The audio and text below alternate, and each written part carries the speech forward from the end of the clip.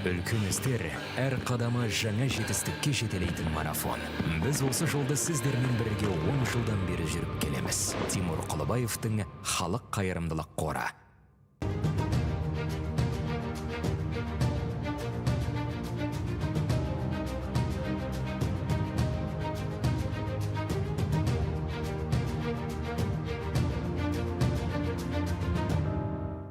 Центр кредит банкымен сіз қарапайым және заманауи шешімдердің ортасындасыз. Нық сеніммен жаңа мүмкіндіктер ашып, тексерілген сапаға сеніңіз. BCC-KZ мүмкіндіктерді кеңейтіңіз.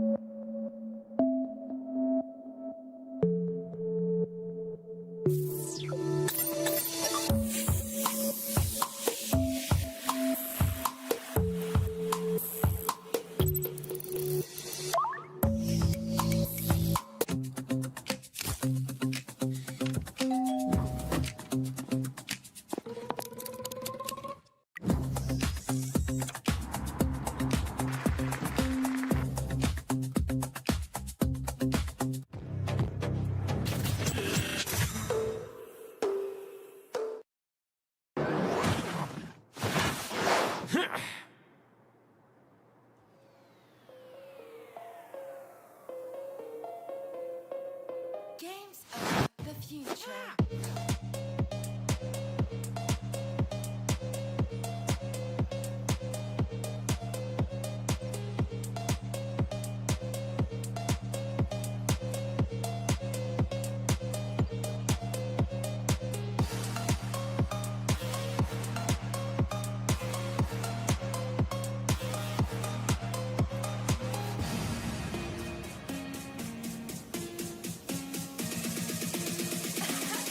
Games of the future.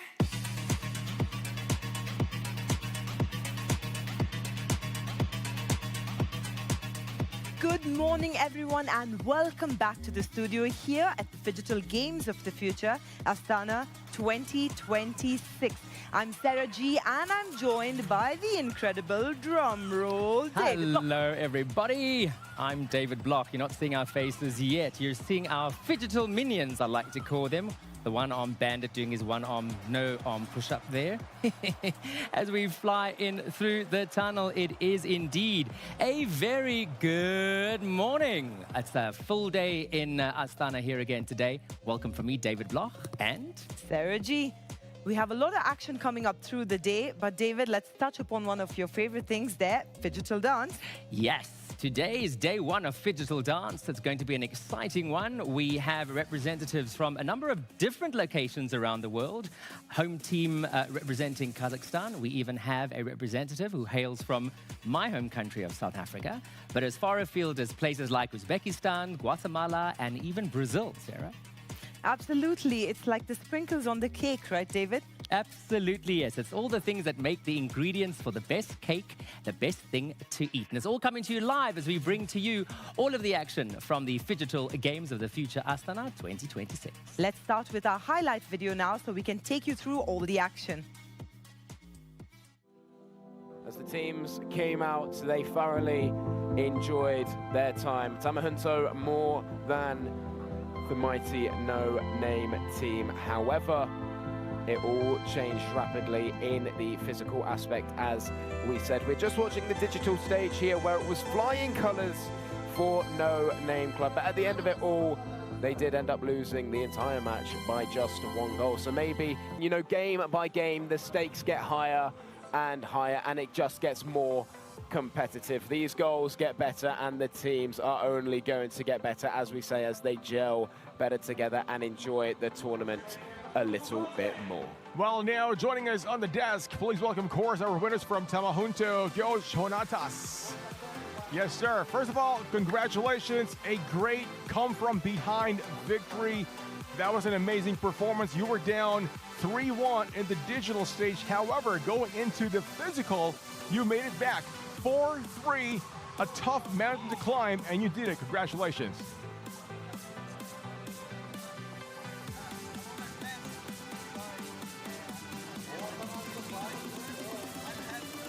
How bent?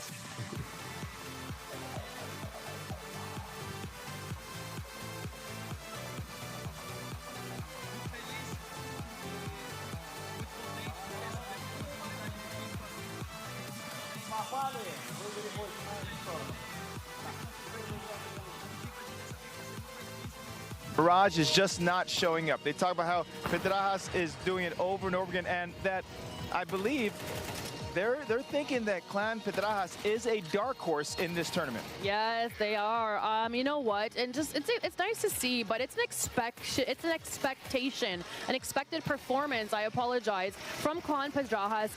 They look composed from the opening pistol right through the final round, and the score ultimately really reflects the gap in experience between these two teams. Well, what you call experience, I just call them, they're just flat at better. Mako did a phenomenal job. He was smiling while killing. Just a great show of strength by Clan Pedrajas. And just like in the interview after match one, Osip said, we got to go step by step and we got to be prepared mentally. And that's exactly what they did. This is human life in a laser tag form with everything else. Now, you saw earlier, of course, when they do the switch over, they have to do an equipment check, a little gun check. They're shooting at small little targets to make sure that everything is ready to go. And sometimes it takes a little longer than otherwise. But again, they also have to work on their aiming. Aiming in laser tag is a lot harder than aiming in the game itself. Yeah, it is for sure. In the CS2 on the PC, you're really generally aiming. You want to have many headshots. So their targeting is good. It's just that now what? Right? And I feel like in terms of how they draft, I think overall it's okay. Hide on Bush with this Paquito was able to deal quite a lot of pressure and even kill Hiko twice in lane. But after that, I think this Harley coming in from Zaur Egoist just proves to be too big of a problem once that Holy Crystal is in, because he always makes Team Spirit win the fight by forcing a 4v5. Other than that, honestly, I really feel like Team Spirit, they just outclass in terms of mechanics. Yeah, I mean, the outclassing mechanics is one thing, but also you're absolutely right about Zaur. And I think that he purposely tried not to interact with Haidon Bush for like a good chunk of the game. And then once he was finally strong enough, I still don't think he was putting himself in front of danger like that, right? He's holding on to his migration, making sure that he still has the hat trick to go in and out of these fights. But mainly, it's to try to bait a reaction from Entity 7. We saw a lot of these fights, especially with the main win condition in this claw to chunk out his opponents, jump into it, but with not enough gold, and I think more importantly, not the secondary situational item. He needed a Winter Crown to be able to kind of stop this overall push from Team Spirit. They didn't know what to do in order to get open, because Min's House just owned the whole map, and it's going to be interesting to see how it's going to look like in the second half. Look at that excitement from Team Minsk House. They did not hold anything back. You know, they just keep showing Lollipop on the highlight reel. You know why? Because he dominated that game. Complete distress from Doja on the Novak team. Here we are again. We also have Zenex, who performed extremely well today. All of the D words that you can enter in this chat. Yes, they were dominated from the beginning, as I said several times.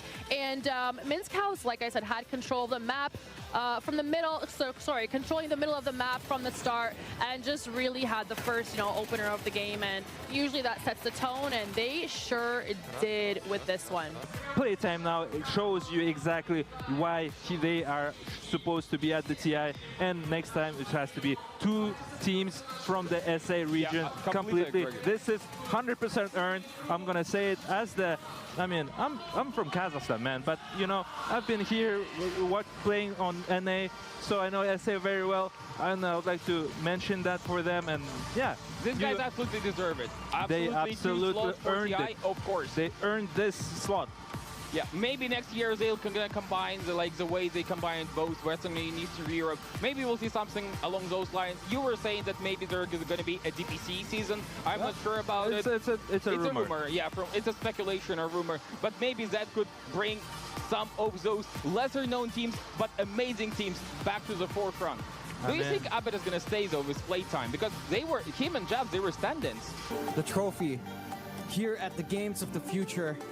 Your champions for Dota 2 for mobile PC, Playtime, taking it all in a trio sweep. The team with subs from Southeast Asia, the team relying on one player to translate, and they get it done in phenomenal fashion here in Astana. What a show for the crowd as well. And you can see the happiness, the celebration here. Fantastic. And the coach as well. You get the trophy too. Some incredible drafting coming out from them as well. Abed, I would say an MVP of this tournament for the squad. It is so incredible to watch on that screen. Just the absolute elation, the absolute euphoria. Our new Phygital champions, Playtime, taking out Yakult Brothers in 3 maps. And what's interesting, Sarah, is they began pretty much relatively kind of neck on neck there, but then suddenly in maps 2 and 3, obliterated Yakult Brothers to take their share of that $1 million cash pool. What an incredible achievement for Playtime. Incredible indeed. That first map actually keeping us on the edge of our seats.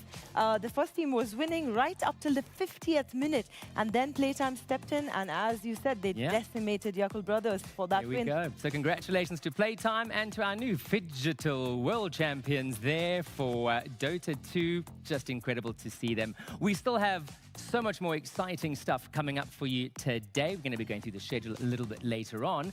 And as Sarah mentioned, we have Phygital Dance, which we'll be introducing to you shortly. Let's talk now about Phygital Football presented by Samruk-Kazyna. We're still in the group stages here, and we're heading on to the deciders today. It's 4 hours of intense action there, running from 4 p.m. to 8 p.m., David. And then, of course, MLBB, rather, all the acronyms there. Still in the group stages, but we're looking to kind of whittle down now as we start getting to the all-important rounds of who will be who in the zoo. Moving on, Ratata to Phygital Shooter presented by Yandex Go. Yes, we're still in the group stages there as well, and as we saw, the action always heats up as we move forward. Yeah, we're getting to crunch time now because we're only a few days out from the culmination of what has been an exceptional Phygital Games of the Future here in Astana for 2026. Still lots more to come, and of course, everything you need to know on the go right here as we multi-stream on our OTT platform, Phygital Plus. And of course, you can access all the sport, all the highlights, all the highs, all the lows right here. Lots of action coming up, as you said. Battle Royale, we had a clear winner there, head and shoulders above everyone else, 17 Gaming. Followed by Phygital Basketball, Wilders with an incredible victory, destroying their competition, blowing them out of the park. Absolutely, new world champions there, Wilders. Playtime, of course, our most recent champions with MOBA PC Dota 2. Congratulations to them. And we're continuing with Phygital Shooter, a new addition to this year's games, culminating and finishing on August 8th. Phygital Football, 4 to 9, MOBA Mobile, August 4th to August 9th. And then we're introducing you today to Phygital Dancing until August the 7th, and Phygital Fighting. That's going to be an exciting one to look out for August the 8th through to our last day of play, which is August the 9th. Let's talk now about today's schedule. I'm not going to lie to you, David. I couldn't sleep because I was so excited about Phygital Dancing coming up today, followed by Phygital Shooter. And then we continue with MOBA Mobile, MLBB. I was going to say MLBB, and of course, Phygital Football, taking us through to end of day today. Lots of action coming up across disciplines, different skill sets, different mindsets as well, David. Absolutely. You know, we talk about the Phygital Games of the future, and what's exciting is the fact that many of them do combine the aspects of the digital world and, of course, the physical. Some are more within the esports, and then, of course, we have, which we'll explain a little bit later on, Phygital Dancing, which is not so much the separation of the two, but in actual fact, the combination of the two. Let's go back in time, David, to 98-99. Did you actually play this game, Dance Dance Revolution? No, I can't say I played it, I must be honest. I'm more in the Phygital realm of the physical space as opposed to the digital space. So, yeah, can't say that I I did that. But I mean, I wouldn't be against it, let me tell you something, but I'd like to see what I'll be up against because these are pure athletes. So it'll be interesting to see how they take on each other a little bit later on. Of course, none of these things would be possible though without our amazing sponsors, David. Of course, yes. And we'd like to remind you that the Phygital football discipline presented by Samruk-Kazyna will continue right through to August the 9th. As the action heats up, remember all eyes on our OTT platform, Phygital Plus. And Phygital Shooter is brought to you by Yandex Go. You can download the Yandex Go app and, of course, experience the thrill of the magnificent city of Astana. And the best thing about the Phygital Games, you can actually join us live in these arenas. So don't forget to buy your tickets at our official platform, ticketon.com. There you go. Thank you so much, Sarah. So, Phygital dancing will be coming up next.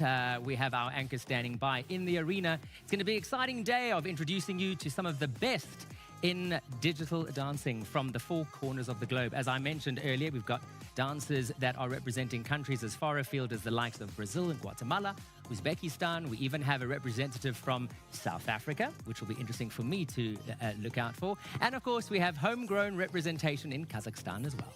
Something very interesting that you just said about dance, though, because each of us have our own skill sets, right?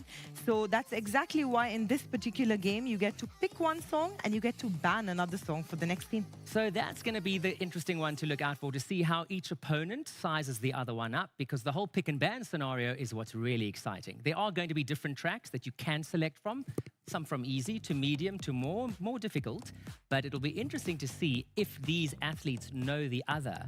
They know their opponent well enough to know what to ban. Because we talk about, for example, the hero selection phase in the Dota 2s. I think this is very much the same. You kind of suss out your competition. You know what they're good at. You know what they're bad at. So you want to make sure that you ban the right track. And that's exactly why we love being a part of the Phygital Games. It's never just about one skill. It's about mindset as well as your skills when it comes to the physical arena. And what we mentioned earlier is that there's usually a separation between the physical and the digital, and sometimes there's a combination. But we're going to be turning our attention to the screen to see exactly what that means and how it all comes into play as we present the opening of this year's Phygital Dancing. What an incredible opening it is. Look at that trophy. Yeah, that looks quite impressive. I mean, that's one thing that Astana is bringing to the table. It's the magic of stage, sound, lighting, and all the magic of live performance.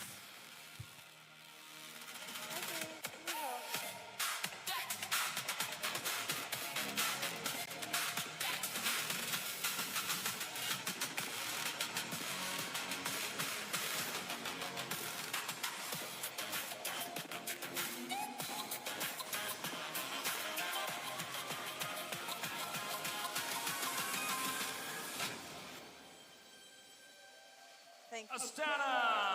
And now, the participant one on the screen. Let's welcome Lala Giverga! Amazing. Oh, we have got Lala on stage. The action has started. Look at that endo. This is exciting. All smiles and giggles. Make sure. I mean, I'm telling you one thing. It really, really matters how you enter. Because the vibe, we got to bring it in from the very beginning. It is. I can see it. It's the smiles. Honestly, their style is all I want to think about. I am extremely jealous of what kind of clothes they wear. Yeah. I mean, aesthetically, they're literally looking like breakdancers out there. Wow. We've got Sangonia as well. She looks fantastic. Smiling big as well. I mean, again, the smiles are all over the place from the fans, from the competitors, and this is what it's all about. Literally, it's all about the vibes that we see here, the energy. Usually when you look at dancers, I feel a bit, I don't know about you, but I feel a bit intimidated. Yeah? They're so welcoming until the music hits. But I have seen them, we've seen a little bit of performance yesterday, haven't we? Rehearsals and stuff. We've got the songs in front of us as well that were practiced as we were speaking yesterday. But we've got Carnival Boom, Sayonara Band. You've got Drop the Mambo, my favorite, Fire 2, and Run the Night. Which one's are you excited for? And Run the Night is basically, if both of them draw, we're going to go through Run the Night. So I really hope they draw, because I want to see more action, I'm not going to lie.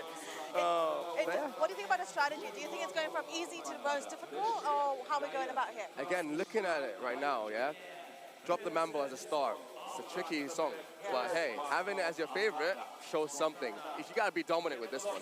If she gets this, that builds her confidence and she can build through that, you know what I mean? Yeah, they should be landing all those moves, if I'm being honest. Absolutely. I can't wait to see them perfect green lights happening right now at any moment. They're getting ready as we speak. So Well, you've got the controllers that look quite small, but they hold so much power. Yeah, I mean, listen, that small little tool decides everything. It does decide the destiny, well, the talents of our talents on the stage as we speak. Again, all the stretching. We've And watched a lot of incredible about that. opening ceremonies there, Yes, but we this have. one certainly takes our breath away. Yeah, introducing our two first contenders for Phygital dancing. We have Lala from Armenia and then from Uzbekistan, Sogdiana. You saw them on screen already, now getting mic'd up, getting prepared to compete against each other. Interesting to note, Lala is a new, in a sense, emerging talent for this particular Phygital dance.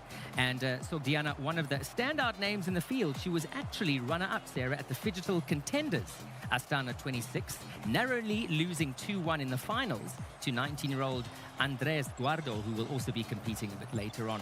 So interesting to watch the standout names versus the new emerging talent. Always exciting to take a look. Let's go now live to the arena where the action is through the roof. Dancers, I can't wait. Yeah, you've already got two kinds of style happening here. You see a bit of street style, you see a bit of the classic dance style. Yeah, and one last thing, honestly, I can see the smiles are off. You know what that means? Game is about to start. I just saw that direct looks just like doing Telling yesterday. you. Thousands. And they begin shortly. A complete set of skills.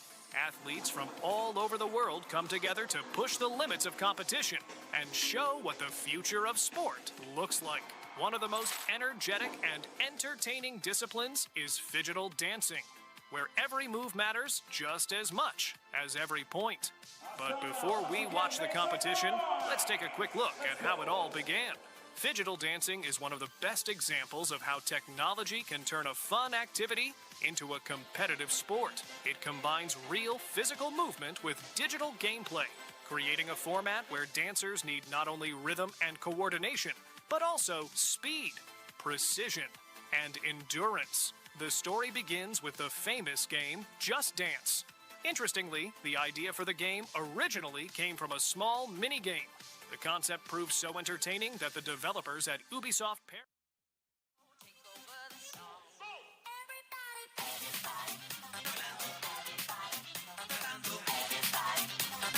We continue our broadcast from the Games of the Future, where athletes compete in Phygital disciplines, combining real-life performance with video games.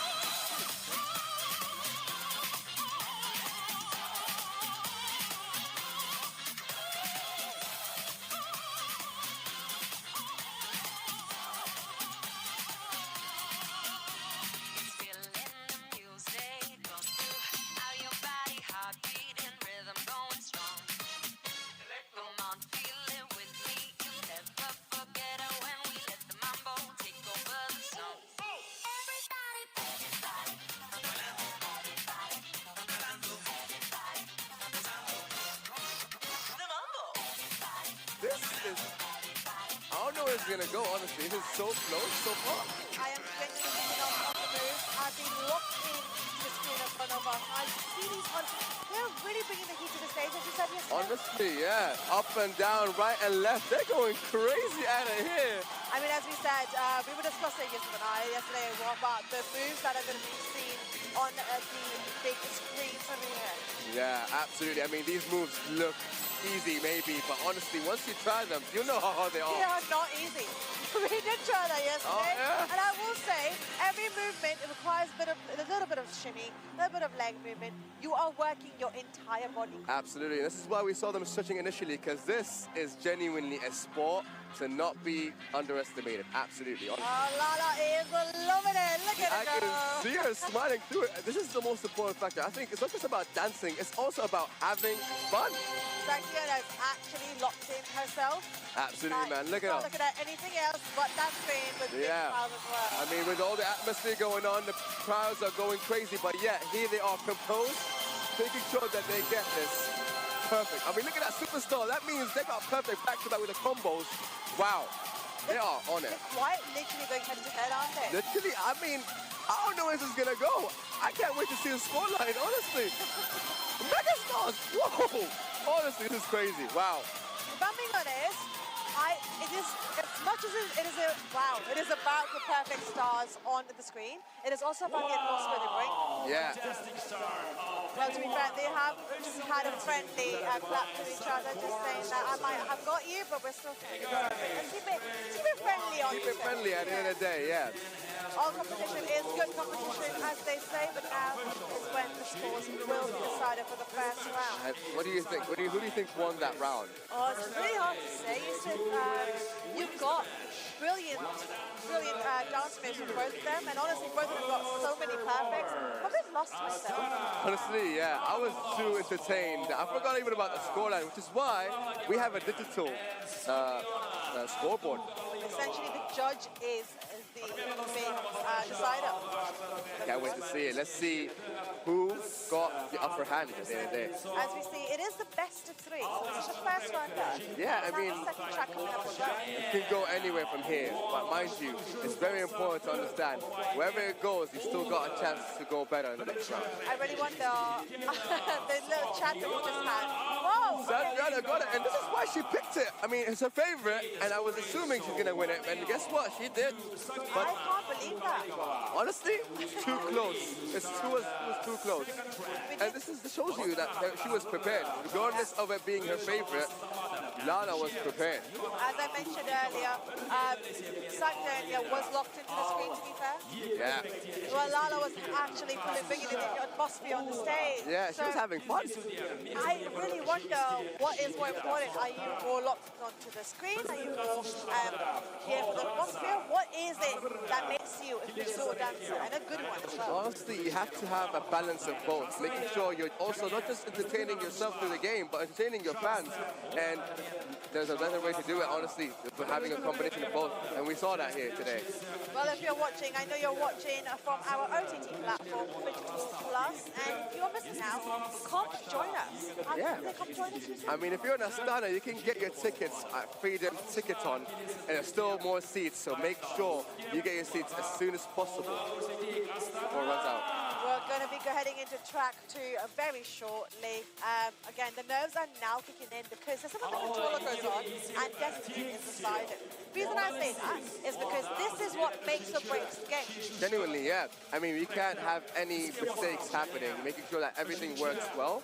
Again, we're talking about disqualification might happening if they take too long to also start. So make sure that we have everything ready and set, because everything counts. This would be Drop the Member, if I'm not mistaken. Yeah, yeah. And now, it means Lala might have the upper hand here because this is her favorite song.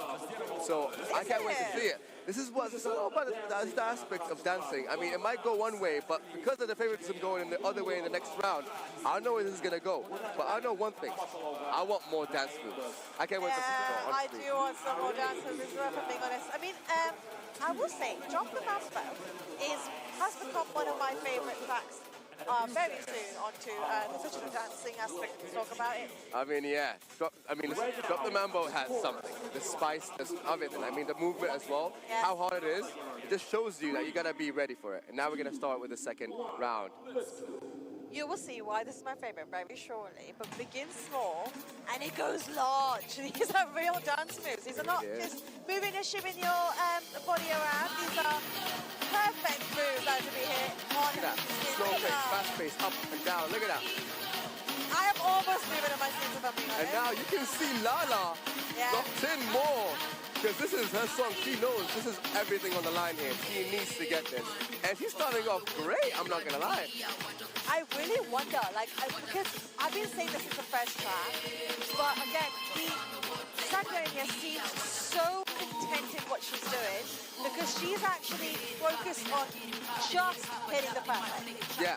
Every step she is looking at, she's on the screen locked in.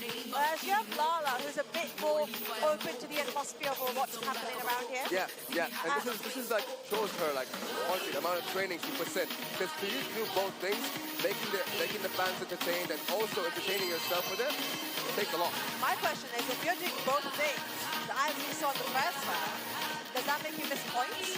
Maybe, but again, I'm going to remind you, this is her favorite song. That means she's been practicing this over and over and over. And I'm telling you, I feel like Lara's going to bring this to the table with two things, mind you, because I feel like she has the balance. I really do. Well, since this makes or breaks the round, I'm not too sure what I'm wishing for, if I'm being honest, because I do want to see them go head-to-head once again. I mean, more dance means more vibes, and I can see the vibes because everyone here is dancing, literally, not just the competitors, but also the fans. I'm going to be moving in my seat very, very shortly, if I'm being honest. Honestly, there's so much movement going on. I want to move myself. Being honest, I have seen these moves a couple of times on Just Dance myself. I mean, we've tried them as well. And I have not looked anything like that. Yeah, we didn't look good at all. No, we look cool. Yes, we look cool. Maybe I'm not as cool as them, but the perfects are being hit. Every single dance step has been perfect so far, but we won't know because there are no judges, so we can't really bring any emotions into this. And mind you, it's just 2-minute track, meaning anything can happen through those 2 minutes. Like, you might start off strong, but if you miss any more, the other competitor might come and bring it back at any time. So that's the intensity of the song. You got to be locked in for 2 minutes straight. I do want to see if my suspicions are correct. I mean, we'll find out very soon because I feel like the song is about to end real soon. But that means less action, and I don't want it to end. Yeah, no, honestly. Can't be having that. Well, we've got a full day of action-packed dancing, if I'm being honest. I mean, yeah, but I mean, the intensity here is immense, especially as the first round. I can't imagine how the other rounds will be. I think they started off pretty simple, and they haven't essentially gassed themselves out, if I'm being honest. Oh, and we're at the end. This is going to be interesting. This is intense. I mean, overall, I mean, again, I just saw perfect through and through. I was having too much fun. Let's see who actually got it. Are we going to see more, or are we going to see a full-on blowout 2-0 right here?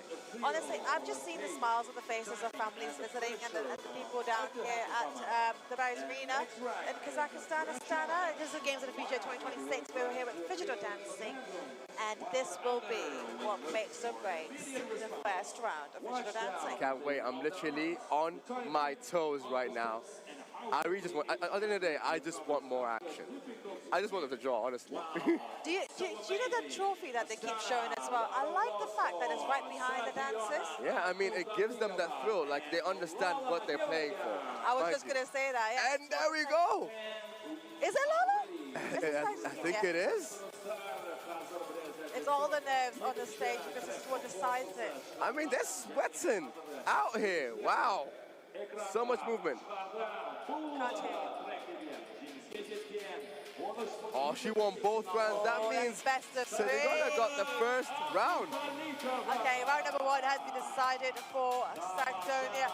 Yeah, Sagdonia got it all. Lala at least got us the vibe. Honestly, you were right. At the end of the day. I told you. Yeah.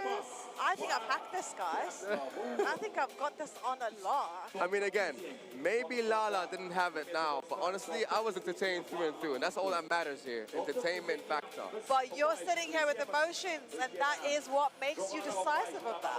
True, and this is why we have the digital factor of it, rather than having someone physical taking the notes. That's the digital judge speaking, and our physical judge speaking is Yusuf. Fair and square. Fair and square, right? Lala, with that one for you, but then for the judge online, Just Dance has decided Sagdonia will be the winner of round number 1.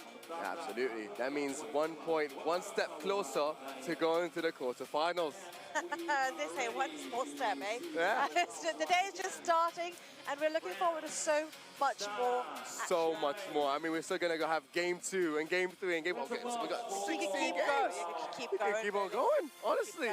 The day is long, which means we got a chance to come here and actually watch it live. And if you can't be here in Astana, you can watch it online. Where exactly? Well, you can watch this on Digital Plus, and also if you're in Astana and if you're on it today, you've got much more things to do down here at which arena are we at? At Barry's Arena. That is correct. You can buy your tickets on Freedom Ticketon. It is Freedom Ticketon, where you can come join us, wave at us. We are very, very excited to welcome everybody down here, as well as Astana is very excited to welcome you down to the Barry's Arena. You know what's the best thing about this? Despite her losing the first round, she's still more composed. She's like, you know what, I got more rounds to go. That's fine. I got to be more focused next time. That's the beautiful thing. And she's still smiling. This is where it gets decided again. You've got the third round coming in soon. I will say, I have seen so many dancers around this arena that have been very tame. This is where the scores are. So we're going to see the scoreline now.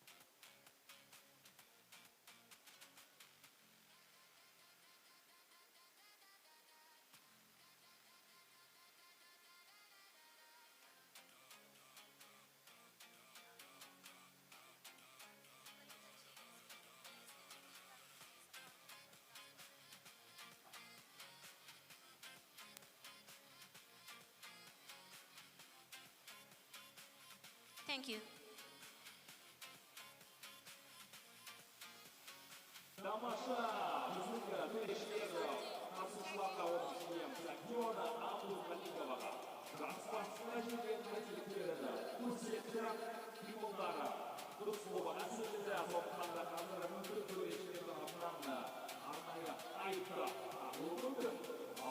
So it seems to me that there was a mistake happening with Sagdonia's dance, meaning they might be deduction. That means maybe Lala got a chance. It's 2026, and you got a referee in Just Dance. That is what I'm excited about. I mean, regardless of that mistake, she still got it 1-up, 2-0 for Sagdonia. It's going to be run the night. Yeah, I mean, that's the first one to go. Again, still got more dances to mean. I mean, Lala, we're going to see her again, but Sagdonia got the first point. Sagdonia's got it in the bag, as they say, these kids, don't they, these days? It's 2026, and you've seen a referee. I'm still mind blown about that. I apologize. There's a referee judging and correcting dance moves. Yeah, I mean, it's important. Again, right, we have the digital power, but we have to also factor the fact that...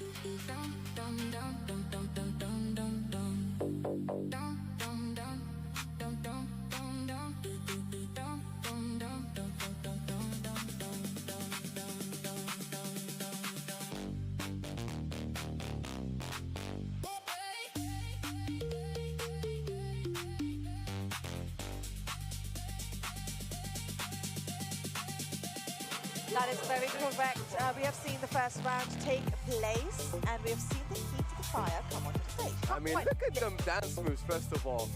Through and through, the focus, we can see her eyes locked in. Told you, she's got the composure. But again, I enjoyed Zana though. I enjoyed that smile, the giggle, the vibe, the action. I mean, it's everything. I mean, honestly, both brought it to the table. I was thrilled through and through from the beginning to the very end.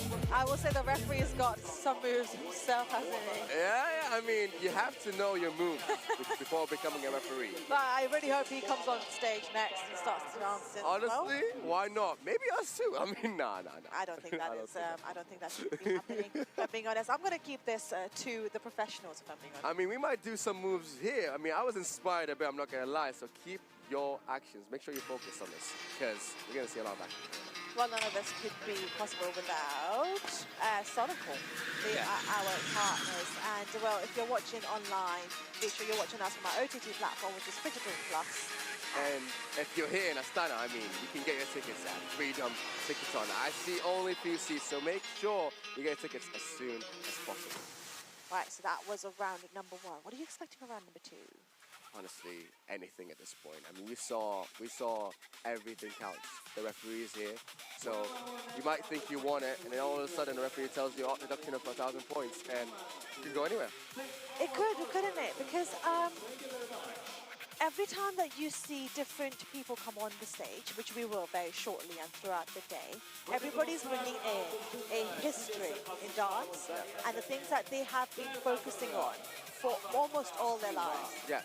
Right? And these stories are kind of inspiring because I personally, growing up, if you would have told me I could compete in Just Dance, I would have actually gotten really good at it. Yeah, I would have been locked in for something. I mean, that trophy in itself is everything.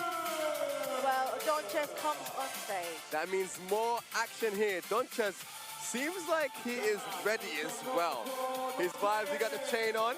And look at him, appreciating his fans. That's what we like to see. And look at that, respect right there.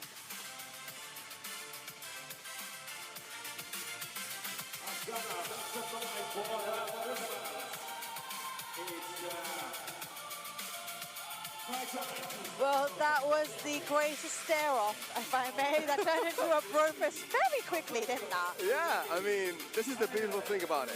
I mean, they go both sides, they're still having fun, they're friendly and respectful. We've got Carnival Boom, Maitu, and Sayonara. Oh, that's my favorite one. It was banned last time, but now we might see this. This is the thing about having 13 tracks, the versatility.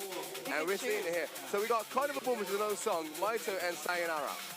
Again, we got Constantine that picks Carnival Boom as his favorite, and Dontes picks Maiteo. So Maitu is quite cultural, if I may. And Carnival Boom, we've seen it. I mean, it's Carnival Boom. It says it in itself. It's literally a boom. It's so much movement, so much excitement. It's a hard song to start off with. It is, isn't it? Well, I think that's where we were speaking about strategy. Even yesterday, we were just having a chat about Just Dance because we're big fans of ourselves. But Carnival Boom seems to be one of those tracks that you play with your friends and your mates. Yeah. Maitu, you really do have to know how to dance. You have to. I mean, this is where it has to come in. Like, the competition is fierce. It is right? fierce, It yeah. is. And so we're seeing Carnival Boom as a start. Maybe might be a bit fun because he's going to chill down a bit. So actually it's about to start anytime soon. Can't wait to see Carnival Boom. Oh, it's the relaxed looks on their faces that always make me so happy because they look like they're here for just dance. They're literally just chilling. Just dance and vibes. And honestly, the fans bring the hype as well. I mean, if I had fans myself like that, I'll bring the A game every day. Oh, they're completely loving the camera attention, I will say. But their outfits look like they're dancers. I have nothing else to say. Absolutely. I mean, cash, but here for action. We will be finding out what the action brings to the table because I feel like this one might be one of the spicier rounds. Is it? Because you've got two of, well, semi-intermediate kind of, tracks in my perspective. Yeah. Because they do sound like they're quite cultural and authentic as well. So I'm quite excited to see what kind of pop and lock-ins they're going to be bringing to the Honestly, table. when we talk about culture, we're talking about hard dance moves. We're talking about literal moves that might take us a while to even, comprehend. But here they are, competitors, honestly, doing it and making it look easy. Right, speak for yourself, Yusuf. I'm sure I can, if not better, I'm sure I can try. Based on what I saw yesterday, I think otherwise. Yeah, I would think so as well. I'm just trying to be confident because I'm trying to bring some competition down onto this desk as well. Yeah? So, I mean, again, as I said, I've taken some notes. Oh, have you? I should be starting to do indeed. that very shortly. I might not do it as good as them, but yeah, I might as well try. You might want to stay tuned to when we come back live with you and you can see us. We might have a little dance of ourselves. As well, yeah, so stay tuned to that one. Well, they look ready, don't they? Oh, prepared. I mean, it's the smiles at the beginning, all having giggles and all that. But once the track starts, everything matters. I feel like everything does matter, but again, my strategy that, you know how I've become the judge, we've become judges out of nowhere. Well, yeah. My strategy is that if they're having too much fun outside, they might not lock in. They might not lock in. Yeah. But as we saw, the ref did say different, didn't he? Because he kicked out on second I mean, anything can happen.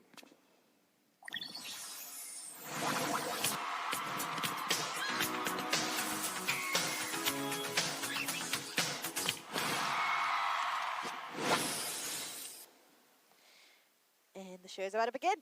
I'm so excited, honestly. Look at that locked-in face right there. They're both locked in this time, though.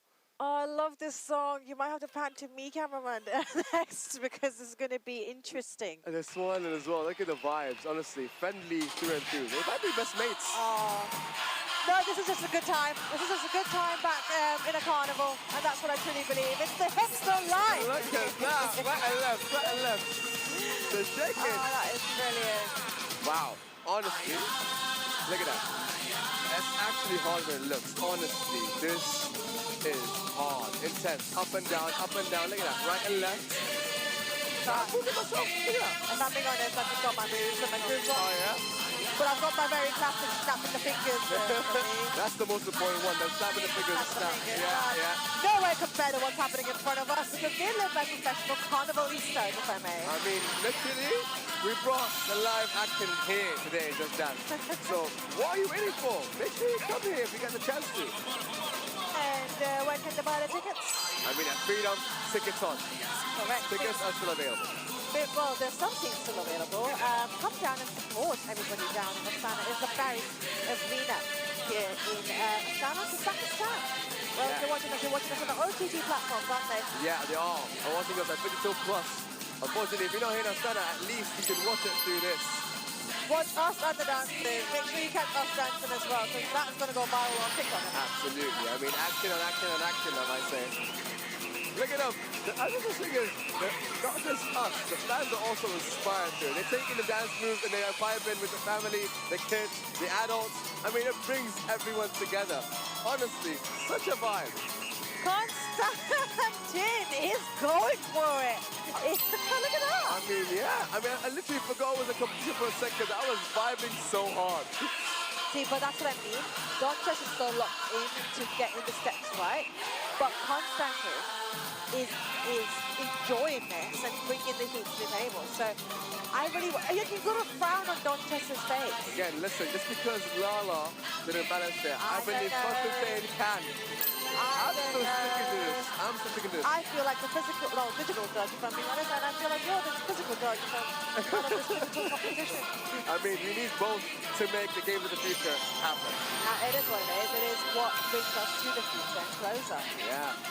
Yeah, all of them getting perfect and getting the years from Just Dance. This is the issue. You see a lot of perfects, but it can go anywhere at the end of the day. And I can't wait to see dance moves. Megastar. Oh yeah, I mean, we saw Megastar over and over and over. That means these guys are locked in to the very end. Wow, that was Wow. honestly, chills. I've got chills. That was great.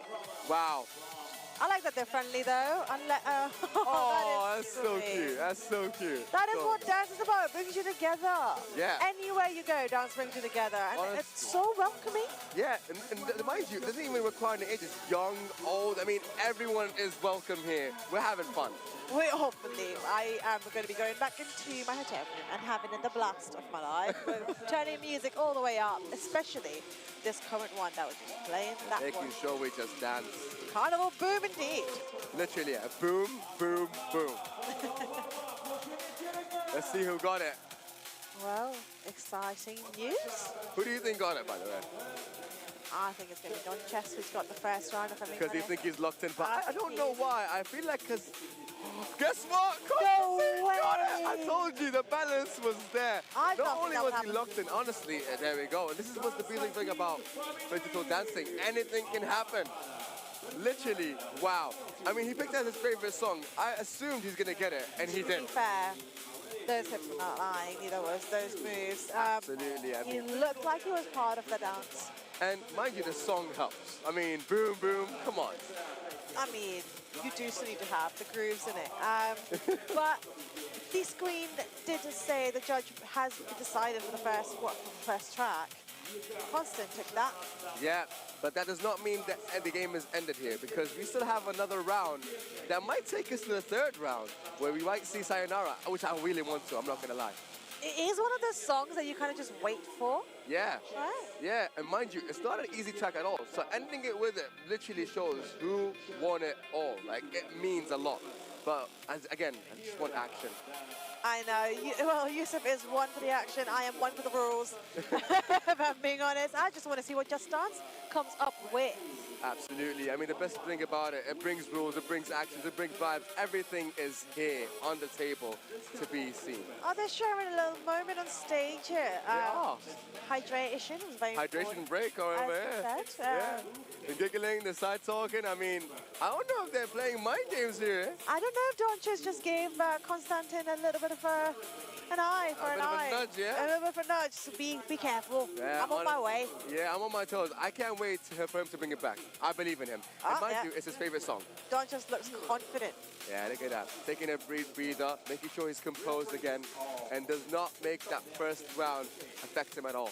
That's being competitive. I just had a peek, and I think Doncha's actually has got family and friends down here. As well? Yeah. That's beautiful, honestly. The support here is immense. Mind you, he also has fans here, not just family and friends. And that's the beautiful thing about it.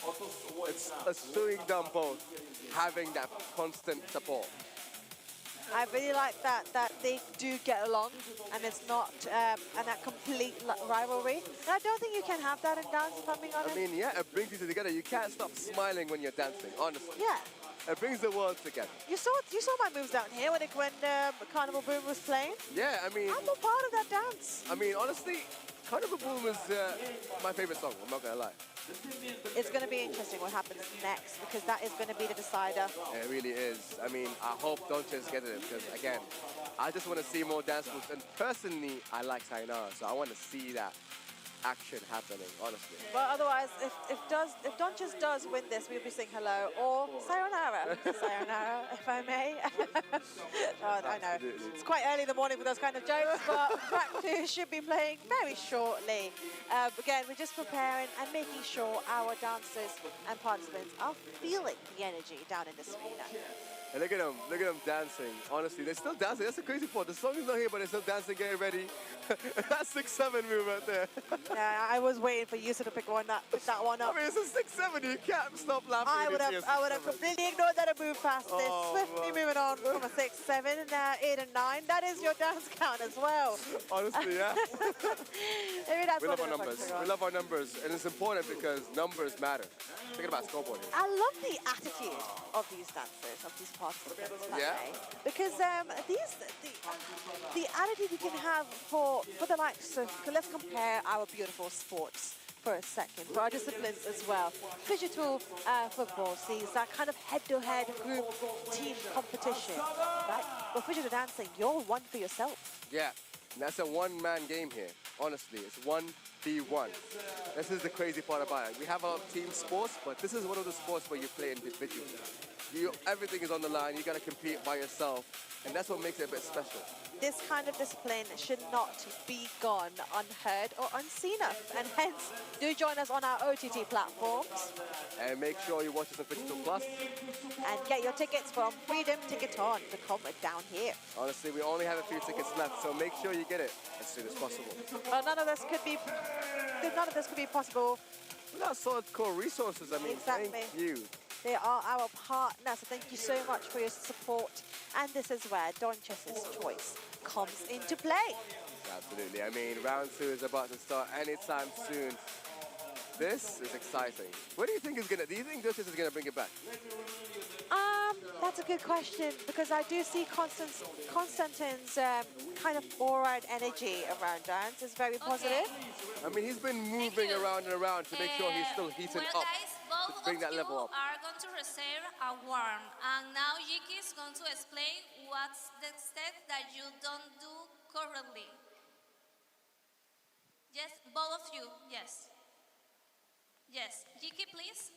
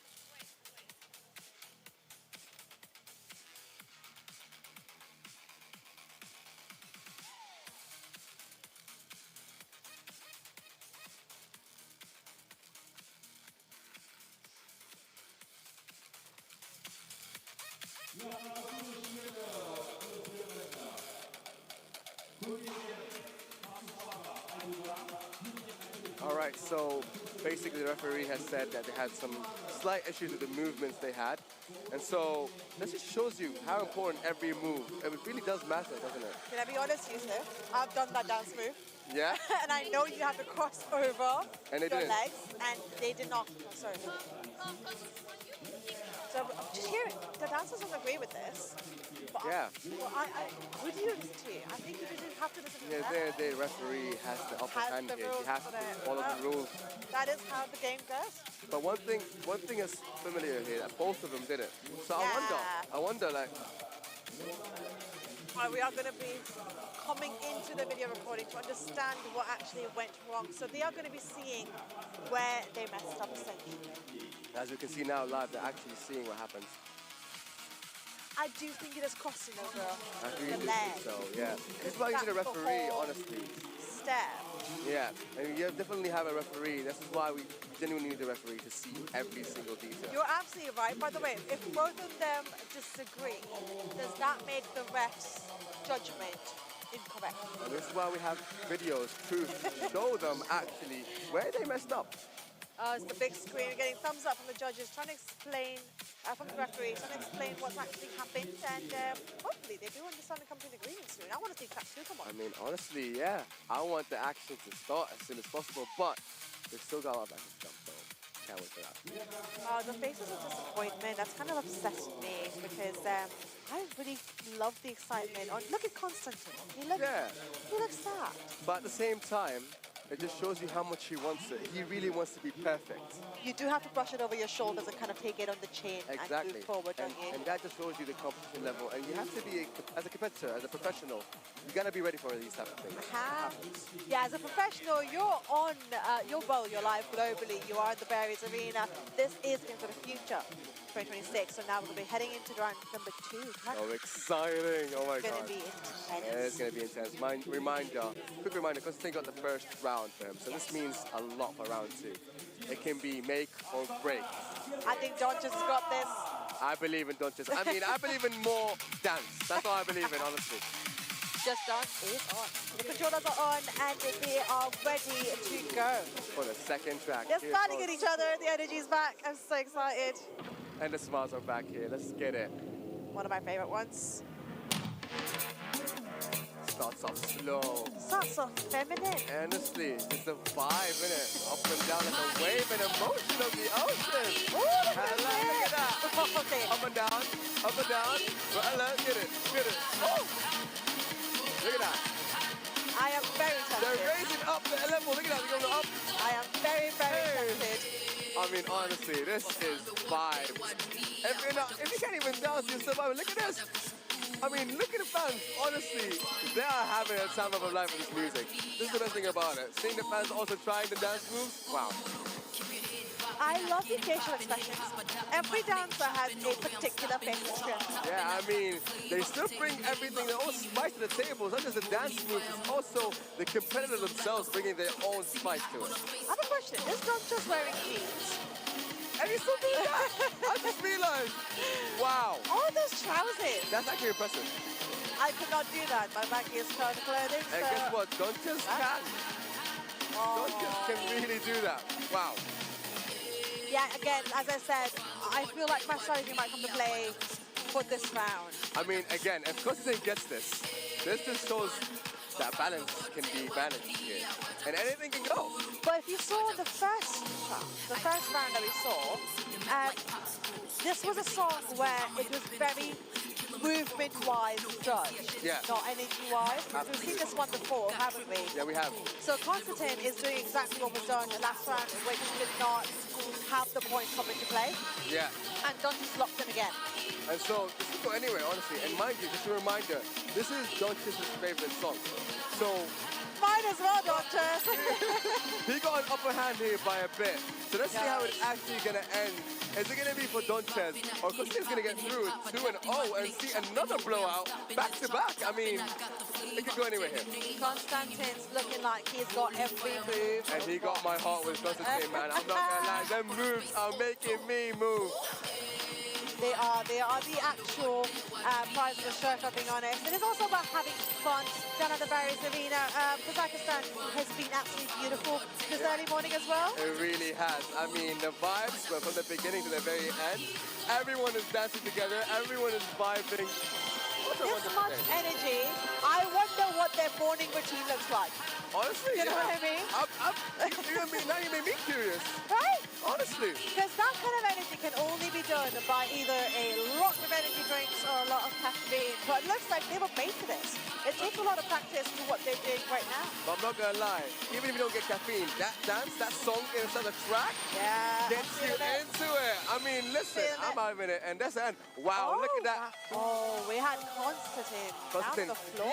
I don't know if it's just emotions or he's tired because honestly, he put a lot into that. Yeah, definitely. And it's all about dancing here. It's about the emotions. It's not about the physical aspect. Yeah. You know? We have both dancers down on the ground. Literally on the floor. Told you, it's one of my favorite songs for a reason because it is absolutely exhausting. Honestly, yeah, a lot of movement, a lot of actions, a lot of ups and downs here, just like the scoreboard. I can't wait to see this. They're still having fun, enjoying laughing around, making the jokes because no matter what happens, everybody leaves a family. And mind you, it's all about having fun and just dancing at the end of the day. Mind you, it is a competition, but it's dancing. You really can't be mad about it, you know? That's the beauty of the Games of the Future, isn't it? And especially Astana.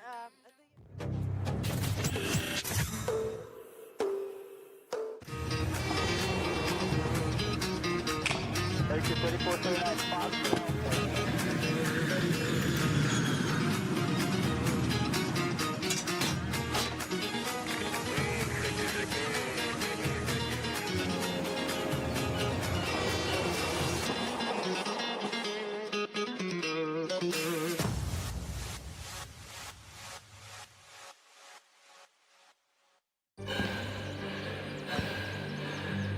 Үлкен істер әр қадамы жаңа жетістікке жетелейтін марафон. Біз осы жолды сіздермен бірге 10 жылдан бері жүріп келеміз. Тимур Құлыбаевтың халық қайырымдылық қоры.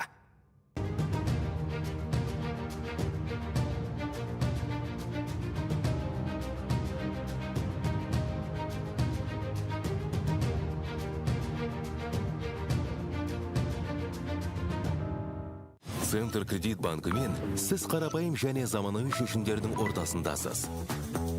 Нық сеніммен жаңа мүмкіндіктер ашып, тексерілген сапаға сеніңіз. BCC-KZ мүмкіндіктерді кеңейтіңіз.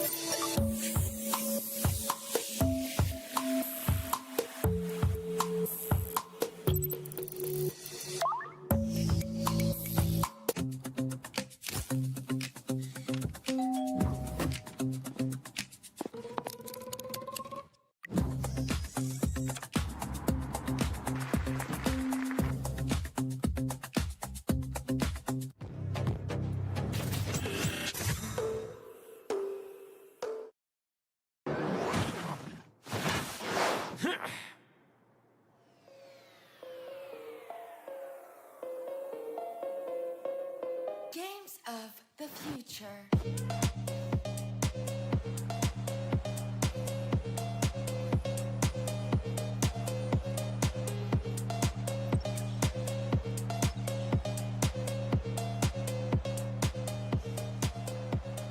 Hello everyone and welcome back to the studios. We're here at the Digital Games of the Future Astana 2026. Kicking off with a new discipline today, digital dance. It's all about that action, it's all about that adrenaline, and don't forget, it's all about having fun. Absolutely, yes, Sarah. It's all about busting a move. But it's not always about the energy and the facial expression and about who's performing the best. It's about the precision and the accuracy of the actual steps and the choreography itself. It's a great day to be here in Astana, Phygital Games of the Future 2026. And of course, with our new discipline, as Sarah said, Phygital dancing. Absolutely. We're already seeing the competition heating up there. The first game we saw was Lala. I know you had a personal favorite in that one. So Lala's one of the emerging talents, and you know, she did exceptionally well, but I must be honest, Sogdiana, as one of our established forerunners there, yeah, picked her 2-0. Earlier on, we saw Donches with Constantine. Once again, it's interesting to see the different dynamics of how each of the various performers actually compete together against each other.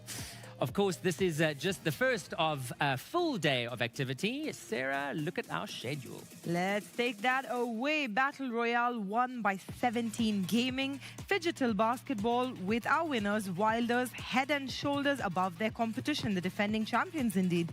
Yeah, absolutely. And then we look at MOBA PC, our winners last night. Playtime, taking a well-deserved win. And Phygital Shooter on that schedule, taking us through to August the 8th. Phygital Football presented by Samruk-Kazyna, August 4th to August 9th. MOBA Mobile running from August 4th to August 9th as well. And we're currently showcasing Phygital Dancing through to August the 7th and culminating with Phygital Fighting, another one I'm looking forward to, taking us from the 8th to the 9th.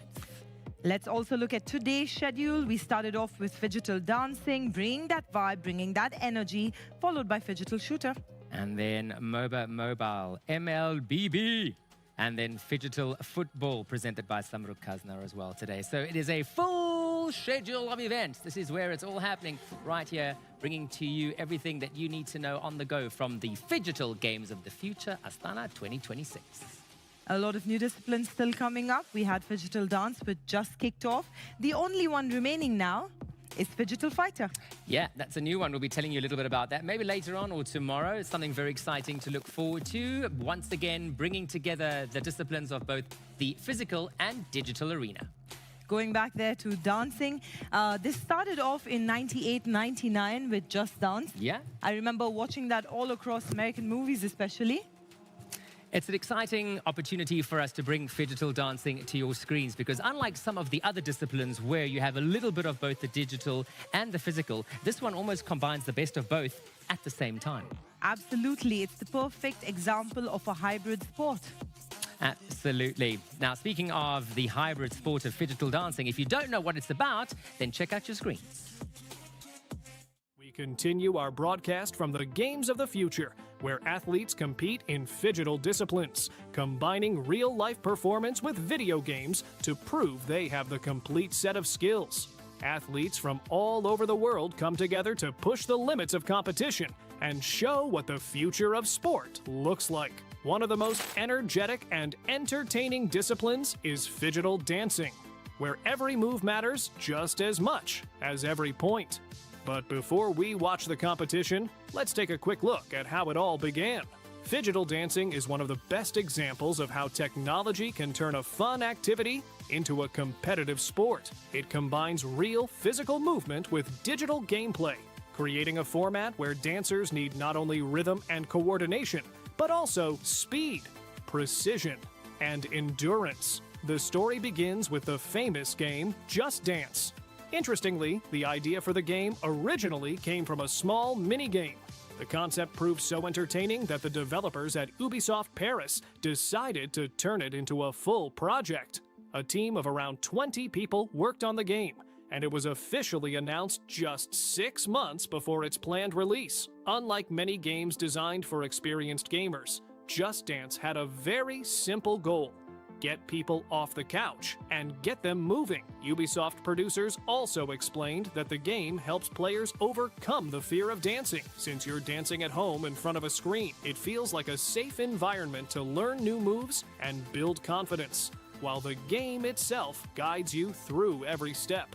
Over the years, Just Dance evolved from a family party game into a serious competitive discipline. Players now train to achieve perfect timing, accuracy, and synchronization, proving that dancing can be just as demanding as any other sport. Today, Phygital dancing has reached the international stage. So join us at the Games of the Future in Astana, where the real ambition and strong drive result in captivating dancing moves at the Phygital dancing discipline.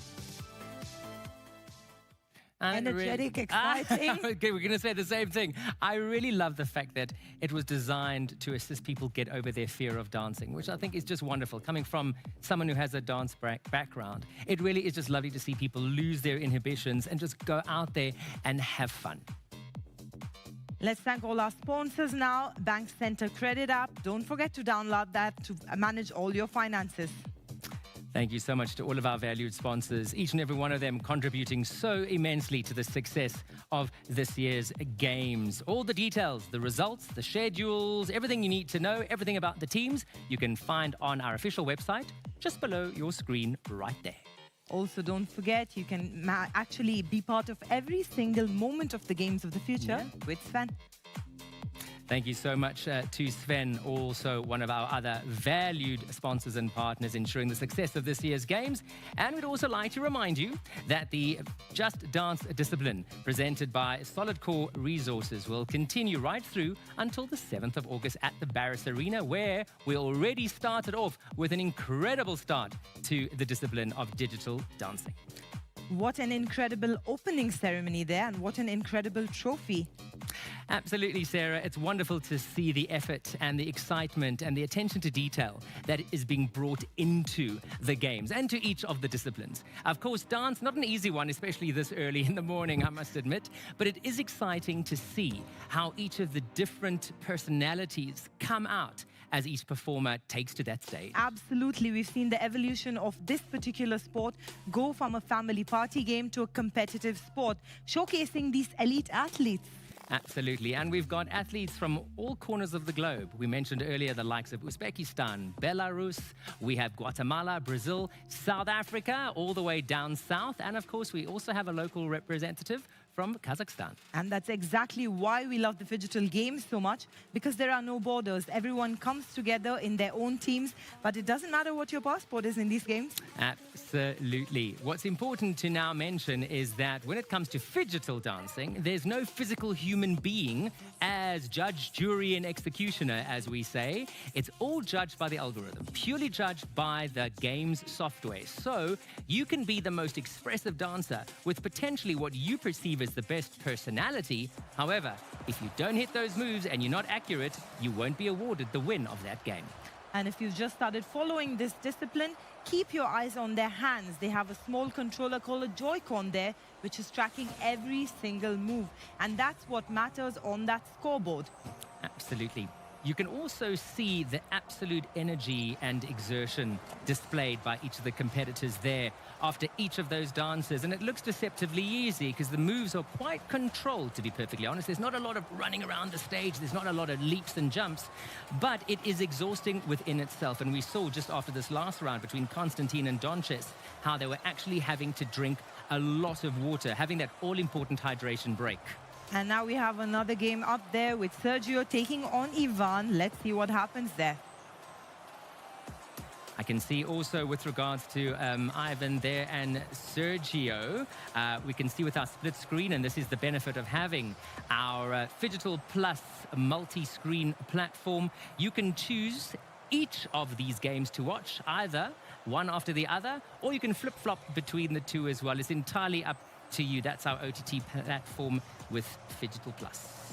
As we said earlier, there are multiple disciplines happening here across different screens, from shooting to win the best dance moves. Now we will also be moving on to CS2 later in the day. That's also true. Looking at the screens there, Phygital dancing on the left-hand side between Ivan, who is one of the reigning champions, to be perfectly honest, and Sergio, who earned his spot through the Phygital Contesters Astana in 2026. I think we're going to head on out back to that Phygital dancing to see what's next. Sarah?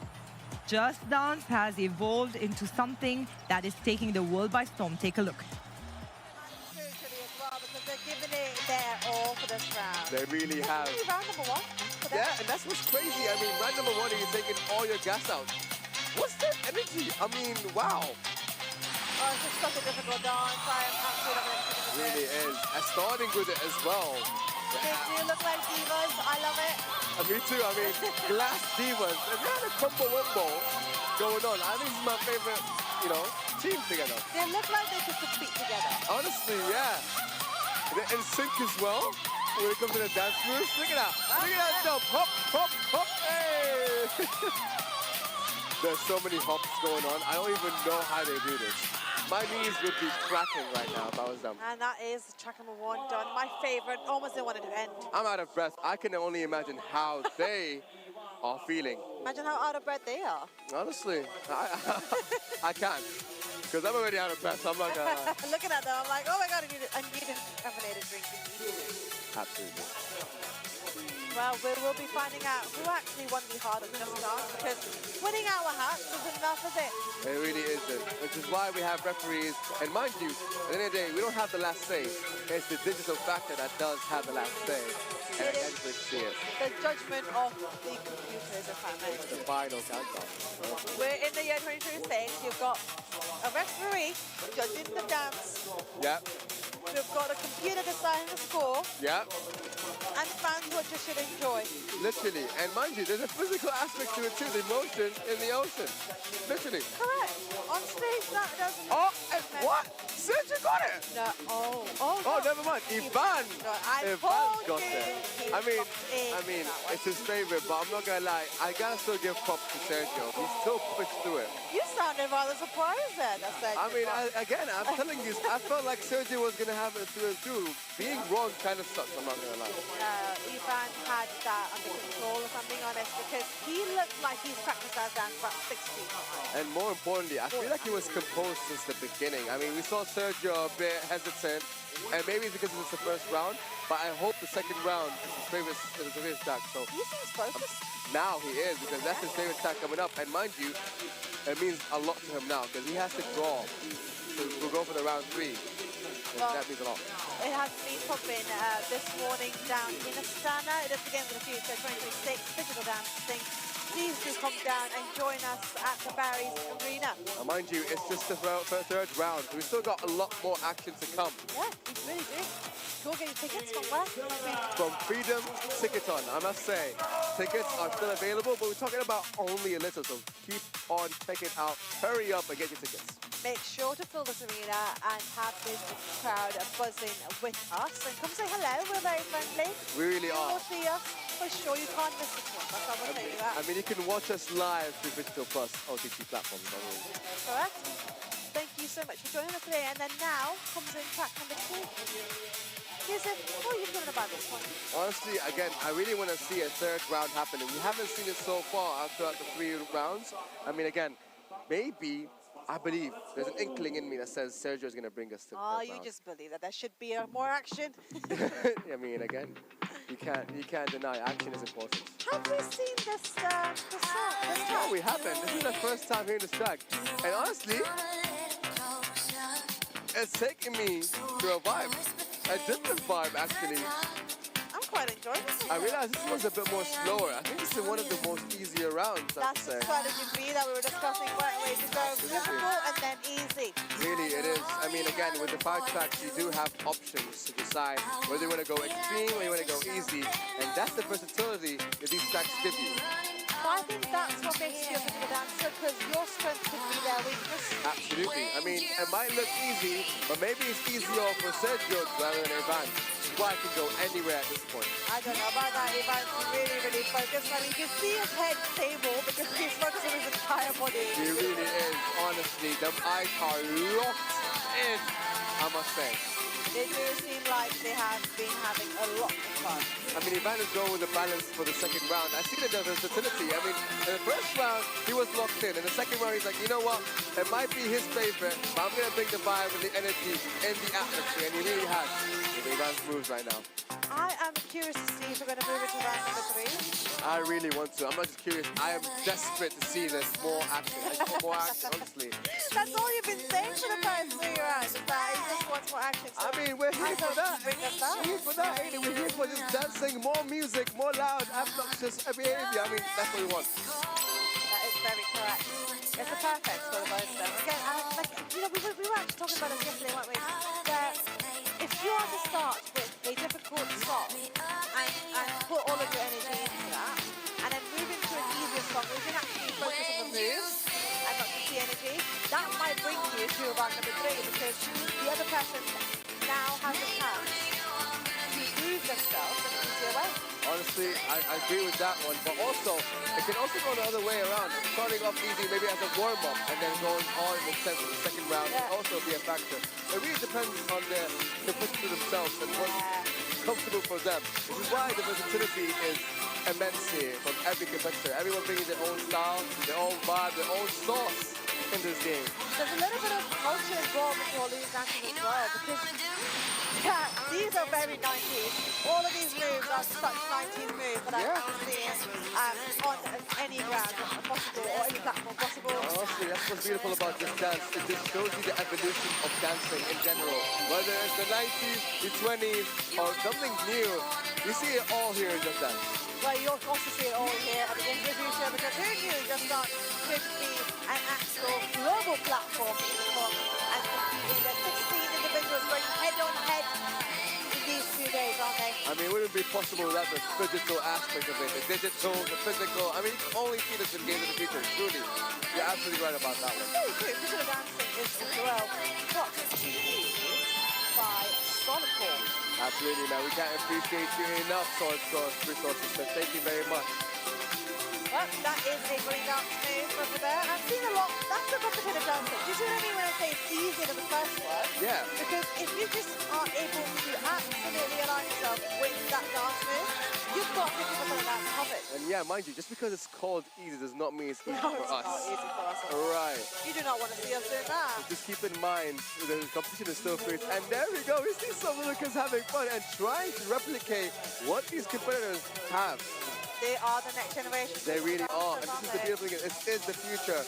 It is the future right here in our own eyes. Honestly, we're seeing it live. That was very motivating. I've got chills over there. I mean, honestly, you have to. This is the best part about being a competitor. You're not just only focusing on winning, you're also focusing on admiring the future kids that might be there on stage. And who knows? Let's hope I'm be commentating by then. I'm not gonna lie. You're showing our age over there. I believe so. But my knees will be showing this to my age for sure if I was trying to do any of these dances. I mean, yeah, which is why we're sat down here and using our mouths instead. But that's true. Well, I will be giving these moves a try. I'm very inspired to go back At home. try Just Dance. Home. I mean, honestly, I'm excited to buy the game and try it myself. Oh, and that is it. There we go. I told you. I felt it. Sergio is gonna bring it back. And I knew it happened. That means more action coming up. Thank God. Round number 3. Oh this is my great, God. if I'm being Honestly, honest. I've been dreaming about this and I got it as early as possible. You know what they say? Just believe and you shall deliver. Well, they delivered for sure with those dance moves, and hence the round number 3 is going to be interesting because You go anywhere, and mind you, it's a hard track. it is a hard track, isn't it? The music can go anywhere, honestly. I mean, we've seen other competitors having issues with the referees coming. Are we going to see this here with Sergio and Evan? Let's find out. Well, haven't we found out that there has not been a single thing incorrect? So far, I mean, yeah, the first round The was... refs look happy. Yeah, they're all happy, and I am happy with them. I'm seeing a third round. Why can't you be happy? More action is going to happen. I'm just Very excited to soon. see what this third round's going to bring, because this one's going to be intense, isn't it? I mean, already I can see the sweat, I can see the intensity here live. Honestly, the action is out, the energy is here, and I can feel it. That's tunnel vision. It really is tunnel vision indeed. Right, quite essentially. Because this is a make or break. It is a best of 3, so this is what makes them the digital dancer. I'm not gonna lie, I feel like I manifested this. I really been saying I want more action, and here we go. We get more action here, and manifestation happens in the Games of the Future. You manifest something, and you can shall get receive it here. Essentially, it is a digital dance happening the 6th and 7th of August throughout the days. So join us live and buy your tickets At Freedom Ticketon. There we go. You're also going to be watching us live. At OTT platforms, specifically in Digital Plus. So you can see us and hear us actually talking more about what's happening right here behind us live. Stay tuned. And we're ready with the track number 3. It's one of my favorite ones. I'm so excited. I'm on my toes right now. Oh, it's our favorite one, isn't it? It really is. I mean, we've seen this track in 3 of the games so far. The Mambo. And we know how hard this is. It starts off slow, and all of a sudden, bang, look at that. And it's stuck in my head again. I'm going to go Oh my. I mean, honestly, I might start saying this when I'm sleeping, like literally just chilling. I'm just gonna hum it. But they are nailing now. Look at that. They really are. I mean, again, it could go anywhere. Every time, it starts off strong, but it can end up a bit tricky in the middle side. So they gotta be focused through and through from the beginning to the very end. You become crossing over and moving every single point of your body, if I'm being honest. I will say this round's a bit more intense. It really is, because it means that one of them is gonna win it all. I mean, it's 1-1. It's the first round that we see a draw. And round 3 is gonna be the decider here. So let's see who's gonna take it back home. I mean, honestly, Ivan's always had it for me. Like, he's coming here with that tunnel vision effect. I mean, both of them with tunnel vision effect. I think it's because of the glasses, if I'm not mistaken. I mean, both of them wearing glasses, focused, laser focused, actually. Yeah. But what's happening?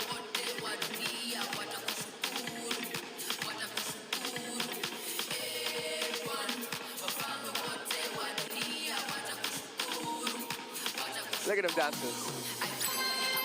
The X format, I mean, I'm seeing it. So you see the X? I'm taking notes, I'm just telling you, I might beat you in this round. If I'm being honest, you might have Ivan. Ivan might have this down, but I'm seeing Sergio come on quite confidently as well. I think Sergio just having fun. Yeah, I mean, again, I believe in the balance, and I'm seeing Sergio bring it back, especially after winning the second round. It gives you confidence to say, you know what, I might win it all now. And Ivan might be stressed, I'm not gonna lie, but I don't see any stress in him. That shows the composure that these guys have. I think at one point it becomes a competition, he's just having fun. It really is. Even if it's a tiebreaker. He's smiling. That's the more important factor. Smiling and feeling happy and enjoying the moment. Sergio just enjoying this really, isn't he? Look at him. I mean, both as well. Ivan as well. Look at him. Oh, Ivan's locked in. I haven't seen Ivan smile as much as I would like to, even though he won the first round, didn't he? I mean, again, when things don't go on your side, you start locking in a bit more. You want it. You crave it. You want to win. We're looking at Sergio's confidence come up a lot more from track number 1 and track number 2. I mean, come on. He won the second round. He's putting in the gas here. He's showing for pressure. He's pushing Ivan in the corner. I will say, Sergio's got the head movements right. Absolutely correct. Absolutely. I can't hear her. And that comes to an end of that third round. I mean, again, it can go anywhere here. They both brought it to the table. That is very true. Round number 3. That was track number 3, the tiebreaker. It really is a tiebreaker. A hard track to just end this track of excitement. Honestly, I can't wait to see who actually ended up winning this round.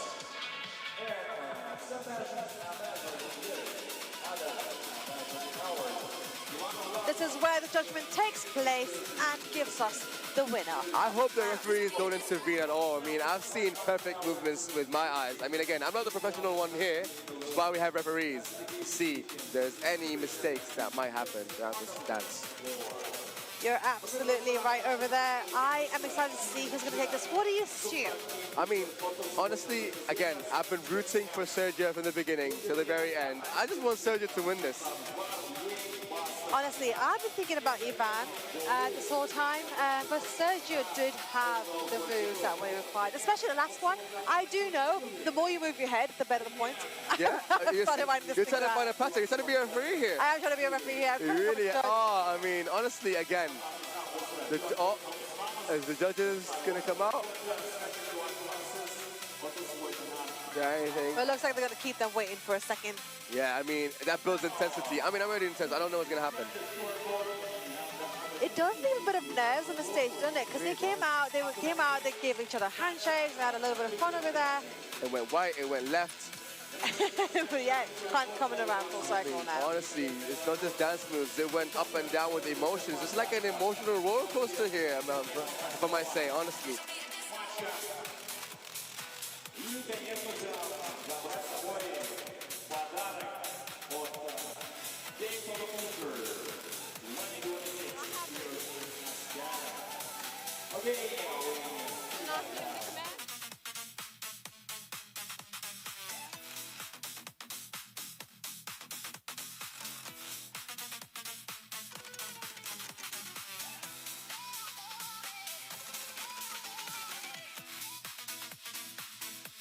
And the third finale round can go anywhere here. They both brought it all to the table. They took out the energy, and we're gonna see who actually got this whole game on their hands. Honestly, this means a lot to both. I can tell from their faces.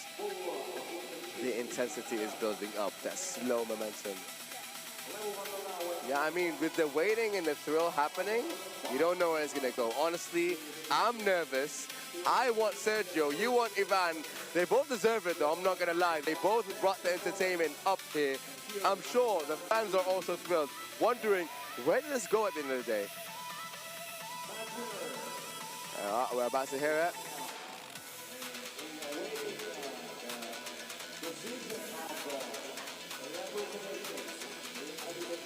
It really is.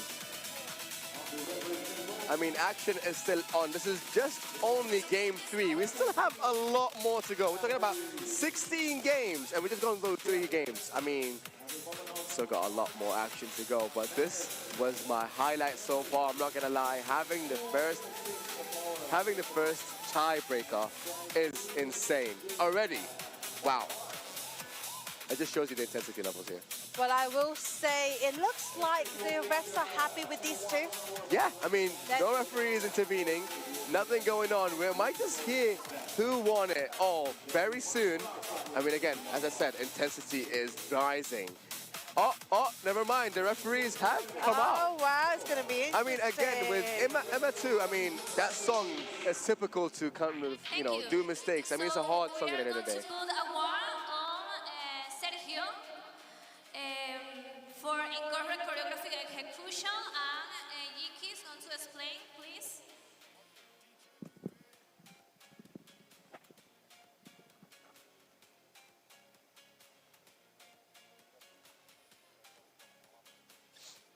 And here, I think they're talking about the mistake that happened with Sergio, unfortunately. He's trying to explain, elaborate what happened, but again,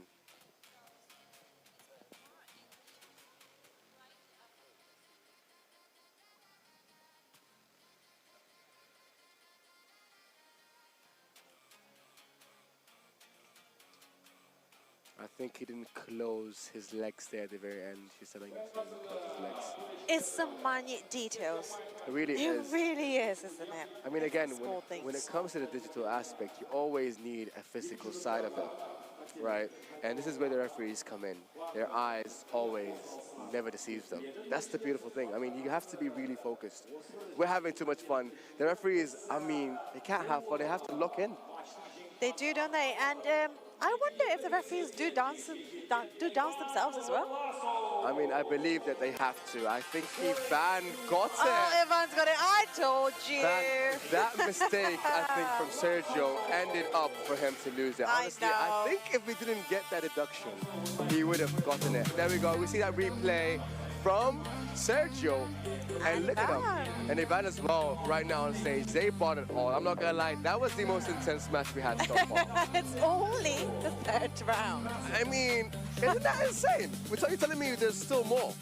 Well, there's so much more happening throughout the day. But these two brought in the energy. But I always told you, this is going to be an intense match from the first minute they walked in. You definitely did. I'm telling you, manifestation only here. I'm telling you, we manifest things and it truly does happen. I wanted a 3rd round. She felt it. I mean, we both are satisfied, I might say. The 3rd track was intense for them as well because it's not the easy one. Ivan looking very, very happy with what was going on. Yeah, and there we go. We have the referees telling Sergio where he messed up. Honestly, it happens. It is what it is. Well, Mai 2 was finally played. Drop the Member and Run the Night were great. I just realized a pattern here. My 2 is making a lot of these competitors have an issue.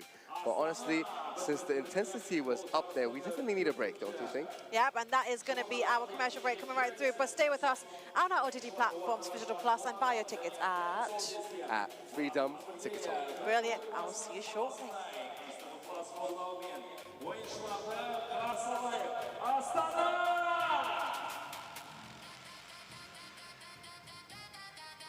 And now, several seconds.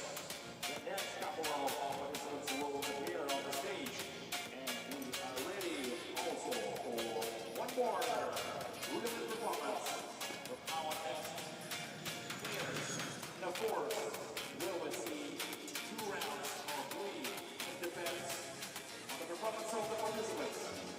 Here, of course, our energy of the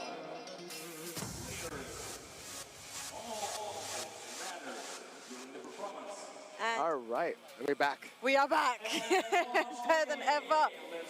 I mean, the energy is back. We see Astana about to enter the stage. First of all, I love her red hair. I mean, the vibe, the energy is different.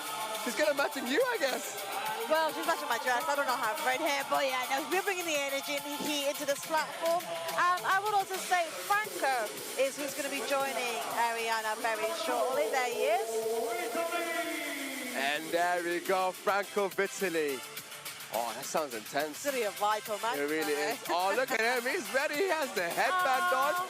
He's smiling the peace sign. I will say they are repping their teams because I can see a little bit of branding I on really both do, of them, yeah. I mean, again, that just shows you people enjoy the sport and you must invest in it. Honestly, it's an investment.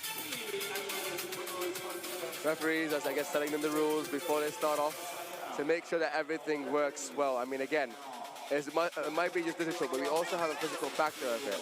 As you can see here, the 2 songs that have been banned, the Signer and Run Oh, the Night. no, that's a shame. That's one of my favorite ones. But guess what?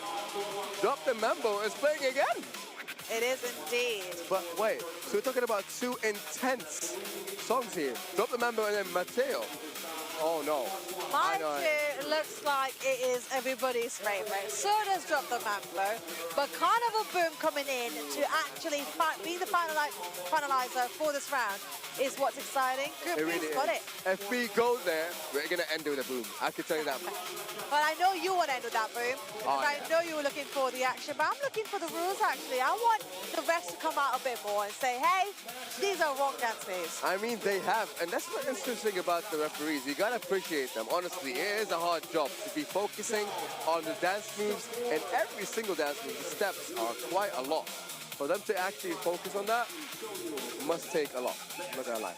I really like the on and off energy because you see them quite stable and quite quiet on the stage before the songs start playing. As soon as the songs start playing, boom. The energy comes in. It's out of nowhere. It's out of nowhere. It's like a boom. That's what's raw talent, isn't it? Because it takes a second to kind of split your personality into somebody who can bring the heat onto the stage. Yeah, absolutely. I mean, you can smile and giggle, but when action is here, you gotta step in your game and be full on blast mode. I'm going to be really excited for Drop the Mambo, and I might even try a few dance moves. I'm not gonna lie. Since we've seen Drop the Mambo quite well, I think I've taken some few hands from these dancers here. Honestly, the competitors have inspired me. End of day, me and you, Yusuf, head to head, see who wins. We'll find out very soon. Winner buys Kazakhstan's best food. Oh yeah, I mean, speaking of the food, I've been enjoying it, I'm not gonna lie. Players are ready, officials are ready.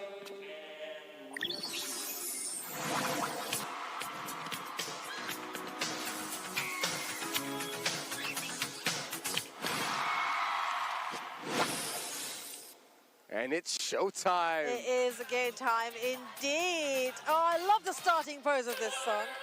It always starts off with that teacup motion, you know what I mean? This track gets me moving, and so it does it for everybody else as well, because you'll see the entire crowd is actually Moving with learning. it. Yeah, they're learning some steps around here, They aren't really they? are. I mean, that's the important factor. Everyone is moving, everyone is getting physical and digital.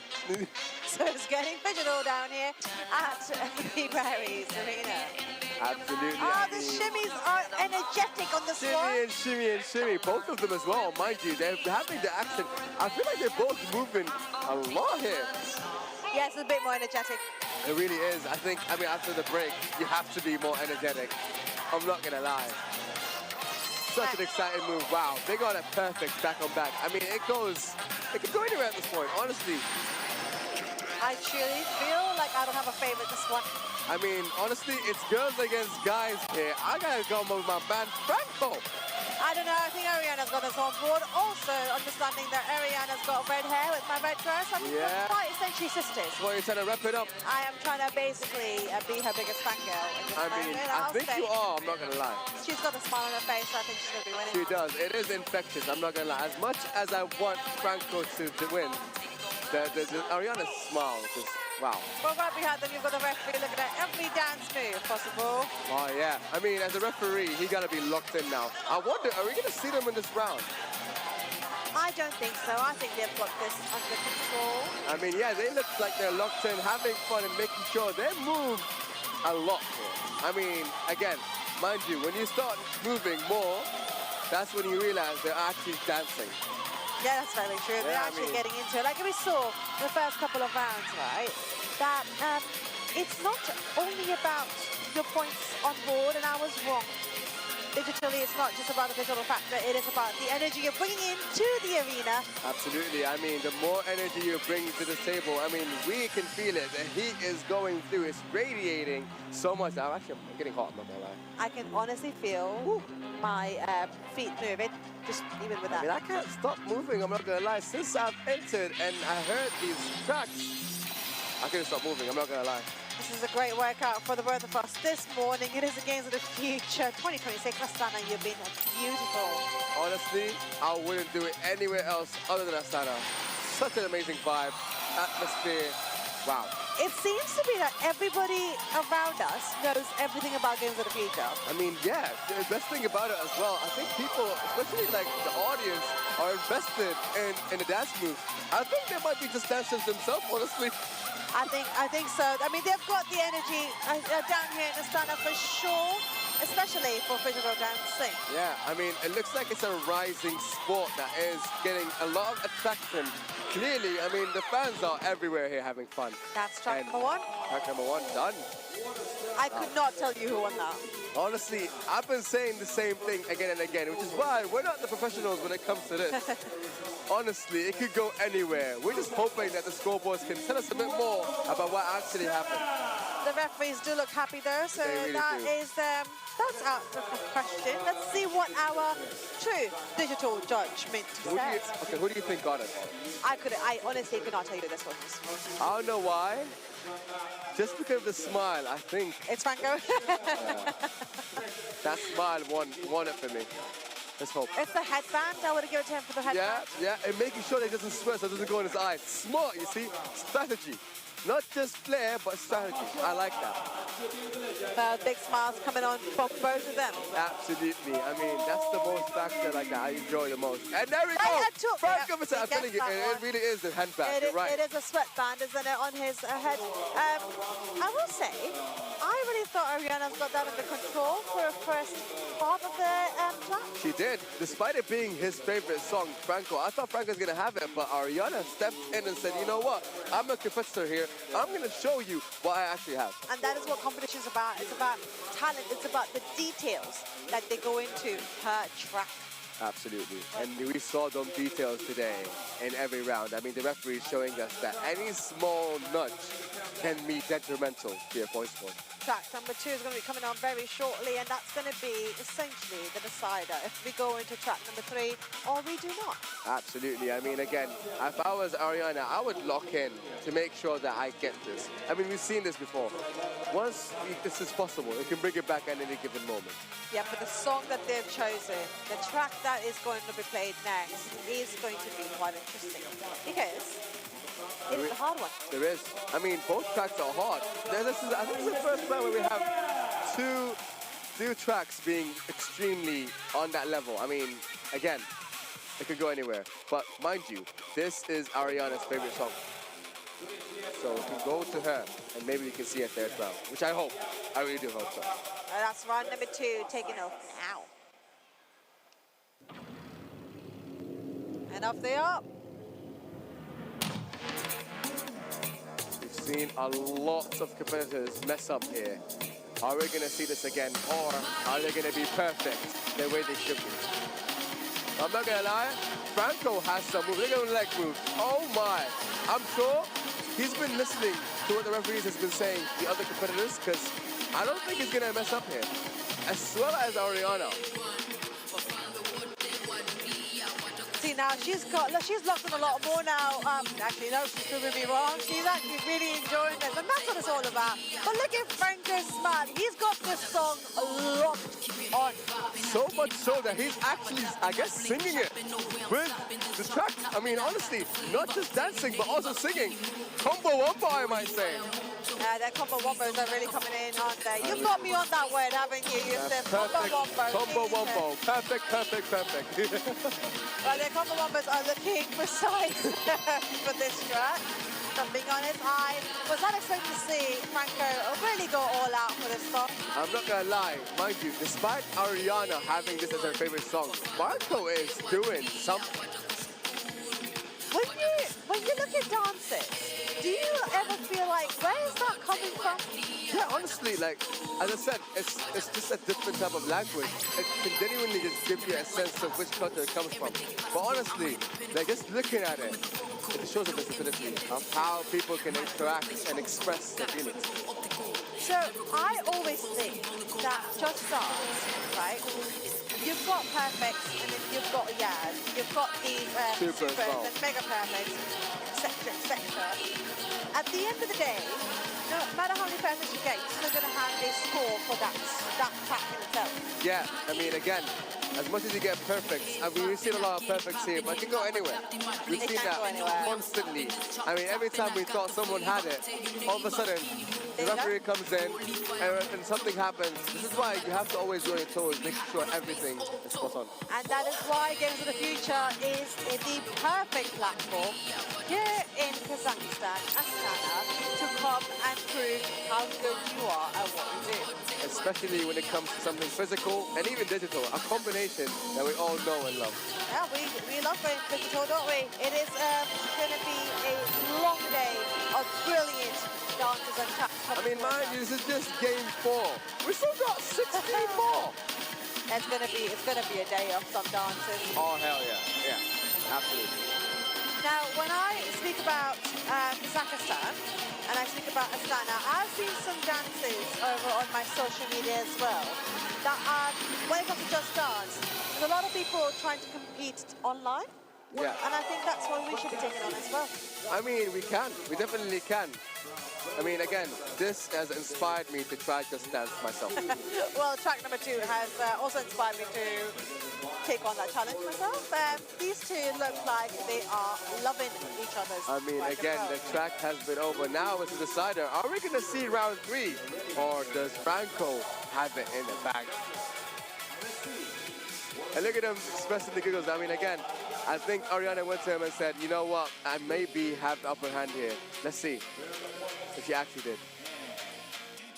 It's going to be quite interesting to see who's got this one under their tally. 1 point difference. Did you hear that? That's what I mean. 1 point difference. But Franco got that. And we saw Franco win it, but honestly, with 1 point, and we're talking about 1,000 points, 1 point difference is insane. It's insane because you see every single dance step matters. It does, it really does. Again, this just shows you, man, Franco was prepared. Despite it being not his favorite song, he still brought it to the table and took it home. He did, and that is the end of that round. We're not going to be going to a tiebreak, unfortunately. Yusuf, how do you feel about that? Honestly, kind of upset, but I know there's so much more to happen because we're talking about 12 more games, so... I want them to come back. That is what I'm excited about. And guess what? We will see them again. Because every contestant here is going to play twice. Meaning, we're going to see Franco, we're going to see Ariana, we're going to see the other competitors as well that we've seen already. So much more. I loved Franco's ending to that one, if I'm being honest. But we are seeing the scores in front of us currently. You got Drop the Mambo, Mama E2 that were played and won both by Franco. Yeah, honestly, Franco was ready for it, and we saw it. He took it home, and that's all that matters. Well, I'm ready for the rest of the day. You can watch us on our OTT platforms, Digital Plus, and buy your tickets at Freedom Ticket Hub. Stay with us as we will be back from a commercial break very, very shortly.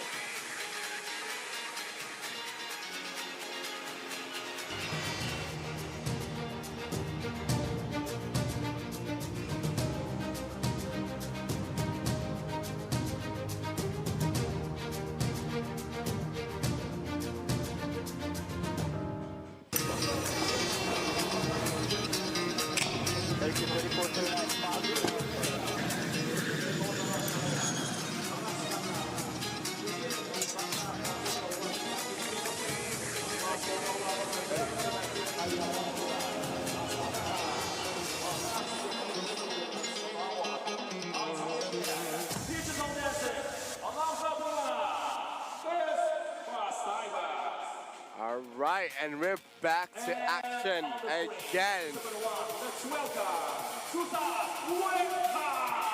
Susan seems like a smiler, honestly, with that picture first. Let's see how she enters, and again with a smile.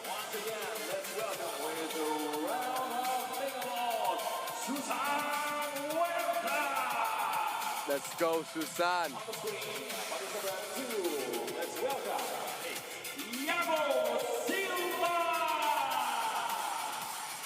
Oh, Thiago Silva. Here we are, ready. Both smiling, both happy and excited to be here. Hold on. Thiago Silva is actually representing Just Dance. I like the shirt. I mean, he's a true fan. That's a diehard fan. He really is. You can tell. Just Dance on Just Dance, baby. We've got our three favorites again. Drop the Mambo. Mama wonder. Carnival Boom. Tainara has always been banned. I wonder why. It really is. I mean, and especially Run the Night as well. But Dr. Mambo and Maceo and Carnival Boom. I think by the end of the day today, I'm going to have Dr. Mambo completely recognized by my brain, and I'm going to be able to do those concepts immediately. I mean, as I said, they might look easy, but they are hard. But like I've seen it so many times, I think I'll be fine. I believe in you. You know what? I believe in you. I'm trying to be optimistic here. I mean, again, optimism is really important. And hence his manifestation. Absolutely. Are you manifesting this going to a third round then, Yusuf? I mean, I'm always doing that. As long as there's action, I'm there. Put me in again and again and again. I want action. That's all I care about. I understand that completely. It's going to be a longer day of action here at the Games of the Future 2026. Astana has been beautiful this morning, hasn't it? It really has. Filled with action as well. I'm not going to lie. Despite me wanting more, because I am greedy, I'm not going to lie. But honestly, I've seen action. We're about to start the first track.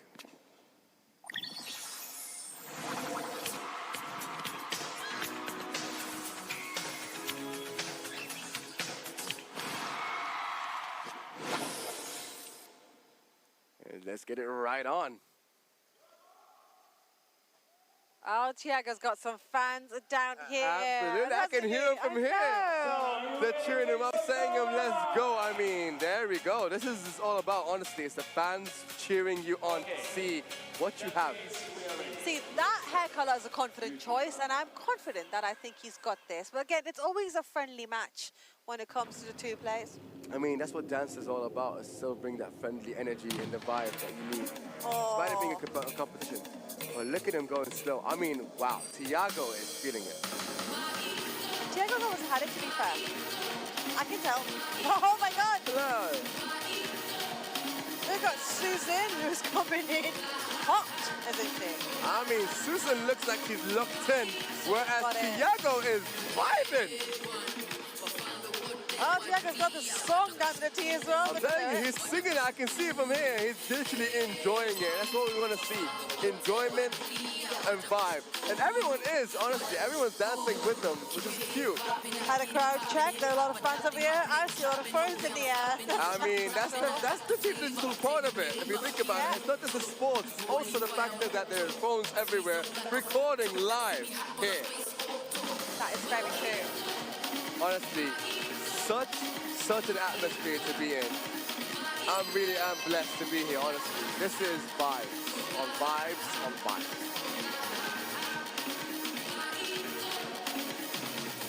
Thiago with the move, left to right with his head movement.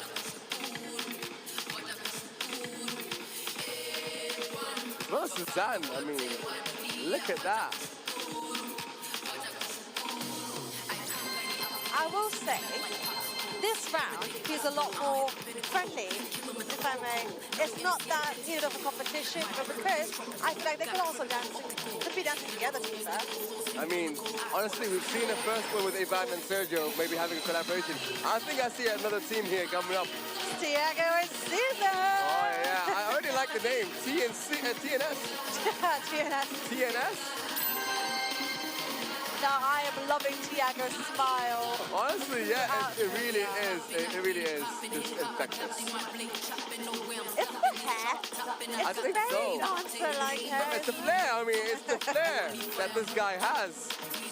Yeah, that's a dancer, you can tell. But so is Susan, because she's not letting this go. She is a competitor. I'm telling you, she's locked in. She's been locked in since the beginning. Mind you, I understand why, because again, this is Thiago's favorite song. As you can tell, he is vibing to it. So are we down here? Ooh. Oh, a pause. Got it. Just we needed a bit of a pause before we start again.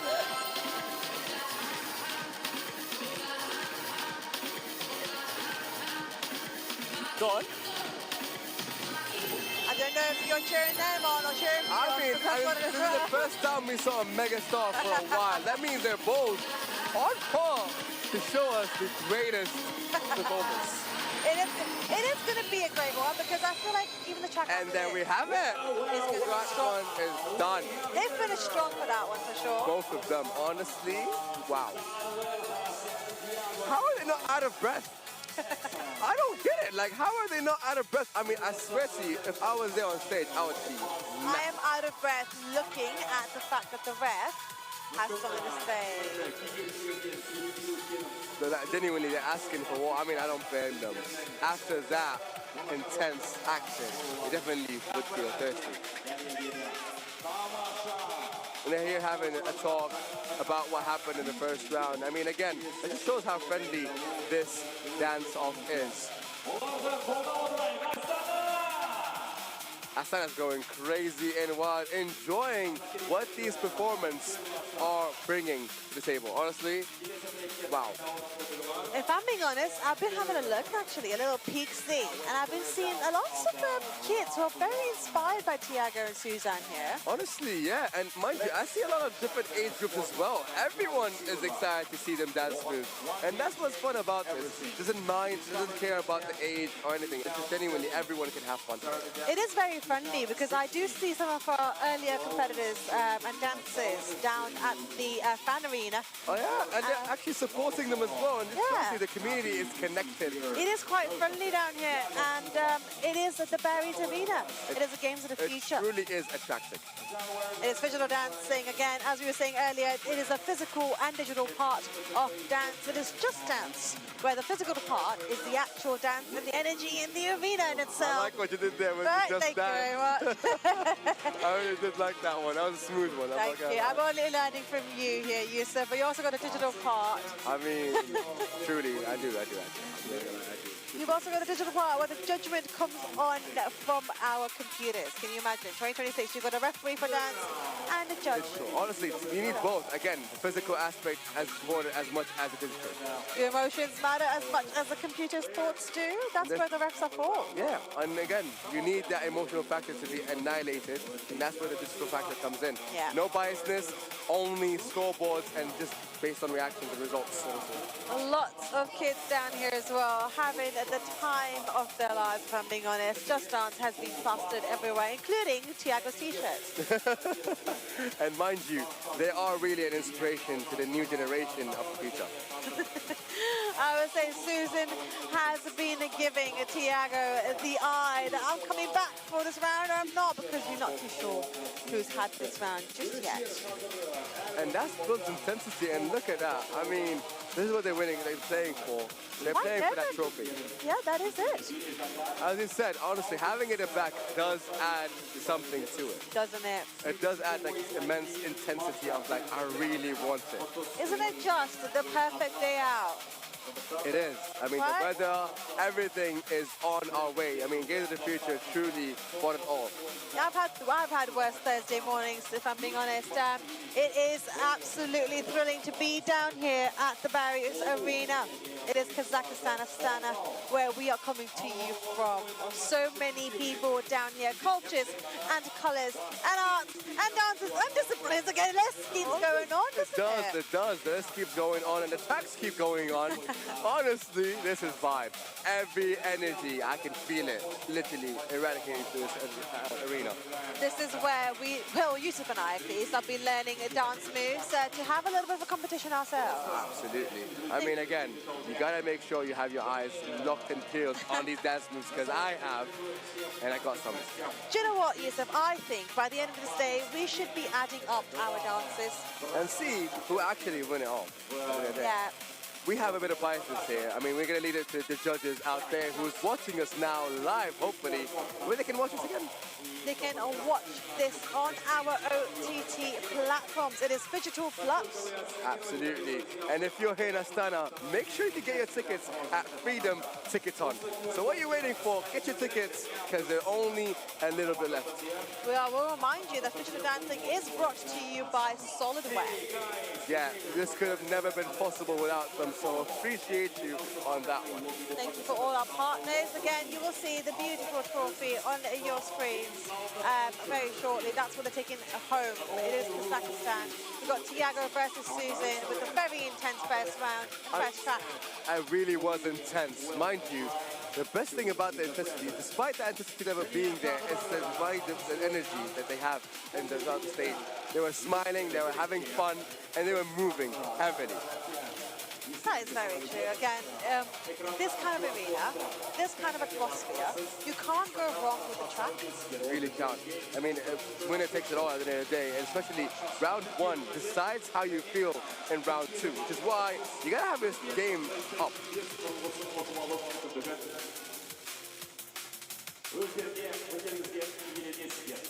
Дорогие друзья, мы скопируем QR-код и попадаем на страничку Games of the Future Official. Подписываемся и автоматически становимся участниками. All right, coming back in, we are going to be seeing pack number 2 come into play very shortly as well, once we find out who's got this round. I wonder if the referees have seen something. I think they're checking out what happened, but I guess Thiago Silva got it. Well, I think that was a bit obvious, wasn't it? He was really grooving to that one. I like the actual respect that they have for both. Despite them being in competition, they still respect each other, and that's the beautiful thing about the sport. That's the beauty of this discipline. It is Digital Dance track 2 coming on very shortly. Now look at them sitting next to each other and having a giggle and a laugh, because at the end of the day, despite it being a competition, we're all here to have fun and enjoy the dance moves and the tracks. Mind you, it was fun. I'm going to be going home singing these songs and tracks. I think it's already in my head. Yeah, it's going to keep playing. Yeah, You'll see me at dinner table just going da-da-da-da-da-da-da. Mind you, don't forget them dance moves as well, because I've been inspired. I can only imagine the children here being inspired as well, because honestly, it really is inspirational. It is inspirational, because the amount of kids down here, like, I have seen all kinds of generations, from grannies to the kids.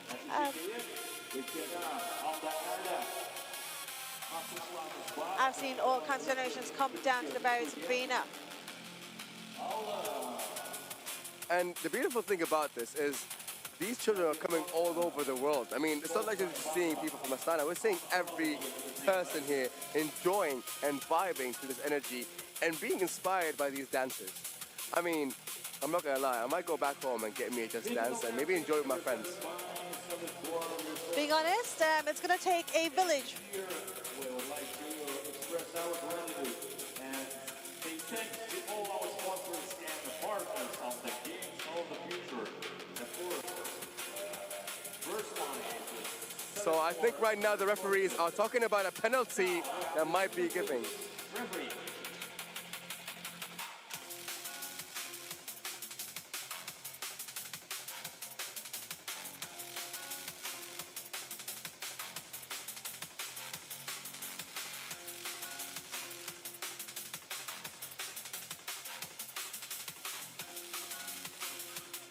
Okay, we are going to replay the song, yes?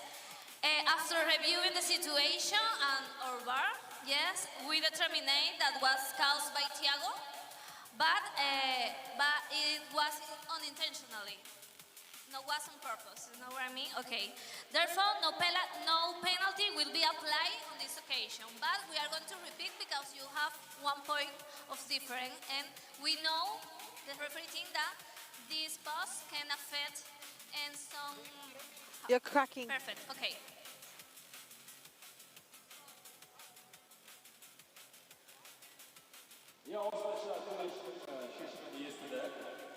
Oyuncularga ешқандай да айыпқа болмайды, бірақ келесі раунд барысында әрбір техникалық қимылды дұрыстап жасауын сұрап отырғандай, сондықтан да қазір келесі раундта біз барлығын біле жатармыз.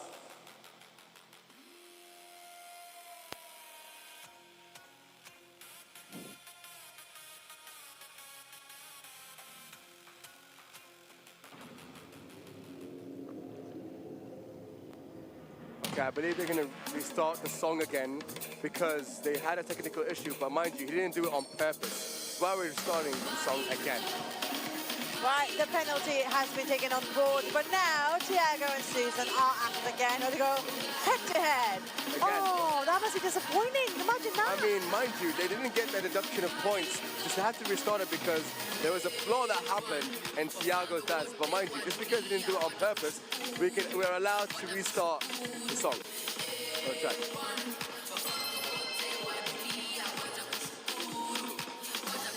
This is track number 2 coming to you.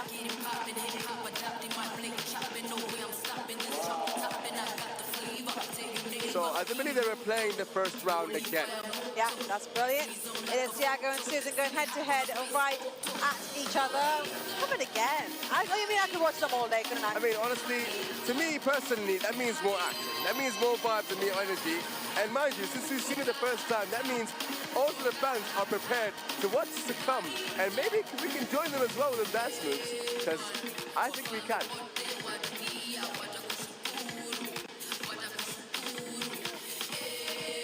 Well, if anything, they've only got practice from the first round to the first round back again because of technical issues. But that's all right because they're coming back in very strongly.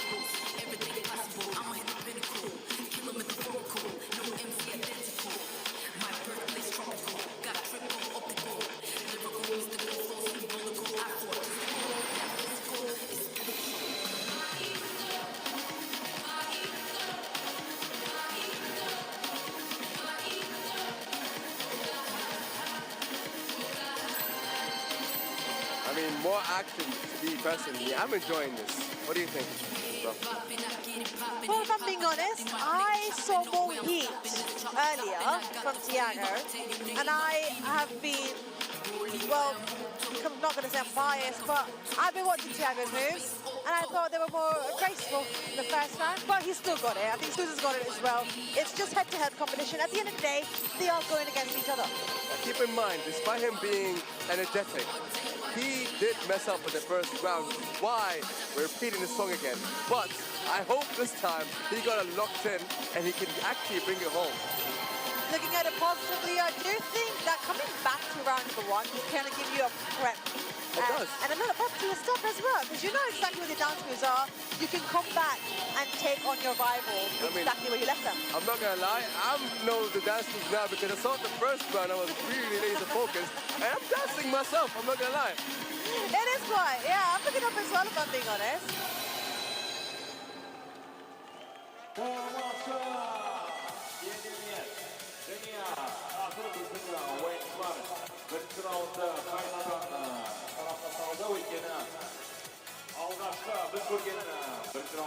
Thiago's got a smile on his face. It's round number 1. That is a done. Well, again. But this looks absolutely on fire as well. Susan looks like she's got it back on the ground. She might be coming for Thiago here, if I'm being honest. Yeah, honestly, this can go anywhere. Despite it being replayed again, maybe Thiago has it this time, and he might lock in. Alright, this is where we find out track 1 goes to who. 1 I'm telling you, Thiago locked in the second time, saying it again, and he got it back home. Honestly, I kind of understood that he's going to be getting this again, because he just had a practice round in. He was like, all right, let me bring it back home, and that is right. He had it in the back initially with that vibe and the energy, and he did show us to us that he did have it in the back. I mean, again, Just Dance representing his shirt, I knew he's going to get it. I think he's been on this for a while. I think he really looks like a solid professional. That smile just said the ball, doesn't it? Honestly. As soon as her stretches coming on. Yeah, they're both stretching up. I mean, again, repeating the same song back to back with no breaks, meaning that they're gonna go for a second round. It kind of feels like the third round as well. With those stretches, feels like Susan's coming in for redemption, though. Oh yeah, that means he's gonna lock in and bring this home to see an actual third round again. I really do hope so.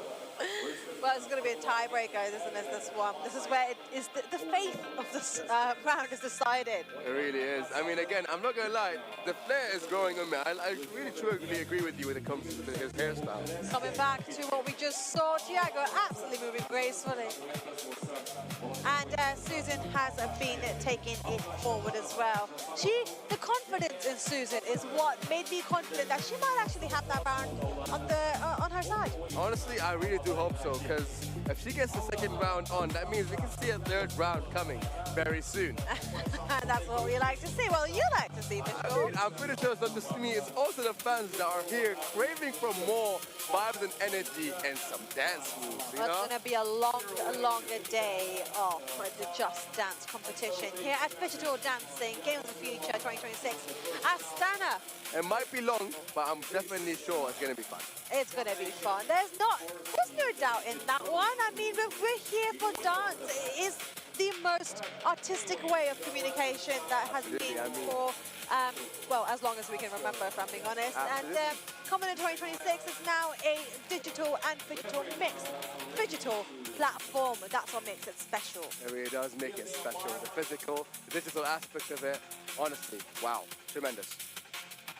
It is massive efforts. I mean, these players and competitors have been practicing for a while now. I wonder when was the time, and I hope we get to figure out and actually speak to somebody, one of these players and the winners, what it actually looks like for them. Where did they start? Where did they begin?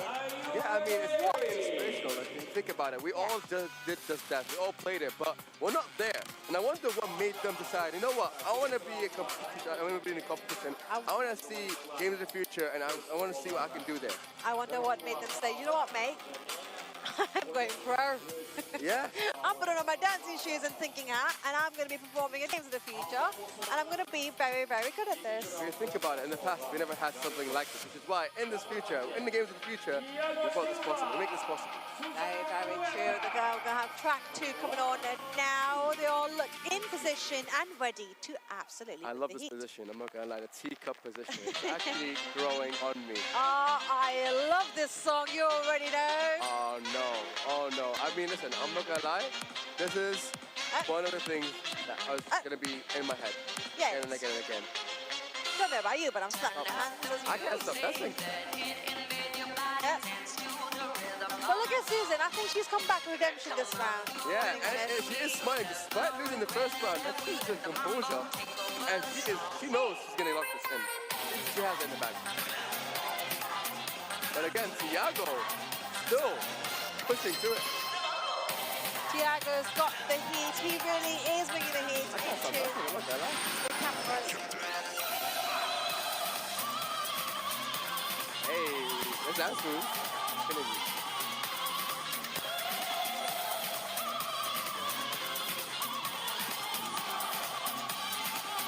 I love Thiago's energy. I'm not gonna lie. Thiago brings energy with him. Thiago brings the energy, but Susan brings the heat. And I really don't know which one's got this one, if I'm being honest. It's double trouble. I mean, he and Action. Together, Thiago and Susan. Yeah, I know what you mean. Susan, though, looks like she has got these moves. I mean, again, it's her favorite song. She better lock in and that was Thiago's best move. I love that one. That was very dramatic. Thiago is dramatic, and this is what we love about it. It's genuinely super expressive. He really is expressive with his moves. But mind you, despite him being expressive, he's still smiling through it. I mean, I'd be out of breath if I was him. I mean, we haven't seen them complain once, have we? Even if they had to start from all over the top.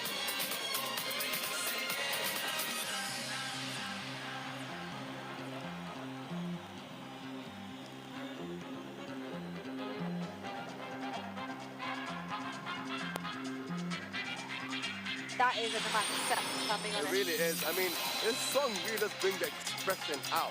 I feel like this is something that we've definitely seen through and through. The leg movement, the body movement, the hips. I mean, it takes a lot out of you. It does take a lot out of you. And I also feel like Susan this time has got more expression on her. She does. I mean, after the first round, second round, she's more locked in, she's more expressive. And this is all about dancing. The more expression I see, that means you're doing the dance moves right. Oop. Oh, we see a pause right here. Does that mean, is it going to be a restart? And 3, 2, 1, and we're back to the action. Oh, that's the second time that's happened. Time out. Is it another mistake that we see here? Suzanne's still smiling through it. Well, they know that. Well, something has taken forward, unfortunately, but that does not mean that the games are going to stop. It is Games of the Future Phygital Dance. You are with us on our OTT platforms. You're watching online from Phygital Plus. Absolutely. You watch it online on Digital Plus. But also, do come down and visit us in Astana. It is the Paris Arena. Yeah. Get your tickets through Freedom Ticketon. I think there's a problem in the game, which is why there might be another restart of the game and a replay to round 2. Unfortunately, because the dancers look... Very smooth from them. They're up close. Easy headshot off the USB. Goes for the second, tag through the wall. I think that's another headshot, but Goyo crouching, repositioning, and finally clutches up. Clampedrajas win the pistol. And you could hear the screams. I think this is the loudest I've heard him be in a while. And they need to get loud. They need to actually have that sort of emotion, energy on their side because, look, they are objectively a worse team. I don't think there's any way getting around this. I'm not going to say that, oh, well, you know, in this certain... No. Pedrajas man for man is a worse team, but that's not what makes Counter-Strike. In maps like Ancient, where set plays are much more executable, where early calls from spawn will work very, very well, being the team that just feeling, 5 to 10% better in the server can be all you need to have a very good T side.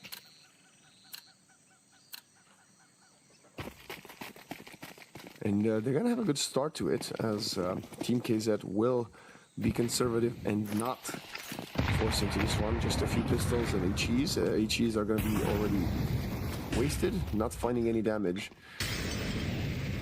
Clampedrajas finding some control around the map. We got a player holding an A push. Okay.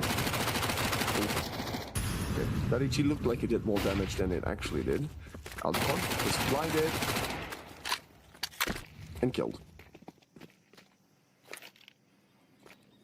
Agent's holding on to utility. He knows that there's going to be multiple people here on this B-bomb site, so a couple of good flashes should still be able to make their way through. Offset already deep into the house, gets another one.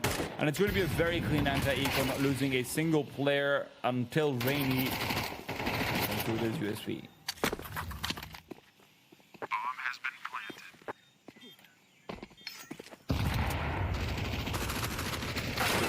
I would have liked to retrieve that AK that was dropped, but it was already found by Goyo, and Rafix finds him with a MAC-10, get an extra boost of money.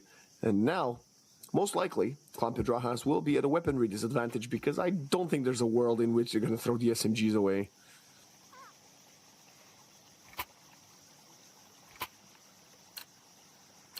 But let's see, MP9 for Rainy. So it will be 2 MAC-10s versus 1 MP9, everybody else on rifles, AKs, and M4s. There was an agent in spawn, throwing some utility over for the mid player. Osip Pushing through the smoke. Does get blinded. Slow down a little bit. Oh, Goyo just walks up, catches Weaver by surprise. He's got one more player to the right. Rainy tries to find a kill with the MP9. And he's going to get the trade. Turns around. Osip gets a kill in mid, but Agent opens up the side. And now, their advantage, but for how much longer? Because Straight Fly is here, and he wants to put an end to this attempt. Mako does take him out, but not before he loses a ton of HP. Aldecon's got a good crossover. They're not going to be expecting him to come through from B-Ram. This Molotov, though, that's just been thrown out as a cautionary tale is going to be enough. And Aldecon moves past it, tries to go in for the initial fuel, will be close to the bomb, but a flashbang will dissuade him from going too far. Hit picked up as well. That is overly ambitious, perhaps. But Pedrajas is off to a great start. They win the first gun round. They win the first pistol round. And it's off the back of those same straightforward, simple B-side hits. They're not complicating things at all, and that's what you love to see on Ancient. You know what else has been helping quite a lot in the beginning of Ancient so far, my friend? The fact that Mako has showed up to the party. He's 6-1 already. You can see him finding these last couple of kills here. Very good from him. Much better showing than Dust 2 already. I think that one of the things that really helps Mako out in Ancient as opposed to Dust 2, because again, I will keep reminding everyone these are retired players, they're not active in their Counter-Strike career anymore, is that Mako is probably given a lot more structure to work in for the mid to late rounds where he knows exactly where his teammates are going to be, he can ask for more utility and whatnot. Ancient ends up being a much smaller map on the T side, even if overall it's the same size, but when you're actually hitting a bomb site, you're generally much closer together to your allies. So you can ask for more from them, you can see more, so even if communication isn't working out, your eyes are literally more useful on Ancient than they are on Dust 2, where maybe you're combining a prong from A short with a prong and A long, where you have no idea how that fight's going until you get a spoken word in your ear. They have to play this round very cautiously now, Clan Pedrajas. We know how dangerous the Deagles from Team Kazakhstan have been throughout the tournament. And Aldecon. Oh boy. Wanting to fight with the boys in A, but Rayfix is going to take out Weaver elsewhere on the map first, which means Goyo will fall back. A bit of unfortunate timing. He could have gotten that kill. Straight Fly also trying to reclaim control of this position, but will get punished. It's up to Aldecon now. On their tail. Spots the first, is patient, is going to see the second, goes just good for one. Movement inaccuracy gets him on the second, otherwise Goyo probably should have been dead as well. Crosshair was bang on the money, but the money is now dried, and the CT side will concede round number 4 to Pedrajas. Bot pie. Critical shots to keep the T-side economy honest. If you can get one more kill, that's job well done. And he'll miss his opportunity. Rafex takes some damage, but it's not enough. 4 kills for Rafex in the anti-half-pipe. Very important that he keeps his team relatively well furnished on the guns department. 4 rounds. Good start. If they can get 1 or 2 more on the T side, it would be incredible. But of course, we'll have to wait and see, as I believe Team KZ was going to have more than enough money to fully invest in this one. I'm expecting an AWP as well for Aldecon. And maybe a little bit more aggressiveness. I have to say the one downside I've been seeing in this first 4 rounds, they allow too much space on the map for the T's, right? And maybe throwing a few earlier pieces of utility, trying to take control of mid or of B, just make a decision and commit to it.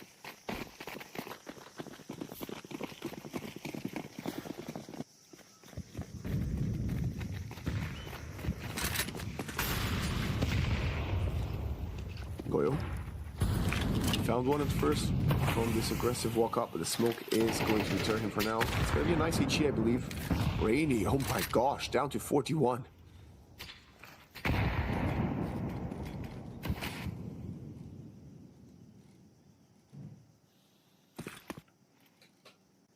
A bit of a slower one here. But with 5 players are effectively abandoning A. Osip's got the op.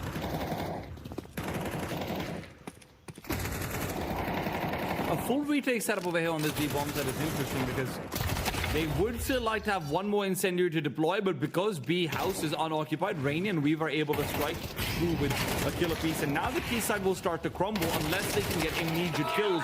And Maku and Osip falling down meant the round's already over.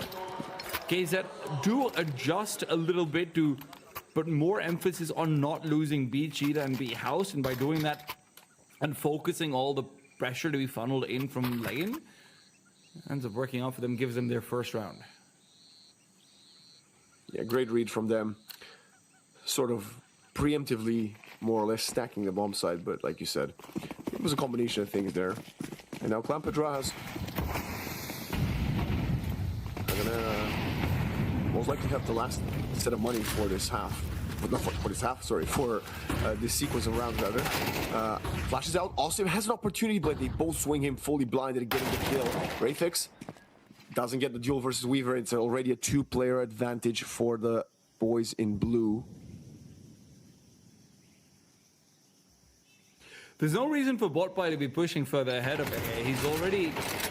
Okay, so he's trying to put himself in W so they've got more rotation potential, but the fact that Agent doesn't use his Molotov is just egregious. You get a free kill there 100% of the time if you're using your utility, and this is where Pedrajas are slightly going to start questioning themselves. A tactical timeout at a time like this would be phenomenal. You really need it. Absolutely. But we've seen the teams in the tournament shy away a lot from the tactical timeouts, and even if we have had some of them sporadically here and there, not as many as they could be using, or rather should be using, in these high-stake games.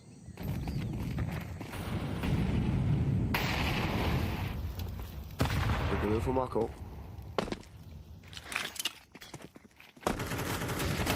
Rainy spots them. They jump out, straight fly and Rainy. Easy findings. Mako does have control of the A side for a second until the Donut player shows up. And it was, of course, Aldicon as well with the EWP. The bomb can't get down, and now Goyo with a Soul Glock and 41 HP is going to be already thinking about what their approach will be in the next round.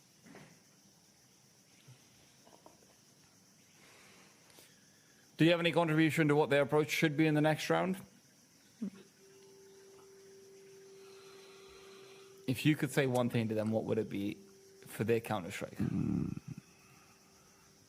I think they've started to overcook now. The reason they lost the first round is because Team KZ, well, not the only reason, but mostly they applied way more pressure on the B bomb side. For example, this round, which they didn't have the funds to play for, it was back to a default hold for Team KZ. So I would say, and maybe this might be a bit of a strange thing to be heard by the viewers and for you, T-Time, I think maybe going back to the well, to that B hit, you know, two players coming in from mid, throwing some utility, one of them sort of lurking, the other one joining up with the boys, and try to play the numbers advantage on the B bomb side, because it's been working well. Yes, you could say, oh, but Rainy's been doing this and that. Yeah, fine, but a brunt of his kills have been in this eco, and I just feel like Team KZ hasn't really impressed me with their positioning and utility usage on that site. Right. Well, let's see whether the Pedrajas boys agree with you.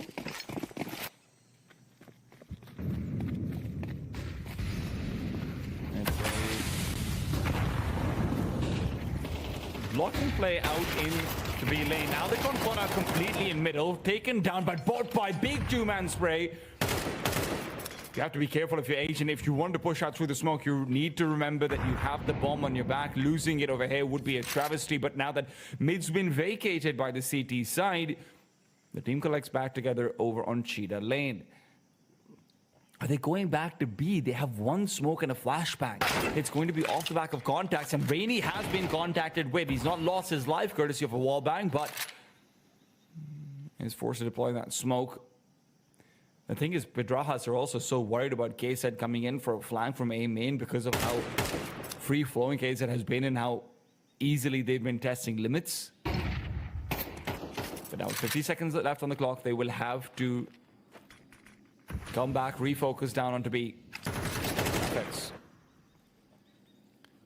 Still cornered in. Waiting for what he believes is suspected reaggression. There's no reason for KZ to commit to that when they're up a man.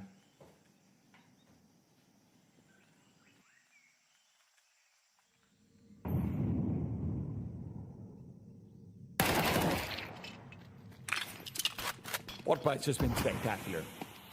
No questions asked about who has been the CT side MVP, getting ready for a backstab through his own smoke as well. Agent knows that he should be somewhere nearby, but he has got too many angles to deal with. Botby will eventually commit. Rafex, good for the first kill, keeps the CT player away. Weaver can't commit into the bomb site. Now Rafex watches out for Botby. Does he expect player number 2? They've brought it back to a 2 versus 2 from a 2v4 initially. They're watching the right angles. Agent K gets another one. It's a 1 versus 1. And Agent, is he disconnected? No. He can't do anything. He's got technical issues. He'll lose out the 1v1. Otherwise, that would have been absolutely massive. Oh, that's heartbreaking. That's heartbreaking. Such a terrible timing for that. I can't think about a worse scenario there. Agent could have been clutching for his team and, of course, keeping the round lead.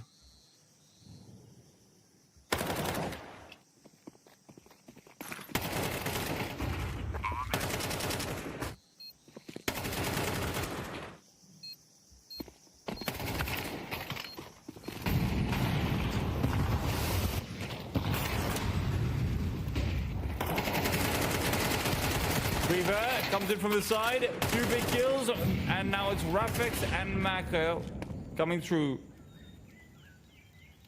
3 versus 3. Bomb can be committed. Peek forward, try to fly. Force out Mako as well. Bomb's been put down, and now reclaiming it is going to be a very difficult matter. It's fallen inside the bomb site.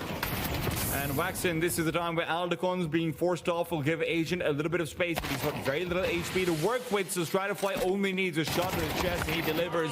As always, it's going to be 3 alive, as Pedrajas has been locked to 4. It's 5 in a row for KZ. Taking the lead for the first time this map, and it is such a tragic situation for Pedrajas. Even other than the disconnect, there were a few other rounds before that they should have converted, and right now, they need to at least find their footing back into this game, because they're not only losing rounds, they're not only losing their lead, they're also losing their confidence. And I'm going to go on a small prediction here. They're probably not going to win this round with a Galil, an AK, and 3 Deagles. Oh, never mind. Straight flight did. I think that should disconnected. Be most likely. No damage dealt, but until we've got confirmation, we will be waiting to see. All right, okay. Woo, that's a fast reset. Right on it. A few small server issues popping through, but it's going to be all right.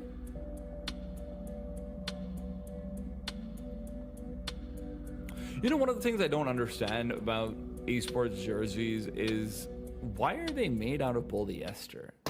Right? Because you're indoors, you're going to be sweating a little bit here and there, but it's like, I feel like getting like a nice cotton jersey would go such a long way. I know polyester is probably easier to do things like prints and designs on, because cotton looks kind of strange with all of the esports graphics and whatnot that you want to put on, but no, I don't know. I still miss the days of like cooler jerseys. Like, you remember when we had that, what was it, the Avengers collab, I think? Oh yeah, the liquid one, yeah. And that was very cool. I think still, to be honest, I mean, since we're in Kazakhstan, Gambit still had one of the coolest jerseys in general, just because it was a very comfortable looking polo. It looked very nice. If I had money back then, I would have 100% bought a Gambit jersey after their major win. Yeah, the one with red sleeves, right? Yes, exactly. Because now everything kind of looks like, well, we're a Division 7 football team. Like, there aren't 7 divisions. Yes, that's the point. Well, it depends on the country, because in the UK they got like 9 divisions. It's kind of crazy over here. You're a pro even if you play in the 6th division, so I don't even know how it works. What's the Romanian football scene like? Is Romania any good at football? Because I know nothing about football, just to be clear. I would say Romanians would like to believe they're good at football, but no, I wouldn't say we are. World Cup and stuff? The last time we made it to the World Cup, I was 1 year old. So you're not good at football, like on a European stage, at least. I mean, I'm sure you guys are very good compared to like Asian countries. Like Pakistan is probably much worse than Romania, but yeah. I'm surprised. Last time we played a final tournament, it's been a while. But it's not been a while since Botby's been getting kills, because he continues to do it every single round. comes up with 2 and multi-kills galore. Why stop at 2? Well, that's why, because you can die. It's risky business out here. Goyo out the bomb plant, gets himself a quick kill. This 1v3 is not impossible for him. He just wishes he had Kevlar. And will reposition backwards, makes a lot of noise doing it, but it could be a fake for all Weaver knows. Well, they're kind of committed to checking this mid rotate from Goyo.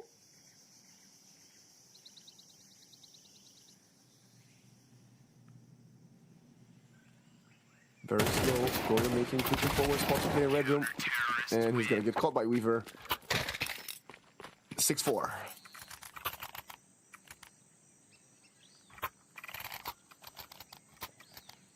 Yeah, Team K said I'm never going to have to worry about money, that's for sure. Last gun round for Bidrahas. If you lose this one, it is going to be an 8-4 scoreline where KSET will have gotten 8 rounds in a row. You do not have a choice but to go for this. And Goyo, based on the spawn, is going for a faster peek out into middle with the AWP. If he's able to swing out wider and take a fight versus Aldecon, Aldecon has actually been going out in mid quite a few times over. AG, Goyo's watching out, reveals position, will back off and cycle that off away.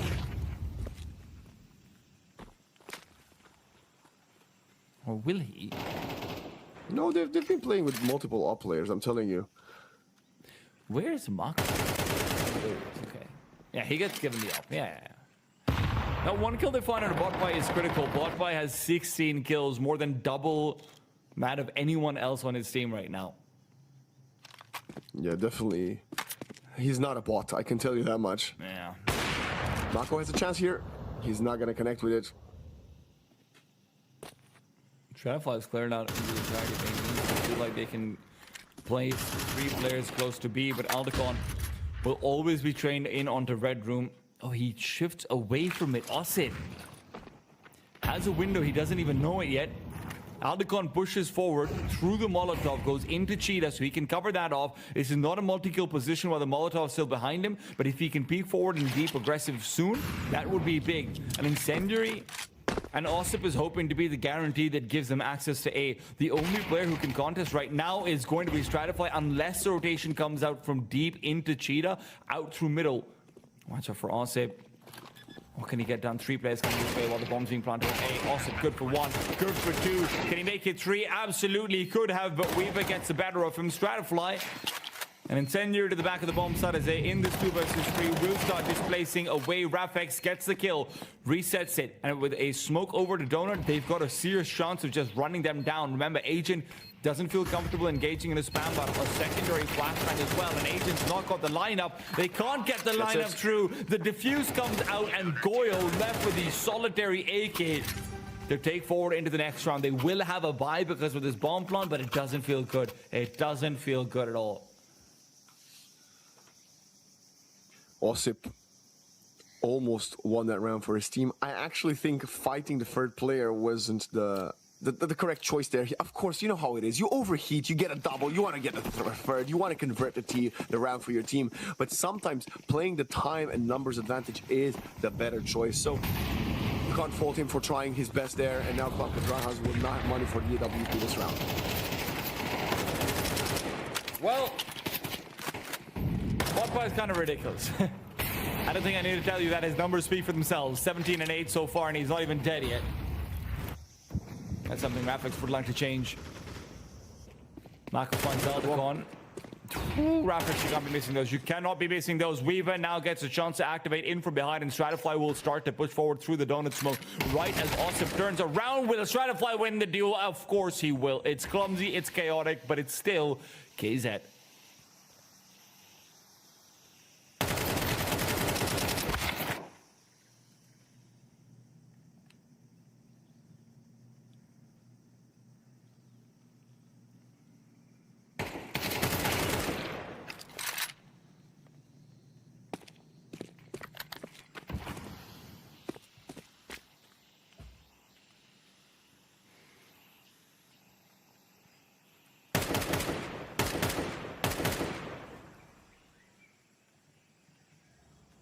Prefix. Tough. Yeah. One is perfect. Spots a player in the red room. Flash coming out. 44 HP, 22 seconds to go. This is becoming impossible, improbable, and it is not going to happen as it's 8 rounds in a row. Team Kazakhstan started a little bit on the back foot at the beginning of this map, but they're back to the usual shenanigans. It's so funny that Weaver, because of the way the lighting is, like, even his beard casts a shadow on his chest, which just makes it look like he's got like a little bit of a weaving going on over there. It's kind of cool. I was really hoping after the first 4 rounds that we will get a more contested half. But maybe with a pistol victory here, Clan Pedrajas could put up higher numbers on the board. We shall see as the Glocks are 4 of them coming towards them in mid. Mako gets a nice one.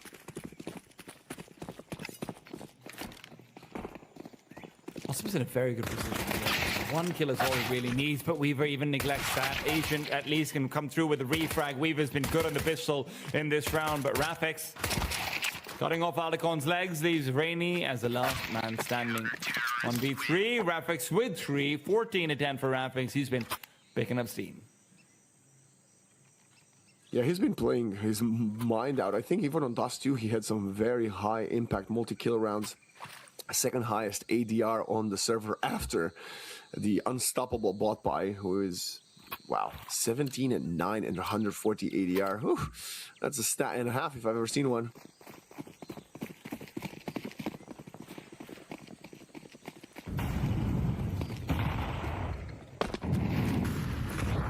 One Deagle is all they have, and it's on Weaver.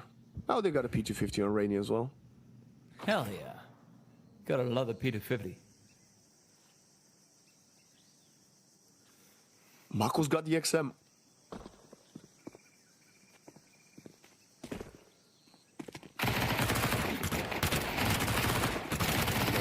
Oh. Come on, Agent. Yay. He's not been having a great series, so it's good to see him being able to get a highlight out, even if it is against an anti-eco.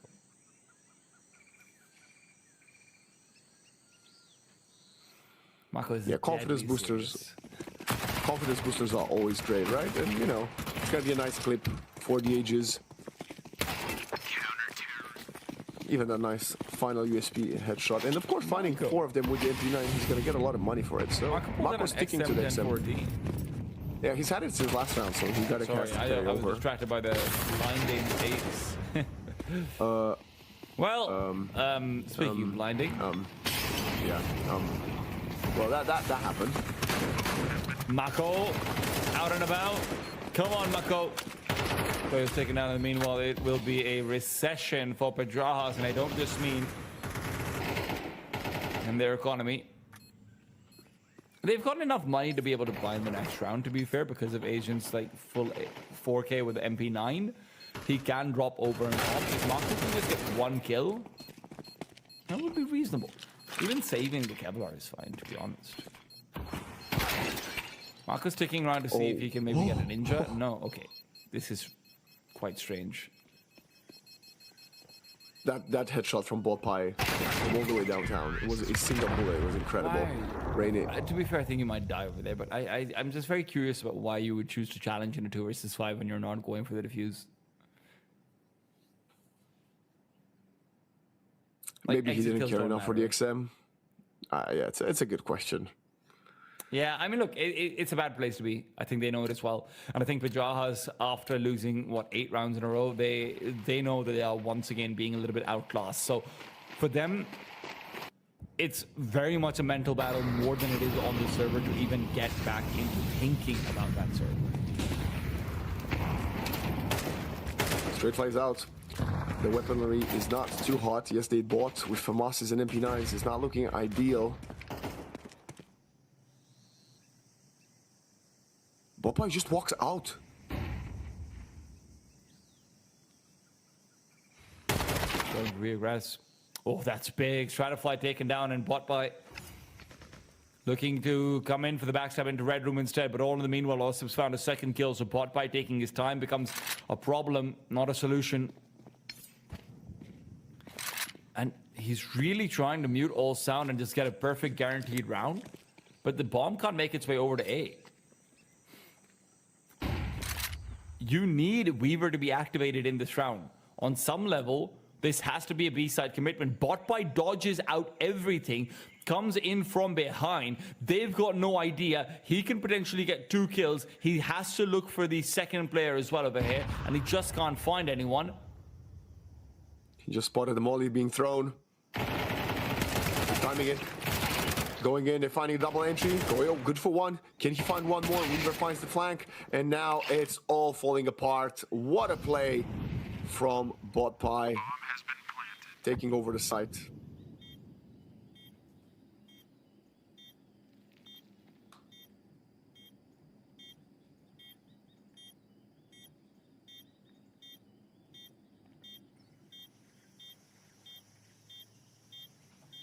Time is ticking. Agent has a smoke in the defuse kit. I think he's committed to the ninja. This could be a miraculous play. Aldicon will be walking out the other direction. He's hearing the steps away. He's hearing the jumps. He needs to go. He needs to go now. Pops the smoke. Gotta try for it. 3 seconds.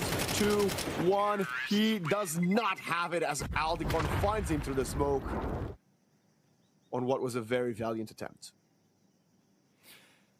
Yeah, Botpie just had a James Bond moment right there, man. It's just in his head, he's just repeating, shaken, not stirred, shaken, not stirred, shaken, not stirred, as he hides from all his opponents to try and come through with a backstab in the end. Yeah, and they were at a numerical disadvantage, so his play was crucial there, right?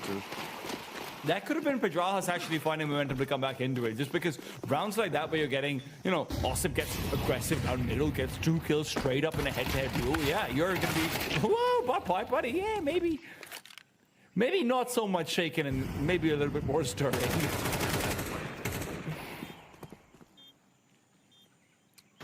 Look at the setup. One next to the other. If anybody comes towards the red room, they would get decapitated, but no, they will be heading the other way. Osip versus Straightfly, that's a nice tag. Straightfly really confident there, wanting to fight Osip, who will win the duel with the Deagle, and they seem to be saving these Deagles.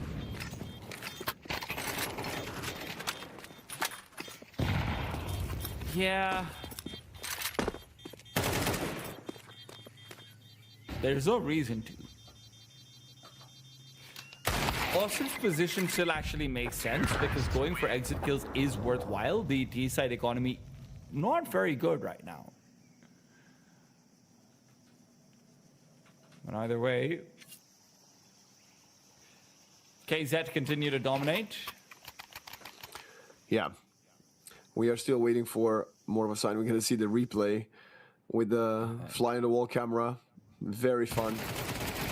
Actually, I think the whole replay, we should probably get a full replay of the round and just play the Pink Panther or the James Bond music over Botpie making his way behind the enemy lines. Butterfly Me should kill as Agent K finds himself fully blind.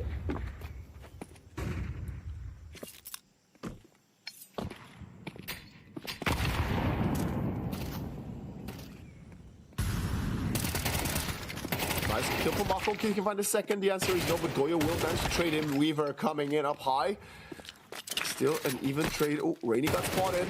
And now he got a win. Oh my gosh. Goyo had no chance right there. 1 versus 2 is not undoable, but the positions are the problem. And Rainy, well, he's patient 0. He's waiting for the smoke to dissipate. This is a good play. This is a very good play. And he's going to turn around. They're lining up. Aldicon has to save the day. Pedrajas getting so close again and again, but close isn't enough. It's 12-6, and their money is poor. This might be the end of the line for Pedrajas in Counter-Strike.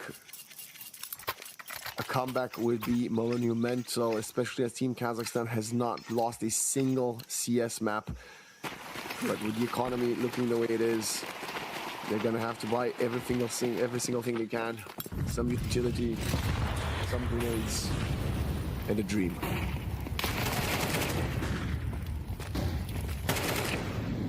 I've seen this one before. Find critical entries, name a better combination. It is 3 versus 1. Mako all alone, but at least he's on the right bomb site. He Picks up the AK-47. Meanwhile, the bomb of Aldecon, I believe, rotates all the way back to 8. Mako continues to find some impact. It's gonna have to be a retake for him. Is there a kid? No, there's not even a kid on the bomb side, so he has to be moving fast.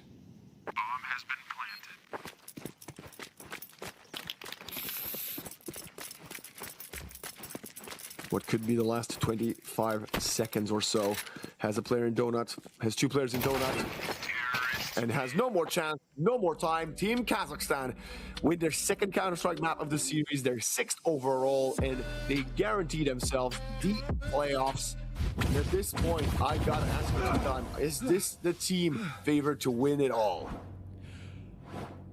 If you were to look at this group stage, the Counter-Strike is speaking for itself, but the physical stage still yet to remain. We've already talked about how League of Pro Team is probably the best laser tag tournament team in the entire tournament. That's been giving them some serious advantages coming out of things. But now KZ have to prove themselves on the laser tag arena as well. Are they worse than League of Pro Team? Absolutely, I think so. But Pedrajas showed us some spunk, and I think Pedrajas is going to be a very good barometer through which we can figure out how KZ's laser tag adventures are going to go coming into the playoffs as well. Another test ahead of them, but now they don't have anything else to lose. They can go guns blazing in the laser tag arena, and we will send it to our amazing analyst to see what they can expect from the 3rd laser tag map. Vamos, Hernando.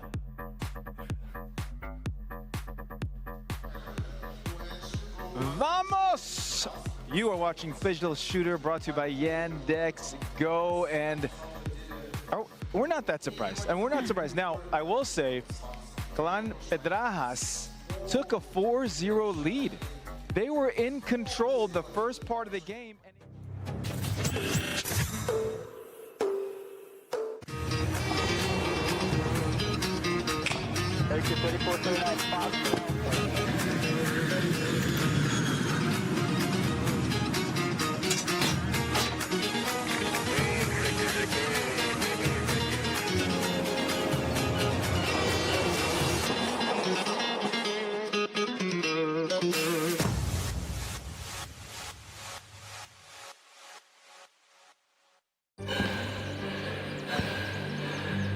Үлкіміздер әр қадамы жаңа жетістікке жетелейтін марафон. Біз осы жолды сіздермен бірге 10 жылдан бері жүріп келеміз. Тимур Құлыбаевтың халық қайырымдылық қоры.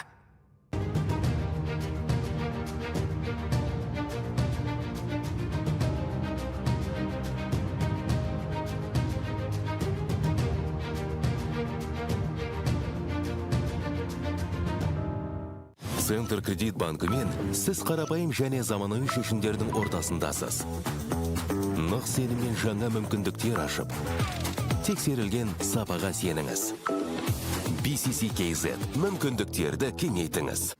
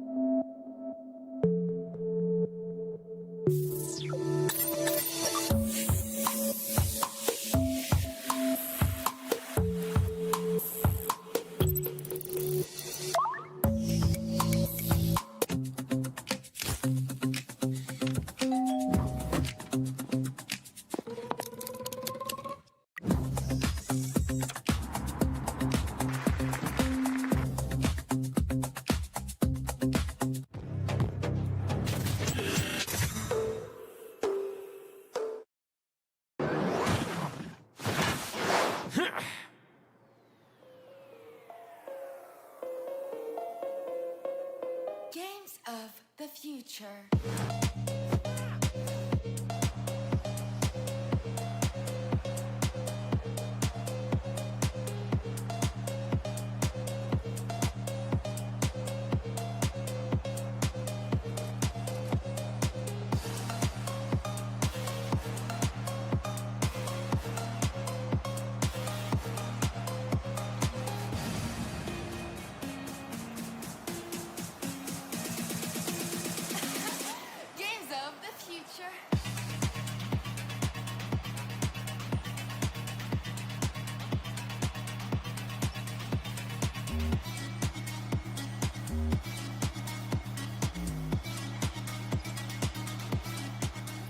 And a very warm welcome back to our live broadcast of the Digital Games of the Future, Astana 2026.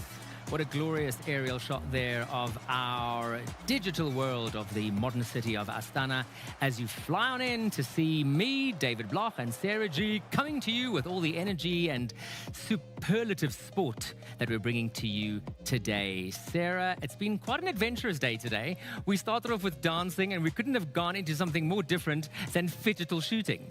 Indeed, David, absolutely different skill sets there, but don't take it for granted. This particular discipline does take a lot of skills as well. Absolutely. We've already seen the local homegrown favorites, KZ beat Clan Petrajas, and going in with a very strong footing as we move into the laser tag segment coming up a little bit later on. As the teams prepare for that, we've got a whole lot of action and stuff coming up for you in this segment. As he said, there's a lot of things coming up. We've actually completed getting into a lot of these disciplines. We just have a few coming up. So we have Phygital Fighter still in store for you. Yep. But a lot of action across all these disciplines, a lot of big wins, a lot of surprising losses as well. Let's go now to the highlights from the last few days. Absolutely. If you look at your screens now, you'll see what we've been up to over the last week or so as we've been here broadcasting live from our studios. We'll be able to show you our entire schedule that will be coming up and that has already taken place. Of course, first and foremost, before we share that with you, it's our highlights video of what went down yesterday. As the teams came out, they thoroughly enjoyed their time. Tamahunto more than the mighty No Name team. However, it all changed rapidly in the physical aspect, as we said. We're just watching the digital stage here where it was flying colors for No Name Club. But at the end of it all, they did end up losing the entire match by just 1 goal. So maybe, you know, game by game, the stakes get higher and higher, and it just gets more competitive. These goals get better, and the teams are only going to get better, as we say, as they gel better together and enjoy the tournament a little bit more. Well, now joining us on the desk, please welcome, of course, our winners from Tamahunto, Gyochonatas. Yes, sir. First of all, congratulations. A great come-from-behind victory. That was an amazing performance. You were down 3-1 in the digital stage. However, going into the physical, you made it back 4-3, a tough mountain to climb, and you did it. Congratulations.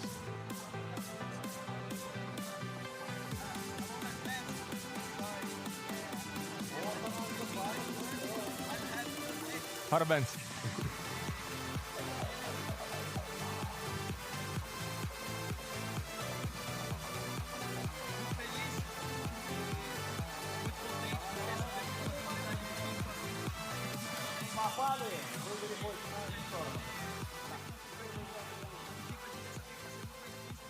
Barrage is just not showing up. They talk about how Petrajas is doing it over and over again, and that I believe they're thinking that Clan Petrajas is a dark horse in this tournament. Yes, they are. You know what? And just it's nice to see, but it's an expectation, an expected performance. I apologize, from Clan Petrajas.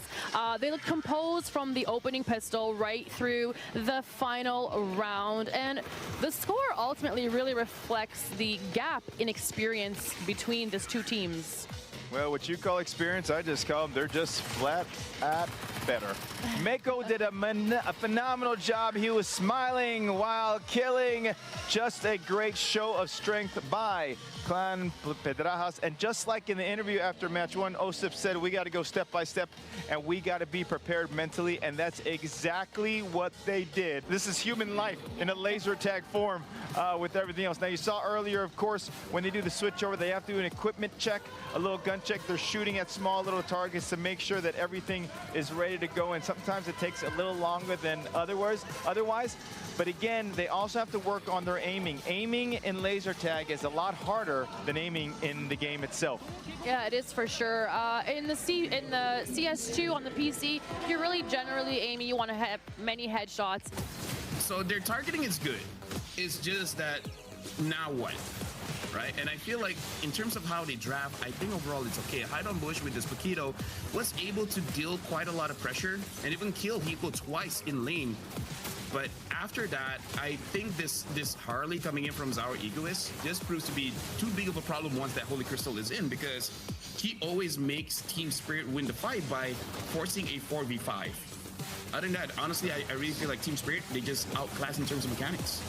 Yeah, I mean, the outclassing mechanics is one thing, but also you're absolutely right about Zar. And I think that he purposely tried not to interact with Haidon Bush for like a good chunk of the game. And then once he was finally strong enough, I still don't think he was putting himself in front of danger like that, right? He's holding on to his migration, making sure that he still has the hat trick to go in and out of these fights. But mainly, it's to try to bait a reaction from Entity 7. We saw a lot of these fights, especially with the main win condition in this claw to chunk out his opponents, jump into it, but with not enough gold, and I think more importantly, not the secondary situational item. He needed a Winter Crown to be able to kind of stop this overall push from Team Spirit.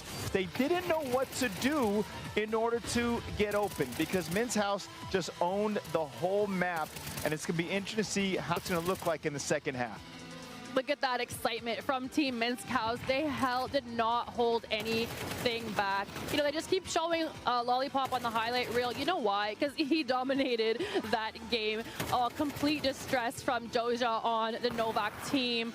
Here we are again. We also have Zenex, who performed extremely well today. All of the D words that you can enter in this chat. Yes, they were dominated from the beginning, as I said several times. And Minsk House, like I said, had control of the map from the middle. Controlling the middle of the map from the start, and just really had the first, opener of the game. And usually that sets the tone, and they sure did with this one. Playtime now, it shows you exactly why they are supposed to be at the TI, and next time it has to be two teams from the SA region. Yeah, completely. This is 100% earned. I'm gonna say it as I'm from Kazakhstan, man, but I've been here playing on NA, so I know SA very well, and I would like to mention that for them. And yeah, these guys absolutely deserve it. They absolutely earned it. Of course, they earned this slot.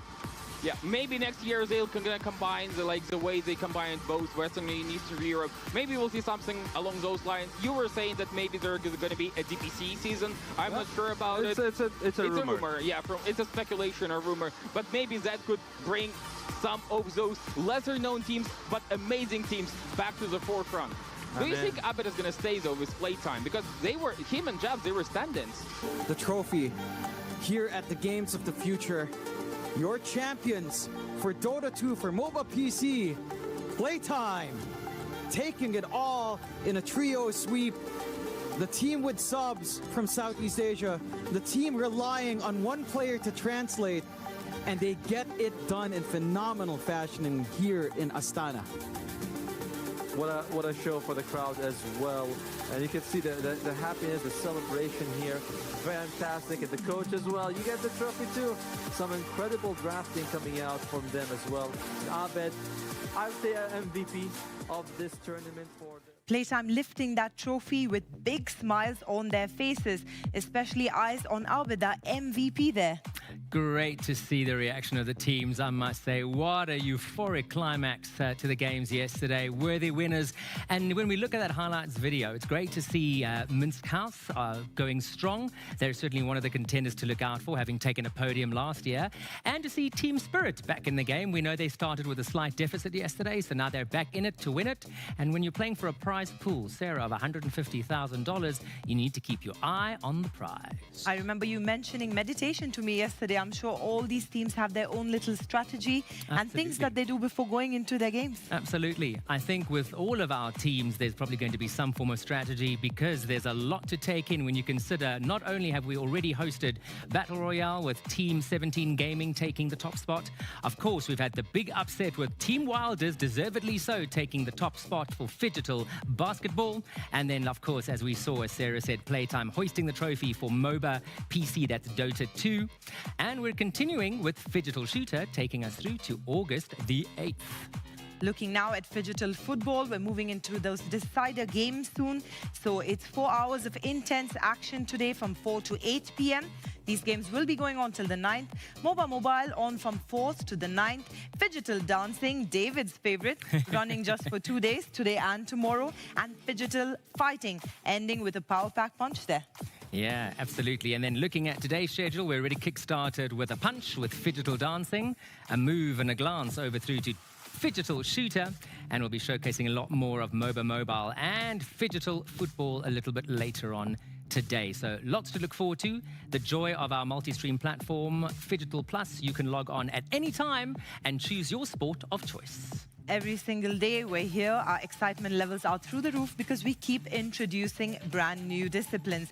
Each one have elite athletes competing for huge cash prizes. Absolutely. Which wouldn't be possible without our sponsors. It would not be possible without our sponsors, Sarah, and we have quite a number of them that we highlight throughout the course of the day. In fact, our first one we'd like to thank is Yandex Go app, without which it wouldn't really be possible to move so smoothly around this country. Absolutely. Yandex Go, that's the one you need to know. And then, of course, one of our other really fantastic sponsors who we are indebted to, and you see them on screen now, our general partner, Halleck Fund. Thank you so much to Halleck for their support. As the days progress, the excitement keeps increasing and the stakes really matter. So it's very important for these elite athletes to focus on what they're doing as they power through. Absolutely. We've been speaking a lot about the concept of Phygital sports, the physical aspect and the digital aspect as well. Some are slightly more hybrid than others, some slightly more in the esports space. What's exciting to see as we introduced digital or Phygital dancing rather, is the fact that it almost runs simultaneously, where contenders compete against not only a live person, but they are judged by the software of the actual game to determine the winner of that round. Unlike, for example, Phygital shooting, which we've now just seen, we have the digital version, and what I'm most looking forward to now coming up soon, Sarah, will be the live action in venue in that gladiator track, which is the laser tag. Absolutely. Some results coming in from Just Dance. Lala going down to Sogdiana. Konstantin fought strong to beat Donches. Ivan beat Sergio 2-1. And Franco destroying Ariana there. There we go. It's really exciting to see. Sometimes within certainly Phygital dance, we have 2 females, we have 2 males, and then we've got the male-female, which is really exciting to look at as well. Of course, if you don't know anything about Phygital dance, it doesn't matter, because we have a video here that's going to explain everything to you. The Games of the Future 2026 in Astana, sport and technology come together in unexpected ways. And Phygital dancing represents it very well. Here, athletes don't perform in front of traditional judges alone. Every movement is tracked by advanced motion technology, where precision, timing, and consistency are measured alongside creativity and stage presence. Please introduce yourself. My real name is Lena, but you can call me Lina, and on social media you can call me Lina Attack. Welcome to Astana. Let's begin. What are 3 important qualities for the dancer to have? 3 qualities, I think it has to be consistency, like you have to train not every day, but most of the time really frequently to have a good level. Secondly, have a good memory to remember which moves will come after the previous one, sorry. And the last one, I would say be coordinate with yourself.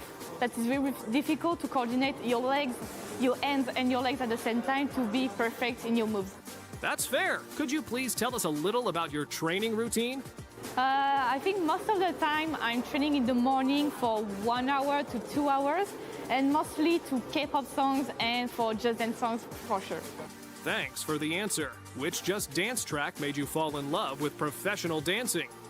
I started Just Dance in 2014, but I think the first song that made me in love in Just Dance was No Problem by Ariana Grande, and then I continue to dance to Just Dance every day, and I can stop dancing to Just Dance to every song, really.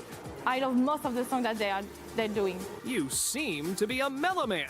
What do you like the most about participating in the Games of the Future? I think this is firstly meet other Just Dancers, because this is my first ever competition, professional competition like this, it is huge. There are many good just dancers that I followed before, and now that I meet them in real life, that's a huge opportunity that I have, and I want to dance like them. Meeting new people is always exciting. Do you worry about the way Just Dance evaluates your movements? Yes. Of course, I have struggling so much because I'm more a dancer than a just dancer, so scoring is very more difficult for me. But I managed to try it, and really, I'm impressed. In 1 month, I just involved so much in my scoring. I understand. Can you show us your iconic movement? From Just Dance, or a move that I like? From Just Dance, some of people will hate me.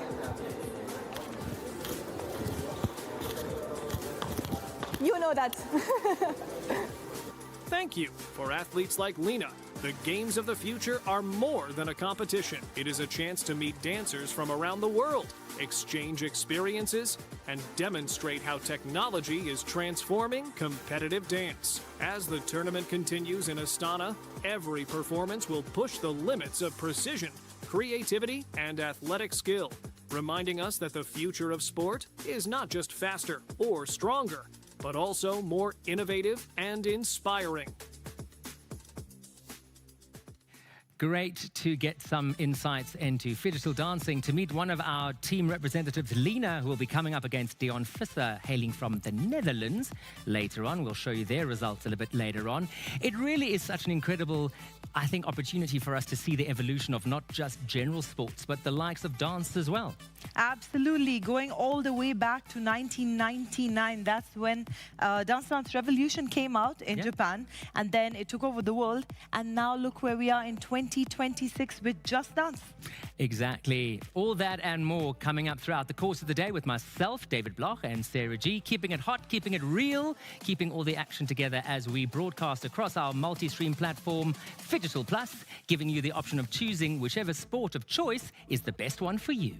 The best thing about the Phygital Games, though, is that we bring something different to the table so that everyone has something that's of interest to them. Absolutely. Now, we know that basketball was a favorite of yours, but as someone in the DJ field, music must be something that lends itself to Phygital dancing. Sarah? Absolutely. That's why every single time we have a break, you catch me busting out my dance moves, David.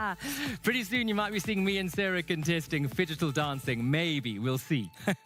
David also has a background in dance and theatre, so I think this one is definitely interesting for you. It's certainly one to look out for as well, and I think that's the great thing about Phygital sports, is that there really is something for everyone. And of course, what's exciting is that there's always an interest in developing and showcasing new sports. So who knows, we could in the very near future see things like Phygital golf, Phygital tennis.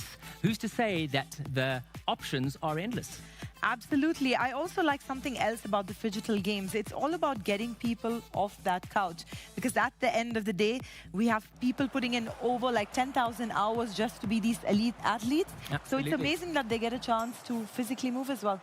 Absolutely. And when we talk about Phygital dancing, it really was started so that it gave people an opportunity to get up and get through their fear of actual dancing. I must say, to think that people have a fear of dancing is always an interesting one for me. I would probably have more of a fear of laser tag and shooting someone, even if it is only in the digital world. The first time I played laser tag, I never imagined that I could win so much of money if I actually performed as an elite athlete. I might just have stuck to it, David. Well, that's the thing, you know, you can never be too sure what you can walk home with. These days, there's a prize pool of anywhere from $75,000, as we know in Phygital dance, right through to a cash pool of $1 million in some of our biggest sports, like Dota 2 and PUBG. We see on the left-hand side there, Gulnaz, Kazakhstani representative. So, home girl hoping to take the top honors there, opposing Andres, who is a 19-year-old dancer who won the Phygital Contenders Astana 2026, hailing from Argentina. The big question on everyone's minds, though, is who is going into the playoffs? Team KZ coming up strong. Let's see what happens after this, though.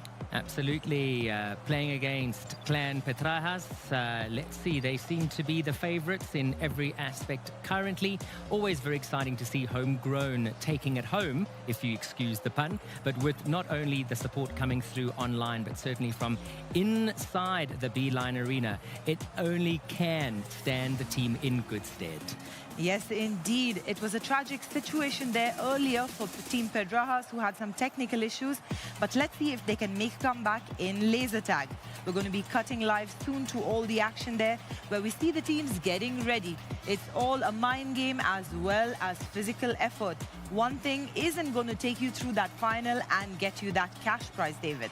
Absolutely. This is all about stamina, speed, agility, and making sure that you can go from the first stage seamlessly into the second stage. We're going to be handing over to the teams as they come to us live from the Beeline Arena, contesting a prize pool of $150,000. This is Phygital Shooter. Don't forget to grab your tickets at ticketon.com. Underway. It is going to be Pedrajas coming in on the attacking side right now. They're rushing out towards Turan Gardens, but they're going to be flanked out on the other side as well. It's early damage taken by the flame holder, and as it's going to be a secondary player coming out for K-Set into middle, they're making sure that Turan cannot be planted on. This is good positioning coming out from K-Set to try and delay. Remember, there's a 3-minute timer that teams have to go through. Vincent patiently holding on to that position, although he does have the physical flames. He is by the side. He cannot quite get on. Ooh, he's now going to go for a sneaky play maybe. Oh, he passed the physical flames. This is a nice tactic. But will they be able to intercept the flame is sort of what I'm wondering, because that mid player, he's got a sight line where he can stop the flame from crossing. Stratify can get good damage if he's willing to commit himself out, but Hugo also sees Stratify, so it's all about mitigation. Time is running down a little bit low. Mako as well, HP is not great. Vicent, not 1 HP. No one's died yet. Actually, one team has. That'll be the team from KZ, if I'm not wrong. Where are the flames? Where are the flames? This might be one of the slowest laser tag rounds we've seen. Vicent actually takes some bullets, I believe. Oh, the flames are making their way over to the cliffs. Oh, Vicent is got down caught. and out. Flames can be planted. They're over at the cliffs. We need to get a line of sight out over there. Hugo will get them down. It's a 3 versus 3. Agent K pushes forward towards their side of the map to be able to catch them out. No, he's actually regrouping. They want to get a double swing, potentially, onto the mid player. They're triple swinging him, triangulating around. It's a last player standing. Agent K will put him away, and Pedrajas take the first. Return to the bases. Very different approach. This might be the most complex round we've done. We haven't had a fake there. T-time. That's something we don't see that often. And it wasn't just a fake, it was the reposition fully of the physical flames. And even your best players kind of sacrificing himself for that fake, and you still managed to convert the round. Great work there for Clan Pedrajas. I think more than the fake over there, it's the idea that they thought they'd be able to sprint over to Duran and get a pawn down the way that we've seen Liga Pro Team doing. But this was so well played as a reaction to KZ's counter. KZ put a player. KZ, so far the teams that have been trying to deny Plan, they've been sprinting a player forward to the back of Turan, but Turan doesn't give you cover in a way where you can actually stick your gun out overhead and deny the bomb plan. So they go to the flank of Turan instead, so they can block off access point there, because the secondary is playing in the middle. The secondary access point, which you'd normally look to go in towards from to avoid that flank, that's where you get sort of teed off from as well. So it's a great adjustment to respond to that, but KZ are clearly thinking counters to the fast plant. Here's some comms here. Will begin in 3, 2. Round is ready to go. Go, go, go. We're live.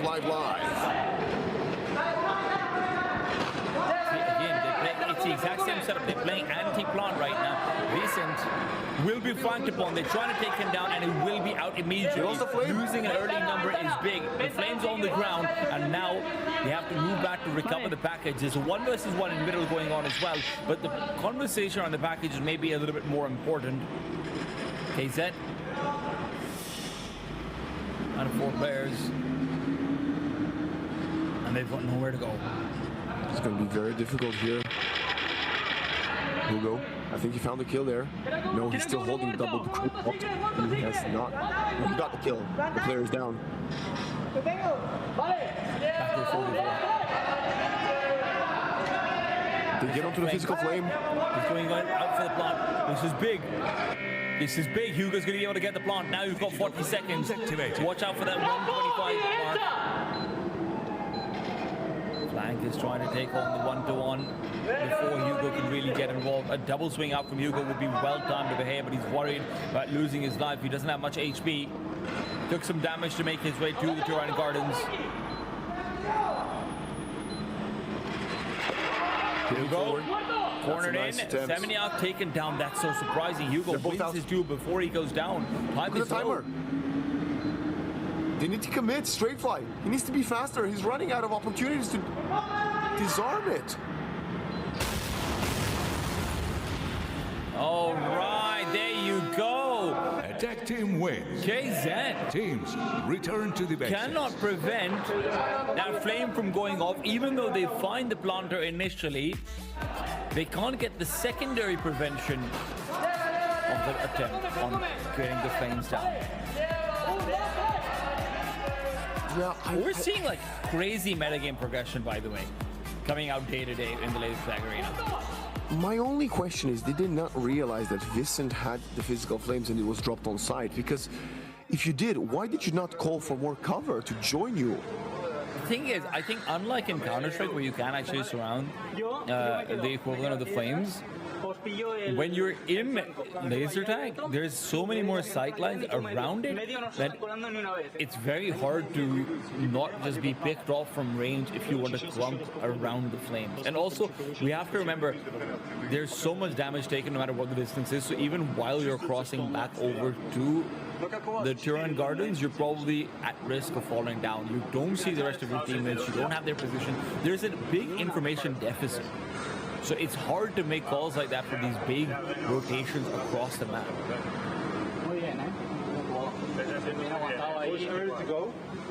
Another stern talk right now from Clan Pedrajas. They have had the upper hand tactically so far, I would argue. Hear the sounds, watch middle. Hear the sounds, watch middle. That's what I call it. I think that's what the referee said. Oh. Watch me. I mean, I could be wrong.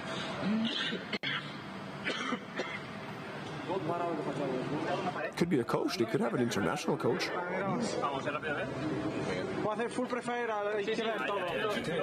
round will begin in 3, 2, 1. Go, go, go.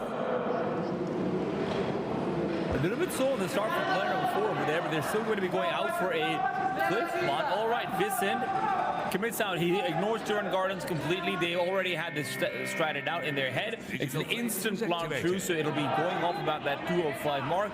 Vicent now would love to have a way to back off, but he's fully committed to this position. And it's going to be critical. Can they keep this alive? Hugo's looking for a little bit more prevention. If he can provide supportive fire to Vicent, that would be big to activate him into the round. Otherwise, they're lacking one gun while there's 2 players in middle flanking around. Vicent comes out alive. Not just one. Vicent's got a backstab as well. This is huge.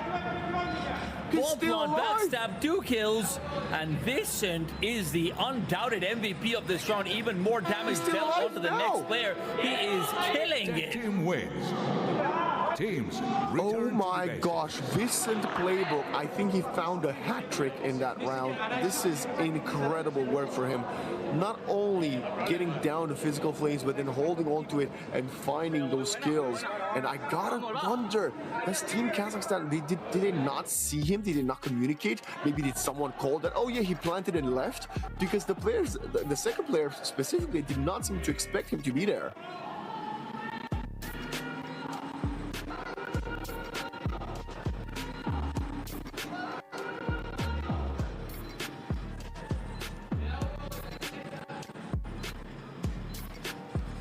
Man, I mean, this is just What a good play, man. 3-0 up. Pedrajas has been doing their homework, and now the unfortunate thing is all their strats might be good for is to be stolen. I would love to see a rematch of Pedrajas versus LPT, to be honest. With the way they're playing. Yeah, I agree with you. That would be such a fun, exciting, close matchup, probably. Attention. The round will begin in 3, 2, 1. Go, go, go! It's time for Team KZ to lock in. Otherwise, they're gonna really be too far behind. And it's the same tactic. If it works, why change it? Digital flame is activated. Быстрее, быстрее, быстрее, через мид. Digital flame in play already. Decent. Confident seeing Mango as before. He's got another player doubling up with him, just a rock behind. Novikov down to half HP. Digital flame does help. Oh, he's going for the ninja. He's got it. Oh my God, KZ. That's our second ninja. To the bases. Watson. That's unbelievable. Now my question, is there a sound cue while you're going for the deactivation? And do the buttons go beep, beep, beep? I want to say no, because Vincent just stood up after the digital flame got diffused and looked at his teammates and put his hands out like, what are you doing? Why are you not calming? Someone's on it. So maybe there isn't a sound.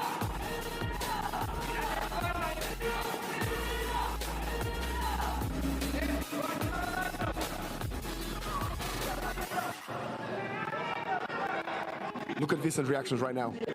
Look at his reaction.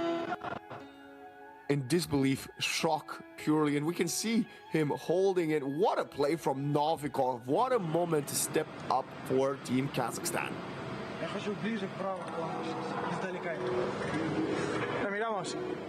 Attention. The round will begin in 3, 2, 1. Go, go, go! Pedrajas going back to the well. It's back to the Turn Gardens. Vincent taking some hits.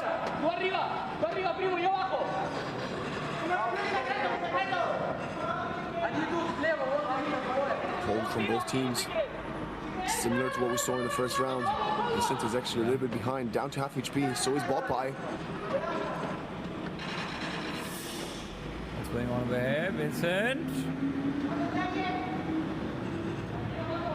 This is a full stalemate. No one wants to reveal positions. Oh, the bomb, rather the flames, switching over again. Vincent's out. Vincent's out. Where are the flames? Where are the flames? They were on him. I think they must be. It was the New Dollar district. Weren't they rotated back to New Dollar? It might be. We'll have to wait to see. It's frozen. KZ have an advantage. If they can just get the second round of the defensive side, their attacking side is going to be much more effective. Straight fly. Passes ice cream. Rayfix going for a Hail Mary will get caught in his attempt. 2 versus 4 now. Marcus making a sprint. Marcus making a sprint, needs one more kill at least. But he gets taken down with the backstab out from the mid box. He got the high ground. 4v1. Defense team wins. And that'll be Gayset with 2 rounds. That's bare minimum going into the attacking side. Switching sides. Change bases. Like I said, 2 rounds. Well, before the first round got scored, Kazakhstan needed to lock in now, and they did. 2 rounds on the defender side. Could be more than enough. Like I said, the attackers have been the ones racking up the vast majority of rounds over the last couple of days. So now we will be swapping out position. Team Kazakhstan still in with a chance to go for the full sweep.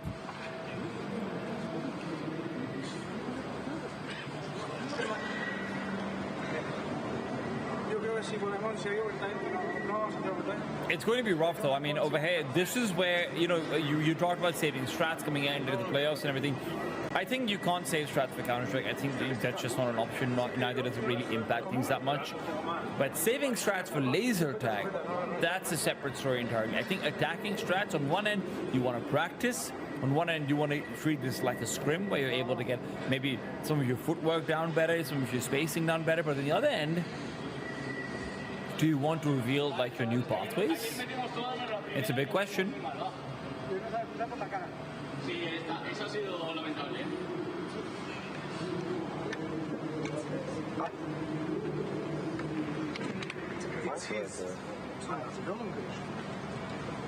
Weapons will be switched out.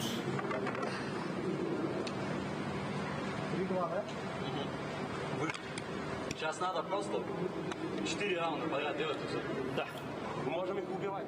Да, можем убивать. I didn't even realize that Duran Gardens was the A snipe, but in my head I was like, yeah, this is like an A snipe because it's harder to it's harder to sort of hold on to. Rather, it's easier to hold on to after you go to the plant in. It's harder to get ninjas down, things like that. There's a lot more angles, white spaces. Yeah, small side on the other side is green. Of course, it's going to be beam. Hey, good to know I've got something right. Look at the mini bot. Oh, I like that skin. I don't think I've seen that color before. That color combination, the red and blue. Right. That's kind of cool.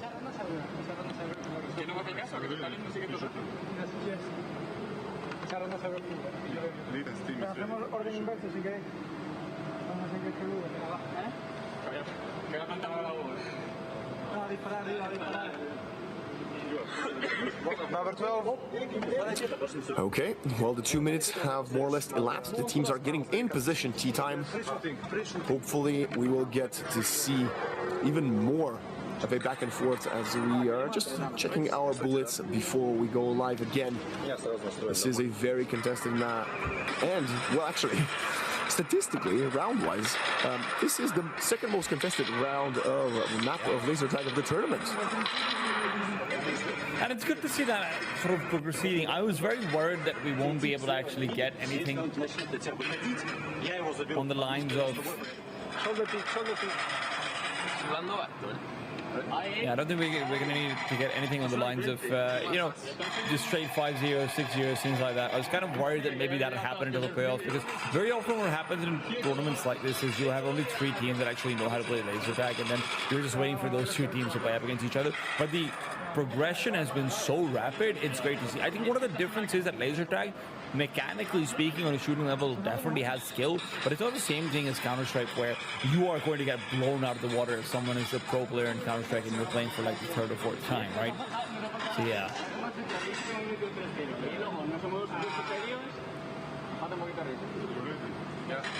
Actually, I have to also, you know, we've been highlighting a lot of great plays from the players, but also a bit of extra compliment here for Team KZ. They've managed to shut down Vincent quite a few times this first half, and other teams haven't really managed to do that. Even when Clan Pedrajas would have lost around here and there, Vincent was still impeccable. Yeah. And he's had his highlight moments, right? He's had his moments even over here. When you set standards so high for yourself, every single time you get caught is a big moment. Go! Absolutely. Oh, all 5 players are going out towards the A side. It's going to be the Turan Gardens where they want to contest. Look at the speed on Stratafly. Immediately goes in for the Flame activation. Flame is on. And where's Botboy? Botboy needs to provide support. There are 3 players coming in from KZ. They've read this well. Now there are 3 players coming in from Pedrajas. Seminyak taken down and out. They've lost 2 players immediately in the result of their initial rush over to A. Look, on paper you can just double swing this, and that's exactly what they're going to be doing. Rainy comes in for the backstab, should be able to come out on top, but the crouching is catching him off. Still, the initial 2 bullets that he gets off is a difference maker. You know, 1 versus 4 now, Rainy. Gets caught, and he loses the duel. You know what would be hilarious? And also super illegal? What? Is if you could stand on the people you've taken down, and you know how they're sitting down, you just boost yourself up by standing up on their shoulders. Like, hey, you have to stay there. I'm going to stand on you. Well, obviously that's impossible, but it would be so fun because sometimes you see these casualties that take place in very good corners, and that means you can't use that corner yourself to take cover after you've taken out an opponent. See, I'm thinking more like if you can get on the shoulders and climb up on top of the wall, like actually boost up. Yeah, but they would be opponents, right? They would like pretend to sneeze to make you drop down or something. Just imagine, like, oh yeah, I want to boost you. Achoo! Oh no, he sprained an ankle. Oh dear. You know what I think would be quite cool? If you could have, because obviously there's no utility for cover, if you could run around like 1.6 style with tactical shields. Oh, you know, that's a great shout. But that you should have like a limited use of the shield as well. The shield should have an HP. Yeah. What would you think would be the right amount? Shield, see, I think you have 8 hits on the shield, but you're not allowed to have a weapon then. That's fair. I think that makes a lot of sense. No, I think so too. You could argue that 8 hits might be a little bit too low because the shield is so massive, right? But maybe you make the target on the shield smaller. Yeah, I feel like you have to, like 8 hits is twice your you're basically doubling your HP in trade for not being able to shoot anyone, right? That's what it is. So you are a designated bomb plant and get out of their situation. Okay, I think 8 hits, but if you're the one with the digital flames and you've put the digital flames down, you get to run back to spawn and swap the shield out for a gun after that. That'd be quite fun. But you have to be the one planting the flame in order to get a gun back. I think that's quite a fun concept. I mean, it would be good if we could do it like a video game wise, and you could just have like a backpack, and then you take out the gun from your backpack, you swap them in and out. You need to have the punishment of going back to spawn. I think that's a big thing, because you're giving up something in order to have the shield. There's a tactical element to it then. So do you drop the shield as soon as you plant? No, you have to keep the shield, otherwise you're going to die. Like, you know, the shield HP is also combined with you. Okay, I see. The round will like, you can't be empty-handed on the battlefield. 1. Go. All right. Sprint is being planned once again for Tyrann Gardens. It is 4 players committing to it. Straight flash there.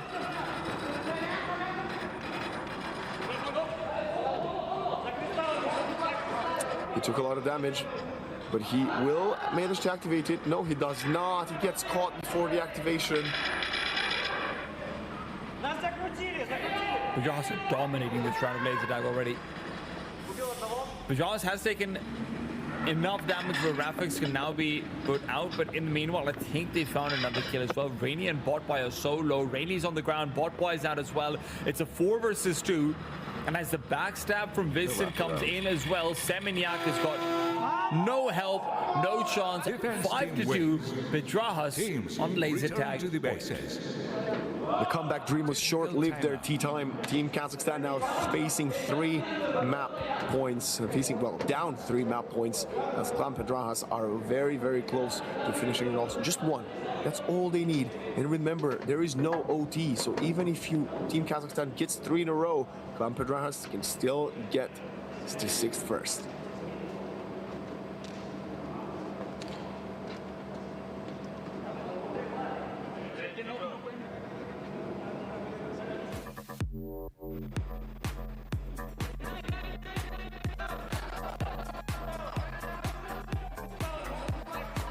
What did you think of the usage of the tactical timeout?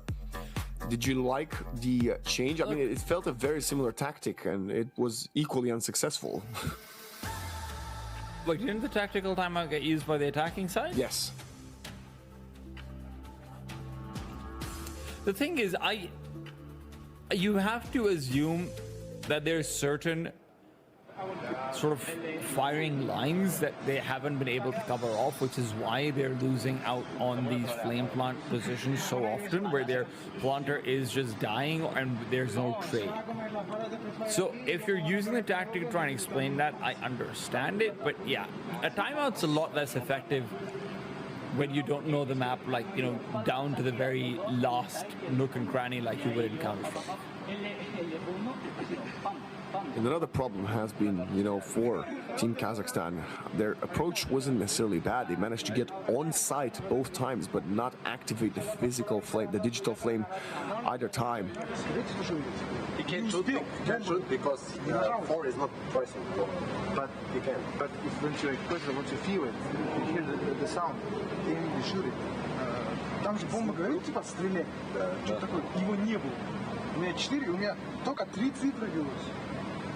Only 3 numbers is press it.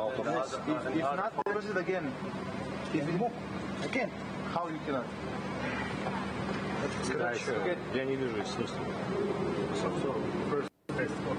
So I believe we might have, well, an alleged... But I pressed 3 and bomb is sound cancel. Don't have a sound. Я знаю. I know. So you couldn't press 4? Yes. I pressed, but... So he's explaining why. He's actually, this is very good for us because I was just saying they haven't managed to activate the digital flame at all. I was saying you pressed all correctly, but you didn't shoot. So after pressing all buttons, you need to shoot.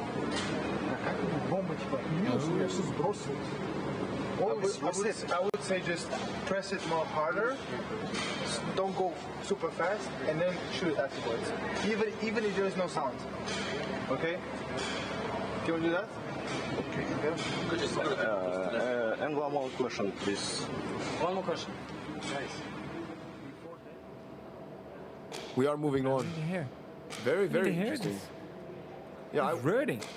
I didn't know you need to shoot the flame to No, plant that's deactivated. Yeah, that's the final part of the activation. So you put deactivate, but they're... No. I think you also have to do the same thing to activate. That's what I'm saying, to activate. Yeah, to activate it. Oh, okay. In plant A, judges move crystals together. Now they have a window, small window, when you can shoot. But if you stay between crystals blocking the sensors. I can tell them right now. And it's looking only camera.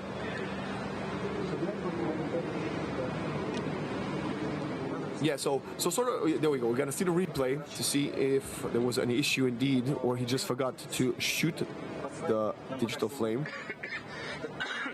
The replay bar is kind of covering it for us. Okay, so he pressed the numbers. He pressed all the buttons. He didn't shoot it. Oh, he already goes down before he can shoot it, right? Isn't that what's going on? He didn't shoot it. Okay. Yeah. We have that confirmation. But we don't know which one. Well, we don't know which round they were referring to because it happened both rounds, and we don't know which round that replay was from. I think that round was from the previous replay. I would hope so. That's also because I'm just saying that because I want to have it be true. I have no reason to believe that. And if they receive more complaints that they are gonna, for the next one, they're gonna do unspoken conduct for the who's doing that. They're gonna get deductions. But if we lose only one time, I know. Go. Okay. Apologize. Ready to play, boys? Yeah. Ready? Yeah, Mr. Referee, I agree with the player.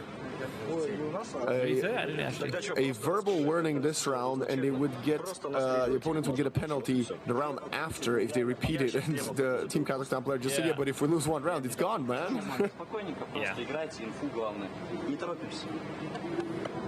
We'll be about the crystal balls.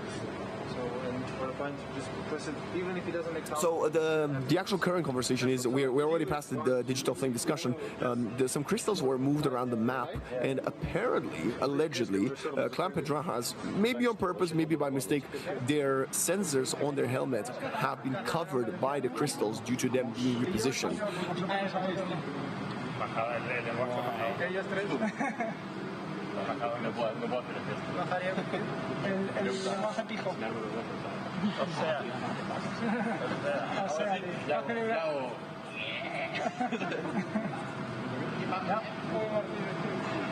Just imagine if they went around with styrofoam in their pockets, you know? Look-a-doo, hey, I've got a shield.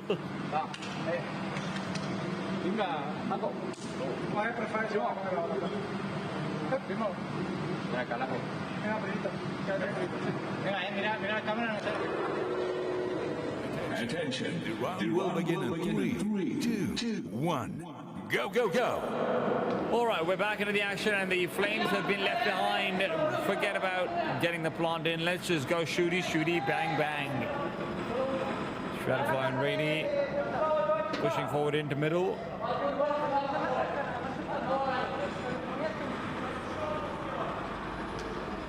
Very slow round. Team Kazakhstan playing with all the marbles.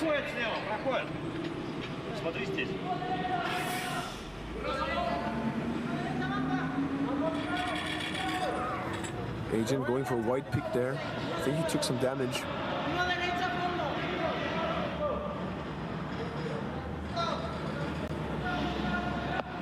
Straight twice advancing. Mako, nice position right below, well, between the stairs. Look at the HP. Team Kazakhstan have a player lead and a considerable HP advantage. Vincent down to 25, so is Rafix. Following Botpie right now on our screen, down to 50 himself. Straightfly will die. His aggressive play will not work out. Botpie also gets caught. This is a disaster. Yeah, that's a problem. Serious problem. You had such a big advantage right now, but still, three players on one bullet each. One of them's down. Vicent out, over and out. Rafix and Hugo are still very weak as well. Mako, if Mako can take down the mid-side player, if he can get the better of Rainy, longer shot still. Ooh, another man's down. No, Novikov isn't gone yet. He still has 1 point of HP. He's chasing Novikov forces Mako back. He's chasing him down, hoping for the shot to the back. Won't be able to find it. And now Mako's on 50 as well. Rainy is the difference maker. He's got 4 points of health. He's walking towards Hugo.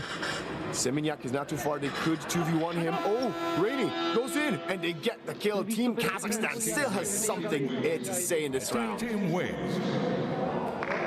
Yeah, leaving the flame behind and making it a pure fighting battle when Pedrajas was expecting this to be a flame play was a big decision to make.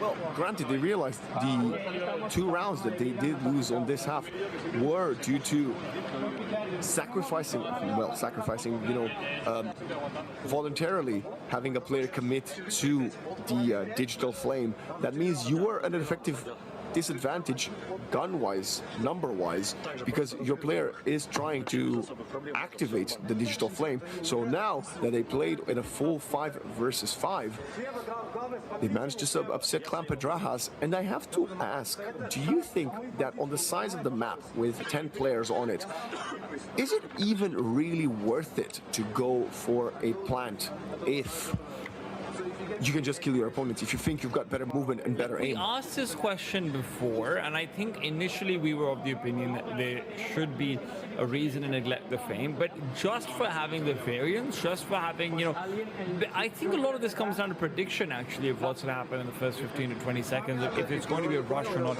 You have to have certain anti-rush protocols put in, and that'll only be there if you're threatening the plant. So I do think there's a tactical reason why you should always have that in your back pocket. Go, go, go.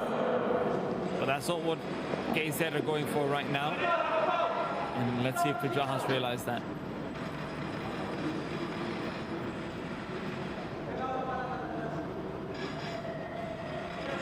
Straight fly and no, both by. Oh my god, by the way, Mako is the only player I've seen all tournament long with sub 100 heart rate.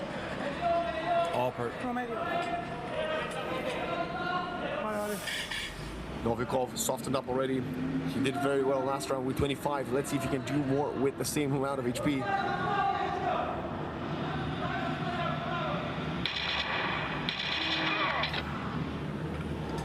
The Seminyak versus Hugo matchup is going to be very important. If he can keep on preventing Hugo from leaving this Turan Garden side, that would be huge.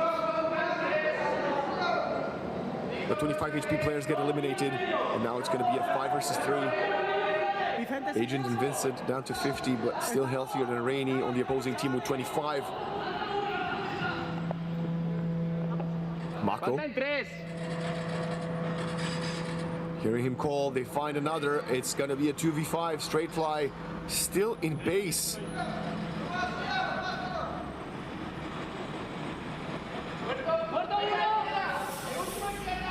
Get one, but Semignac is last alive. Oh my god, listen to how vicious they sound. Pedrajas are running them down. 6-3, Pedrajas will at least get one more point on the board. This gives them a single chance of making it to the playoffs. Their fate lies in the hands of Mirage Team. If Mirage Team can 3-0 Liga Pro Team, and Pedrajas makes it to the playoffs, otherwise they will be saying goodbye to their Games of the Future time here. 3-0. So not a 2-1. They need to 3-0. Wow. Mirage Team. Oh boy, a lot of stake there in that matchup. And I gotta say, if they were to win 3 maps, they would significantly improve their score. Of course, Mirage Team cannot make it out of the group stage, right? It would just be if Mirage Team wins that would allow for Pedrajas to go through. Is that correct? Yes, I do believe so, but we're not going to do too many mental maths, too much mental maths, or too many calculations right now. Pedrajas, take it away, and we will allow our analysts to do the same. Jenna, Hernando, over to you.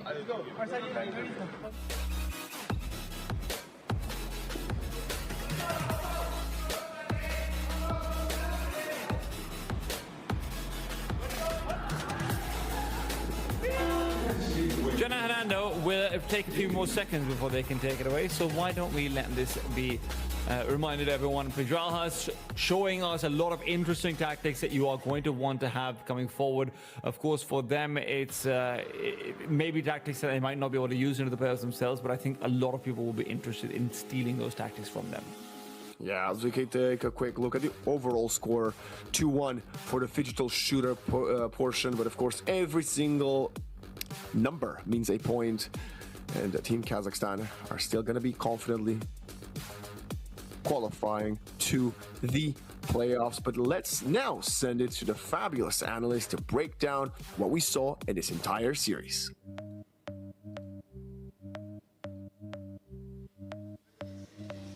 That was the laser tag part of Digital Shooter, brought to you by Yandex. What a matchup. There was so many drama involved with it. I thought there was a conspiracy. If you believe we never landed on the moon, if you believe in the Bermuda Triangle, and if you're a flat earther, then maybe conspiracy is brewing here at Digital Shooter. I don't think there was any conspiracy in that one, H. I think it was pure adrenaline, pure confidence, and pure tactical skills. Congratulations to Clan Pedrajas for another win in the bag in the laser tag arena with a final score of 6-3. As we say anytime Pedrajas gets a win, vamos Pedrajas! Now, listen, they escaped. They did a great job. They were dominating pretty much the whole time. Team KZ tried to come back. They just didn't have enough at all in the tank. What I love what our casters were talking about, they're talking about heart rate, they're talking about the stress, they're talking about flanking, they're talking about all these different things that you as home, you get to see what laser tag really is about. So, Pedrajas, muy bien, mi amigos, as we take a look at some of these highlights. If you have a look at the screen there, what I love the most is always Clan Pedrajas rushing to the flame site. They were on A site in the beginning, then they switched to B. I think that took the opponent a little bit, you know, off center there. They confused them a little bit with their strategies. And, you know, they were just on their toes physically and literally the entire game here. Yeah, and we saw the players using more of the whole space. The first 2 days, they were not using this beautiful laser tag arena, but now they are understanding what needs to be. If they space out, they spread out, they play with the good pace, now they're able to find the different angles and attack the people and get some great shots. I love now that all the athletes are now in a low attacking position. We also saw earlier players doing that amazing jump shooting thing that they do, so you avoid getting tagged by the laser. and it worked. It worked a few times. Listen, here's my unsolicited advice that I give to everybody. Why don't you now jump up and down and then stop, drop, and roll to complete the move? Oh my God, my favorite part of the laser tag arena game is the 1v1s, when they're just, like you said, weaving, jumping, and really getting down to the nitty-gritty of that battle. And you know what, at the end of the day, Clan Pedrajas came out on top. I really think it comes down to teamwork and communication. I keep repeating that, but that is highly important in this game. And you know what? Laser tag is not easy. You can see here we have 3 of Clan Pedrajas just surrounding the digital flame site there in site A. Now, if you're at home and you're watching the laser tag part, if you see the graphs on the bottom left and right hand side when we're actually playing, you see their heart rate monitor. And as our casters pointed out, Mako usually has one of the lowest heart rates. Now that is so important in this type of competition, because when you're going around the wall, a little nervousness, a little anxiety kicks in where the heart rate spikes up, and you want to remain calm so that you can keep your head on the swivel, see everybody, and then make those attacks. I love the players' POV from their helmet side. It's so much fun to watch. You kind of really get a feel and a view of what they are seeing on the screen right now. We have the leaderboard. Real quick, Vincent, VCNT from Clan Pedrajas with 10 kills. Sorry, I can't even read that all of a sudden. Okay, and 5 deaths on that one. He was the leader in there. These are extremely important, just like statistics, just like we are on the gaming side. Look at Team KZ, they just didn't have enough firepower whatsoever. Too many deaths versus kills. It doesn't matter if we're gaming or if we're out there in the real world in the laser tag arena. You've got to have more kills than deaths, and Team KZ could not have enough of those altogether. Muy bien, Clan Pedrajas. I asked you earlier, ¿Qué estás haciendo? What are you doing? And you know what? They came out on fire, and they showed that they can go ahead and dominate on the laser tag. But, alas, that was not enough, because Team KZ still comes away with the victory, 2-1 overall. Final thoughts on that before we turn the page. Yeah, I just want to say laser tag is not easy. There's a lack of information in that arena. You don't have the mini map like you do on the PC here. You are more exposed, and really, really, communication could cost you your life in the laser tag arena. Absolutely. Now let's head over to the arena. Let's have a quick interview. All right, guys, GG's on winning in laser tag map. So we do hope that you still have a chance to go to the semifinals. Please share with us your feelings.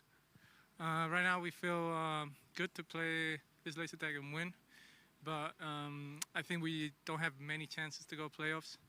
But we're still happy because we made a good show, and we're all having fun here, so it was good.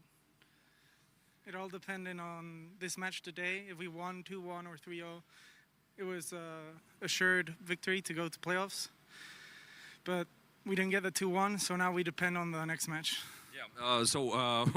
We're gonna be cheering for the lose of Liga Pro team, and cheer for Mirage Shooters. All right, guys. So any message to your fans?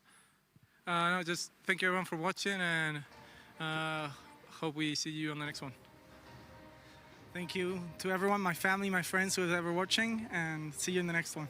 Oh, great performance from you. Congratulations. GG's once again. Yeah. Clan Pedrajas tugging on the heartstrings of our viewers all over the world. Yes, they had to come away with a 3-0 win or 2-1 win overall to assure a spot in the playoffs, but they didn't. So now they are going to rely on the next game, Jenna. Yes, speaking of the next game, it's Liga Pro versus Mirage Team right here in the Beeline Arena. Now, I'm not going to say it, but I'm going to say it. Mirage Team hasn't won a single round yet. You said so, it. I said it. You said it. I did. Liga Pro has shown time and time again that they are on top in the laser tag arena. They're physically strong, they're physically fit, and also they are also good on the PC round. So I'm going to be betting my bets, putting my bets on Liga Pro team this round. Here is my challenge to the Mirage team. Your name is the Mirage, which means are you there or you're not there? You gotta show up, Mirage. You gotta show up against the mighty Liga Pro team, which in many ways, as a sports organization, they are a phenomenal group of players, people, athletes, coaches, etc. All of it.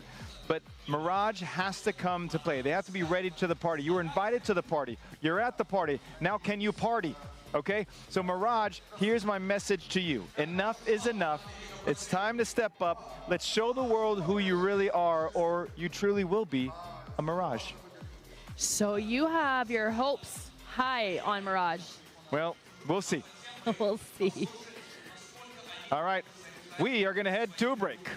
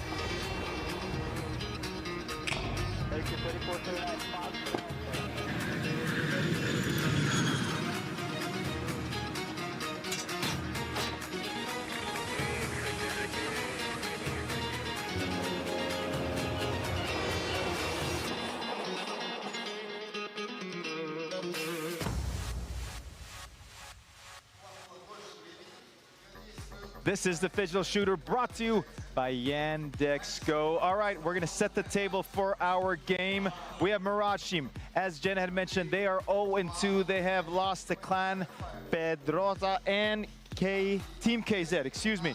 Liga Pro team comes here 1-1 with the loss to KZ, but also a win over Clan Pedrosa. Yes, you know what? Liga Pro team, I need to see you win this one. I need you to get this win in the bag so you can possibly make it to these semis. Have a look at our screen. It is just reiterating what we just said. Liga Pro team versus Mirage team. Coming up next, this is the Digital Shooter presented by Yandex Go, and we've had an incredible, this is our day 3. We've had an incredible 3 days so far of the Digital Shooter competition here at the Beeline Arena in Astana. And I think we've seen all the different teams, they're quality teams. The two teams coming up are quality. I know I made a couple jokes about Mirage, but here's the thing. Both teams need to show who they are. It is day 3. Day 1 is gone. Day 2 is gone. They're all in the rearview mirror. You know what's right in front of us? Day 3. And the game right here, we're going to see which players of these two teams are going to do. Let's go over this lineup here, Jenna. Yes, so from Team Mirage, we have Grom, Ivar, Dead, Shaitogi, and Papanomoloko. Who makes up these names? Papanomoloko. I love it. Mirage team, this is our challenge to you to step up. I think they're going to have a good game. We got to be consistent all the way across the board. If you start fast, finish fast. That's my unsolicited Coach H advice to you. Very solicited, let me say. It is always welcome. We're just trying to help you guys to the next level, even from up here on the analyst desk. When we take a look at Liga Pro team, we're going to see their lineup here right now. It is Ninka, Ziwao, Faydet, Miner, and of course our crowd favorite, Lanes, is in the building. Now, a couple things. We need a couple of these players to step up in their game. Lanes did not have a great day 2. Can he bounce back? Faydet had a great day 2, a subpar day 1. Will he continue being consistent today? Lanes killed it on day 1. Didn't do so great day 2. I'm expecting him to dominate once again day 3 here against Team Mirage. I think this might be one of the faster games that we're going to finish off today, but we'll see how it goes. I think they're oh, what's happening? They have 2 different distinct styles. Let's go over this map though real quickly. Yep. So we have map Inferno picked and map Nuke. Okay, chosen by Liga Pro team. This is going to be an interesting round. I wonder if Mirage strategically chose Inferno. Now, usually they do have, it says that's their map pick. Wonder what's going to happen in that one. Well, all we can hope for is that these teams are going to stay aggressive. We already know that Liga Pro team, they are known for being super aggressive right from the offset. And Mirage, now we could say Mirage is aggressive or not, but we really don't know because we haven't seen the best version of themselves. So today, Mirage, you got to come out on top. They've got to be the attacker, aggressor. They have to be the hunter, not the hunted. I'm running out of cliches altogether. They are the ones that is going to be able to pull out the victory. Now, I'm sorry. I'm not predicting Mirage. Okay. I'm still going to say it right here on our target pick. It is going to be Liga Pro team on my end, who I think is going to come away with the victory. I think it's going to be Liga Pro as well, but I'm still praying that Mirage has some, you know, juice left in those guns. You know what? I hope they're probably hoping they have some juice left in those guns at all. Now, reminder, what is this? You just probably tuned in and you're wondering, what am I watching? You are watching the Digital Shooter brought to you by Yandex Go. And what this is the mold, the blend of 2 worlds. It's the digital side where they are gamers, and then they head over to the physical side to play laser tag. But enough about us. Let's head to the game. Harmony between worlds.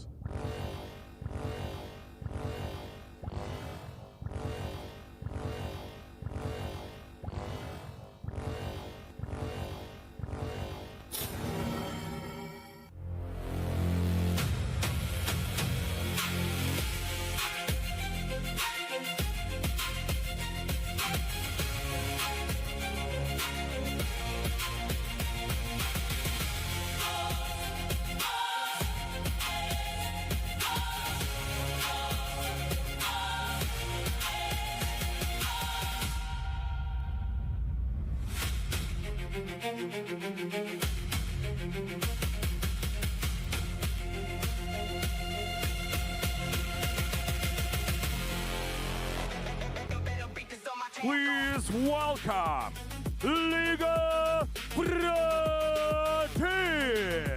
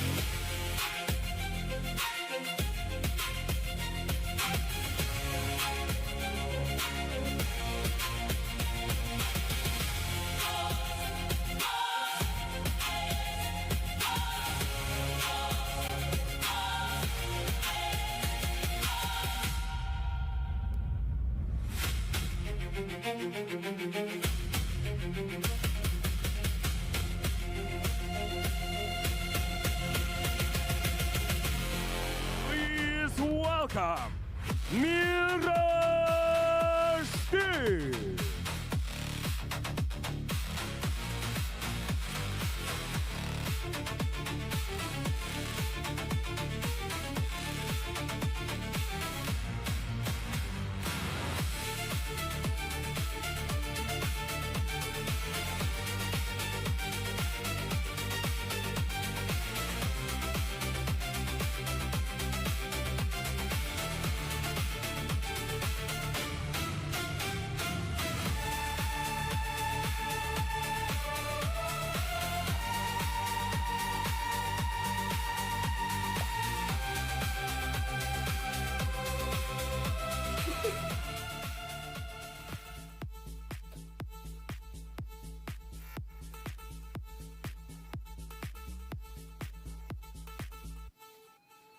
It's time to find out whether Mirage team can make their mark. So far, they have suffered 3-0s all the way through right now. Clan Pedrajas are relying on Mirage team to find some sort of success as this one. I'm joined by Vlad Waxen Katashan.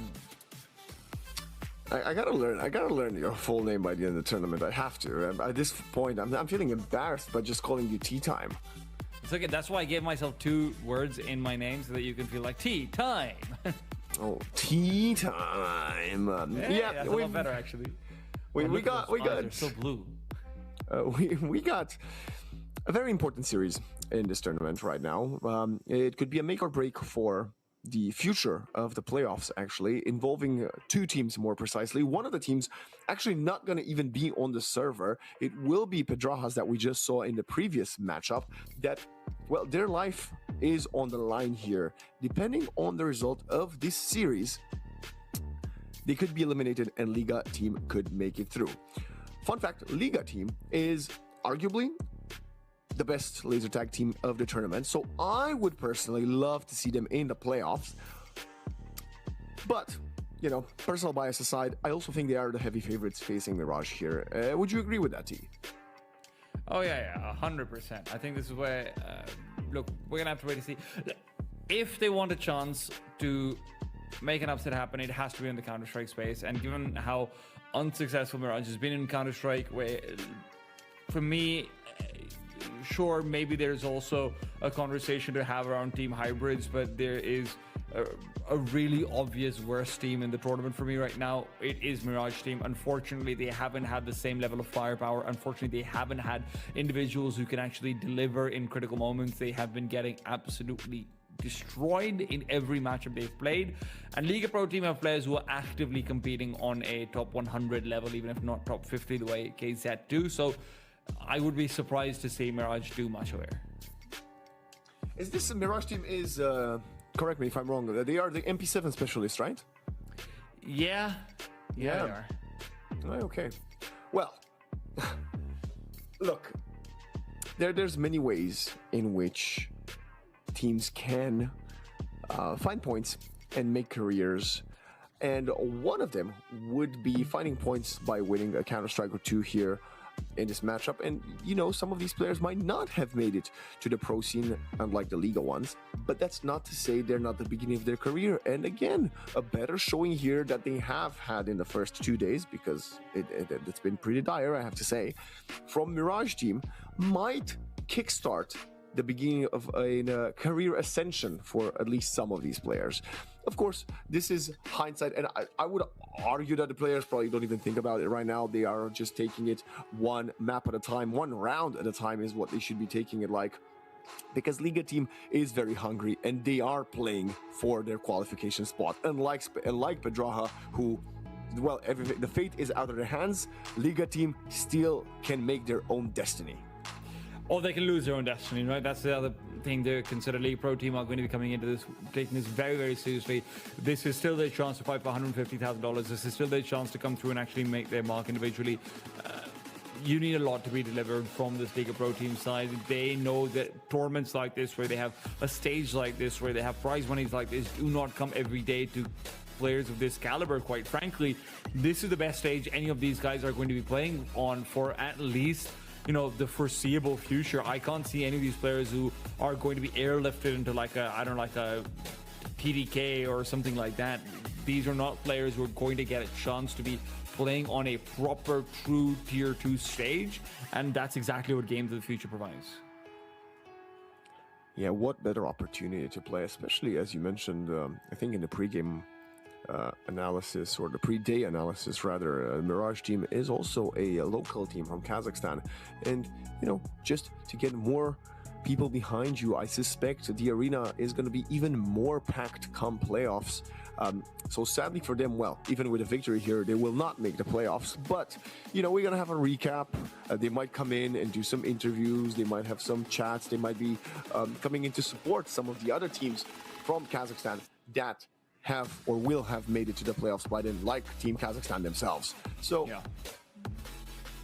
yeah, I mean, we've spoken a lot about, you know, the home turf advantage. We've been joking about mattresses and pillows and food and rest.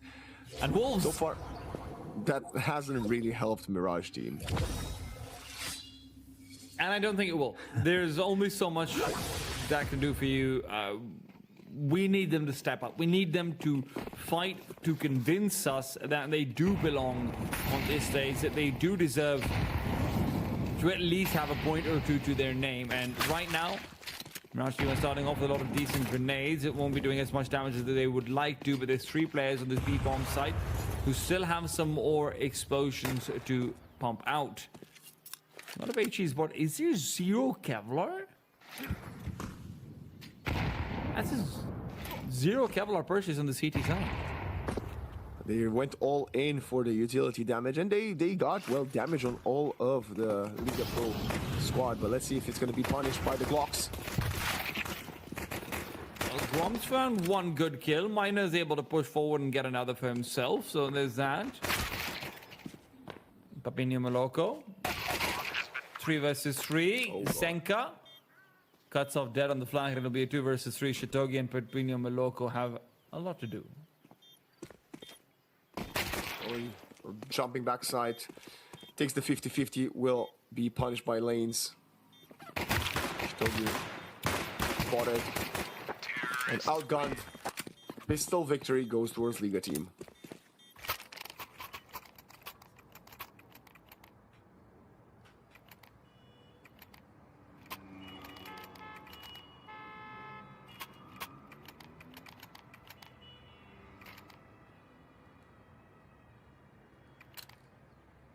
Yeah, so I've been trying to find the face-up profiles for some of these players, and I think maybe their profile names, etc., might be slightly different. Papinho Moloko is level 9, which is, it's pretty high level for the average player. I'll give you that, but trying to put a candle up is a little bit more difficult. But maybe we leave that behind. Right now, Mirage team are coming in with another eco round. This is going to be a little bit of investment coming in form of the pistols, but nothing beyond that. One of the things, if you are new to Mirage team, they do really like going for is MP7 purchases, which means that while their buys might be awkward, they can be frequent. You aren't really worried about buying up these extra pistols and the like if you are going to be going for MP7s time and time again. Yeah, which could surprise a team that is not used to playing that ecosystem, you could say, right? Yeah. But of course, this round's not going to be the case. Faded gonna kick things off with a double Mac entry. There's one more player inside, right behind Fountain. It's going to be Lanes popping up and above to take out Grom. Sinka wants to get one on the ladder. The Deagle of Dead will not find anything, and it's Shitogi once more for the 2nd round in a row, last alive.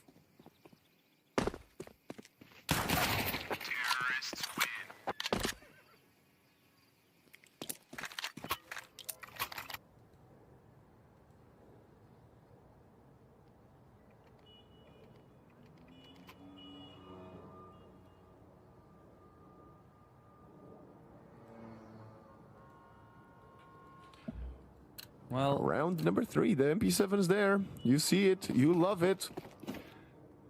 Maybe not you, but I do kind of like the I think the MP7 is still underexplored for sure.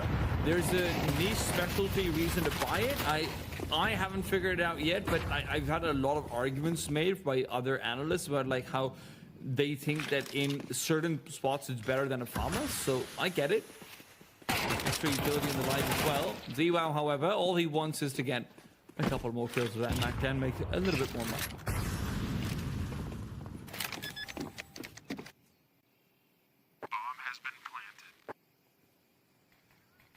well, it's definitely explored in this tournament, we can say that much.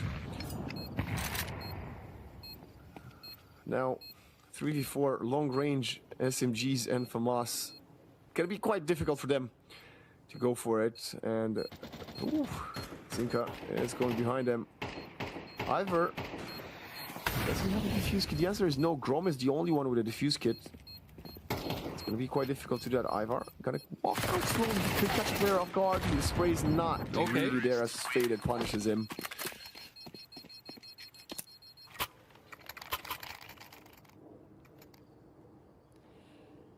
Yeah. Is there anyone on Liga Pro Team who you've been watching and considering that, hey, this is a prospect that we should keep an eye out for in particular? You know, has someone caught your eye? Well, day one, it was definitely lanes. Yesterday, he wasn't really showing me much. And I think Miner, I believe the op player, if I'm not wrong, for Liga Pro Team has been fairly consistent.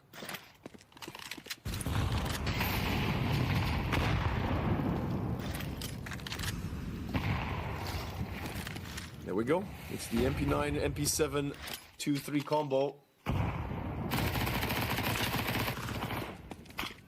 Flashbang goes on and Faded. Oh, actually, that's a Smoke. Smoke will be rooming way behind Faded, so he's going to be perfectly fine.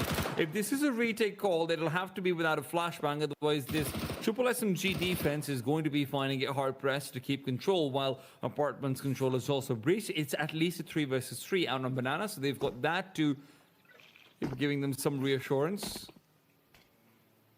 Faded has been rocking this MAC-10 since the beginning, well, since the second round. He's yet to die, so he will have equal weaponry, and he will still outplay the MP7 experts. That was an MP9, my apologies. Oh my god, last bullet MAC-10 tag, unacceptable. Shitogi gets destroyed. I think he also was clipped by an earlier HE, but it doesn't matter. And Lane's on the lurk. That's not too bad. I can just do that much. Liga Pro Team, I believe this is... I was a bit confused reading the map order because Mirage, well, they're named after a team. Yes, this is Mirage picks, so that's why Liga Pro Team. Well, that doesn't make sense. Liga Pro Team chose to start on the T side, actually. Fascinating. Listen, it's because when you're on the T side and you've got a skill difference, you can actually really clamp down on all punches. That's all there is to it. This isn't a, hey, maybe we've got a better T side Inferno, etc. I don't want to read into these things. We have to be very clear about setting up Liga Pro teams for a potential playoff appearance. They're going for the T side because they want to get control, versus a team that they're individually more skilled than.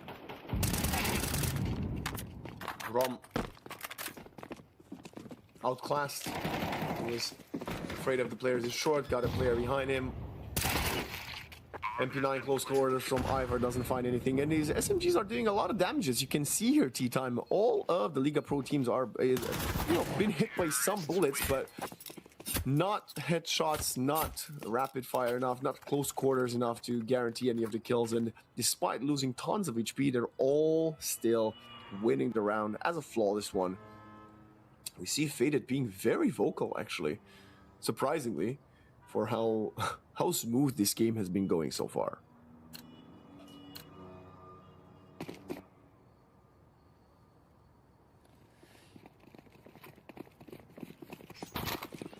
Come on, Shitogi, give us a couple of good moments. We had a few of those with Eagle from him before as well.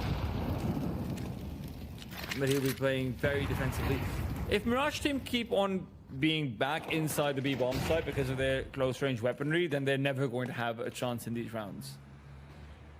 Yeah, one of the reasons Banana is one of the most famous portions of any map in Counter-Strike history is not just because of the name, it's also because how many legendary battles have taken place in here, because you need to contest it. It's such a big point of access on the map that you need to at least try to get control of it.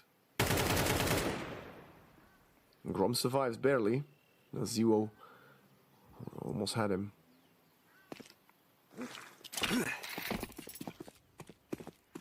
Smoke molly setup, and these backside positions are going to be explored by the landing of the utility. Faded, and 1-for-1, but Zero comes in and maintains the player advantage. Goes in deeper, has the bomb out, and the plant will commence. Grom and Iva have reason to save, but they might not have the ability to do so as the flank from Zenkai is still active. So they'd rather go forward than backwards. Good 1-for-1 for the CTs. If they had a numbers advantage, that would have been nice to see, but that numbers advantage is not there. All they'll have is Iva with a bullet to the back. Just wanted to double check and, well, actually inform the viewers at home. Most likely, if Liga wins this 2-1 or 3-0, they will be guaranteed to make it to the playoffs. So this is why they're not fooling around. They're not going to allow Mirage team to get into this game at all. But Mirage team might have something to say about this, as Shitogi managed to finally save enough for AWP.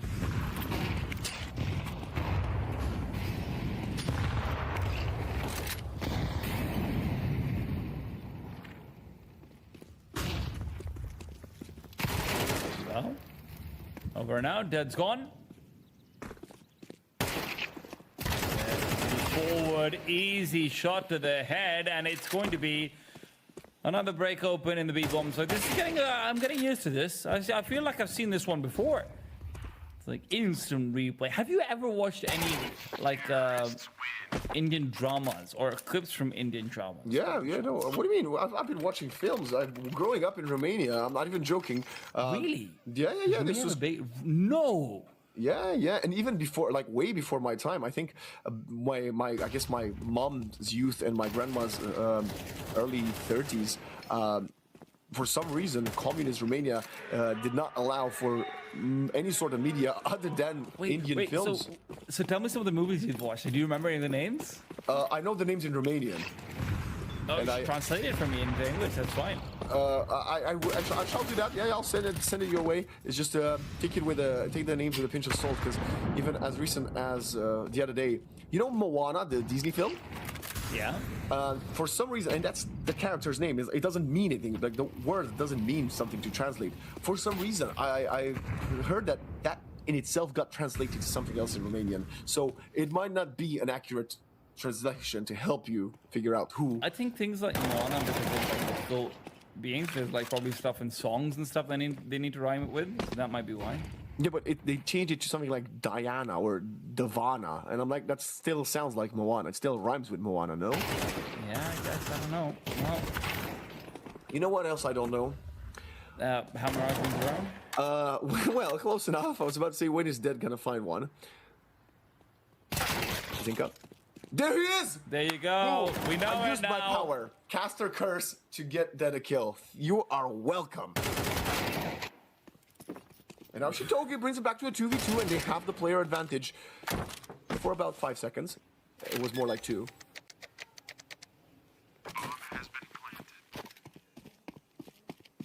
Is he gonna save the AK-47? I think he might just. He just might, rather. Yeah, I mean, it's good to go for. Yeah, he's saving. Yeah, he's gonna go. Oh, man. CT side Mirage, you're down 8 rounds. Maybe it's in a different circumstance. I would say it's about time to call a tactical timeout. Full transparency with you, dear viewers at home. I don't know how much that would help at this point.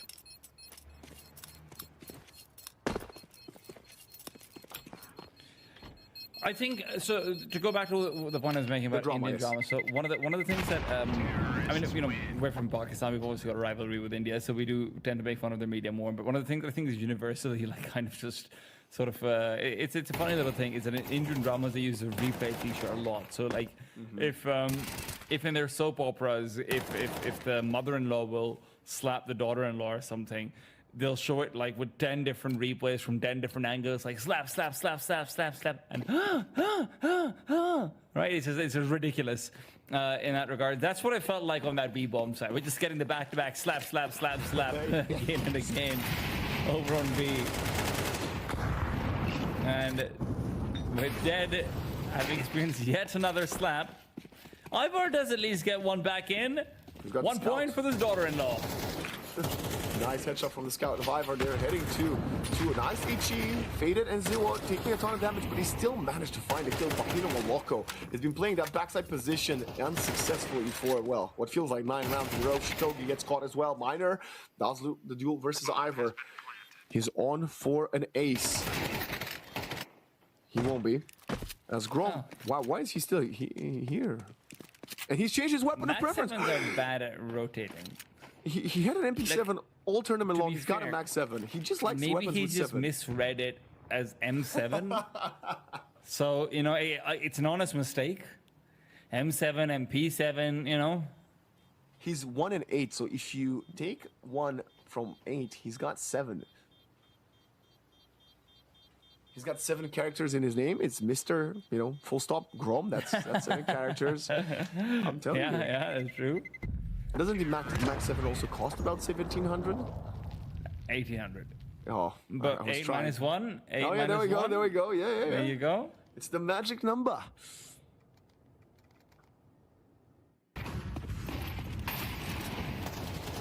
Did Mirage team win a laser tag map? I think they might have. No, I don't think they have. I think they've been 0-3 consistently. There it is. So if they lose Inferno, they'll be 0-7, and then they'll start a comeback. There you go. There you I go. have the script, ladies and gentlemen. Grom, by the way, saved that max 7, and he did not drop a weapon despite having 3.6k in the bank. His teammates are playing without any utility. 0. Hi, bar. Ooh, it's actually lanes with A4 long distance. Are you kind of like Lanes? Would you? By the way, Lanes is 10-0.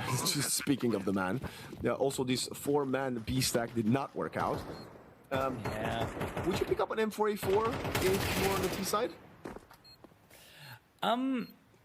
No, probably not. I think M4A4 actually is kind of useful on Banana sometimes. If you want to just be playing like a slower round in the next round, where it'll be like, oh hey, you know, okay. If you just want to play around and just say, hey, I want to play for containment, the A4 can be pretty useful for spamming the smoke. I'll give you that much. What about an A1? Because I kind of like the A1. It feels kind of good, especially when I'm not that good at the game, you know? I just think you need, on the T side, you need a little bit more of that fire rate, is the thing.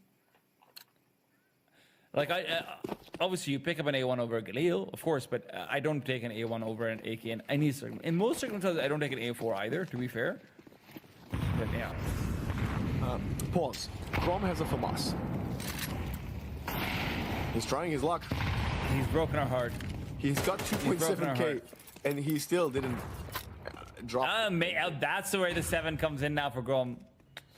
I got it. Has to get it in one way or another. No, 9 minus 2. 9 minus 2 is there as well. 9 minus 2, 7. And then 2 plus 5 from the $2,050. There you go. All the sevens. And Faded right now is hoping to maybe just come into the bomb site, get themselves around 11 runs with 7, and yeah, Liga Pro team. This is a walk in the park for them, guys. If you're wondering why we keep on waffling, it's because Liga Pro team are kind of, like, what do you say about this? Mirage is just getting dominated. They have nothing they can offer. And you said this is their map pick? It looks like it, yeah. Well, it doesn't look like it. It doesn't look like it's in their the map top pick, left yeah. corner. It looks like it. Yes. Well, I gotta really highlight how vocal Faded has been. Every single time we've seen a player cam of him the last few days, he's definitely been way more quiet than this. he's like, guys, all my strats are working out. Wow, I'm an amazing IGL. I'm like Glaive. It's like, you know, one Apex, time, Karrigan, and Glaive combined. like, you know, one time someone messaged me on Instagram saying that, hey, this is Apex, you want to join my team, and can you give me your bank account? I think he was being real, actually. I think he was being real. Oh boy. Oh, Shitogi finds an opening. This is maybe the first opening we get from them, and it's not going to be kept for long, as Dead was isolated by the Flames. At this rate, we're going to soon get to the physical Flames, and oh boy, Shitogi says, I got more in me, finds a hat trick, and now a 2 versus 5, Lanes and Faded. Cannot do it as the scout for Ivor finds the second headshot of the half. Liga Pro team, 2% win probability. Look at Faded. He's smiling. He says, I got this. Like, guys, this is why Apex DM'd me. Bombs in middle, whatever. I'm going to take down the lurker. I'm going to throw out a smoke out towards the B-bomb site. Distract them. See, I told you I'm going to take down the lurker. All right, now what do I do? Damn. Grom was out I know of what the to do. 7 elements. That's why he struggled. I know what to do, guys. Zai will go kill. Why is it not working? Why isn't he killing? I think Zai will. Oh! Okay, Zai was killing. Oh my god, he sees another player. He almost gets the one tap. He'll get it done. Faded, he's on it for an ace. Clutch. An ace clutch can come through. He's got enough time to rotate over to the B-bomb side as well if he wants to, but instead he's searching for Shitogi. He knows Shitogi was on the A side earlier on, and over to B he goes. Faded is making a play. This is why Apex DM'd him. Shitogi realizes it's out of his grasp. He will now get going. 1 versus 1. AK-47, 13-2. M4A4, 6-10. Faded wanted to finish off this half in style. Let's see if he will. Oh my god, he's gonna do it. Faded gets it done. 3-1 taps in there as well. And Faded knows it. It is unreasonable. It's just cruel. That's what it is. It's just cruel. This is why he's been talking so much. He's been saying he believes in himself and he wants to go for an ace, boys. And he did. An ace clutch. What was it? A kill in banana and then 1 versus 4. The second and third kills were absolutely nasty. This one tap and is coming up in long. Oh boy. What a half. Magical. Absolutely magical way to end things. Okay. They've moved past the HEs. They move in to just fight head on. 5 versus 5 down middle. Dead's Tech 9 is good for a few, but Zenka's out there with the USP, so they still have a 3 versus 2. Swing out from Ziwao. He'll spawn out Shitogi, and Ivar's alone. 1v3. He needs to do his best Faded impression. As he comes in from behind, he won't have any opponents to try and take down Zenka. Considers clearing out apartments, but Zenka is low, so he won't make the play. Ivar going back to T-spawn.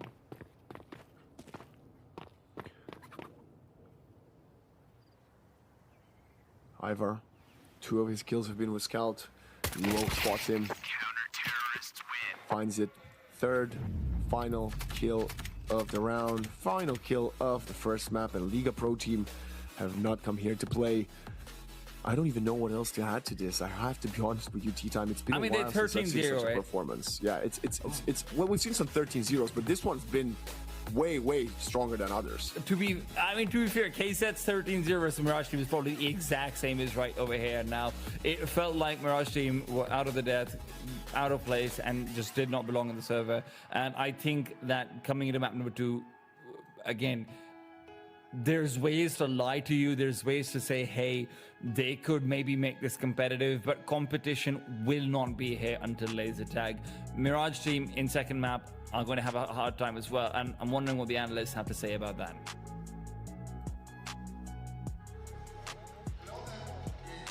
Digital Shooter brought to you by Yandex. Go listen. I don't agree with the casters very often. I'm just kidding, guys. You guys are very smart. And I'm going to agree with you. Doesn't matter what map they're going to be on. Mirage has no match for Liga Pro. 13-0, Jenna. I don't know. I feel for them. I feel for Mirage. Honestly, I want to just talk about that last round, not the last round, sorry, the 12th round Faded, that ace clutch on round 12. It was a 1 versus 4. He just killed them with confidence. He went through that map like it was just like the casters said, a walk in the park. I'm so excited watching that because it was so intense and I love to see it. So sorry, Team Mirage, but 0 points really, and you chose the map. Listen, we were up here. We watch everything on the screen over there, and as soon as that happened, it was the loudest scream I've heard, Jenna, in this whole 3 days. The excitement was permeating. Is that even a word? Permeating? Permeating. It doesn't matter. I'll look at Google later on. At the end of the day, 13-0, a total annihilation, domination. I don't have a third word, but all I know, they got their butts kicked. Now, let's talk real quickly on Mirage before we turn the page to the second half. Mirage has got to figure out a way to bounce back. I think I've said bounce back and Mirage in the same sentence for the last 3 days. I don't know what is the solution for them, Jenna. I don't know what they have to do to at least get 1 point on the board.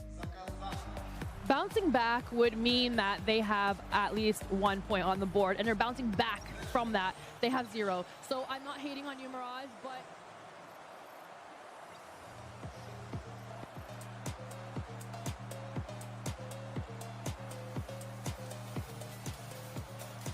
looks happy, no complaints as for now. I mean, again, anything can happen. Who do you think got it this round? It's a really hard decision because I think I'm going to be going against my own strategy. I think Ariana's got this one. This Bush was having fun. I mean, I like how you just change your strategy every once in a while, depending on what you feel like. Yeah, you just got to have it like. And you were right! I am always right. I mean, honestly, you've been 1 for 1 so far. I cannot say anything other than, you're right. Even if I change my strategy, I will always be right. And that should be... I guess you say you change your strategy with a reason, which is why you're always right. But you might be a referee. I might be a referee, and I think they should sub me in coach because I have got this on lock. You definitely do have it on lock. Let's see for how long, though. Track number 2 is where it might all change up. Absolutely. I mean, Sergio needs to have this round, or else it goes for Katana.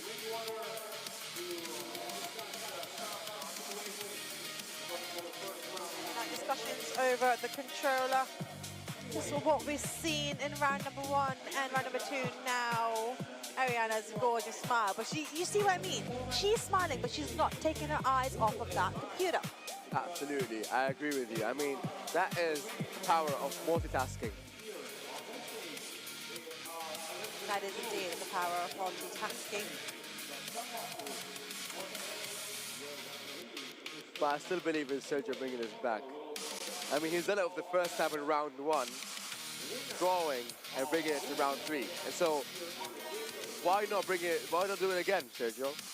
I believe you can. I believe he can as well, and I think he really can get this on a lock. If he just focuses, I think it's all about that 1% focus factor that differentiates between their scores. I mean, we've seen how close these scores are, but so much so that we're talking about 1 point difference. And so, they are locked in. It's just the fact that who's locked in a bit more. Is that 1% more? It really is. That 1% more does make a difference.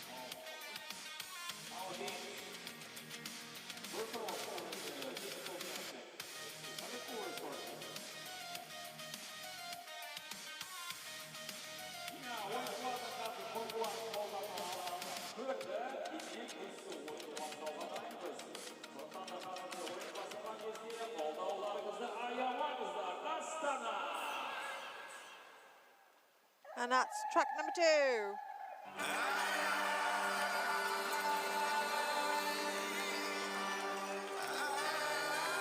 This is an interesting one. This is where stuff gets real, because this is culture, ladies and gentlemen. Not just culture, this is one of the most extreme dances we have in these tracks, mind you. This is one of the hardest ones.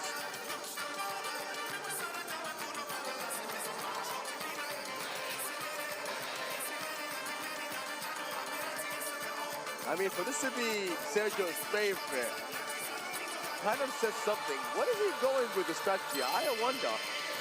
But I've been seeing perfect and clever from Sergio. Meanwhile, Ariana's trying to catch up. This might be Sergio's round, if you might ask me, honestly. I think that's wishful thinking, because you just want the 3rd round to happen. I mean, he's wearing red, he's representing you. You should be on Sergio's side. I am, but ever since my strategy's changed up, Ariana's become my top favorite just for now. For now, I believe this strategy will fail this time. I can't be biased, can I, sir? I mean, either.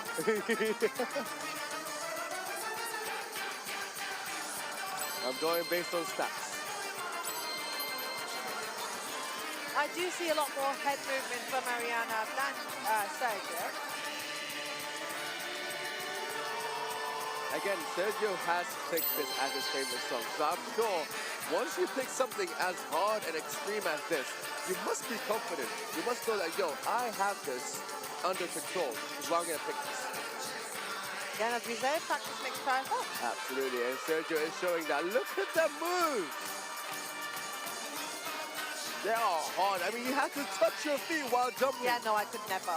I'm not even going to practice this one. They can have this one personally. Yeah, absolutely. I'm telling you, this is one of the extreme ones. No joke. You're going to be out of your breath midway. Not even the end. Midway through the dance. I can't stop smiling. I'm going to be honest. Perfect. Super mega shot. This is what we love to see. Wow. And look at that shoulder movement right there. And it had to be the, oh wow. That was intense, wasn't it? It really was. I like the ending of the song. The track, actually, from the beginning to the end, really does require a lot of it.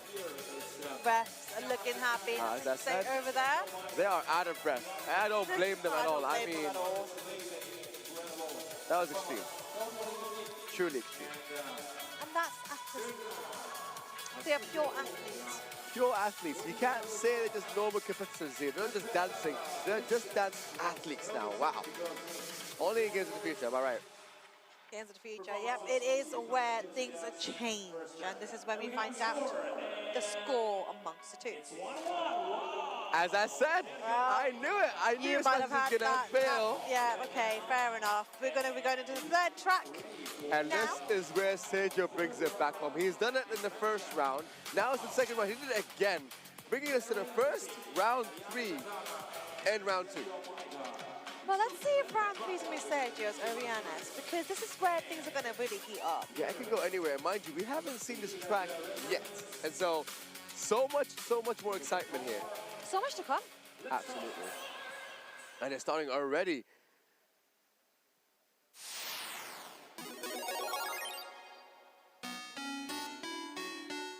Oh, creepy start here with this. This is a wonder song.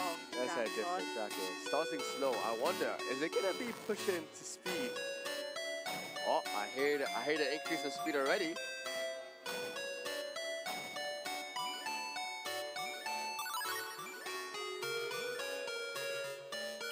This is pure nostalgia for me. It really is. It reminds me of an arcade room right now. I feel like I'm in an arcade place. All of a sudden, I just hear Just Dance.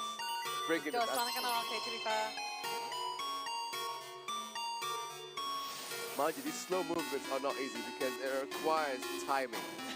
Honestly, I prefer faster movements than slow because that means you need to be perfect.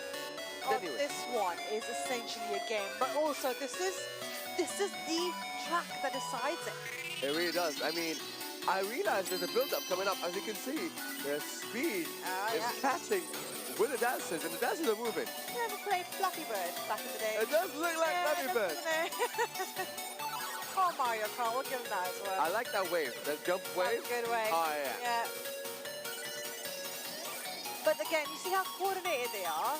Really, Like, you see Sergio's taking his time and Ariana's kind of rushing through it. So I wonder who has the right tempo, Actually, yeah, you're absolutely right. 2 different tactics, 2 different ways of dancing, and yeah, we don't even know who's going to take it. Speed and tempo until the end, we have no idea who's going to be correct. Oh, it's pacing up now, isn't it? It really is.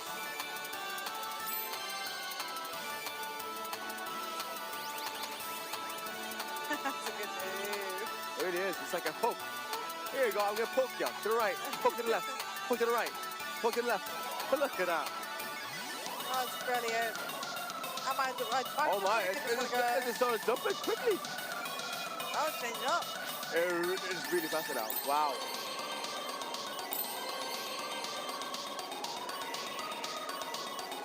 Right, this is the dance I would do if I had a bit more confidence in myself, if I'm being honest.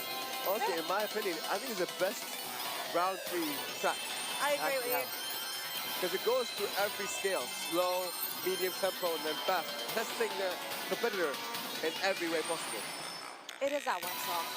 I agree. What a song. What a perfect end to the 3rd round as well. Absolutely. I mean, what is going to be crazy is seeing the results now, because it can go anywhere here. They both really want it. Oh, I see a smile on Sergio's face finally. Finally! Honestly, yeah, the relief, I believe. Yeah, it's the I've given it my all. Let's see what happens. Yeah. And the appreciation on both ends as well. Both of them out of breath after that one. I would be as well, mate. I mean, I'm already out of breath just looking at them. That's gonna hurt, those 3 rounds. Yeah. What's gonna hurt more is the results. I mean, after doing all that, they come out not flawless or not winning, it's gonna be sad.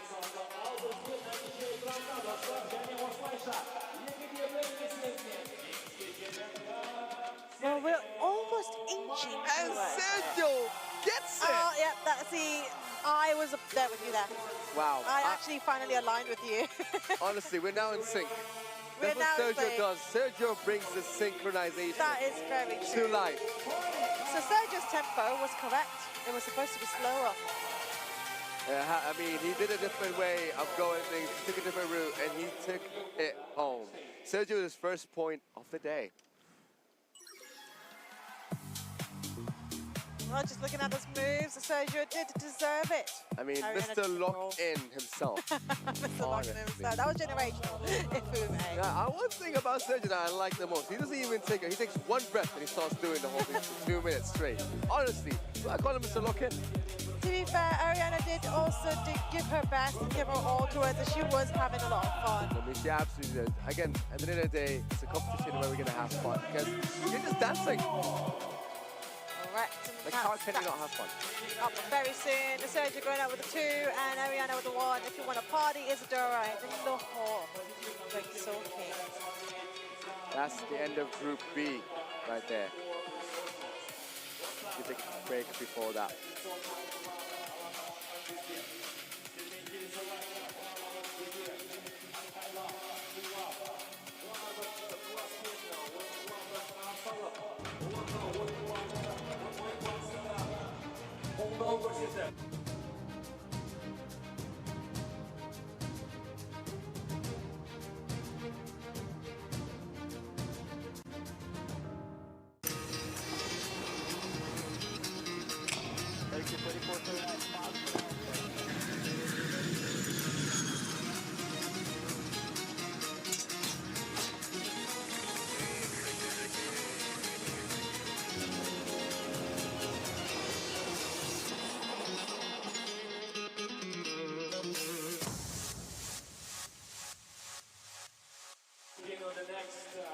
And we are back. It's going to be another duo coming on the screen.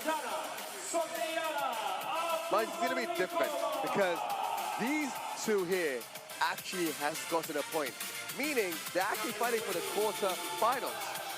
That is true. I mean, we saw Georgiana and Konstantin give their all. Yes, they absolutely did.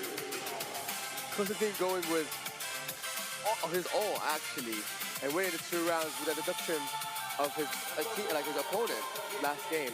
Meaning, maybe he had that win because of that deduction, but he might prove me wrong here. He might. I'm curious to see what his energy levels are like with what we seen earlier.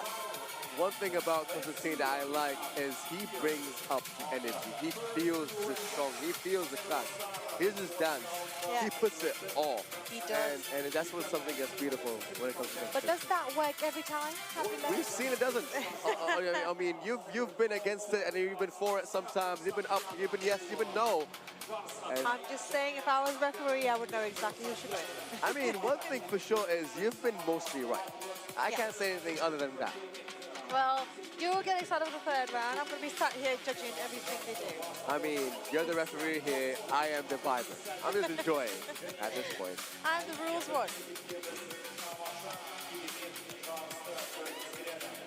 Now we know our roles. Now we know our roles. Well, it's not just to pretend to know how to dance.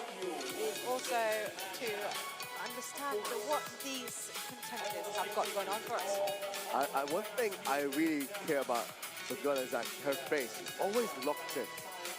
I wonder if she's doing that on purpose to intimidate her opponent. I don't think you could intimidate Konstantin, if I'm being honest.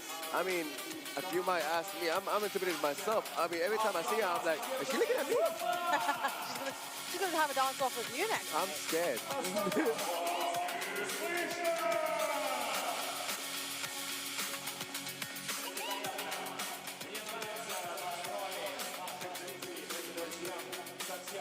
He's warming up, making sure his fit is on fleek.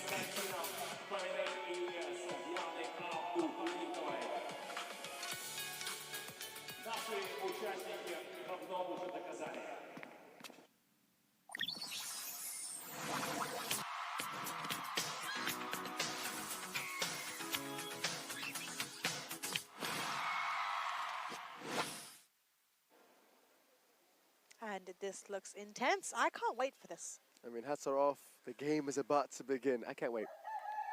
Ooh, Oh. interesting. Morning is gone. Now we're in afternoon. We are back. We've seen this before. Starting intense already with one of the hardest tracks of the game. This one's a bad one. Well, it's a great one, but... It's a great one when it comes to dancing, but it must be the hardest one. Again, this is a different tactic here. I wonder what's going through their head when they had to pick that. Like you said, A and B strategies. But we got start hard, end up easy. Yeah, definitely. You either go there or here. There's no other way of doing it. Zach Diona's got this one, I'm afraid. I mean, honestly, it's close if you ask me. I've been seeing them in rehearsal before. They've been rehearsing this song constantly because they know how hard it is. Constantine knows this song word for word. Honestly, yeah. It is. What's crazy to me is he's not even seeing the screen at all, which might be a good thing or a bad thing. I don't know. Yeah, they have all hit perfectly, yes, and I'm not seeing any of them feeling in the steps, to be fair. Last time I checked, even if you get perfect, 1 point can be kept from it doesn't really matter, do it? It really doesn't. That constant validation, though, must feel nice. It does. But sometimes it gets in your head and you lose focus. Very true. Oh, the game is stopped. Oh. I think they touched the button accidentally, and so I think they have to go for a reset.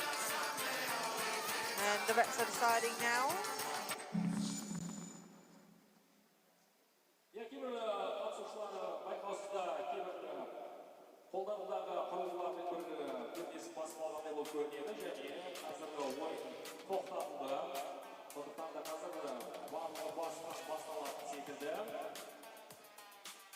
You can see they're out of breath already.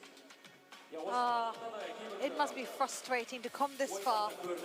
Honestly, yeah, I mean, being midway through the song and all of a sudden the song just stops out. Oh, the track is difficult as well. Yeah.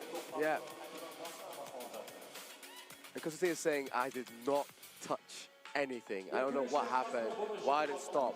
I mean, we're all confused as well. Constantine looks confused. All confused faces in the crowd as well. I'm sure everybody can't wait for this round to literally begin. I mean, it already started off very strong. They both want to win it. I mean, clearly. Constantine looks so good up there. Honestly, he does. Mind you, they both have a point. For them to fight this hard, regardless, this shows you how much they want to go to the quarterfinals. Very true. Mind you, if they get 2 points, they guarantee to go to the quarterfinals. Yeah, That's why it means a lot to them to certify. Heartbreaking. Yeah, honestly. Really heartbreaking. It is. And we can see the highlights and the replay. They were both killing it. They do look mega.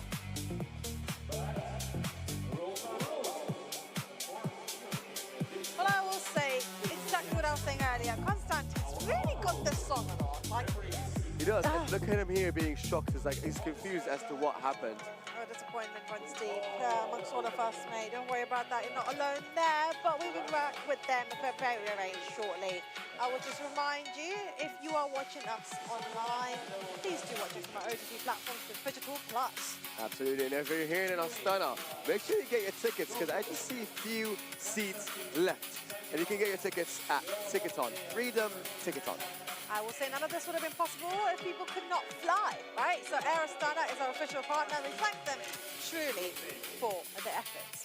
And don't forget, also solid core resources, so special thanks to them. Yep, completely agree. We would also like to remind you that digital basketball discipline is presented by Samruk-Kazyna.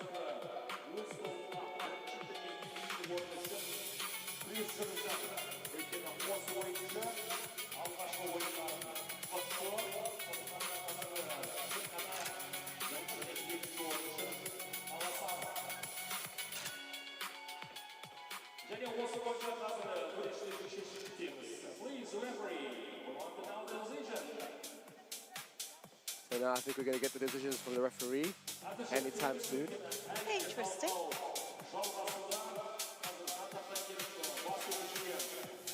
It's the hope in the eyes of Saxonia for me, yeah. I mean, again, it could go anywhere. We're either going to have a restart or maybe a disqualification, which I hope is not the case in this one. I'm hoping that won't be the case. Can't be. They're too good. They're too good to be stopped by.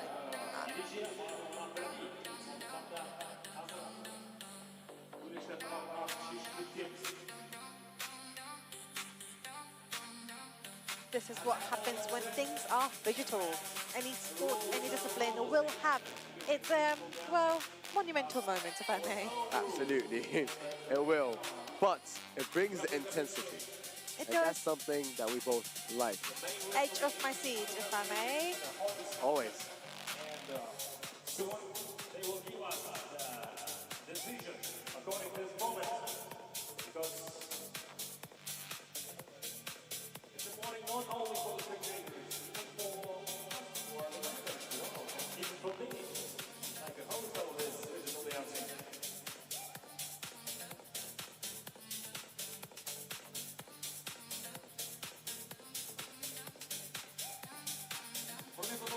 And again, Where we're going to be seeing the likes of them come back and into battle immediately. I mean, yeah, we're definitely waiting on the referees and what they have to say. But one thing that I like is Constantine still rehearsing in the background, taking a deep breath and being ready. I love the of the attitude. regulations, we are applying a minus 1,000 points penalty to Sakji for pausing the game during the match.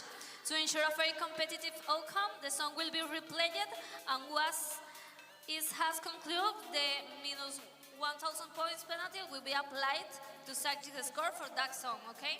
So you are going to dance again the song, and then we are going to apply the penalty. Thank you. Ooh, they're going to dance again and an applied penalty. Absolutely. I mean, that means they're going to apply the penalty later after the score already. They have to keep that in mind. Oh. Pressure, pressure, pressure. Hey, said it before, say it again, it makes diamonds. Absolutely. And I can't wait for this dance again. If anything, this is entertaining for us. It really is. Just get to see them do it again. Yeah, but I'm not sure if they're entertained with that decision. I mean, honestly, especially with that track, it's a really hard one. Yeah. But they take their break. They take their break. They take a sip of water. They're ready. They're professionals after all. They're back. And the chicken is back. I think this gives them even a chance to even more bring out the energy and bring out what they really want to put onto the stage. Absolutely.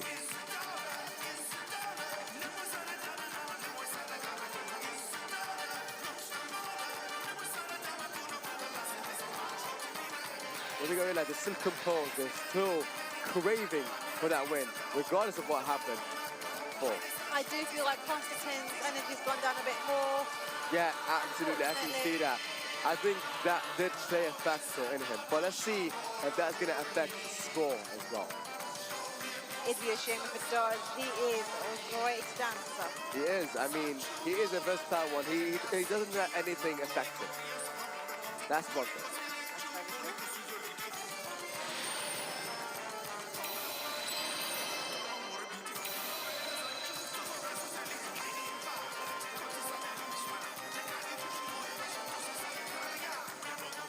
That is a very difficult dance. I almost lost myself in that dance. Honestly, I don't even know how they have that much movement going on, honestly.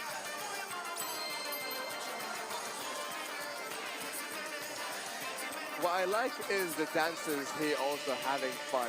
They're dancing together, they're recording TikToks as we speak. This is so much fun.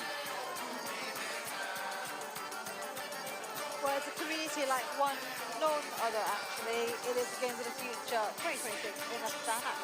It is, where all the dancers come together in digital dancing and just dance. Oh, exciting times ahead for us, isn't it? Yeah, it is.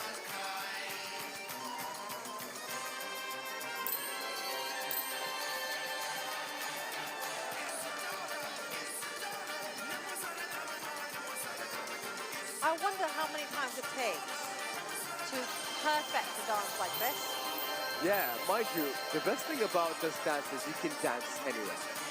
I mean, with Nintendo Switch 2, you can take it anywhere, you can dance anywhere, you can practice anywhere. Mind you, imagine you're in the middle of the office and just practicing. Very true.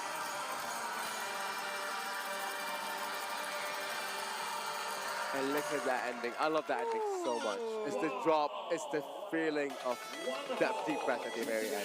I feel like Konstantin really felt that one. He did. He needed that breath. I mean, obviously, after that one, he had to do it twice, not but once. And he's still on the ground. He's like, yep, I am going to stay here for a bit.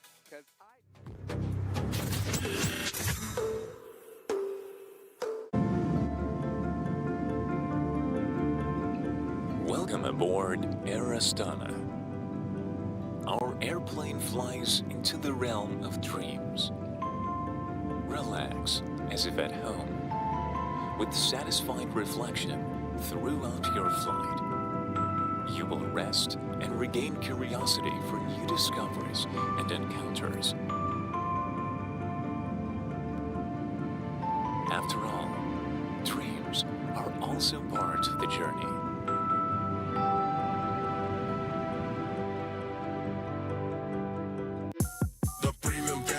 Connected, that is Bassisted. Got a smartphone absolutely free. That is Bassisted. Hooked it up and no longer problems with home internet. Get home internet and a smartphone for free with a premium family plan. Get ready for school with WB. WB, all you need for classes and breaks with try-on and payment on delivery.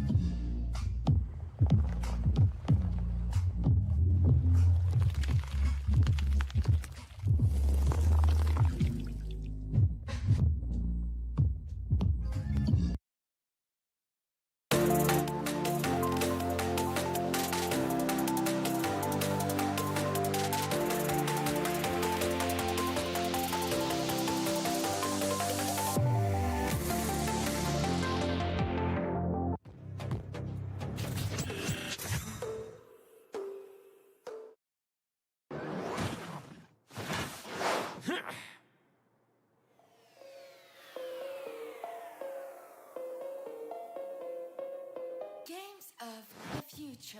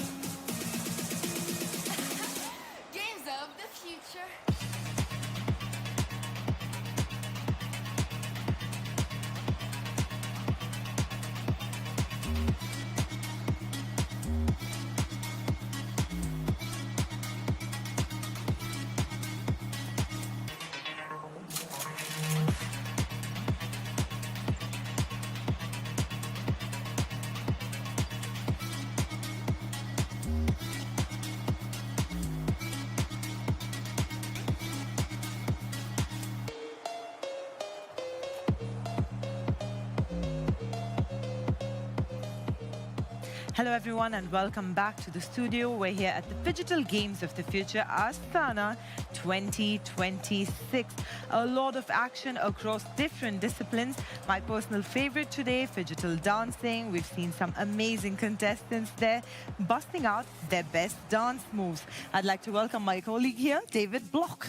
Hello, everybody. Great to be here with Sarah G. Yeah, we're busting our moves as we introduce to you the phygital sport of phygital dancing. It's day one today, and already things are becoming quite hot and contested. We've seen a number of pauses, a couple of breaks in between, judges having to confer with each other, and it's starting to get really exciting because very shortly we're going to be seeing who are the out front clear winners to potentially take home that pool prize of $75,000 US. Unlike some of the other disciplines, this particular sport is only being played over 2 days. Yep. So the action is heating up quite fast there. Absolutely. And today's another exciting one for all of those interested in MLBB. We're getting ever closer now because today are also the deciders. So there will be teams going home. Before that, let's take you through the other disciplines. Battle Royale had a new champion, 17 Gaming, Digital Basketball, Wilders taking that win, upsetting the world champions. And we have MOBA PC Playtime having taken the top spot there for MOBA PC, Dota 2. And then looking at the dates as we continue, Digital Shooter through to August the 8th. Let's take a look there at Digital Football, presented by our title sponsor, running from August 4th all the way up to August 9th, alongside MOBA Mobile. Digital Dancing, David, your personal favorite, how's that going? Yeah, kickoff day 1 today, August the 6th until tomorrow, and then taking us until the last day of play, Digital Fighting, August the 9th. Let's look at today's schedule there up on your screens. Digital Dancing just kicked off. Digital Shooter is always a high-intensity discipline, followed by MOBA Mobile. Correct. MOBA Mobile, we're gearing up for that. Should be starting shortly and concluding with Digital Football.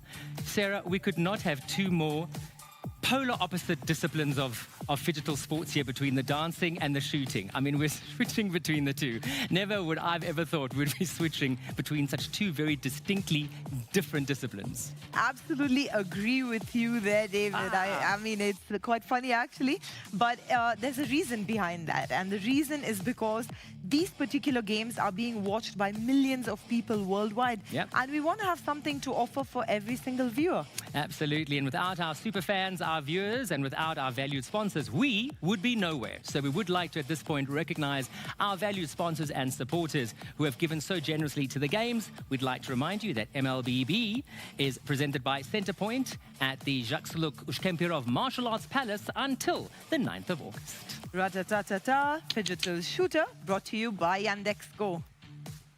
Thank you so much to Yandex Go as well, one of our other valued sponsors, making sure that this year's Digital Games of the Future, Astana 2026, is the best one yet. Special shout out to Wildberries as well. Absolutely. Thank you, Sarah. Wildberries, indeed, one of our other valued sponsors. Great to have you all on board. You make the games what they are, and we could not do this without your valued support. Absolutely. If you're just joining us, though, do remember we have an OTT platform. Yep. So you can watch all these games simultaneously.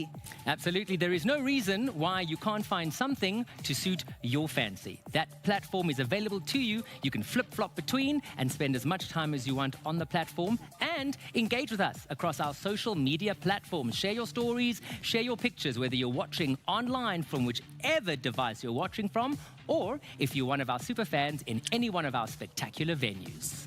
In case you're here with us in this beautiful country of Kazakhstan, do buy your tickets and join us live to watch these games as they pan out live. Absolutely. So, Sarah, we are going to be gearing up for MLBB coming up soon. Another big draw card today. That cash prize of a pool of $900,000 US. That's another biggie. We're not playing for small amounts of money here. Not at all. And it's not just money on the line, but these are world champions. All of these teams who come here are elite athletes. So, of course, they want to be the winner so that they feel good about themselves too. Absolutely. And as we gear up for MLBB, if you don't know anything about MOBA Mobile, then check this out. Fan-made map jump-started a whole genre in competitive sports and contributed to the development of one of the adored games of many, Mobile Legends Bang Bang. Multiplayer Online Battle Arena, abbreviated as MOBA, is a subgenre of strategical games which started out just as a game called Aeon of Strife. Though it was far less developed than the typical games in the genre, since the characters didn't have any abilities, but the principle for the gameplay was established quite clearly. Players controlled a single hero unit fighting on 3 lanes, which were protected by defensive towers. Might be unusual to hear for us now, since the MOBA genre is so popular, but it was not true at all for the first 6 years of the genre's existence. Dota, League of Legends, Smite, Heroes of the Storm popularized the genre, and eventually led to the creation of Mobile Legends. Released in 2016, Mobile Legends was designed to appeal to a broad audience, and appeal it did. The free-to-play business model, along with captivating heroes, were enough to win over the hearts of many gamers. Now, Mobile Legends Bang Bang has a rich international presence, attracting many players from Southeast Asia and South America. And there you have it. All the action coming to you live right here on Phygital Plus. And of course, if you're in the venue, then what a vibe it's gonna be at the Zhaksaluk Uskempirov Martial Arts Palace, starting very, very shortly. It's a far more fast-paced game when you compare it to Dota 2, Sarah. These games could last anywhere from 12 to 15 minutes. So there's a lot more action. The turnarounds are a lot faster. So there's a lot to look forward to. Considering my attention span, I definitely followed those games more closely, David. I hear you. We have a big game coming up. Team Spirit are taking on FUT Esports. Yeah. That's a big one. We all have our eyes on that screen there. Absolutely. We know that Spirit started off at a slight disadvantage yesterday, but they've come back fighting, and there's a lot of expectation. A lot of people are looking to see if Team Spirit can bring it home.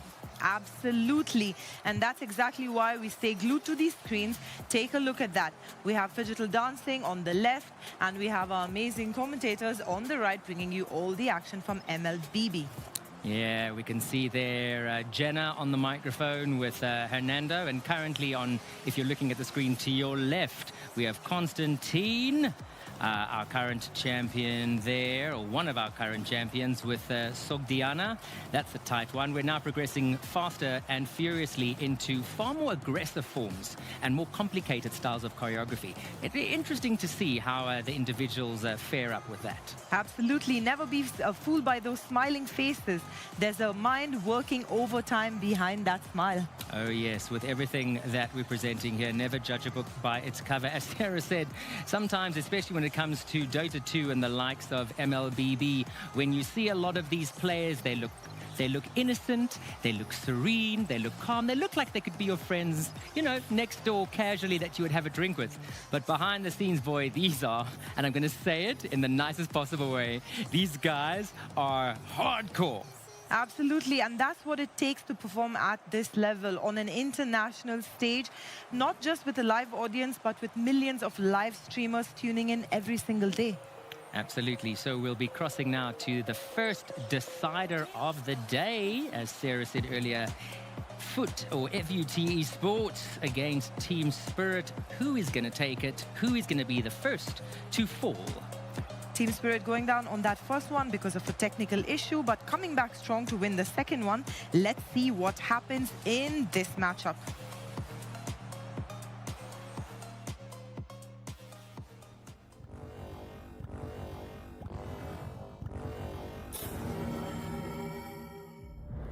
Harmony between worlds rests on a fragile balance. Legends of the Great Step tell of the sun-headed man who helped maintaining the connection between the worlds for centuries. But sometimes, the very nature of existence disrupts the natural order of things. When the ancient power left the sun-headed man, the balance shifted.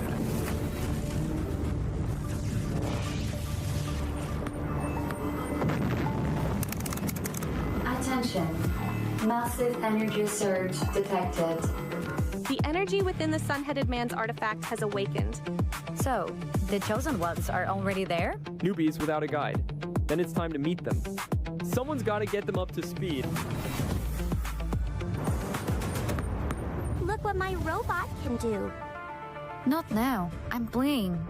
In search of those destined to restore the lost harmony, the energy split into 3 parts.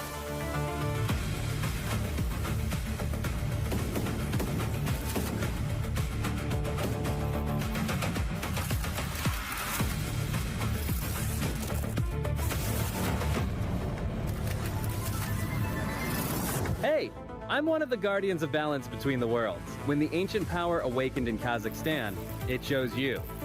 You're the ones who can restore the sun-headed man's power and bring the worlds back into harmony. Guess even ancient powers can surprise you. Looks like the squad's finally complete. But until the sun-headed man is fully charged, the 2 worlds will keep drifting apart. So, no pressure, but we're counting on you. And so began the story of the new heroes. Ahead of them lay the greatest challenge of all, the games of the future in Astana.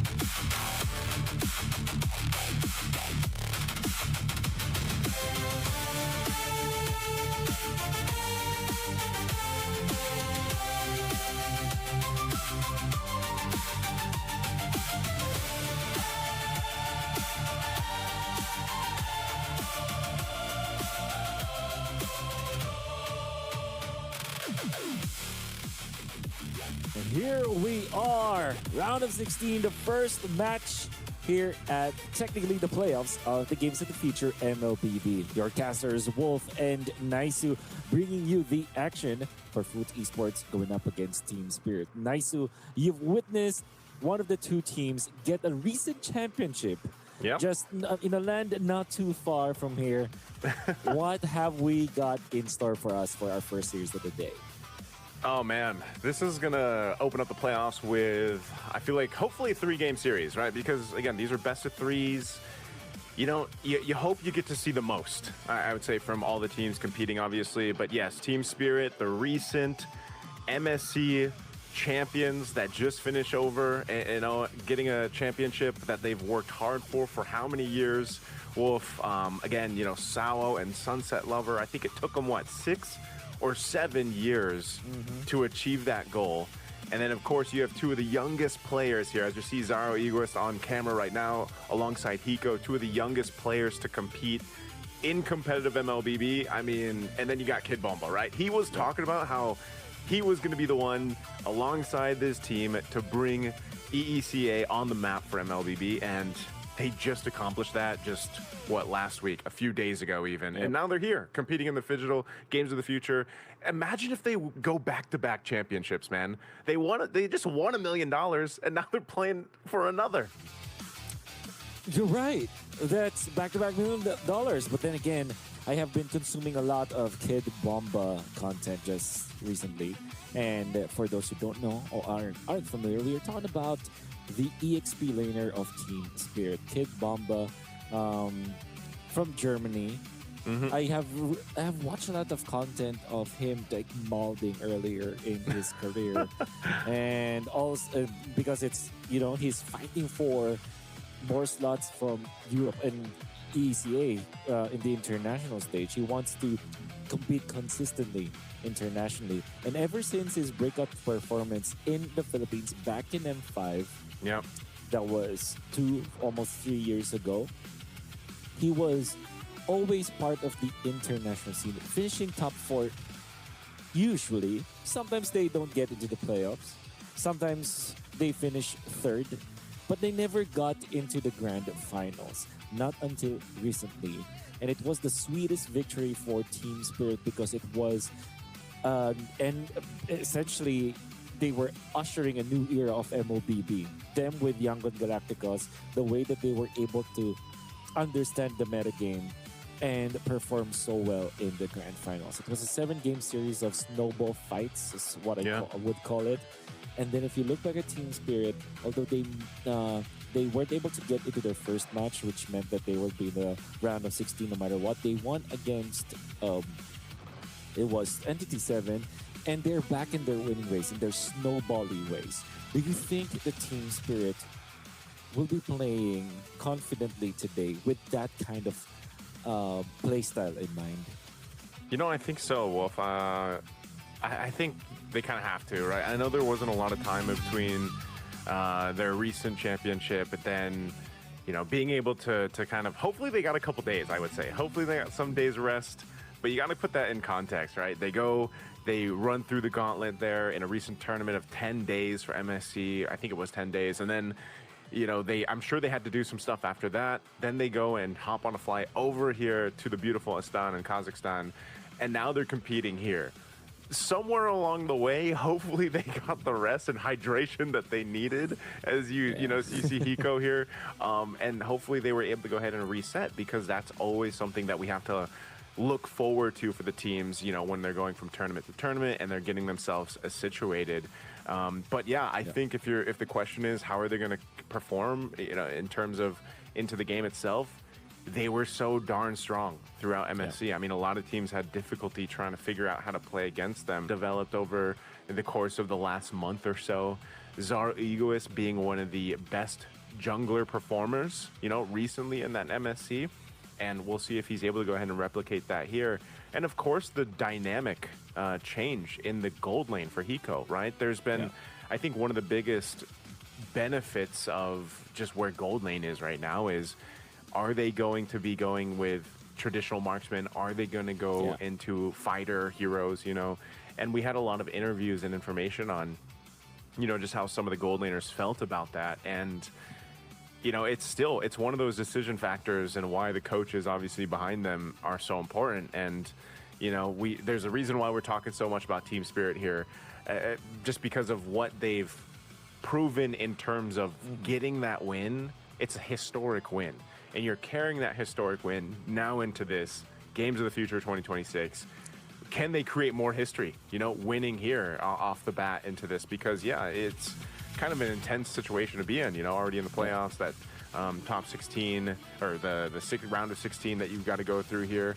And I would say for Foot Esports, you know, this is a team that has a lot of experience. You know, these are players that have played on different teams throughout the previous M Championships, M World Championships. You know, they've had their own kind of performances on separate teams. Then they come together and make this team for Foot Esports.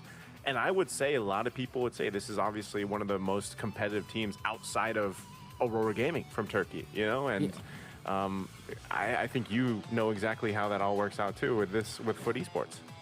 We saw Foot Esports perform in the group stages of the Games of the Future, but we can also dial back, you know, during the wild card, I feel like, of MSC. So it's been a month of almost non-stop MLBB for Foot Esports, especially after they run their local regional league, which also means that they do have a lot of experience to utilize up against Team Spirit. You're right in that regard. And the reason I say that is because when they played Bushido Wildcats, they looked very convincing. They were drafting okay. And then when they went up against BTR by Vitality, obviously it was a 2-0 in favor of BTR. But if you look at the game itself, there was a certain specific points in the game where you'd see that Foot Esports can actually win against a top team like BTR. However, this time it's going to be an even bigger challenge for Foot Esports. And I'm saying that because when you look at Team Spirit, they play so fast. And Foot Esports might not be used to this kind of playstyle. They might be surprised. Of course, everything starts with the draft, Naisu, and Team Spirit apparently are going to be on the blue side, the Foot Esports on the red side. Team Spirit likes to prioritize the Hiko hero. Obviously if the Marcel as well as the Hirara is banned here. So it's going to be the Marcel. Do you think that this is a Hirara for Team Spirit? Yeah, I think you could just go with this. Go ahead and put that in the hands of Zara Egoist. Again, in the form of a best of 3, you might as well go ahead and play with what worked for you in your recent run through MSC. If it's not the Hirara, then I mean, what else would you go ahead and prioritize here for first pick blue side? I can't think of anything else. Perhaps maybe the weirdest. I mean, Atlas. They banned the Atlas. I was gonna say, yeah, they banned the Atlas. Yeah. Yeah, just the Hirara. I feel like maybe a Paquito eventually, or a Paquito or a Melissa. Oh, there you go. Good call. Yeah. So it seems like they are prepared for the Hirara. And the thing is, Team Spirit actually likes to draft the Paquito very early because they can flex it. Every time that there is no Barretts on the opposite side, they put this Paquito on top of the list of their priorities because they can put it in the gold, they could put it in the jungle, they can even put it in the EXP if they wanted to. But that means that there's a lot of flexibility to go with it. Now, Foot Esports, they might be required to pick up both the Eudora as well as the Hirara. But it's Hirara and the Belleric. Wolf, if this isn't a Eudora that's just picked over for Sunset Lover, I don't know what's going to happen. Just because, yeah, I was expecting Belleric Eudora as well to be the trade at least over on for Foot Esports, just because, I can't remember exactly the win rate that Sunset Lover had on the Eudora, but I know he played it probably like 6 out of the 8 games, towards their last couple matches that they had there for MSC. And there was just, it worked so well for them. Here we go. The Fanny's actually going to come through. So Zaro Egoist, another one of those just mechanically gifted junglers. And he's young. We wanted to see him play in the international back. I think it was M7. Where, he wasn't old enough. He was only 15. Well, now he's 16. And he's a star jungler, and he's going to go ahead and showcase the Fanny, one of the most technical heroes that you can pick up already. Paired it up with an Esmeralda to help with that front line. That's going to go in the hands of Kid Bomba. Yeah. Very honest for here, coming off of Team Spirit, revealing their three lanes, 2 side lanes, and their jungler already, or Foot Esports. They now have a shot at taking the Eudora for themselves. Of course, the Eudora with the Hirara is just a good combo. Instead, they will pick up the Melissa. And this is a natural hero in the gold lane right now in combination with the Hirara. I feel like this is a good jungle plus gold lane combo because you complement each other so well. Hirara buys a lot of time in the early stages. They both pop off in the 3rd turtle. And when it comes to late game, there is a lot of strength that you can you can get from the Melissa, especially in late game Lord fights. Because of the models, you actually deal so much damage into the front lines that you can transfer into the backliners as well. Yeah, I like the surgence of Melissa, man. It was kind of one of those marksman pick that just came out of left field. It felt like this was not what I thought where the meta was going to go, where now Melissa is like one of these hot picks for gold lane. But it makes so much sense just because of where we are in terms of jungle meta. There's so many assassins now kind of causing havoc. And if you're not picking a fighter to put in that gold lane, then Melissa and maybe the Claude and Brody are probably some of the better choices that you can go for, because you're a little more self-sustaining, you're a little more, you have more capabilities of taking care of yourself in that lane. Her ultimate does just that, like you mentioned, and, that's kind of good enough. This is interesting, too, that the Dairoth is going to be banned out here. If we recall in some of those last matches of MSC, the Dairoth came through you know, and even in the hands of Yangon and Galacticos, Yeah. and it was like, oh, that's kind of scary, you know, to see just how much burst and early advantage a Dynroth can get, and that's why it's going to be banned out, because Team Spirit, they remember how it was. Yeah, but the direct answer to their Esmeralda as well makes total sense to be banned here. There is also a lot of synergy between an assassin hero and the Dynroth, because you have that minus armor actually that you can apply to your opponents, which generally means that assassin junglers that are tilted towards the physical side are incentivized to pick that up. However, for Team Spirit, I think they're going to be looking for another tanky hero to take away from Foot Esports from the EXP lane. Maybe an Alice, because what you generally do if you deploy the Melissa, you're going to be looking for two tanky dudes to protect this Melissa. Two tanky dudes. Yep. Well, Alice is not a dude, but it's very... very tanky. You get what we're saying. But I think you get what we're saying. And Ruby, apparently, interesting, because you wouldn't think about the Ruby as a very tanky hero. It has low, not as much HP, but it is very tanky because of the resistances and the sustain. So they just ran it out. The Eudora natural pickup. Team Spirit immediately picks up the Farsa, which is an answer to the Melissa. Gonna be looking for their roamer now, which probably is a Badang, perhaps. Yeah. And there was the Tigreal that we saw yesterday, which can also be good in this composition for Team Spirit, because you just have so much stuns. But we'll see. I want to really congratulate Sawo for eventually getting into the finish line, eventually winning his championship, playing since M1. Oh my goodness! Now they'll be playing the Cho. Gonna be playing the Cho, man. This is gonna be a showcase, I feel like, for Team Spirit to see. You know, this isn't too different than what they showed us just last week to get the championship. Obviously, Coach Coldstar feeling pretty happy about it too. They're hyped up. They're ready for this, and we'll see. Pickoff potential is huge with the composition that Team Spirit has, and this is interesting. The Kufra comes out, so. I mean, hey, it's Foot Esports with the tanky dudes. They got Belric and Kufra. That's right. Melissa plus two tanky dudes. Let's call it. Let's make that a thing. You know, because that's exactly Melissa what and we are tanky saying. dudes. Yeah, because you're gonna be looking for two tanky dudes to protect you, and then all of a sudden in the mid game, even when you're behind by 2,000 gold or 3,000 gold, you'll be surprised how much mileage you can get out of that trio. You can punish any kind of dive. You can slowly win the team fights by your box formation. And as long as you're just helping each other out, almost within the vicinity of each other to be able to help each other out, it's actually very easy to win late game team fights. So I'm going to be excited about this Melissa pick if Foot Esports can do it. However, let's talk about Team Spirit's lineup real quick. With the Cho and the Farsa, a classic combo that means that you have a lot of ways to eliminate your opponents. You have the Fanny that can supplement the damage, and of course a very active Paquito coming out from Hiko, which we know has been so masterful with the gold lane Paquito. So that's exciting. The only problem that they have to face is the Kufra. As long as they don't fall into that Kufra trap, I think this solid composition from Team Spirit is going to be great in the early game. Yeah, it looks like we're going to take a little breather while they get things situated here. It looks like it might be on Team Spirit side, but yeah, that's some of the main points there is just, you know, playing around that. I think, you know, even down to counter-wise, like Kufra, obviously, I would say most people would pick him up, you know, against the Fanny. You're kind of, but what I guess what I'm wondering is Foot Esports willing to go ahead and put enough pressure on Zara Egoist?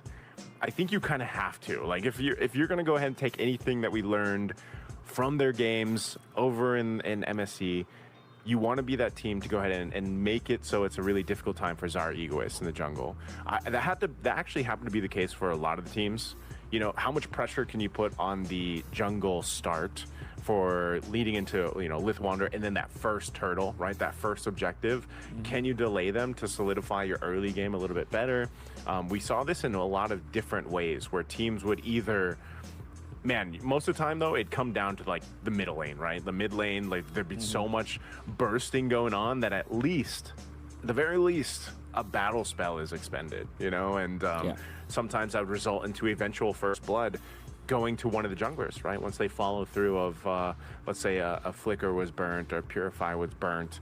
And so that's something that can be said here. Like, are they going to put enough pressure on Team Spirit, or will we see that from Team Spirit against Foot Esports? Because I think, you know, it's a little more difficult to do. And then, of course, you want to go ahead and play into that gold lane advantage if you can get one. Yeah. I guess when you look at this gold lane meta game that we have, specifically on when we were just focusing on the meta game for the gold lane hero selection of the teams, it's more like, how do you complement your jungler? Because there are so many different approaches to it. For example, the Paquito, one of the best heroes to flex right now. As long as there's no Barretts in the opposite end of the draft, you're gonna be okay. If the Barretts is with you, then all the better, right? Because XP, Barretts, and Gold Lane Paquito, that's a very strong side lane duo. All you need is an assassin to pick it up.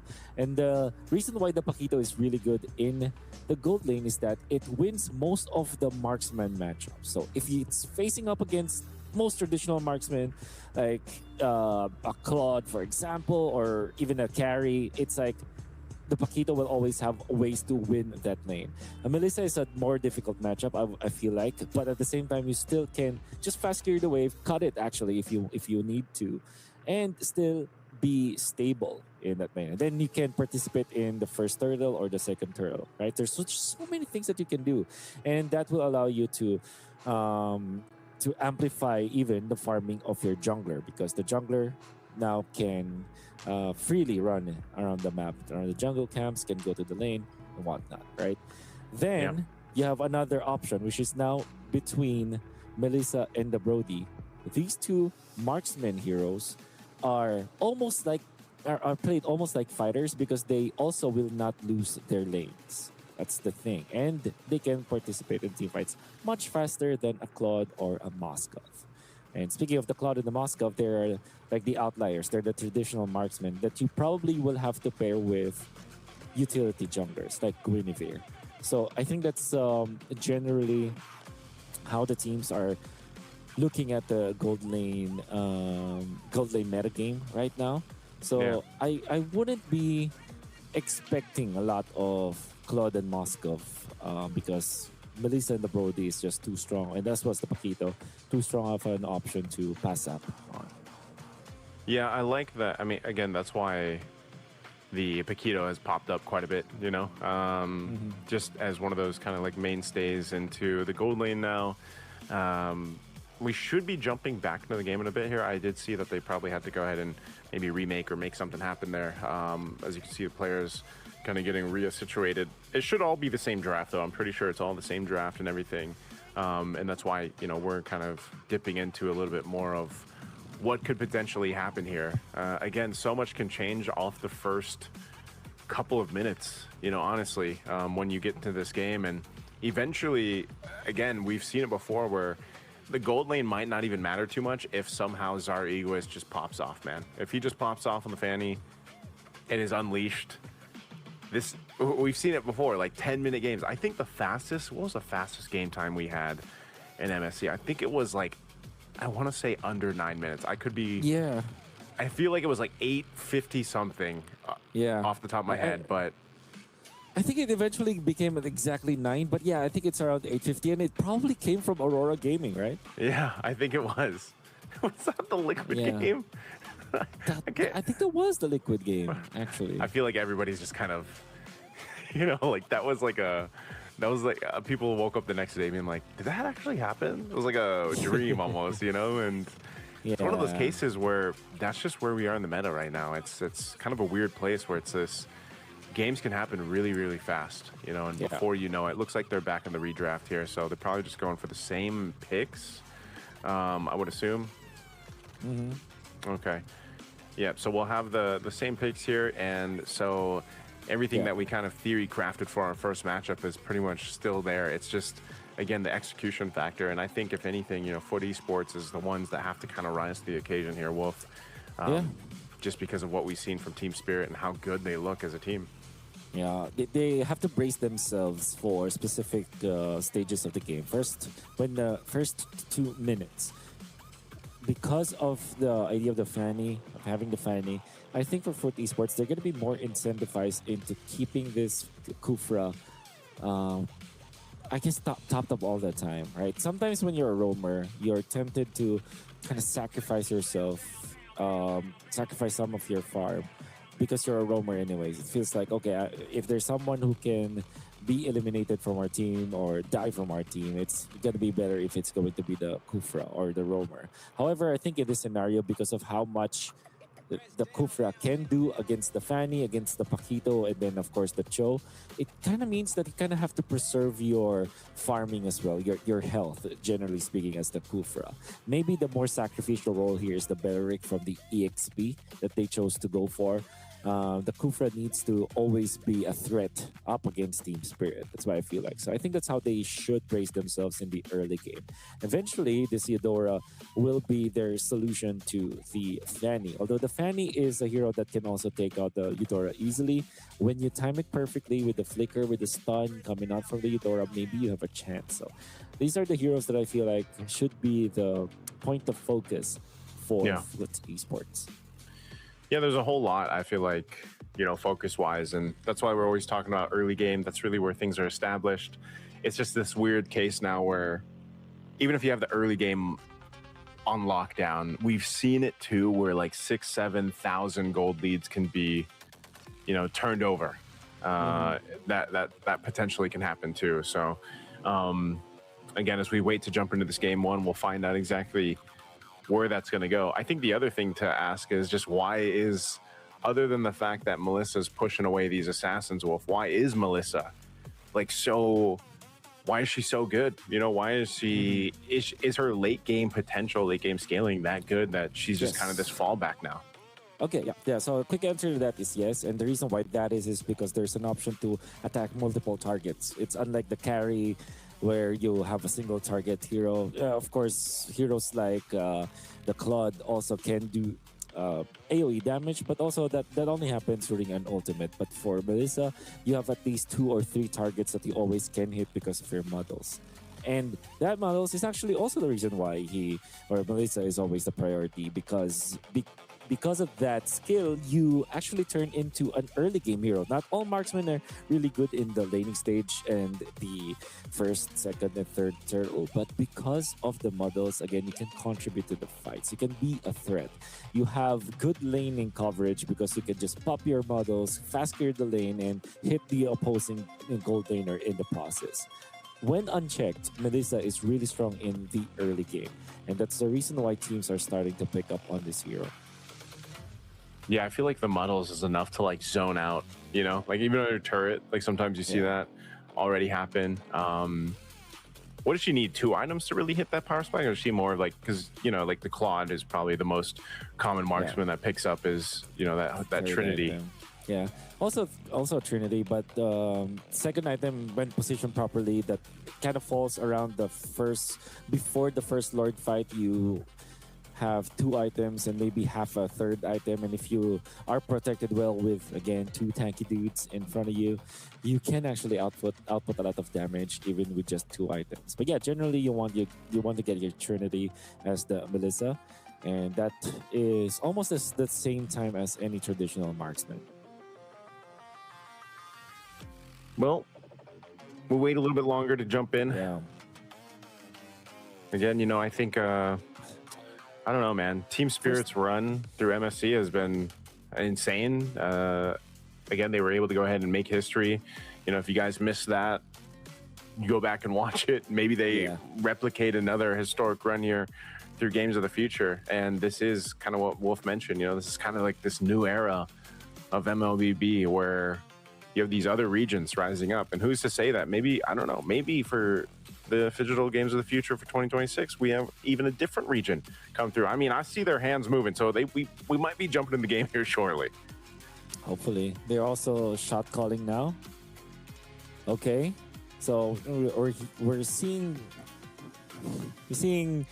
their actions right now, which kind of tells us that, yeah, probably they're going to be into the game, but it could also be a test game because, you know, we want to make sure that everything is tested correctly. Okay, we're in the game. We're in the game. So that's 30 seconds in. now we're looking at this Paquito going up against the Melissa up top. And I think the idea for both of these gold laners is to just faster their waves. Paquito is going to be more incentivized to get level 2. And once he gets level 2, now that lane is actually easier for Hiko. Yeah, some of these, obviously these first rotations looking a little bit different just because of, you know, the nature of having a Kufra. Obviously, you can't get too far forward up front against the Eudora just because you don't want to go ahead and get poked down already. But looks like both junglers go ahead and start to grab their buffs. You have Kazue go ahead and rotating to that orange. So this is one of those cases where now you're not going to have these first bloods off the bat. It might be one of those things where it's just, you know, fighting into that first turtle in about 30 seconds. Yeah. And that being said, I'm curious about this Belleric and how they are going to be able to use it, because the idea for the Belleric is to be that tank. But usually from the EXP, you can also consider outputting some damage, which means that you can farm faster, maybe get the blade armor quicker than your team, assign the radiant armor to your Kufra. It seems like it's going to be the battle for the turtle now. Good use of the iframes, but they get the lockdown already. Zaro jumping in. He's going to be stopped in his tracks, though. He's got to get out. Good defense there from Foot Esports. Causeway barely surviving, utilizing 2 of those iframe interactions as well. But this opens up the turtle now for Team Spirit. Part of the reason why I really like watching Team Spirit during their MSC run was because of how coordinated they were. And you saw how the stun layering coming up from Team Esports were pristine. Again, when you jump with the stump from Sao, you immediately have the falling star moon, and then the Curse of the Crow is already ready, as now the turtle fight is going to commence. Actually, Kazue gets the turtle away from Team Spirit.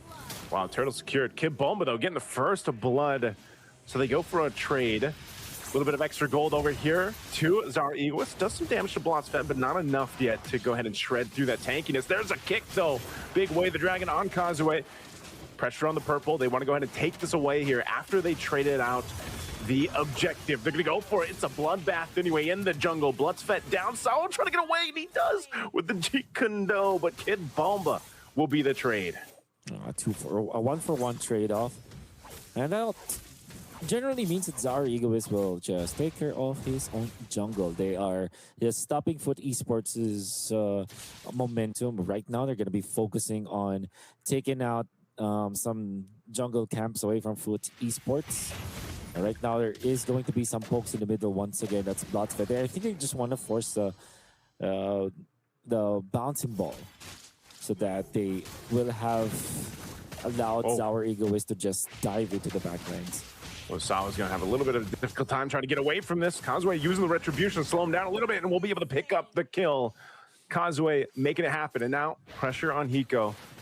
Hiko's going to go ahead and heal back up. He's got the regen. He'll back off a little bit, but he'll stay there near the turret. Causeway will just go for these camps, taking some of the green camps away from Team Spirit, but hold on. I think he got there in time. Not sure if Zarugos actually got there in time to get his camp. He is level 7, so he's slightly ahead, but whoa, they're going to make a play anyway on Hiko. Hiko gone very quickly again. That stun that comes through with Eudora is just so strong. Yeah, and they even denied the cart from Hiko. Sunset Lover taken out.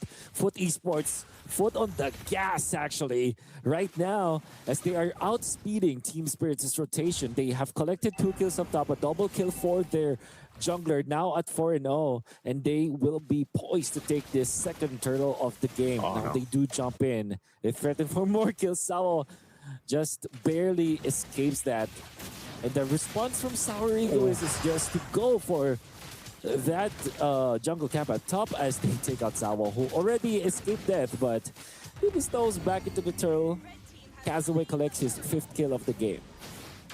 Well, if someone would say their foot's on the gas, yes, because Foot Esports right now, I mean, what was Sao trying to do? I think he was just trying to give some information, but not expecting just how quickly he could probably get bursted down there. Again, you gotta respect this Eudora. It's kind of busted, man.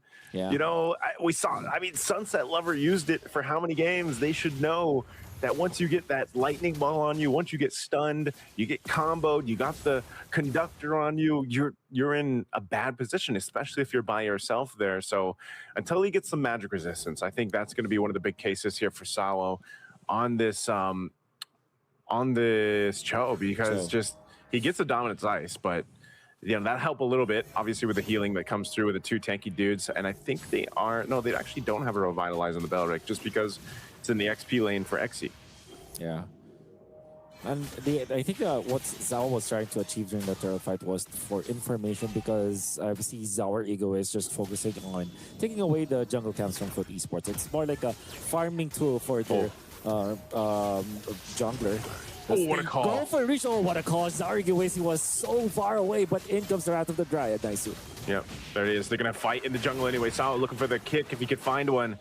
Not the best target, though, as Xe drives him off and chases Hiko.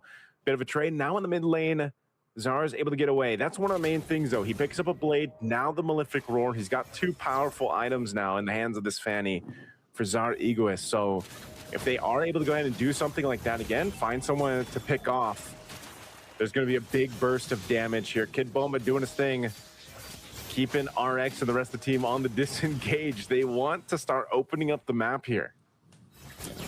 Kid Bomba. Now, there's going to be a swap between the gold laner as well as the EXP laner. And that means that the turtle will now be taken by Team Spirit easily. Taking it up top. This is a much better lane configuration for Team Spirit because Kid Bomba can easily get out of sticky situations because of the Purify, also tankier than the Paquito at this point. So it's just natural for them to utilize this Esmeralda in front of the Melissa for now. Kid Bomba actually collecting some farm in the initial Sunset Lover. There's a quick initiation there and a quick elimination as well. Foot Esports, their pickups are so good. This is so coordinated from Foot Esports, man. I mean, when they can find a potential pick, they go for it. They make it happen. They know how to utilize the kits that they have in these heroes. So, is he going to go for Psyche here? He wants to go for the kick. There it is. Wade the Dragon right in the hands of Kid Bomba. Do they have enough damage, though, to capitalize on this? Sun already came through. Should be able to take out Psyche at least, and they'll do just that. A good setup, a good pickup for Team Spirit there. They feed it to Kid Bomba, who now has got his Oracle, so it's going to be a good tempo for Team Spirit as they jump forward to go away from RX. Oh, that just feels so bad, but here comes Kid Bomba charging up. Go Away's already gone. You can't push him back any further, and Hiko comes in with a 1-2 punch. Able to take out the turret, looking for the follow-up on Blot's Vet here. They pick up two. Team Spirit, objective and kill secure. Now, they even utilize the feather there, strike for more damage and more vision, and they have taken out the turret. They will collect this orange buff now. They have to run away now because the Hirara is here. Yeah, Hirara's there. I see. You're punching a tree, man. He's going to be able to get away, but Hiko doesn't have the champ stance, the stacks that he was looking for, but he does enough damage to. You can already see these itemizations really playing its part now for Team Spirit. Foot Esports, they've done a lot of good coordinated attacks, but they just need to go ahead and readjust. Wow. Being brought real low Psyche here just off of a couple feathered airstrikes. That's the poke now. It's a lot of, I guess, Foot Esports will leave their foot off the gas because now Kazue, okay, want to go for a kill on Sawo. I think they will get it. That's 7 kills now, and they want more. Look at the jump.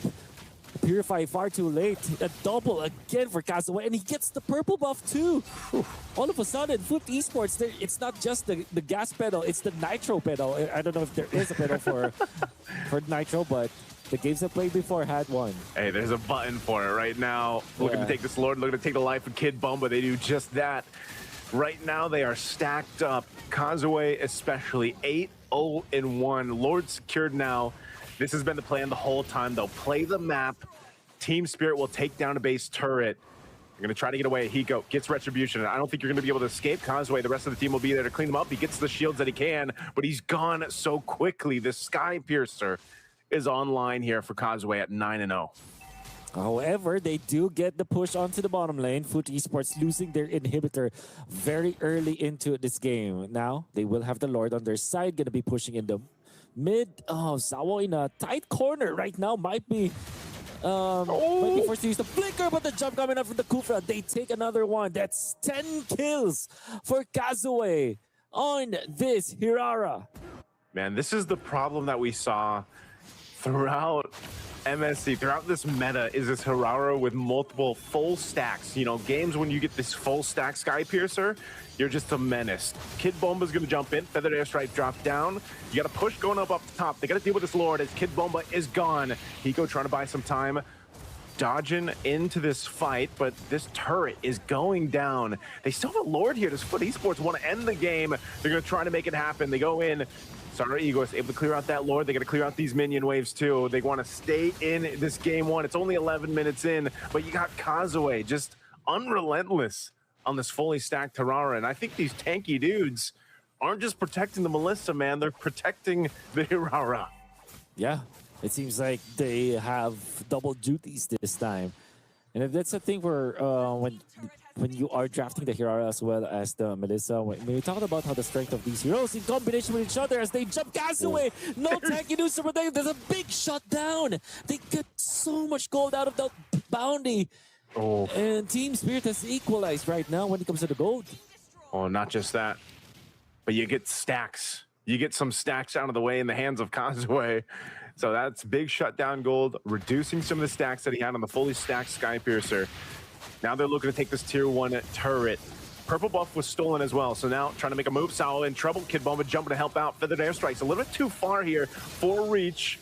Still, they don't have a minion wave to push in. It's been cleared out. Kid Bomba now trying to disengage after Sao was brought down. This has been a very difficult game for Sao to get those kicks that he's looking for. He's had a couple, but you see how hard it is to actually find your targets, especially when there's a big bouncy ball right in front of you. Yeah. Kufra is a problem for the Cho, as it always has been. And then if you add in the Belleric, which has almost a reset button with the taunt, kind of means that it's really difficult to find your angles. And it's not like the Melissa is an easy target for a Cho because of the go away, because of the natural kit of that hero is the Melissa. It's really hard to catch if you're the Cho. So overall, this is not an easy game for a Cho, I would say, for Savo. But we'll see. Lord Dan's gonna commence now. Nice. Oh, Foot Esports starting it up. Sao's got an immortality this time. He's gonna pop the conceal. He's gonna look for the right target. Gets the iframes out of Kazuya. He's trying to kick him if he can. They're trying to look for an opening. Kazuya's still able to get the Lord. They're going to call it off, try to disengage, but this could be bad for Team Spirit. Immortality already going to be popped. Zara is able to find one, though, on Psyche. Still trying to get away as Sao falls. Kazuya, though, next. But they can't follow through. So another Lord secured for Foot Esports. And right now, the 1-for-1 trade, 4 members strong into Foot Esports. They want to get into this base and take down the Crystal. They're going to unleash a couple shots here on Kid Bomba. Hiko, fully stacked, looking for Kazuya, but the damage, the burst is just too much, and now Kazuya, he'll be going down, but the rest of the team wants to lock on the Crystal. They can just lock on the base and end it here, but Team Spirit is doing everything they can. They deal with the Lord. The go-away going to be popped. Wind of Nature as well. Hiko falls, Zara's back. They're looking to take out RX, but they just can't get to him. And now Zar looking for blots. Won't be able to take him out. There's the Raptor Drag coming in from Exy. They want to win this team fight. Sao falls. They might be able to lock on the Crystal now, but the Cannon Minion is stuck there. They bought enough time to clear it out. Now Zar needs to stay alive. They've used almost everything, but with Sunset Lever back, Team Spirit's able to defend it. They finally killed RX. Wow, my goodness. I wonder what Zara Egoist's APM was during that moment. There's no way to track it, but my oh my, did he click a lot of buttons during that moment. And he survived. He defended because of his heroics once again. The Team Spirit are alive.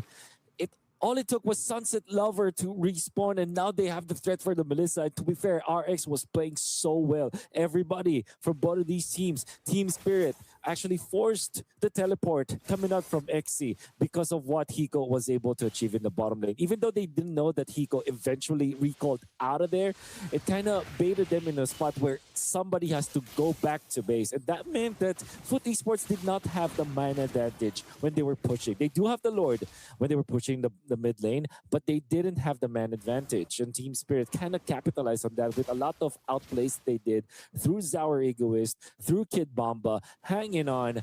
Now at 15 minutes, we are going to see the two teams just even it up when it comes to scores. Fortunately for Foot Esports, they've pushed the top lane too, which means that the opposite lane of the upcoming Lord is going to be in their side. Oof, talk about one of the best defenses we've seen, at least in this current meta, man. I mean, the way they were able to go ahead and maintain that, given how much Foot Esports fought around that Lord, was quite impressive. Again, there's a reason why Team Spirit are the recent MSC champions, and they're looking to be the champion here for Games of the Future 2026. Oh, they're looking for a cutoff. They're looking for Psyche. They're going to get trapped into the jungle here. Wrath of Dragon already dropped down. Sunset Lover can't escape, though. Good pickup by Psyche. Now Psyche trying to survive. He's going to get bladed down. Sao not able to find the opening he was looking for. Hiko did get the kill. Kid Bomba, though. Immortality going to be popped. They're going to clean up this kill. They have nothing that they can do. Lord's going to be worked on, though, but that top wave is pushing into the base, taking down another base turret. Hiko trying to bob and weave through there. Couple punches, couple combos. Right. Lord, Court of Health. Zarigos, is he going to be able to try to steal this? I think he's zoned out so much, but he's still going to look for an opening. He goes the pressure. They're going to reset the Lord. Big kick, though, comes through. A huge kick on RX. What a team fight again from Team Spirit. And now it's just the two tanky dudes on the disengage. They're going to be chased down here in the jungle. Hiko with the double. Another big pickup. It's all terrible for Foot Esports. Finally, Psyche is up, though, but they're going to have to defend now. Yeah, XC is alive with the immortality now low. Flicker forward to actually dodge Team Spirit. I don't know if that was intended, but it worked nonetheless. Gotta be careful if you're Psyche. Although 12 seconds now, RX will be alive. Team Spirit did not go for the Lord. XC does not have the ultimate right now. Does have the taunt though. Actually catches the minions. And now, about enough time for the wave clear of Foot Esports. Heroics. And very nice movement coming up from XC. Gathering the aggro. Now Sunset Lover in trouble. He's gonna survive for now. Lord being worked on by Team Spirit. It's still at 50% HP, which kind of means that Foot Esports might actually take this Lord for themselves. Oh, they're threading the needle here, Wolf, right now for this Lord. Holding it at half health. They sent Sunset Lover back. He was so low. And now we might see the same thing happen again like we just saw for this previous Lord dance. It's gonna reset. Sunset Lover is back. He's going to keep them at bay. It is going to evolve, though, so much stronger Lord now to deal with. These shots are going to hurt even the tankier members, but whoa, Zarigos! He gets shut down and trapped by the lightning ball. The Lord goes over to Foot Esports. Sao with a desperate kick. Immortality popped. Not going to happen, though. Hiko on the hunt for Psyche. Psyche survives with the flicker, and Foot Esports should have just won them the game off that fight. Man, oh man, it looked like Team Spirit wasn't sure if they wanted to end the game in that base, and they decided to go ahead and pull to the Lord, but that would have cost them as they go. Foot Esports jumps in. They want to take the kills, but they'll take game one in this best of three. What an unbelievable game, Naisu. That's just game number one, but it was a great exchange from Team Spirit and Foot Esports. This is absolutely not the Foot Esports we saw yesterday. They have improved so much. The moment that they face Team Spirit, it feels like they have awakened. They have showed us how it's done. And Psyche, on that last clash, outplaying many members of Team Spirit, was the reason why they were able to kill Zower Egoist at first with that play, and then outplays Hiko so that they can punish Hiko. But the thing that I want to really say here is that Team Foot Esports, Foot Esports, their box was just pristine, and we're gonna be talking about that soon. For now, we're gonna be heading into the stage for post game one analysis.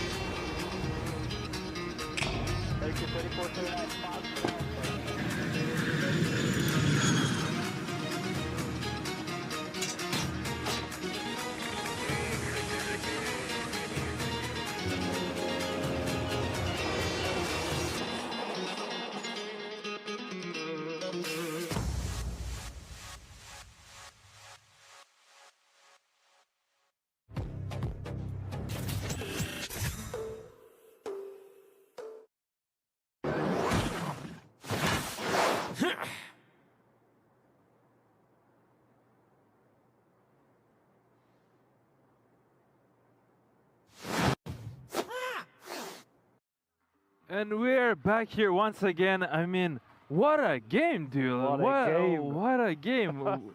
Just an incredible experience. Thank you very much to the casters for casting the game. My name is Ilyas Kokenov, aka Steelborg. I'm joined here with Haiti. I mean, what a game. So fast-paced. It was crazy. Almost, it felt like Team Spirit almost made it comeback. Yeah. And you couldn't tell back and forth who is going to be a victor for this game. I mean, Food Esports. I mean, the way how they came back early game was actually intense. Yeah. I would like to especially specify Kazu, right? His name.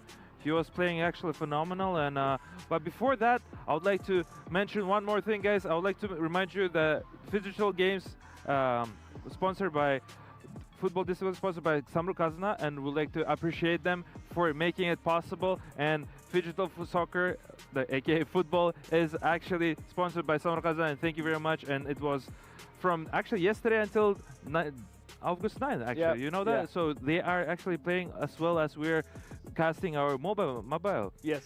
Have What you a game! I mean, I can't just like Steelbox said, it was so intense because initially we actually thought Team Spirit has an advantage going forward. I mean, during the draft phase, but then Right. I think early on, starting from around 4th minute, the foot just took.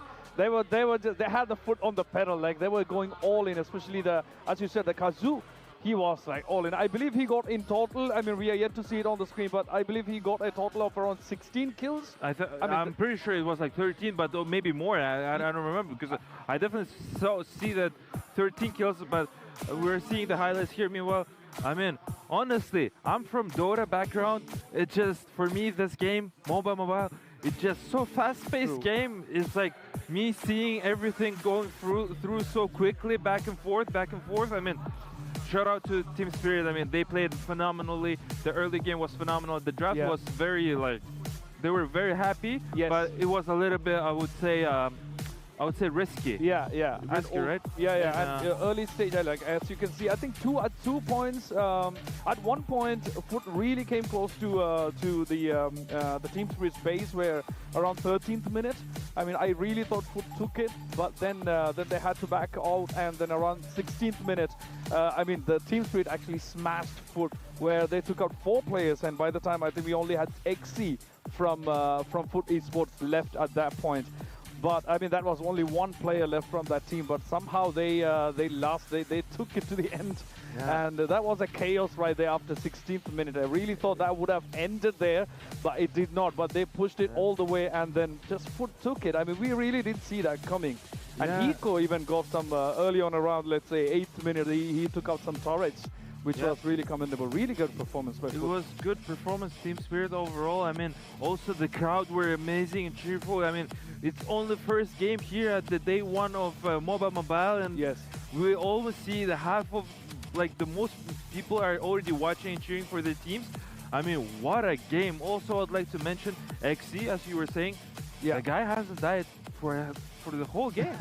Yeah, exactly. He decided to, I think, kill himself on the lake, when they were hitting the throne. That was one point where it was just XC. There was nobody else. Everybody, they took out everyone, and it was just XC trying to keep the team on the map.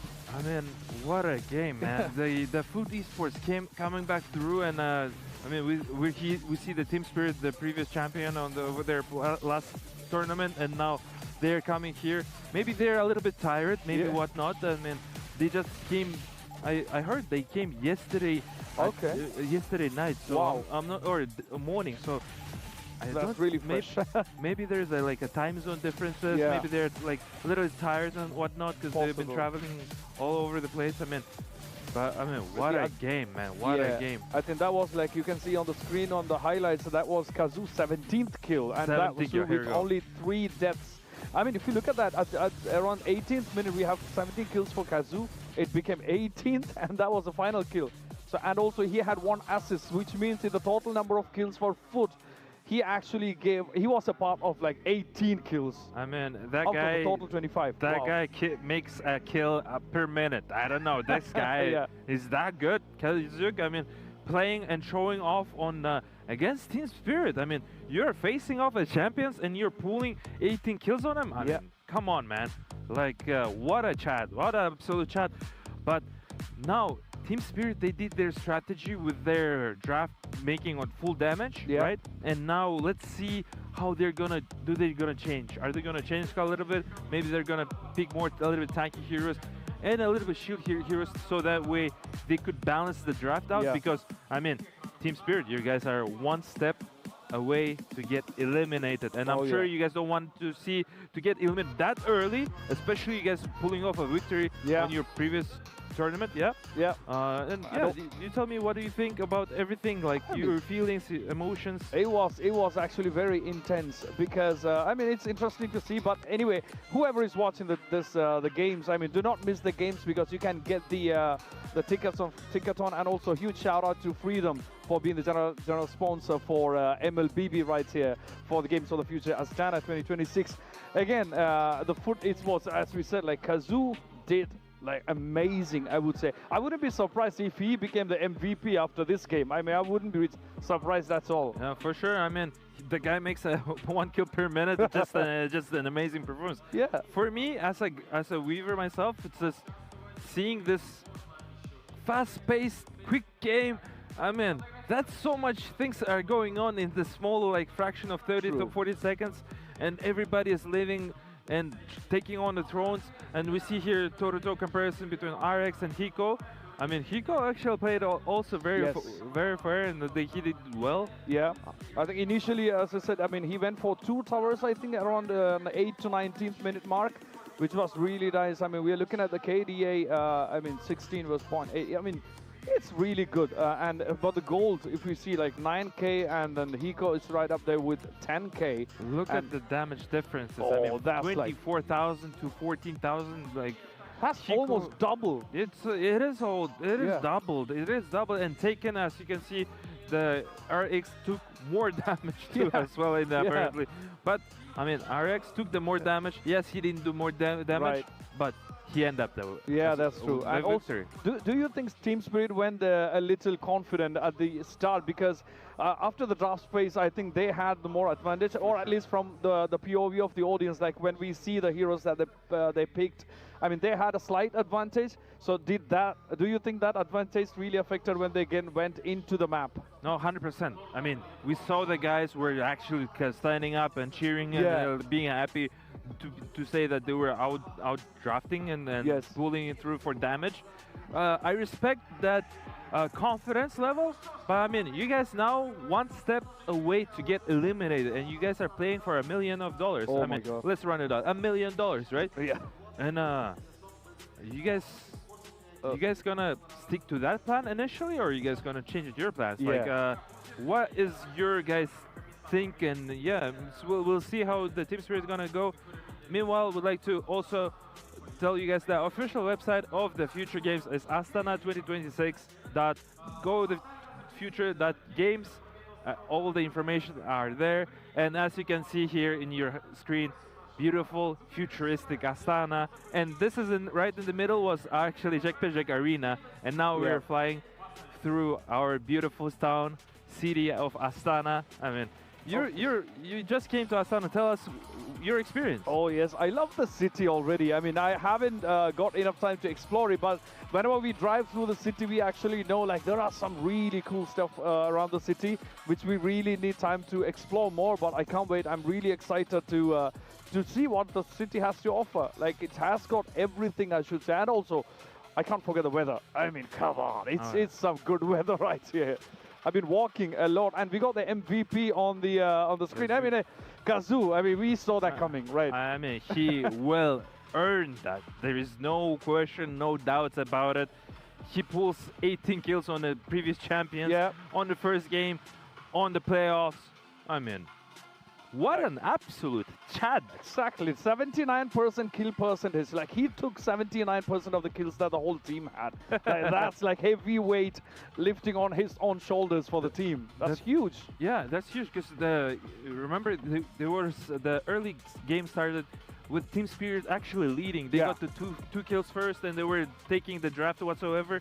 So like, they were actually applying the pressure, but Kazook was the guy who actually made 5 kills, and he was the a leader, let's put it that way, Yes. of his team. Yes. He put the team to the lead, and then that's where the Food Esports, the other Food Esports, followed him through and actually supported him very well. And I mean, a great job from our Turkish players there. I mean, Yep. what a Very beautiful true. performance. I mean, initially I really thought, because since after the draft phase I was like, okay, possibly the Team Spirit is gonna take this one.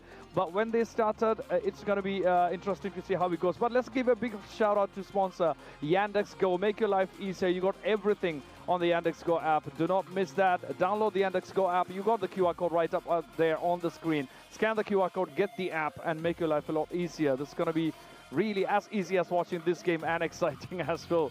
So we are yet to see, because we are one game down. There are two more rounds to go with the same teams, Foot versus Team Spirit. So now, since the Foot has 1 point advantage, the next two games are going to be really crucial if really Team Spirit want to win, because they have to win the next two games. Yeah, come to think about it, Haiti, you say 2 rounds. Are you sure that Team Spirit are not going to lose 2-0? We don't know. We don't know, but we'll definitely will know as soon as we get to see our beautiful video that we're gonna share to you right now. Did you know that Games of the Future has symbols representing it? That's right. There are 4 characters, which are called Guardians, whose purpose is to represent the spirit of competition. iBoat, a robot made out of titanium and neon parts who believes in inner strength and power of friendship. iBot has a special ability too. The robot is able to cut off enemies' power supply and breathe life into inanimate objects. Arlon, a cyber wolf with a rich silver fur and holographic glow, a great mentor and a formidable warrior in the field. He is able to accelerate time and predict the movements of his foes. He is responsible for the territories of Battle Royale and Phygital Shooting. Eileen, she is truly fearless and wild. Her sporty outfit and gaming equipment are truly wonderful, along with her useful backpack that is there to help out in any situation. She keeps the areas of Dota and MLBB to herself. Finally, last but not least, Alum. This eagle is a fighter with golden feathers who likes to wrestle, play football, and basketball. Everywhere he flies, he leaves a trail of petroglyphs. His special ability allows him to analyze the situations at unimaginable speeds. He is a keeper of many areas, and we love him for it. We are here at the round of 16 for MLBB. We have 4 more days to go, including today. And today we have a lot more games coming up as well. I mean, we are 1 round down with Foot versus Team Spirit.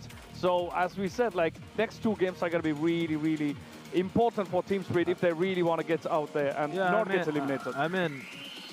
Let's focus on the second game because you're already giving Team Spirit the victory in the second game. I mean, we don't know yet. I mean, hopefully we'll see 3 games. Yeah.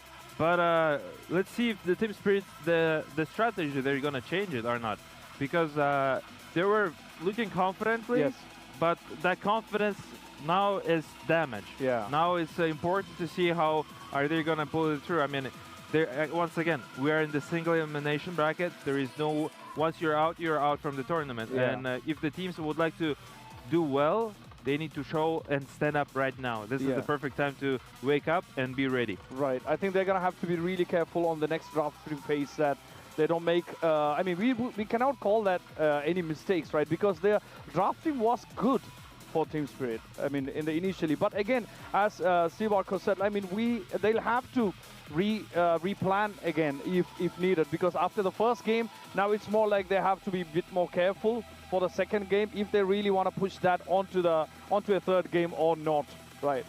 Yeah, for sure. I mean, let's take a look how the guys are gonna do. I mean, and especially Foot Esports. I mean, they didn't look scared against the champions of the previous tournament, and they're actually doing it fine. And I mean, Kazuk doesn't care who he's playing against. You're champion, you're not champion. He doesn't care. I like that. Like, I like the confidence, and yeah, players are getting ready and casters are getting ready, guys. And I would like to give our words to casters. Please, guys, take it away. Thank you very much.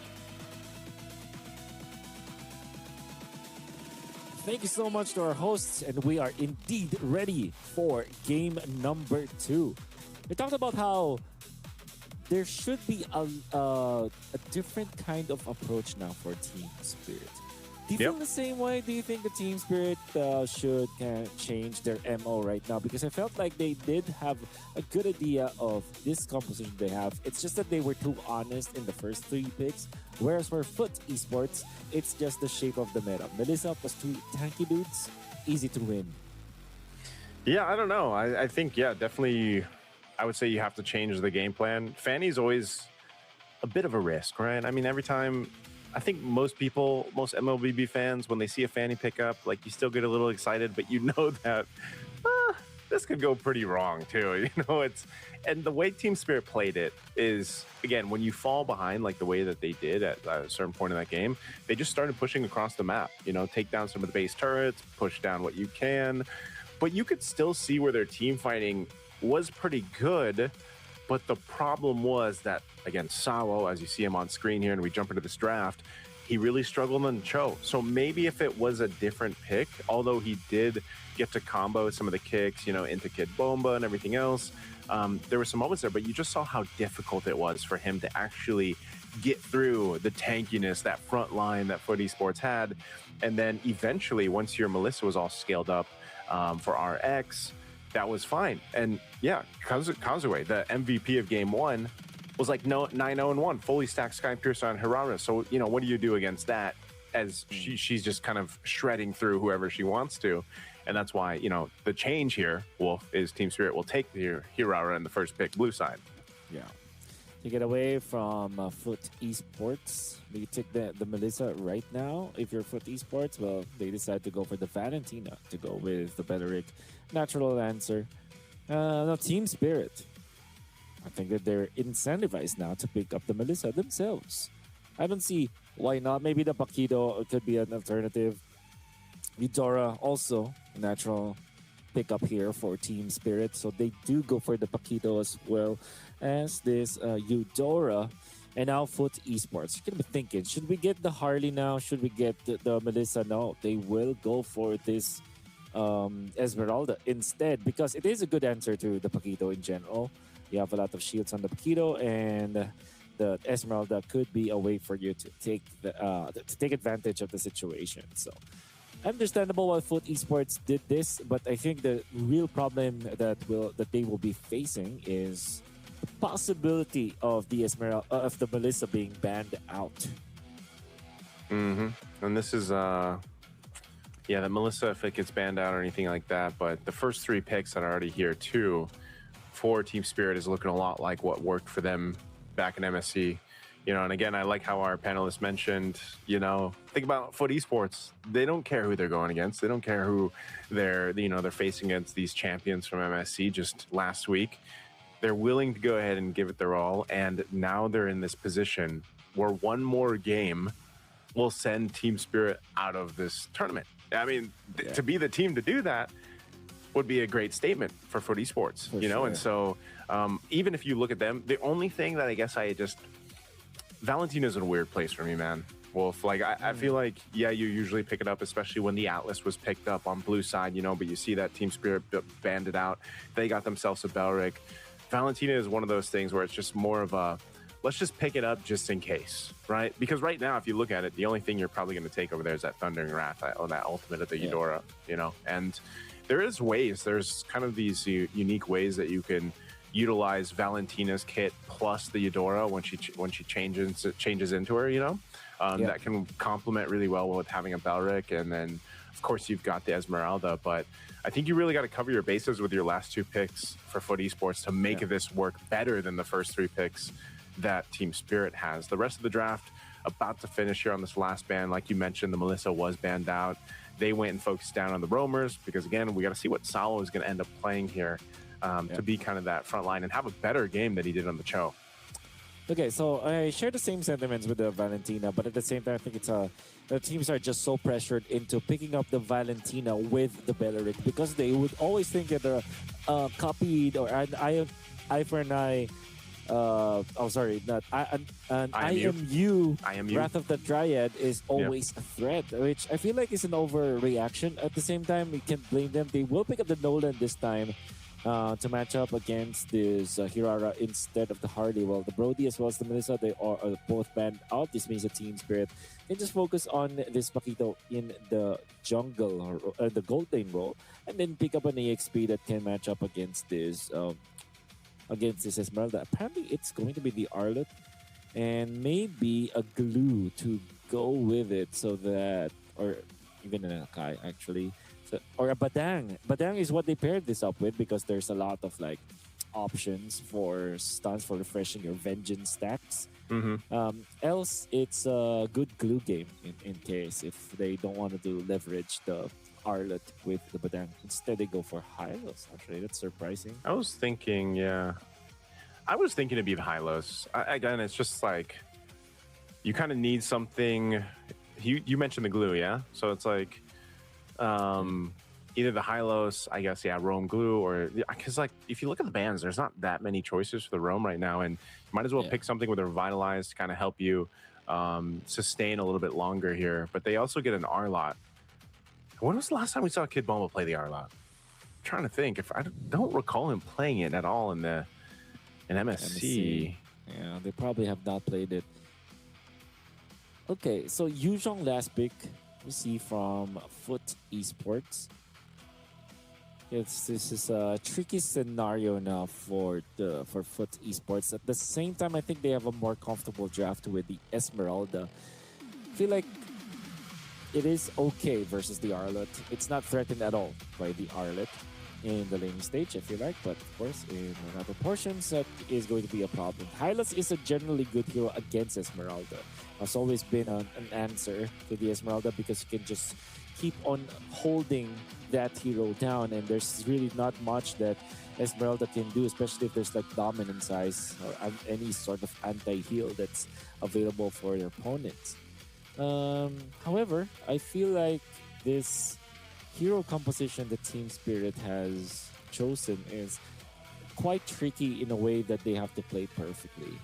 And on the other side, it's more like, okay, let's go for pickoffs. As long as the Nolan is constantly dealing the damage, I feel like it will be good for Foot Esports. Oh, wait, I remember now. They went in for the Esmeralda as well as the usual, so it means that the Esmeralda will go up against the Paquito, which even is a much better gold lane matchup for Foot Esports again. Well, here we go. Jumping into game two. Right now, it's match point for Foot Esports, potentially sending home at Team Spirit if they win this next one. I would say it was closer than we expected, or it was closer than it looked, at least in game one, Wolf. You know, and there's definitely things that Team Spirit needs to adjust here. That being their composition this time around. They brought something a little bit different, but also for Sunset Lover, this pick, this Eudora, has worked so well for them in the past week and a half or 2 weeks. Now, can they capitalize on that performance here in game two to extend the series to game three? I mean, I think a lot of people would be really surprised with the results here. Foot Esports comes out with a sweep against Team Spirit. Yeah. Well, Bloodsfet. It's a Hylos versus Belleric. Two very tanky heroes, but with 3 heroes coming out from Foot Esports, they jump in, they take him out. Castaway already starting with a great kill in the middle. That will actually accelerate the farming coming out from the Nolan, and that is a welcome sight for Foot Esports.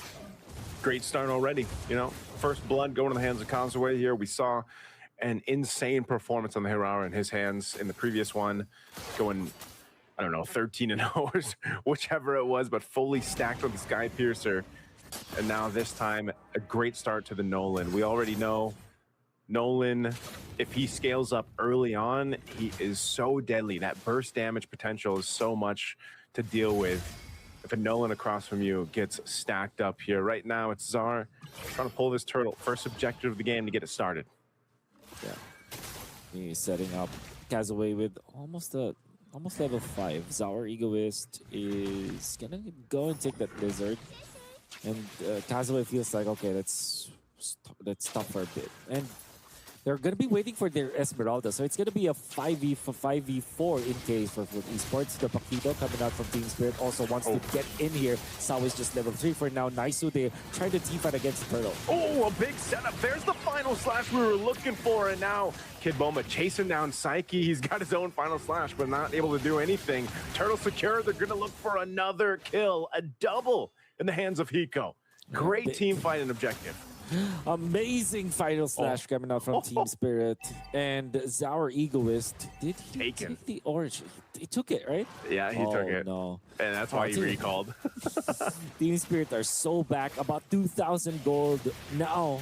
They are ahead with, and RX getting melted down. The Paquito might not be enough against the Esmeralda, but with that Eudora running rampant, they will take more. Sao is going to scout out the 3 members of Foot Esports and protect their own Rock Ursa. No invasion coming out from Foot Esports, denied by Team Spirit. Man, that's what I was saying. Just give Sunset Lover the Eudora, man. You know, picks up a glowing wand, gets his first item locked in. He's sitting on 2 kills. Hiko as well. This is also the best start that you could hope for if you're any team. Your gold laner and your mid lane basically have 2 kills each. You know, Zaur Egoist hasn't needed to do much. They're going to chase down. Whoa, RX is gone again. They just went for the move in between tier 1 and tier 2 turrets. Okay. So probably aid Foot Esports into pushing up top on a final slash that was copied by Psyche. And that is a great pick off. Kid Bomba erased up top. There will be a push now for Foot Esports. However, Hiko actually takes out a full outer turret energy shields down the bottom lane for himself, gets a push on as well. And this means that Team Spirit will not be trailing when it comes to the gold. In fact, they're still leading by 2,000. Good trading coming up from Team Spirit. This is such a good engage coming up from Foot Esports, but the trade from Team Spirit were better. Yeah, this is one of those cases again where this kind of lead, you know, this early on, it means quite a bit. You know, 3,000 gold under the 5-minute mark. You're setting yourself up to be able to go ahead and fight into the second turtle. Most likely be able to secure it. They're going to poke down already. Blots, he's just burning down. Already falls. Glorious Pathway already dropped down too. A final slash comes through to push out Kazue. And now Bomba could be in trouble. Still goes in for the re-engage. He's actually going to be able to survive as XC falls. A great fight there for Team Spirit. And that'll get them the second turtle here. Yeah. Another snowball in Team Spirit. Whenever they group up, they know exactly who to target. They take out XC immediately. And now they're going to be wrapping around it, probably the Esmeralda or maybe around their own orange camp. Interestingly, Bloodsvet is scouting out this area. They're actually calling the members of Foot Esports in here. RX will be able to get out of the sticky situation. And while that was happening, Team Spirit already takes out the turret up top. And Foot Esports are too clumped up together that they're losing objectives around the map. They want to go for Sao here.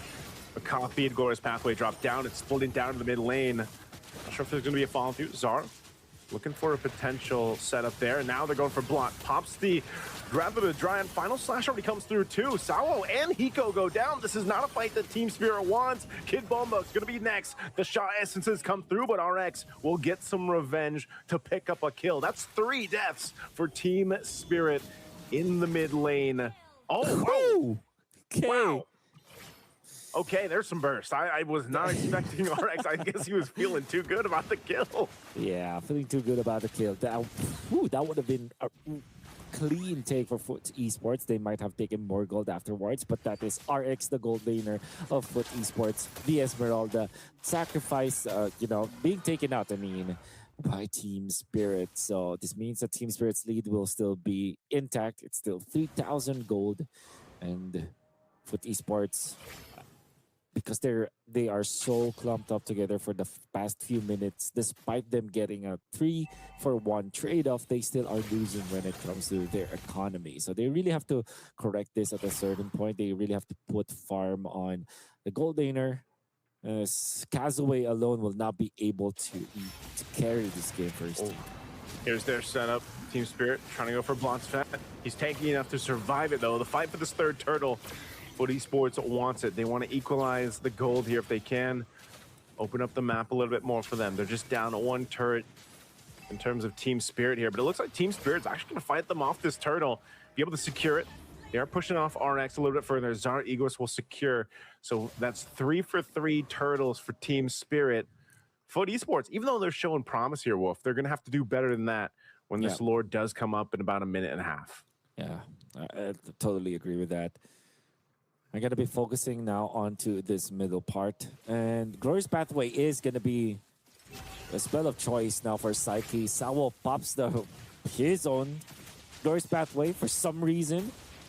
And even Sunset Lover just spokes out Bloodsfed. And that's a big resource that Team Spirit does not have. But it seems like it doesn't matter. They will still press the attack. They will take that that outer turret and then the purple buff. And Team Spirit are really forcing out some mistakes from Foot Esports now. This is what you would kind of expect here. They're playing to the advantage.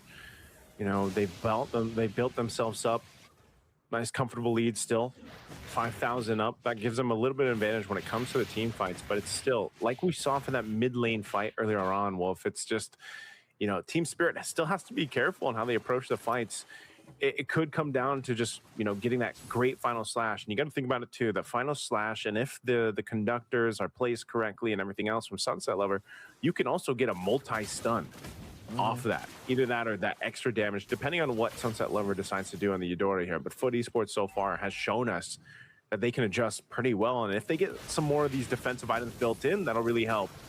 See, Bloodsfed taking some of that damage already. They're going to crash down on Kid Bomba. Kid Bomba going down. They jump back into the fight here, but it's the trade. XP for XP. XP goes down. Bloodsfed burns the flicker to survive with 1 HP. And that's crucial timing because now Lord's coming up in 10. Yep. TS wants to take down a tier 1. Hiko even forcing some reactions up top. The turret is very low. They've taken out the middle. They have taken out the top. Now they're working on the Lord. The Team Spirit in just the chain of good events for them. They are able to take a lot of objectives and then neutral objectives to boot. With the Lord now being on their side, they have so much real estate to work with in this map. And they're leading by so much. How can Foot Esports find an opening here? They do get some trades, but it's never going to be enough as Team Spirit are just way better at taking parts of the map for themselves. Yeah, they've showcased that. Now Team Spirit off this Lord. And with the lead that they have here, they can start knocking on these base turrets or at least approaching to get down some of the shields here that Foot Esports has. I think if you look at what Foot Esports can do here and turning this around, you know, one of the most difficult things, again, is having this Esmeralda. You don't have that traditional marksman that you're looking for. So they really have to have these calculated fights. Holy Defense Shield is going to pop down at the bottom side as Lord makes its way, charges on into that turret. Black Dragon form dropped down too. I'm not sure if they really want to start a fight here. Whoa! Zaki already brought down to a sliver of health very quickly from Sunset Lover. Has to go heal back up. That might just be it. Just one base turret going down as they're going to work on this Lord here. Oh, Eudora is just such a menace in this meta game that we have. It's so difficult to deal with. We're going to be pushing in the middle right now. A Team Spirit. Okay, so they just want to clear the way for now with that final slash. Fishing for someone. They will force the pop the Holy Shields in the middle. They do have the push in the bottom already. And now they're trying to push up top, but no, Team Spirit decides to just back out. There's no reason to really dive into Foot Esports, especially because they don't have their marksman as well. So it's like a double fighter setup. But maybe because of this final slash, Bloodsfed, exchange of Glorious Pathway, they go in! Oh, he goes in with a flicker. Wrath of the Dryad, they're able to pick up 2 kills. I was not expecting Bloodsfed to take that, but he went anyway. And now the rest of the Foot Esports gonna run it down here. Zara Egoist looking for Psyche, can't find him, gets terrified. Causeway to pick up the kill. What a turnaround decision from Foot Esports. And now we're gonna go for Sawo. Sawo trying to walk away here as slowly as possible, but Causeway will take him out. And that is a big team fight once again for Foot Esports. Amazing plays coming out from Bloodsfed. You would think that he was already backing down, but Foot Esports, with the amount of decision making for you to decide to take the fight instead of running away, that really surprised Team Spirit and astonished them. They get 2 immediate kills afterwards, and then Psyche schools Zaur Egoist, uses the Terrify to force Zaur Egoist to face and hug the wall and take out the Hirara, the pesky Hirara for Foot Esports getting outplayed, and all of a sudden they're back in the game. They don't have the lead whatsoever, but you're feeling that Foot Esports are now getting the momentum back on their side. Unfortunately for them though, the long lane is in the favor of Team Spirit because of their lack of inhibitor turrets. So they have to be quick when it comes to deciding on this Lord fight. Oh, they're gonna cause the fight anyway. Lord of the half health, Black Dragon form already used up by Exy. He's gonna go in looking for Zaur Egoist, gets the knock up, and Zaur Egoist is gone, but the shutdown, both junglers fall. It could come down to just someone grabbing the Lord here. RX trying to get away. Hiko has the punches lined up as he takes out RX. He's gonna be looking for more. Psyche. Hiko is a threat alongside Sawo when Hiko comes in clutch with a double. Can he get the triple? XE locked down by the rest of the team. They're going to chase him down. Kid Bomba looking to keep him locked in. Now Hiko goes in, but Kid Bomba gets the kill, and they'll start up the Lord here. Team Spirit fought that one far. Great idea coming out from Foot Esports, going on to Zaur Egoist. They were successful into taking down the opposing jungler, but because they dove with almost all of their members onto the backlines of Team Spirit, they weren't able to protect their Nolan. And unfortunately for Foot Esports, they don't have other options of dealing the damage. Obviously, they have RX as well as Psyche that can actually output some damage, but it's not like for Team Spirit where you have the Paquito who is always going to be the source of DPS for Team Spirit, as well as Zaur Egoist, and then Sunset Lover. In fairness, Psyche actually was able to take out Sunset Lover on his own, but unfortunately, Team Spirit still has so much damage coming out from Hiko. Yeah, this is just so much to deal with right now. You can already see push into the base here. Team Spirit looking to take us to game 3. They know they've got the Lord working with them. They're going to take down 2 base turrets. Base going to be fully exposed to Foot Esports. There's a final slash right on cue. Psyche's gone. Black Dragon form used. Sunset Lover already using the Thundering Wrath. Xe trying to jump in to keep him at bay. Knocks him into the air. Crashes down, but look at the burst come through. And now Foot still surviving. They're looking for Hiko. If they can take down Hiko, that'll be big. But he's got the shields working with here. And Xe now lined up, dropping down the glorious pathway. They're still looking to clean up as RX and Causeway are here. They want to clean out the minions if they can, but it's a slow death for RX. And now Team Spirit, they can just lock on the base. It's only 1 cannon minion. Causeway trying to clean it up, but it won't happen. And Team Spirit will survive to game 3. Hiko on the Paquito. You can see the nuke damage coming out from this Paquito, taking out members of Foot Esports left and right. The champions of MSC are not going down just yet. They force a game number 3 in this situation. And although Foot Esports looked like they were finding a lot of good fights, I feel like not having a marksman or any other gold laner was a problem for them. The Esmeralda third pick coming out from Foot Esports was already very good, but it wasn't enough. As it stands, there was severe lack of damage from Foot Esports in the end. More of game number 2's analysis after this as we now head and throw it to the break.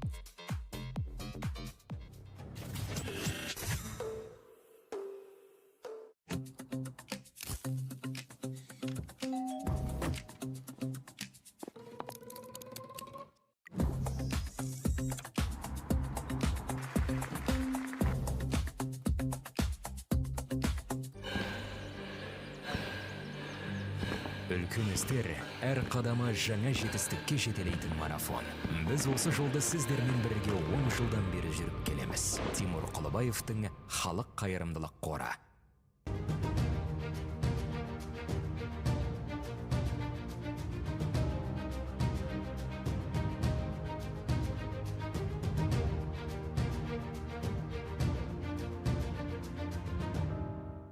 Центр кредит банкымен сіз қарапайым және заманауи шешімдердің ортасындасыз. Нық сеніммен жаңа мүмкіндіктер ашып, тексерілген сапаға сеніңіз. BCCKZ мүмкіндіктерді кеңейтіңіз.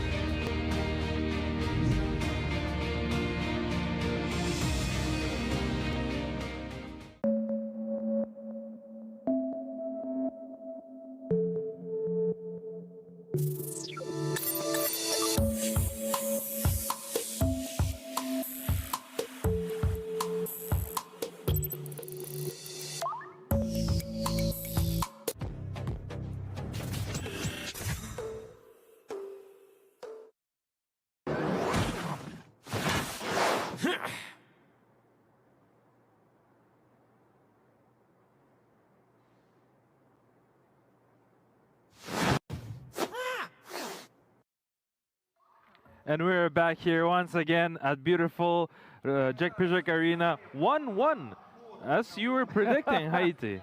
Oh my God, that's a tie finally. I mean, we are going to have a third game now, for sure. We are definitely going to have a game number 3 now. Thank you very much for casters. My name is Ilyas Kokyanov, aka Stilborko, joined by Haiti here. Yeah, I mean, as you were predicted, the game 3 is going to be in, Team Spirit came back through, and they just did it so well. I mean, what do you think? Of course, let's give a big shout out to Freedom for making all this happen. MLBB right here in GOTF Arena, because we are having a great time. We thought the we didn't know where the second game is going to go, because that's going to decide if we're going to have a third game or not. And finally, I think Team Spirit, they literally fought back. And then they got the win for the second one, which means we are going to have a third game. And that's going to be really crucial, because that decides who stays and who's going to go out. But I think that was a really good win, the last game. That was definitely, and we'd like to show it in the highlights here right now. And for me, stood out the most is the actually Hiko. Hiko, right? Hiko. I mean, he woke up and he was actually doing it so well. I mean, the game 1 he did good. Yeah. But like on the game 2, he would just absolutely he smashed it. Yeah, he outmastered the Food Esports. Yeah. And I mean, Team Spirit, they woke up. Yeah. They gave a shot. The fans here were more cheering for more Team Spirit in the favor. It felt like that. And I mean, Team Spirit, the champions, I mean, of course, from the previous tournament, now they're here at the beautiful Games of the Future here in Astana 2026.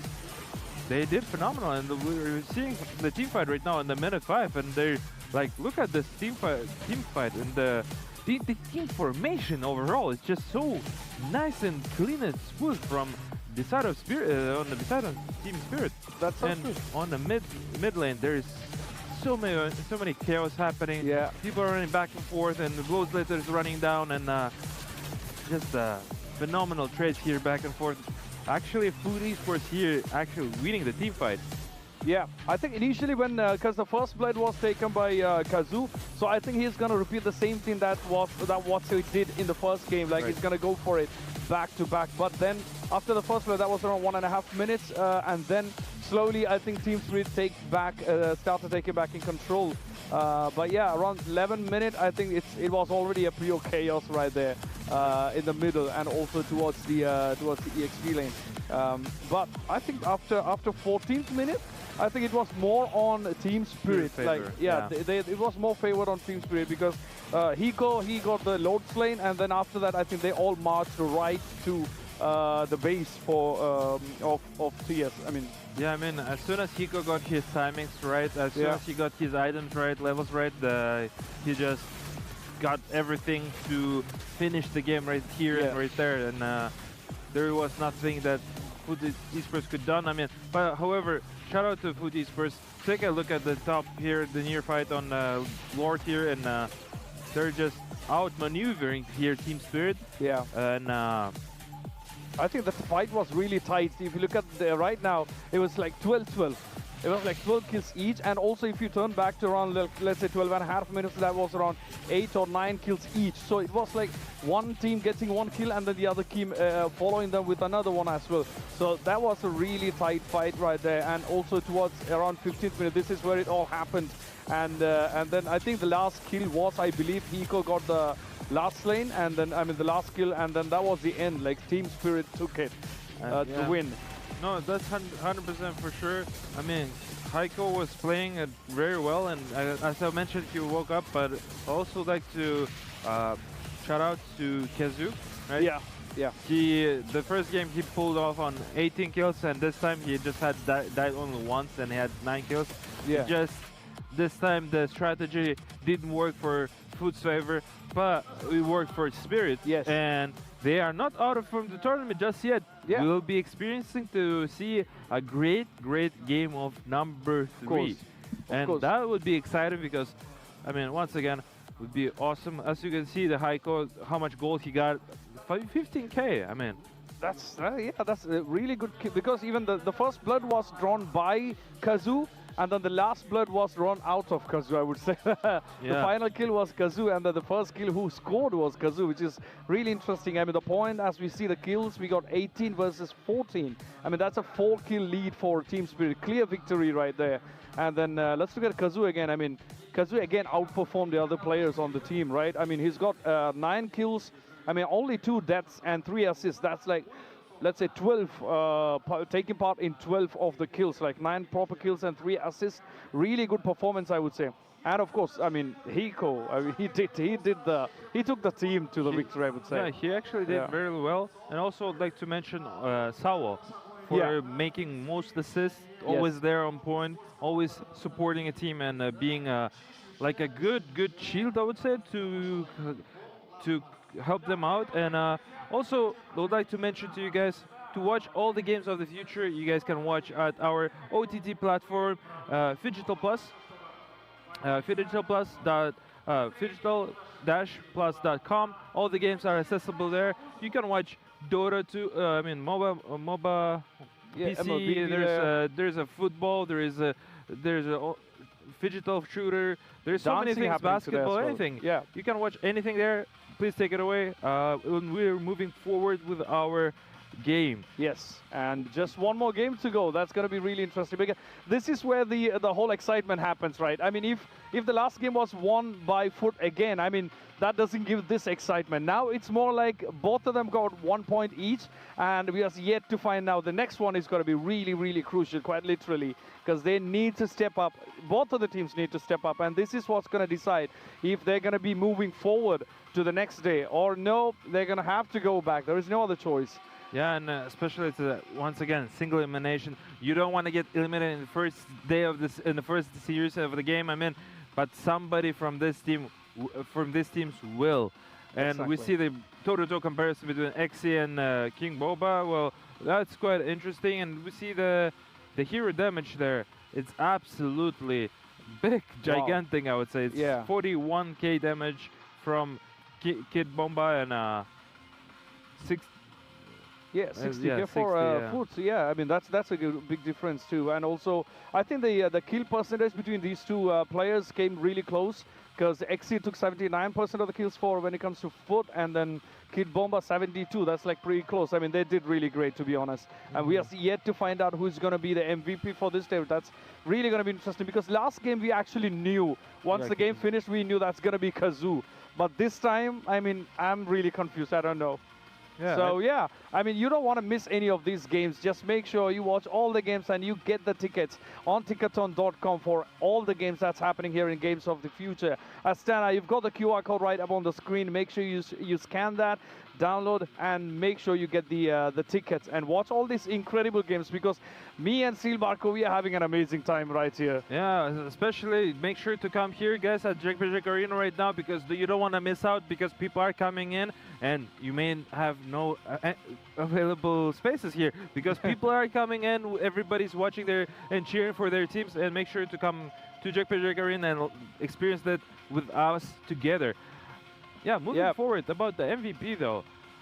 For me, it's Hiko or Heiko. Yeah, possible. From Team Spirit. I mean, the way how he just managed to shield it up and man up for the team and do extreme good work. I mean, Kid Boba was also does a lot of damage.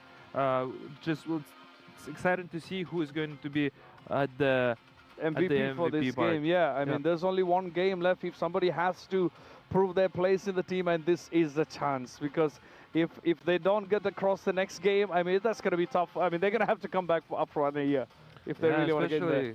Because you don't want to lose on the first game of the day and the first series. I mean, but you guys are, I mean, you're Food Esports and you're Team Spirit, two great teams. I mean, and now you're watching toe to toe, but somebody has to go and somebody has to advance forward. Yes. And once we're explaining, single elimination is rough.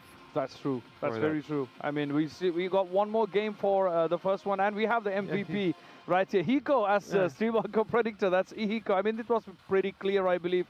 And there we go. We got 8 kills and only 1 death. That's a good survival rate right there. And also 4 assists, which makes him 12. Maybe be a part of 12 kills for the whole team. I mean, that was good. For sure. I mean, if you look at the GPM, gold per minute, it's almost rounded up, or 1,000 gold per minute. It's just a lot. And as you can see, we're currently swimming here in the beautiful Astana. And make sure to come to our beautiful city, beautiful country, and experience this beautiful and joyful experience with us. And yeah, we're just excited to be here. This is going to be an interesting day, because we have a lot more coming. We have one more game to go, one more round to go for Foot Esports and Team Spirit to decide on who's going to stay here in the tournament. And soon after that, we got 3 more matches, 3 more games to go. DFYD versus Vamos, Geeke versus Aurora, and Rune Eaters versus Pro Esports. So it's going to be a long day, but it's going to be an exciting day. Do we have any what do you think about the third game? What do you feel about the third game? Oh, that's going to be depending on the draft. The draft are the matter. So the teams are right now has to sit down and properly decide on what's their next move, what's the strategy is going to be, and who's going to take the responsibility over, because now it's going to be important 50 to 20 minutes of their life, because it would be deciding full moment for both of the teams, and one of them has to say goodbye to us. Yes. And one of them has gonna go advance forward, and we'll be happy to see their success at our beautiful Games of the Future 2026 here. Of course, I mean, we are watching MLBB.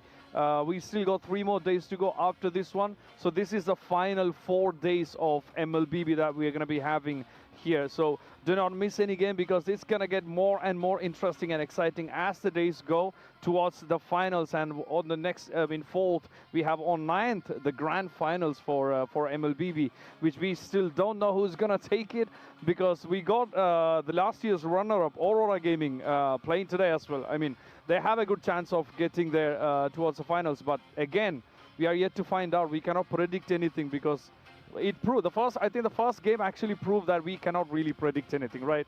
We really thought the Spirits are going to take it after the first one, but yeah, I mean, you can't predict anything. It's just they played for their early game aggressiveness, and they were doing it just fine. I mean, but Kazu, he had different thing in his mind, and he was the phenomenal game 2. Now, game 3, is Kazuka gonna pull this off once again and carry his team up to the ground on the top, or the Team Spirit is going to show why they're champions? True. They will take the 3rd game. I think most of the eyes are going to be on Kazu and Hiko, just to watch like what they're going to bring into the match up next. But yeah, we are also excited to see what they are going to get to the table. I mean, all of the players actually did really great, to be honest. Like, I would like to also take a look on Kim Boba. Oh I would like to see how he does, and we'll take a look at how is it. And players are getting ready and the casters are getting ready. Thank you very much, guys. And we're gonna watch the game number 3. Please take it away, guys. And now it's game number 3. Game number 2 went in favor of Team Spirit in a one-sided manner. It seems like they have waken up already. They are now awake, is what I'm trying to say. And that's also what the panel feels like. So thank you so much for our analysts out there. Now, Foot Esports going up against Team Spirit, game number 3. It's blue side for the Turkish team. And this time, they will ban the Paquito because Hiko was just way too good at it. Okay. All right, let's get to this again. It's down to 1 game. We know the tournament lives are on the line here, Wolf, for both teams, Foot Esports and Team Spirit. And one of the main things is how do you adjust, right?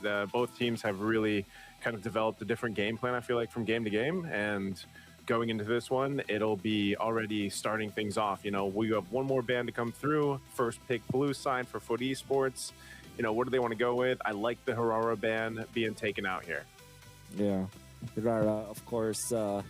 You already saw that the Paquito as well as the Barats is banned. Now, this could mean that the Marcel will be open, and Foot Esports really like to play that hero. And I feel like, in general, teams like to secure that whenever it's available. So I think that the Marcel is on top of the list here for Foot Esports. Apart from that, maybe you're looking at the Eudora that you want to take away from Team Spirit.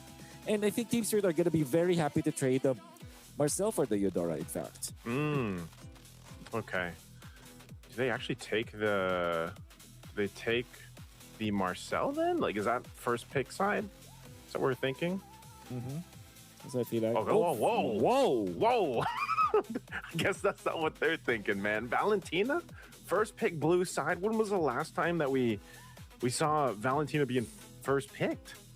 A long time ago. But there was one time here in Games of the Future, but not when the Marcel as well as the Eudora is open. Maybe just the Marcel. And Team Spirit are going to be thinking, okay, maybe because of that golden hour, that could be a problem for them. If they do pick it up, they will just give it to the Valentina. Maybe that part of the draft might be a consideration for them. However, they will not care. They put in the Atlas instead of the Marcel. They will go for this Eudora. Scary to give the fatal links to your opponents or access to it, but at the same time, Team Spirit feels like it's not just the fatal links that you get out of the Atlas anyways. It's a strong mid lane controller. It has great synergy actually with the Eudora, so it's a strong composition. Let's see, Foot Esports, they can go Marcel with the Nolan probably. Yeah, this was almost, in a way, choreographed, right? They just knew that, I guess maybe that was the plan with Coach Tezet there and the rest of Foot Esports, kind of pick up the Valentina because we left, the Atlas is open. It's most likely going to go over to Team Spirit. So at least now they have their own Fatal Links, right? So they've got that, but these are two strong picks for Team Spirit. We'll see what the third one, they're going with the Fan. They're running it back. They're going to run it back with the Fanny, man. They're going again. Fanny's there. You've got a little bit more protection, I would say, just because of the fact that you have the Atlas plus the Eudora. You know, you've got the tools that you need to go ahead and lock people down. I mean, can you just think about it too? A Fatal Links into Fanny swinging on forward and the amount of AoE damage or stuns that a Eudora can bring. Like, that's a dream Wombo combo, you know, already. For sure. No, I'm going to be banning out this Kufra, which was a problem for them in the previous game number 1 specifically.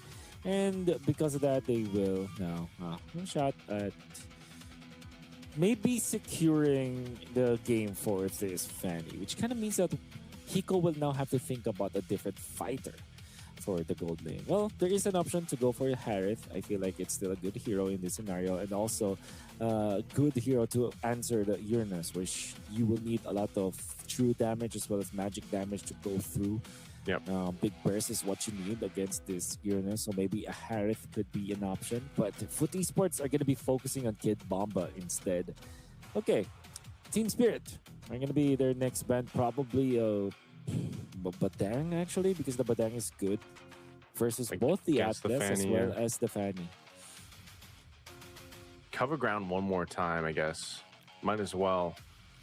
Because Zara Egoist, man, he resulted in game one where he just essentially pushed across the map. And that's not what you want to be doing. You know, you want to be able to go ahead and swing on through those fights. And like you mentioned, that Kufra, one of the main points of why he wasn't able to do that in game one. The bouncy ball is just too much, you know? And yeah, at least this time too, Sawas doesn't have the Cho. Like, you know, he's got his Atlas.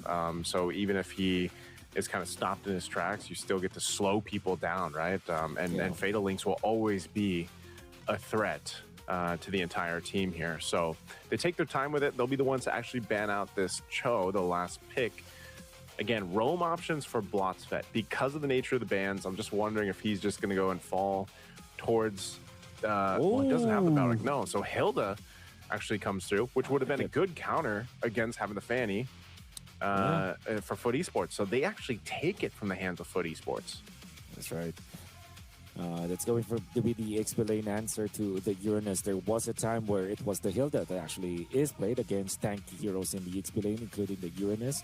It's evident in the recent MPL that we see in Season 17, and I like this decision. Now, Foot Esports, will they go for the Moscow of themselves? Yes, they will. And the Badang to go with it, as we expected. An immediate cloud here coming out from Team Spirit. With all due fairness, I think this is a pretty even draft. Foot Esports have equipped themselves with a lot of ways to deal with the Fanny, which makes it really scary. And now it's going to be a battle of execution from both teams. This is game number 3, the decider for who.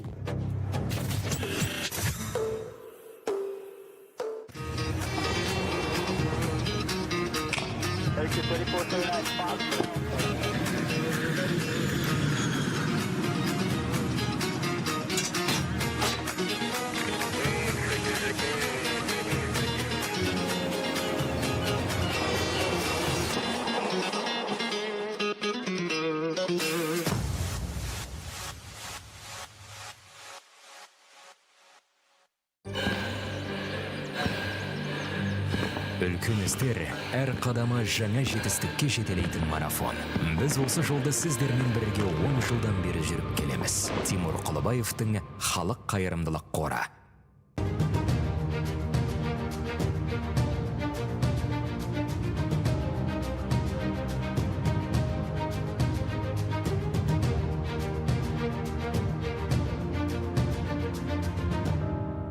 Центр кредит банкымен сіз қарапайым және заманауи шешімдердің ортасындасыз. Нық сеніммен жаңа мүмкіндіктер ашып, тексерілген сапаға сеніңіз. BCC-KZ мүмкіндіктерді кеңейтіңіз.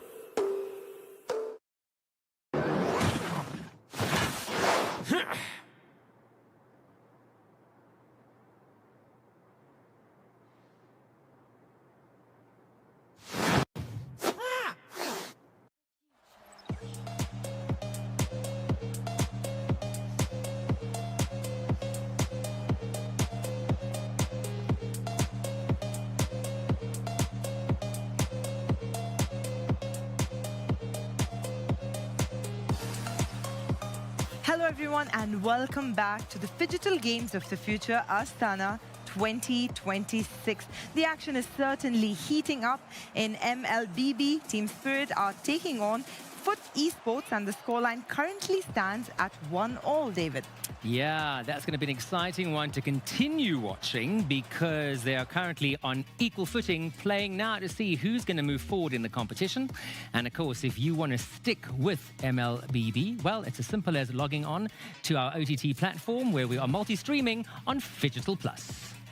But don't forget, we have some red-hot football action coming up. We have 4 deciding games, one after the other. The first one features the local home favorites, UEL team, who are going to be taking on the Orlando Pirates. That's correct. Orlando Pirates 5 from South Africa, who are part of the legacy team Orlando Pirates as well. So exciting to see them. We had a bit of a rocker of a start with them the other day, so it'll be interesting to see what they do today. For sure. But none of this would be possible without our amazing sponsors, right? That is correct. We have a number of them to thank and to acknowledge as well. We would like to remind you, as we shift later on into and back into MLBB, that it is presented by Freedom, taking place until the 9th of August at the Ushkemperov Martial Arts Palace. And the best thing about these Phygital games is that you can buy a ticket and head on down to these arenas and check them out. So log on to ticketon.kz and purchase your tickets ASAP before they run out. Exactly. We'll be keeping you company for the rest of the evening. As Sarah mentioned, we're going to be joining the Phygital football very, very shortly. Certainly lots to look forward to as teams now start advancing ever closer to that all-important cash prize. And there are cash pools from here to there, and it's all happening here, right where you need it to be on Phygital Plus. Absolutely, David. You also might have noticed we stopped dancing in the studio, and there's a reason for that. That is true. And the reason, therefore, is because we have now completed our Phygital dancing segment for today.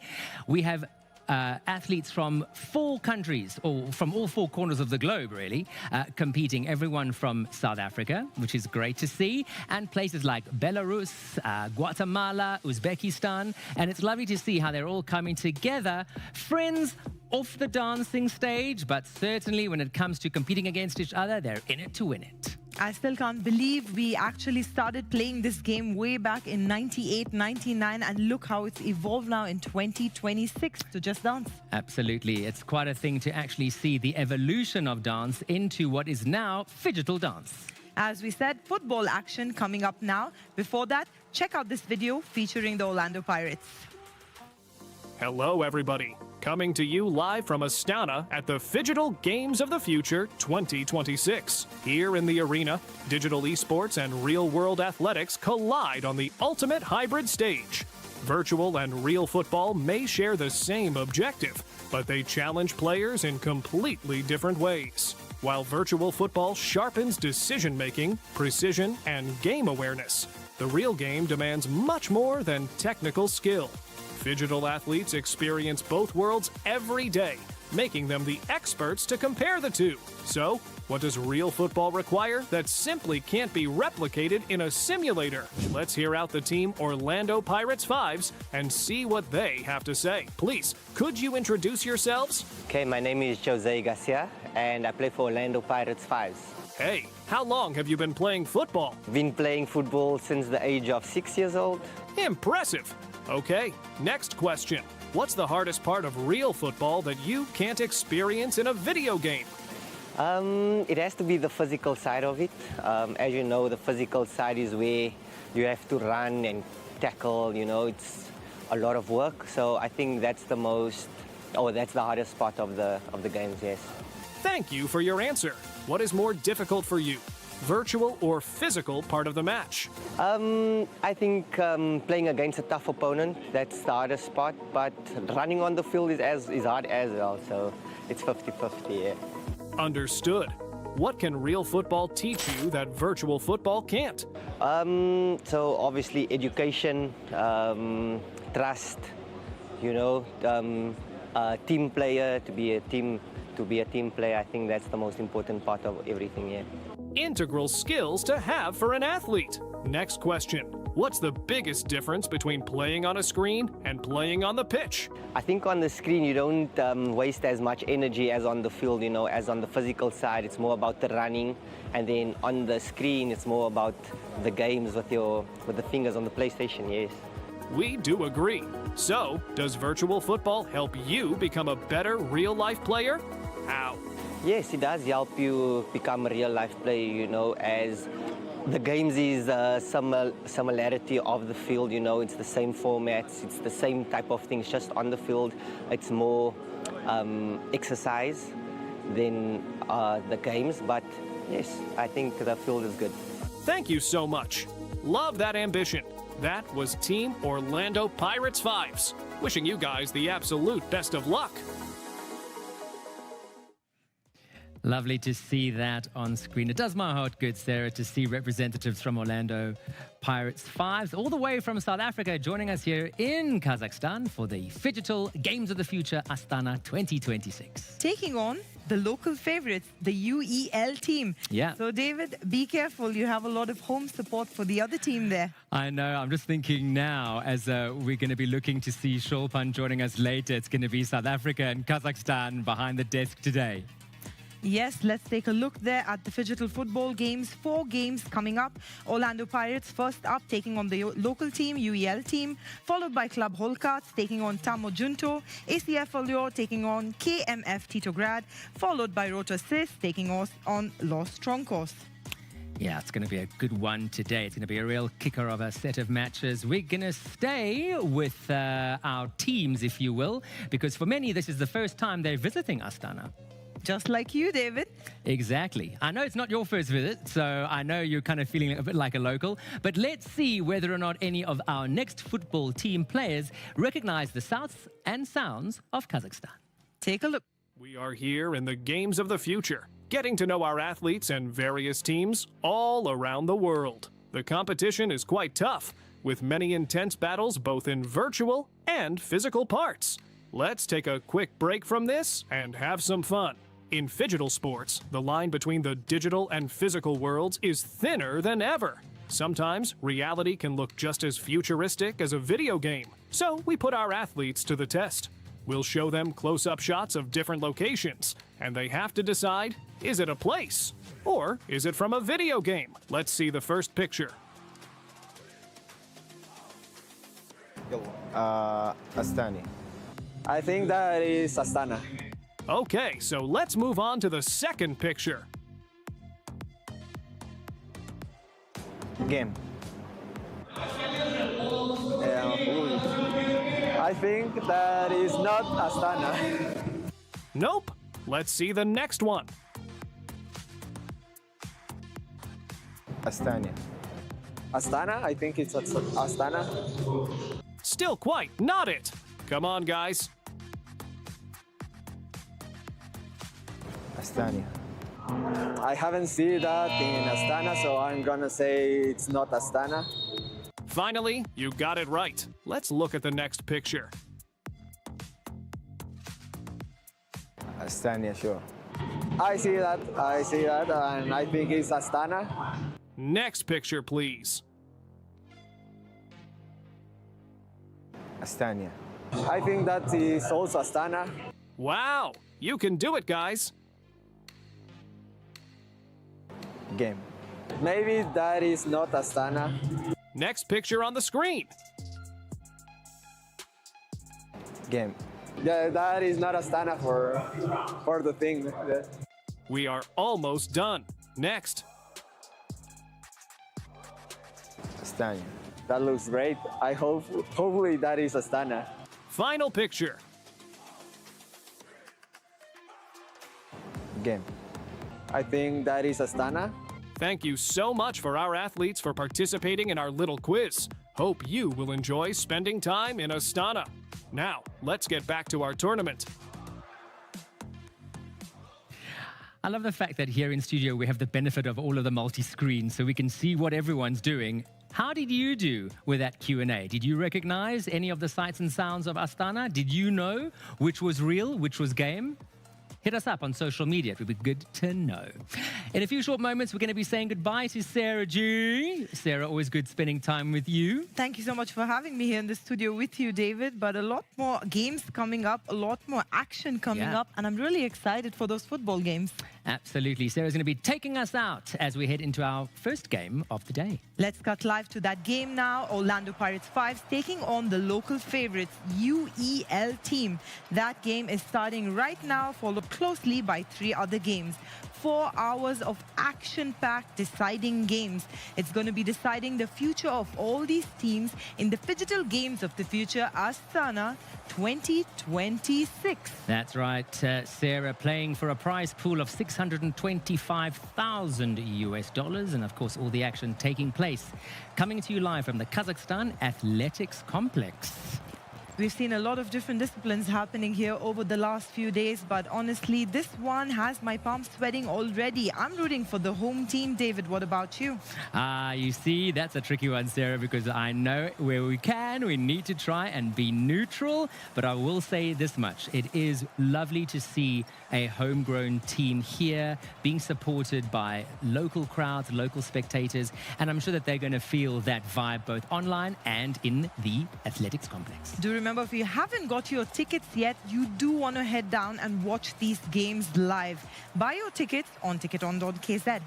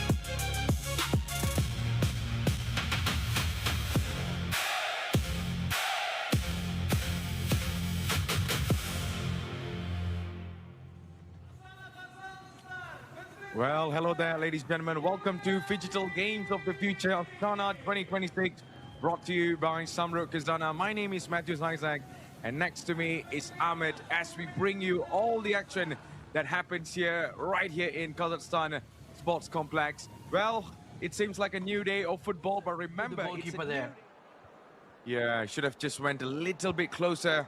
That would definitely put more challenge on the goalkeeper. UEL, here they come, in the box, goes for the cross. A little bit far on the far post in there, but wasn't good enough.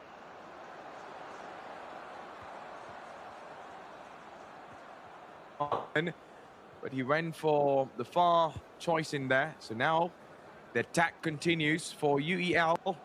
There's 2 to 3 options up in the front. And this looks really good. Maybe for Haaland, but straight towards the legs of the goalkeeper. But brilliant start from both sides right now, Ahmed. Yeah, that was a nice combination there coming in from UEL. Almost worked. Alexander Isak had a bit of space this time. Cross early into the box, but beautifully read there by Virgil van Dijk as he flicks the header on. And here comes Vinicius rolling the ball towards Lionel Messi. Valverde will find Vinicius on the left flank. Crisp passing coming in from UEL as Vinicius, the Brazilian wing wizard, trying to open up Orlando Pirates. Messi will get that ball snuck away. Beautiful tackle by Rafinha. And here comes Orlando Pirates. But once again, Virgil van Dijk is on his A game this afternoon. Yeah, just putting on some really good defensive duties there. Virgil van Dijk with 22 minutes that has elapsed so far. And now we can still see Orlando Pirates 5 making the pass towards the top. Haaland now, who will be continuing another season in Manchester City, despite rumours of his best teammates to depart from the club, such as Rodri and a couple of others. But let's see how City will be performing with their new manager. No more Pep Guardiola. It is going to be Enzo Maresca who will be succeeding the Spaniard there. So now, at the moment, he's taking... Oh, the ball just went out of play. Well, both sides still looking bright right now, Ahmed. Yeah, the play has been quite decent, but a few goal mouth chances that have been created by both. That's a good tackle put in by Leo Messi, showing his defensive prowess. Vinicius on the ball here for UEL. Messi has a bit of space. Valverde into the box. Haaland with the volley! And what a stunning finish. Manchester City or UEL, it doesn't matter. He finds the goal. That's what happens when you feed him really well in the box. Look at that. Messi or Valverde was the one who made the pass, and that was just finding Haaland in the end. That is a classic striker's goal. And Erling Haaland, who else do you need to put the ball in the back of the net? It is this man. You can absolutely count on him in this kind of situation. 1-0 for UEL. Well, that is just not a goal. That is a golazo coming in from the Norwegian Viking. Brilliant finish. He's got such a lethal left foot, and now Orlando Pirates will need to respond. They will need to bounce back as time is running out in the first half. Passing the ball around quite confidently at the back, but that's a poor ball. Came out of nowhere. Valverde on the ball here, slipping through Vinicius! Viva Brazil! Viva UEL! What a super goal! You know what? You cannot be affording to get another 4-goal chase in the physical match again, man. Orlando Pirates 5, you better fix up the defense, because this is getting really bad, and we're not even in the halftime yet. It's already 2-0. They gotta find a solution to this, because every attack coming from UEL at this moment results in goal, and you do not want to be in that situation where you gotta chase 4 to 5 goals once you step into the physical pitch. And now Haaland trying to get a respawn in here, but that was just very bad in terms of making the pass to find him. And here comes UEL again. Could this be a goal number 3 for them? Here is Bremer. Tries to find Federico Valverde. Haaland inside, only to head away by the defender. Now, this could be a good chance. Haaland making the move, but the final pass to find the attacker in the front didn't make it, damn it. Well, that is the beauty of the phygital format. You will get exposed if you have a weak link in your armor, and the digital aspect is certainly the weak link here for Orlando Pirates. Brilliant first half from Team UEL, 2 stunning goals, and the South African team once again will have to fight back and show some resilience. Yes, that is something that we need to look forward to. But man, 2-0 deficit right now. Orlando Pirates 5. You're absolutely right, Ahmed. Let's have a look on the highlights right now. Look at these goals. Defensive awareness. Where were you? 4 defenders there, absolutely clueless, letting this Norwegian run for the prize in here. Look at that. Brilliant, brilliant move. But now, what does Orlando Pirate 5 needs to do? Because 2 goals, maybe in the second half, I think UEL might add another 2 or 3 more if they keep on playing the same rhythm. Absolutely, completely agree with you. Let's take a look at that beautiful second goal coming in just that curler into that top right-hand corner. Vinicius, we saw him score those goals in the FIFA World Cup, and he's doing it in Astana as well. I think they have to think about, let's just keep it to 2-0. Let's not let this game get out of hand, because we are very strong in the physical aspect. So let's try to just keep a lid on the scoring in the second half of the digital phase. Certainly. So now, as you can see on the screen, it is 2-0. And UEL right now are flying high. But now they have another 45 minutes to go. Anything can happen in football, as I've always loved to say. But Orlando Pirates 5 right now need to find a solution to their defensive, disastrous display that we just saw just now. So I hope maybe they can add another 1 or 2, because yesterday was something that we saw was one of the best games to me, because you know, chasing down 4 goals in the physical game is not easy. But why would you want to put yourself in that such situation again? Oh, they were absolutely phenomenal in the physical. It was Nilo, it was Kylie, it was B who made that game happen, Joka as well as the sweeper keeper. But doing it time and again with the pressure, with the stress, it's not going to be easy. That's why they need to make sure, okay, we've conceded 2 goals. Let's not let it get out of hand here in the digital phase. We'll go down, we'll go into the physical with a 2-goal deficit. We can overcome that. But going behind 3 or 4 goals against UEL will not be easy to recover in the 5v5.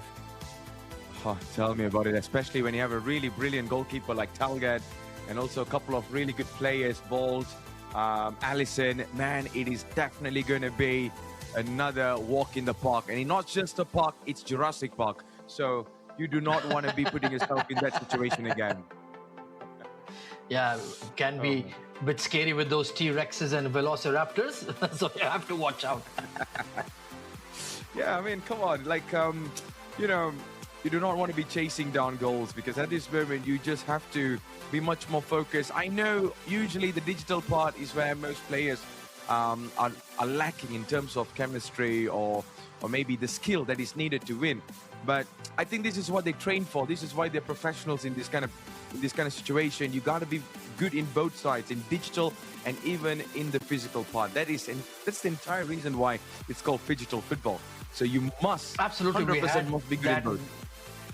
We had that wonderful interview yesterday with Konstantin on the analyst desk. He was telling us how it's much more difficult in the digital phase because of the stress, because of the anxiety, because of the elevated heart levels. It's only you with that controller in hand, so it can get to you. Whereas when it's 5v5, it's teamwork, you're out there physically, so you don't really feel that mental pressure or fatigue. But digitally, the stress and the anxiety and the tilt can certainly get to you, Matthews. Exactly, hence why you need to be mentally focused on both sides. We're going to be going into the second half, and right now we will be seeing UEL will be attacking from left to right. Meanwhile, Orlando Pirates 5 will be attacking from right to left. That's almost a slip in there. Needs to be careful not to make silly mistakes, especially for UEL, who's right now having the lead. But Orlando Pirates 5, what do they have in this second half? Well, let's see if Mikey and Beast can turn it around. Meanwhile, it is going to be UEL on the ball.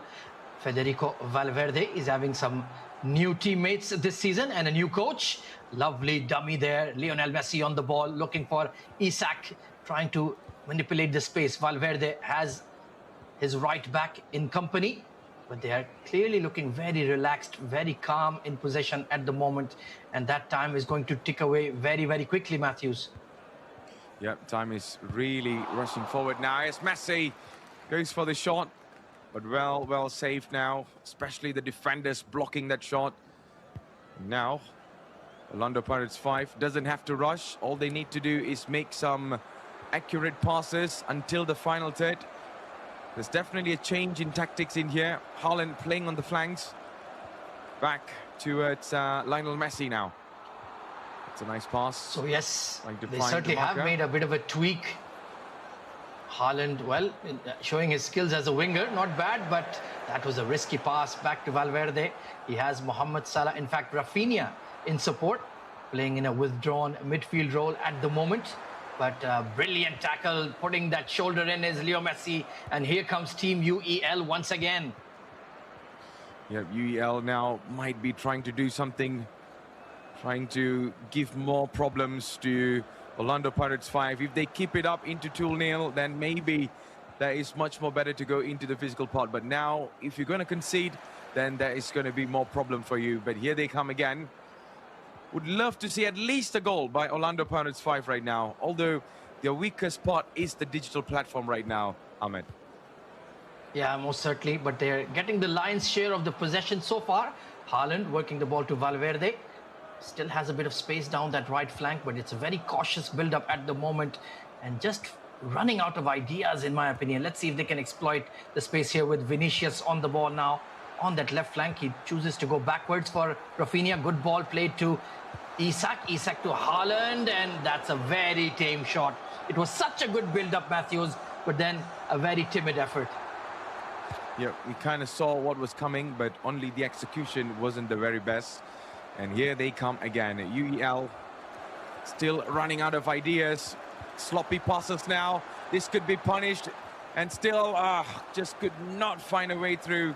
But that was nearly a chance to make it to 3. But things could change fast.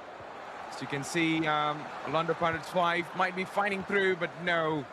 The defensive display by UEL looks absolutely stacked at the moment. A brilliant play from Isak, turning it to Messi. Messi to Salah. He is around the halfway circle. And looks like they're just content to retain possession. But with that, mistakes can be made. Looking for Salah, who chips the ball forward to Vinicius on the left flank. A big opportunity for Orlando Pirates. The cross coming in. Isak! And what a save by Thibaut Courtois. Not 1, not 2, but 3. Incredible goalkeeping from the Belgian. Now that is a Belgian wall just right there. What a save by Thibaut Courtois, denying 3 chances there for the opposition. But man, that was some big save coming from a big man, Thibaut Courtois. Now 1 minute added on. And with this 1 minute, I think it's pretty much settled right now. 2-0, UEL will be advancing with this scoreline. But now the real deal is about to start. Orlando Pirates 5's playground right now is definitely on the physical pitch. I think we have to give a lot of credit to Beast and Mikey. They played a very good second half for Orlando Pirates. Should have at least had 1 goal. Team UEL, I felt, got a bit defensive, got a bit conservative, but they have managed to keep that 2-goal cushion intact, and that sets up the physical stage very, very nicely here, Matthews. Absolutely. Beautiful game so far. And it seems like 2-0, as you can see on the screen. United Esports League, or UEL, are right now will be going into the match, into the physical match with these 2 goals. We're going to be going for a short commercial break. Once we are back, it is going to be a blockbuster of a match between Orlando Pirates 5 and also UEL on the physical pitch. Do not go anywhere, stay tuned.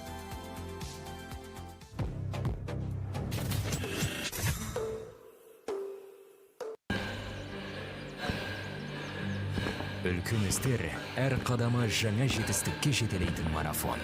Біз осы жолды сіздермен бірге 10 жылдан бері жүріп келеміз. Тимур Құлыбаевтың халық қайырымдылық қоры.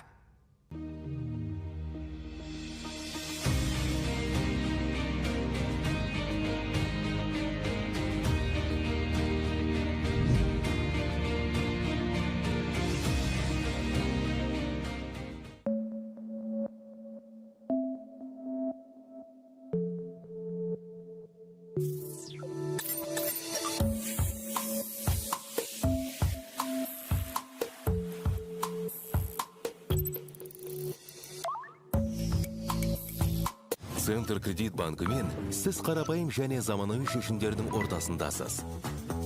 Нық сеніммен жаңа мүмкіндіктер ашып, тексерілген сапаға сеніңіз. BCC-KZ мүмкіндіктерді кеңейтіңіз.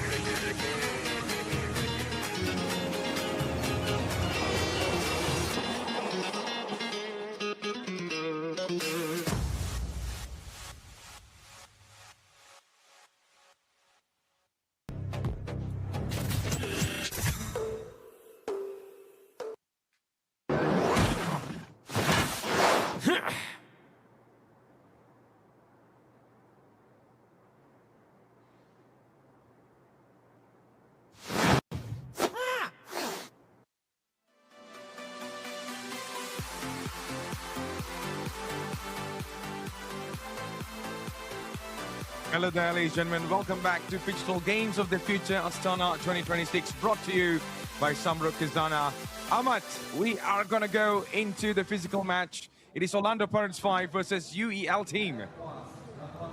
This is going to be absolutely fascinating. But before that, of course, we have to talk about downloading the Bank Center Credit online banking app and manage your finances. There you can see the QR code on your screen. Get your smartphone out, get the Bank Center Credit app, and do all your banking needs in Astana. Absolutely. So get yourself involved. One can see on the screen right now. Well, what I can see on the screen, mainly, it is these two teams now going to go head-to-head. They are now preparing for a battle of their lifetime. And of course, with the 2-goal lead by UEL team, I think it's not going to be a big problem for Orlando Pirates 5, because we saw them making a comeback with 4 goals down yesterday. So for today, I think they might be much more having the ambition and drive to do it much more better. I think they already accepted, Ahmed, that they might not be good in the digital part, but on the physical part is where they're going to do the talking.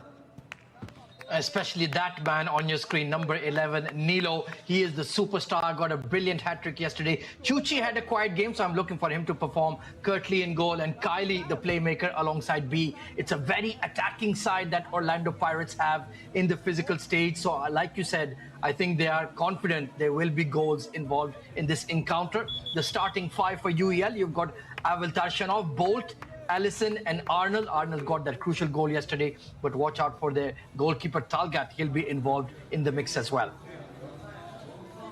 Very strong lineup from both sides, and top players, to be honest, because we have been watching how good they perform on the pitch. So now it is about to go absolutely at the very best. But there you go, two teams will be coming out very shortly alongside with the officials. Ladies and gentlemen, if you just tune in to our live stream, this is the Digital Games of the Future Astana 2026, and we are underway for this match between Orlando Pirates 5 versus UEL team. And don't worry, this is the first match of the day. We've got a couple of matches to go in this knockout stage. Remember, anyone who loses in this game, it's time to say goodbye to this tournament and maybe come back again in the next year. It will be interesting to see Matthew's physical.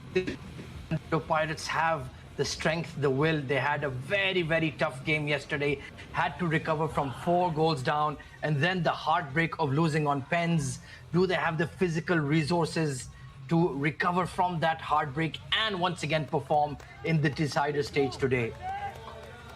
Yeah, this is going to be a mental test, physical test, anything you want to put it, it's going to be all on the line. So now we are absolutely getting things set up in here. And there you go, the symbol of hope and courage again being shown to us, their fans. So may the best team wins. That's all I can wish for both of them. Either it's going to be Orlando Pirates 5 going back home, or UEL team that will be going back home. Very, very high stakes. It's going to be drama. It's going to be emotions. It's going to be entertainment. And more importantly, Matthews, is going to be goals galore. Cannot wait for this match to kick off. Oh, absolutely. We saw how many goals they scored yesterday, so 100% agree. It's going to be lots of goals coming in this match. So we are seconds away before we get into the game.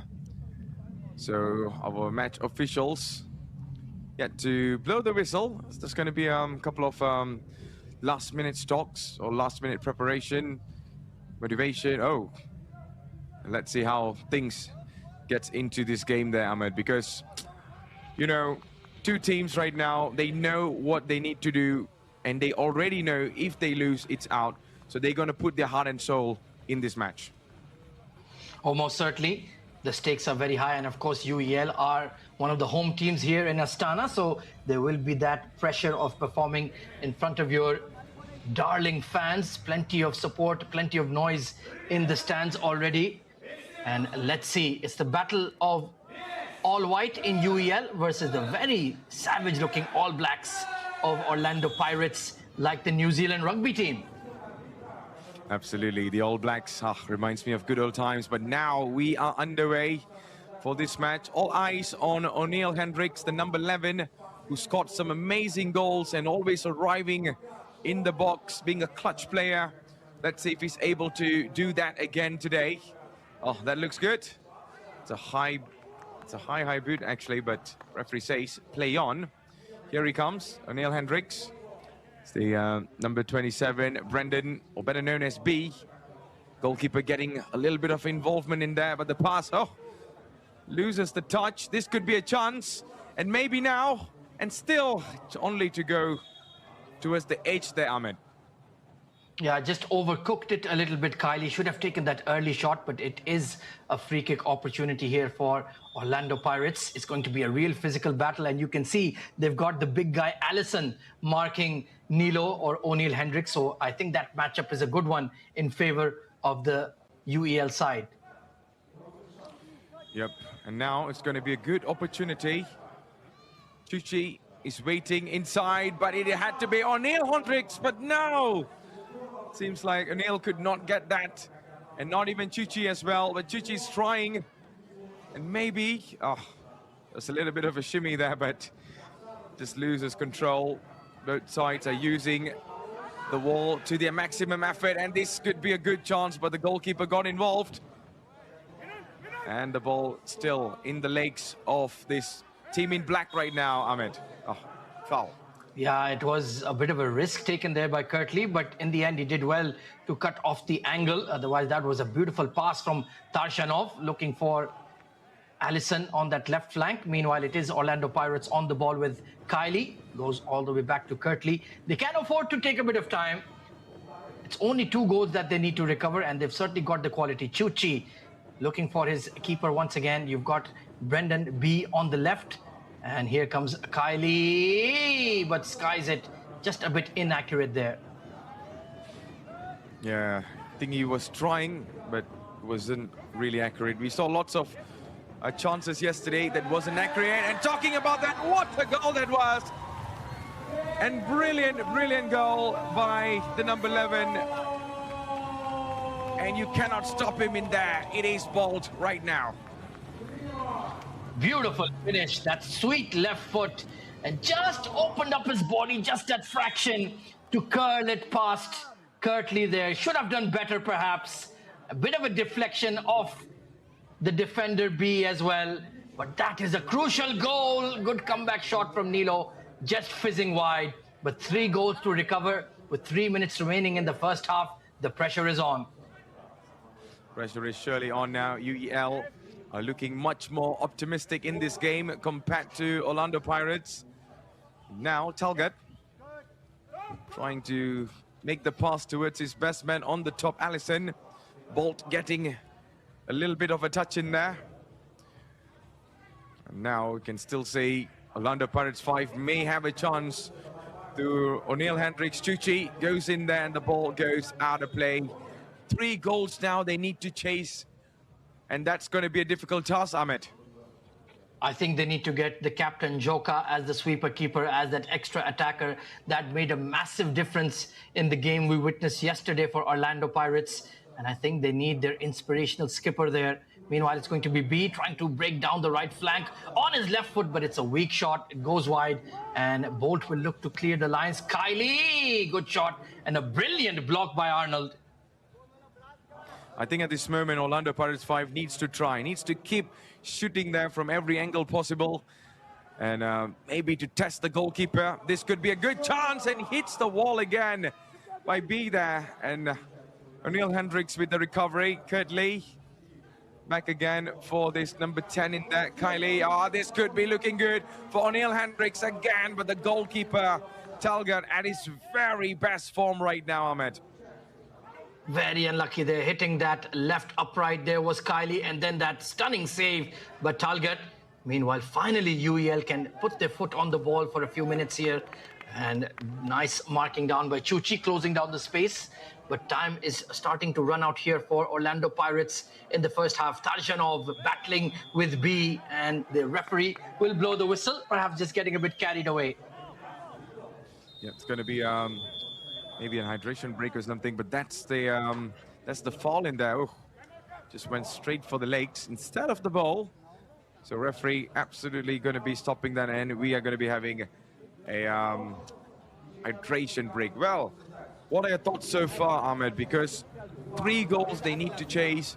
Orlando Pirates 5, they are trying, but we could not see the drive that we saw yesterday. But like what you said, maybe it's time for Joka to come in as the sweeper keeper. I think you have to give a lot of credit to UEL. They played a really good game of physical football so far. They're a bigger side than FC Olympic that competed with Orlando Pirates yesterday, so they've been able to impose themselves physically. The likes of Tarjanov, the likes of Bolt, the likes of Allison, and Arnold is a big unit himself. So the physical battle has perhaps been a lot more equal, and that's why Orlando Pirates are just struggling to find the back of the net. They're surely struggling, trying to get things done in here. Now we are going to be going back into the match between Orlando Pirates 5 and UEL team. We're underway for the first match of the day of the knockout stage in the Digital Games of the Future Astana 2026, brought to you by Samruk-Kazyna. Now it's going to be a free kick from the earlier foul incident, and this could be a good chance for UEL. It is going to be Bolt, who scored earlier, who will be taking this from his left foot. Can he do it? It is Bolt, and Bolt straight towards the goalkeeper, and he clears the ball off from danger there, Ahmed. Yeah, good power on that shot, but straight at Kirtley, who made no mistake. Meanwhile, Kylie striding forward, the playmaker, the inspirational Kylie. And we have Joka, indeed, the sweeper keeper, coming in, exchanging passes with B. We've got Mikey in the back there, perhaps to add some physical presence in case Joka will look to move forward. On the ball now is the captain of Orlando Pirates. Works it to Mikey. Good passing possession. And Kylie finds the back of the net with a super finish. That was absolutely beautiful strike by Kylie there. And look at that. That's a beautiful, beautiful shot. And absolutely killing the goalkeeper. And there's no way he couldn't get that. Defenders, where were you? But my goodness, it is 3-1. Orlando Pirates 5 pull one back. Now they need another 2 more. There you go, Kylie Kurt, who has scored and put himself in the score sheet now. What would UEL do at this moment? Yes, O'Neill Hendricks. It's O'Neill Hendricks. That just went wide. I think that is one of the best opportunities of the match so far, Ahmed. Yeah, usually he hits the target from that angle. Tarjanov with a brilliant pass. Arnold! They had the counter-attack, 2v1, and UEL break the hearts of Orlando Pirates. A cool, calm, collected finish. Beautiful. Absolutely beautiful goal. Look at that goalkeeper. Just went the other way around. And of course, Jose Garcia is not the very best of goalkeepers in there. He's just the sweeper keeper, trying to give more attacking options and passes. But he did not expect an attacker to be there wide open. And it is 4-1, and what is going on? What a goal from that tight angle again. And it is 5. UEL are running some amazing partying here, Ahmed. Stunning shot there from Tarjanov. He just spun and found the bottom left-hand corner. Look at this. Didn't have a look at all. Just pure instinct. That goal scorer's natural eye that Tarjanov has. And that is big, big trouble for Orlando Pirates. They might be dead and buried now. It is getting from bad to worse at this moment for Orlando Pirates 5. With 16 seconds to go, Kylie, and that went on. No, it did not. It did not pass the line. And what a save again by this man, Talgat, putting on some really mad performance in here. And here they come again. Jose Garcia. It's Jose Garcia who just went for the shot. And that is about, man, it is 5-1, and it is getting from bad to worse for this Orlando Pirates 5 team. What is going on, Ahmed? Absolutely stunning goal line clearance there from Talgat. And what a spectacular first half UEL have played. Frustration building up for Orlando Pirates. They dominated the possession but could not put away their chances, and then got hit on the counter. And that has proved to be very, very painful indeed for the men in black. This is just getting absolutely ridiculous at this point, because, you know, We actually expected Orlando Pirates 5 to do much more better performance, but unfortunately it is getting the other way around. It is UEL team that is showing much more dominance in this game, and they were absolutely more clinical up in the front. I think you have to give a lot of credit to the preparation and the game plan coming in from United Esports Leagues. They've prepared for this encounter very well in the digital phase and in the physical phase. They really have looked very, very strong. And now with that 4-goal advantage in the next 5 minutes, well, it's going to be difficult to overcome. Let's take a look at the highlights, Matthews. Yep, this is the match of, I would say, the dreams getting disappeared, while you see team that actually supposed to be shining is not shining today. Orlando Pirates 5 with the performance that is actually breaking the hearts of their own fans in here. But look at all the goals that came in from UEL team. They were super clinical, be it in a tight angle or wherever you can be. They were able to score. They were able to put the ball in the back of the net. It's just absolutely brilliant football from UEL at this moment. The Orlando Pirates certainly had their chances. That one hitting the left upright, good looking shot from Kylie. And they had their moments, but just couldn't capitalize. And clinical were UEL whenever they had a chance. This was a beautiful goal from Kylie. That low drive into the bottom right-hand corner. Talgat had that defender, Allison, in front of him, and perhaps didn't spot the ball quickly enough. And that was what gave them hope. But this one broke their hearts. Tarjanov, look at this finish. Absolutely stunning. A la Gonzalo Higuain, just a spin and smashed it into the corner. Beautiful goal, his first of the tournament. Absolutely, what a goal that was. I don't think so. The Argentinian fans would be happy to hear the name again, Higuain. Because we all know what happened. We used to love him at Juve. He was brilliant for us. And look at that control as well, just to, control the ball and set it up for that volley. Beautiful from Tarjanov. So 4 goals behind our Orlando Pirates. They've done it in the past, Matthews.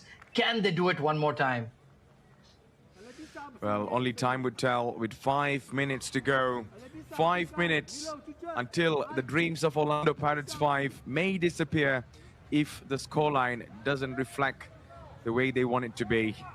So now we see a couple of new players from the bench coming in, and this is going to be great to see.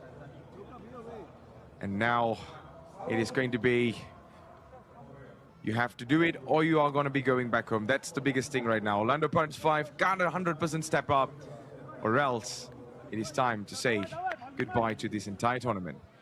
And just on a selfish note, it's wonderful to see one of the home teams like UEL having a good outing in the tournament. We want them to remain as long as possible. Of course, it would be heartbreak for Orlando Pirates, but we also have ACF Allure who are competing this evening in the decider stage. They surprisingly lost yesterday against Peñarol. So certainly the home fans have a lot to look forward to this afternoon. Yep, absolutely. So let's see how things goes into it. So Tarjanov will be starting for Team UEL.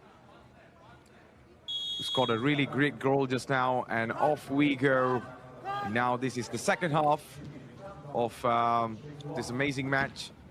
Orlando Pirates 5 trying to get a goal as fast as possible in this half in here, but it could backfire. Using the walls absolutely well. Goalkeeper coming up. Jose Garcia stepping onto the top now. Tries to find his teammates, and that is going to be a problem. Oh, nearly, damn it, nearly.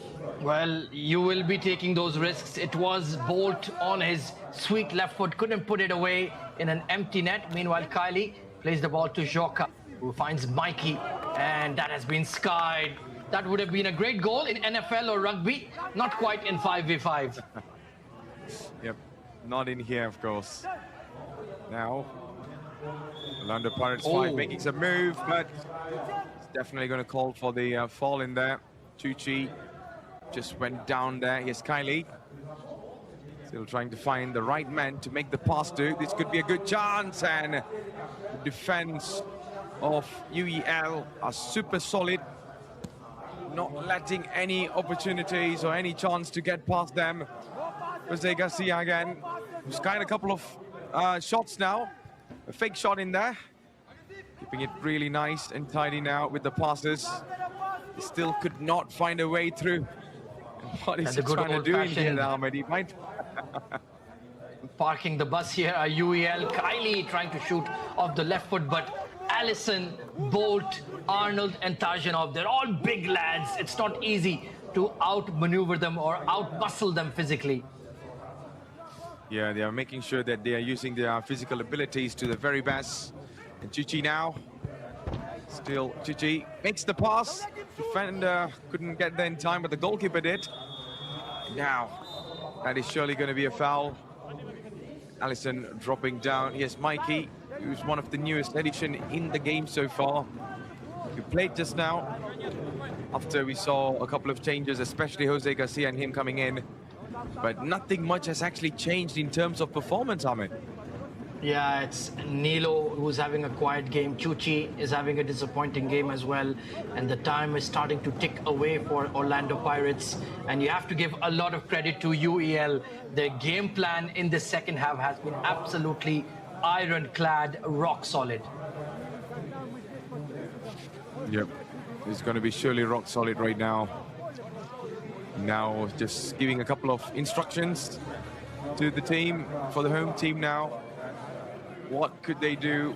How they need to defend? What do they need to do with the next couple of minutes?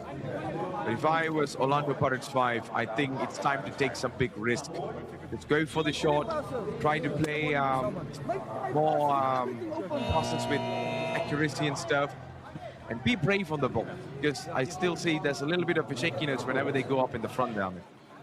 Oh, most certainly, you just have to roll the dice, leave it all on the line, just go all in. If you concede, it doesn't really matter because you're already so far behind. Talget exchanging passes with Allison, and that's a poor ball. O'Neill Hendricks has a bit of space, but a brilliant tackle by Bolt, and Arnold getting those big long limbs in there as well, and starting to frustrate Orlando Pirates. Yep.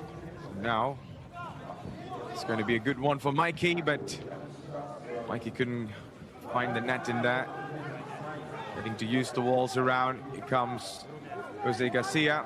Kylie again. Back to Garcia. Maybe now. Maybe for Kylie. Needs to find a way. Kylie! What a shot that was! And it was blocked again. For the number 4 as well. Mikey couldn't get there. And maybe now, and that ball just flying on the top of the post. Oh, that's a bit of a harsh foul coming in on Nilo. Will that be a booking for Tajanov? Or is it Allison who committed the foul there? It was, in fact, Allison. And hopefully he's okay, but that could have been nasty. What's the decisions by the referee now? It's no yellow card, I guess. Just a foul. It's going to be a free kick from here. So, O'Neill Hendricks yesterday was on the form of his life, but today, just looking really silent in this game. Here he comes again, Kylie.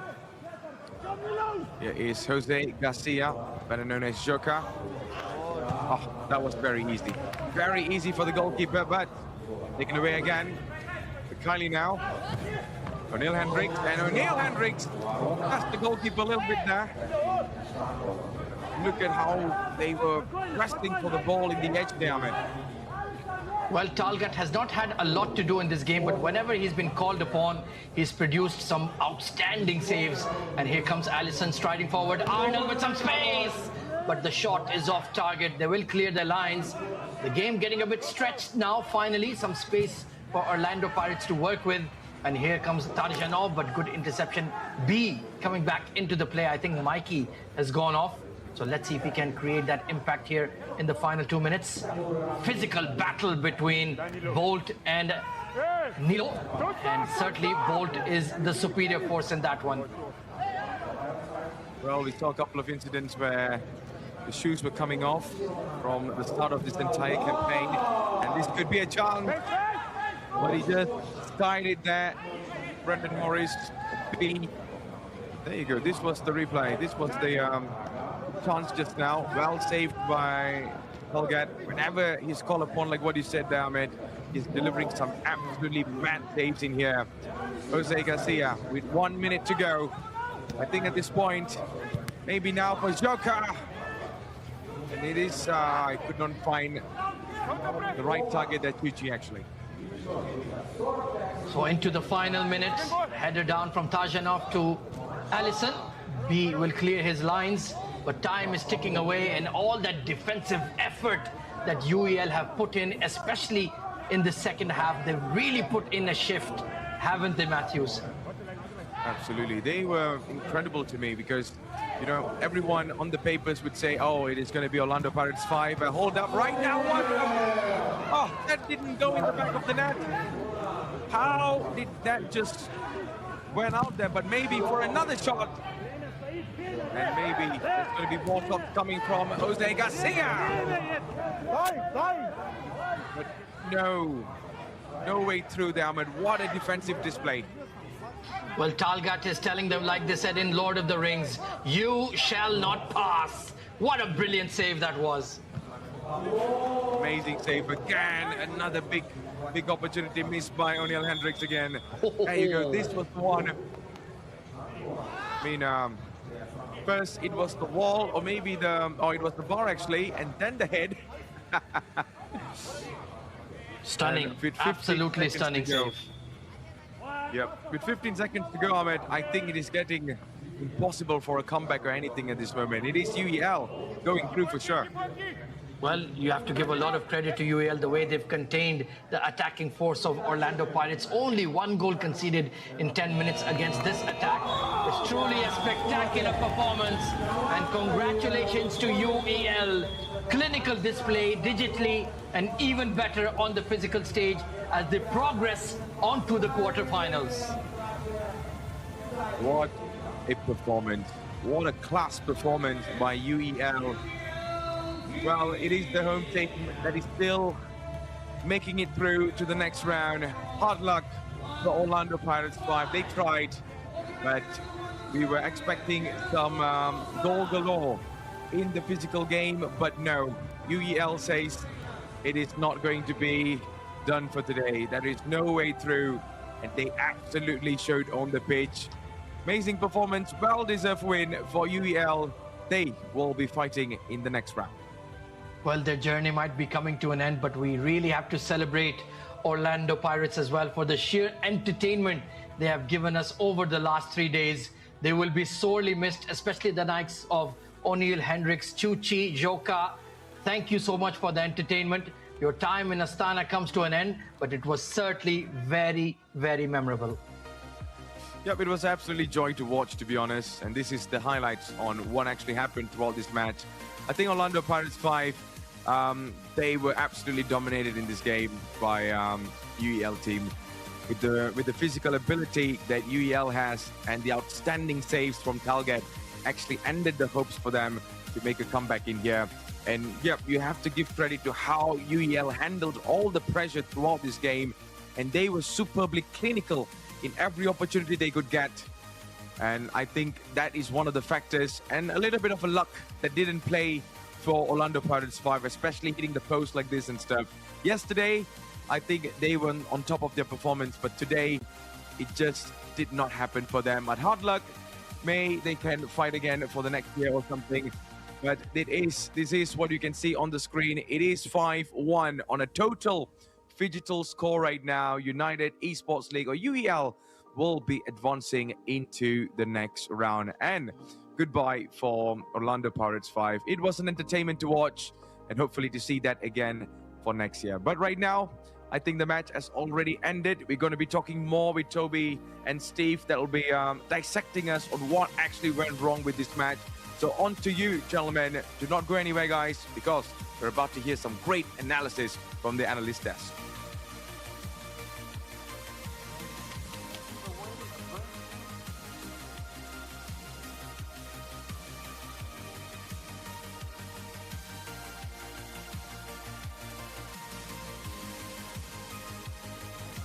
And we are back live, ladies and gentlemen. This is your Phygital Games to the Future Astana 2026. Steve and Toby.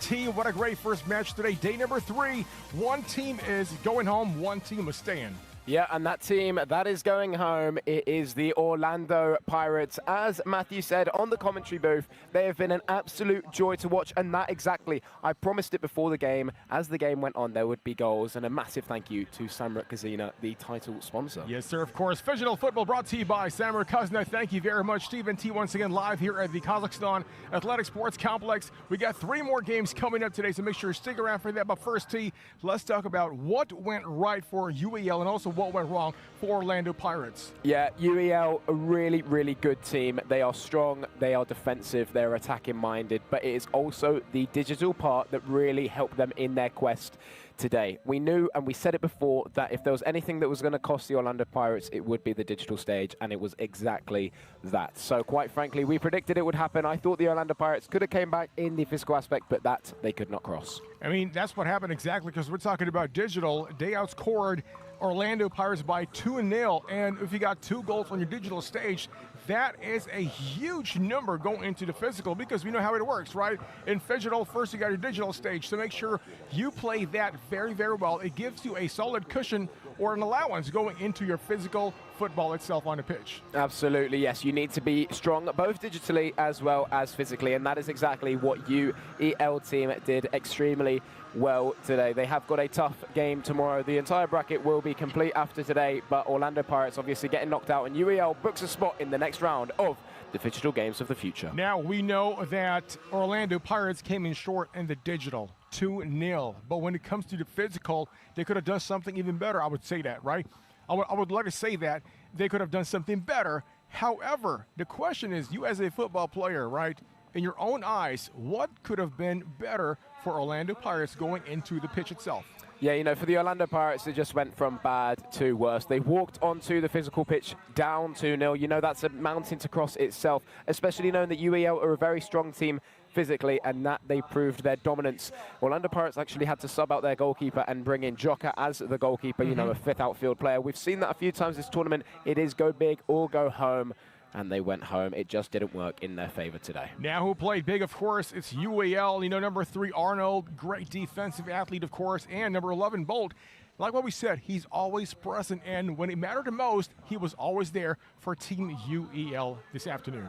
Exactly. Arnold was the man to pick out before the match, and we can pick him out after the match. He scored the first goal in the physical aspect, and it really allowed them to start running away with the game, And then, you know, once you start and once the ball starts rolling, it just did not stop for UEL. Now, if it's your first time in Astana like us, make sure to download that app on the screen right now. Okay, scan the QR code. It's called Yandex Go, because it's the app for life in the big city. You know, T, we have Yandex Go on the phone, right? And it does wonders for us. So like us, it's our first time in Astana. Yandex Go app does a lot of great things for us, and we love it. Now, I'm sure you want to see some highlights of that game, which just happened a couple of minutes ago. So T, you know what? Let's go watch this.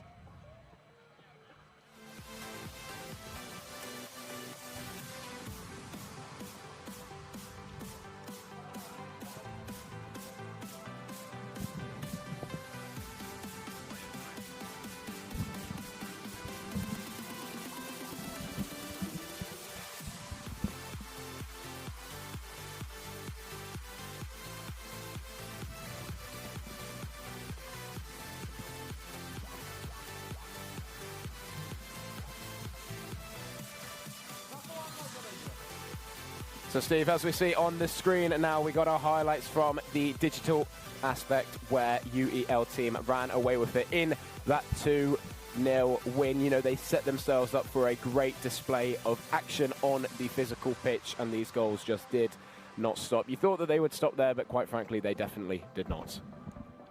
You know, they were just absolutely dominant, and what's more impressive with UEL during the digital part is that just as they were in the physical, they were also very aggressive.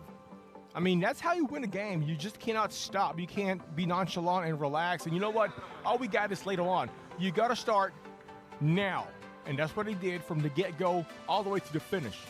Exactly, and we just saw more action upon action for UEL. They started strong in the physical aspect, and that is why Orlando Pirates are going home. They could only get one in the physical display. We saw yesterday they did an epic comeback in that 6-6 lost, but now it proves how important that penalty shootout for them yesterday was, because if they did win that penalty shootout, they would have already booked a place tomorrow, and that they are not. And quite frankly, they're on the other end of the spectrum, and they are going home. I mean, what we're seeing now, of course, on your physical football stage itself, it's just great teamwork and relentless effort, you know, not just for offense, also for defense. I mean, hats off to the goalkeeper of UEL, just really not letting the guard down.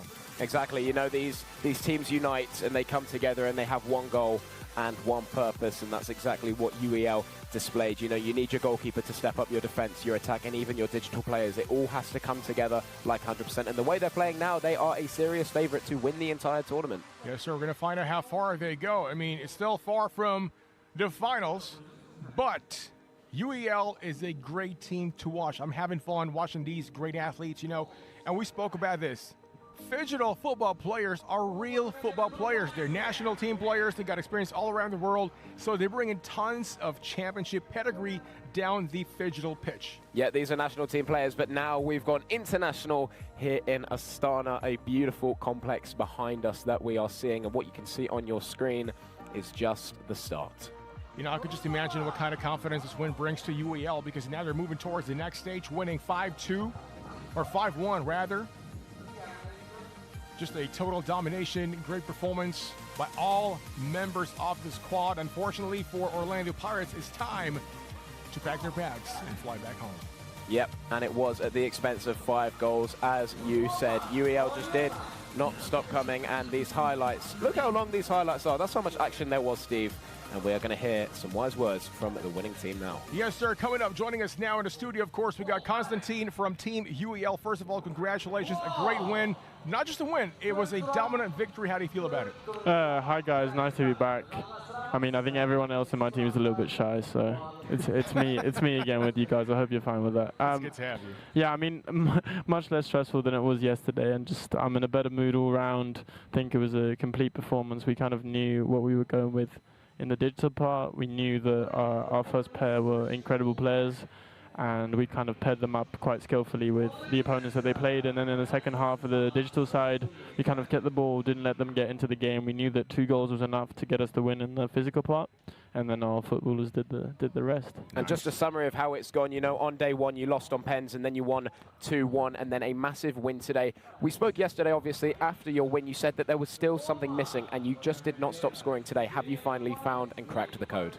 Yeah, I mean, I think we have. It's a confidence thing. For me personally, yesterday, I mean, we were on the brink of elimination yesterday, and we were today as well. But I don't know, I just felt much more relaxed today, felt at home.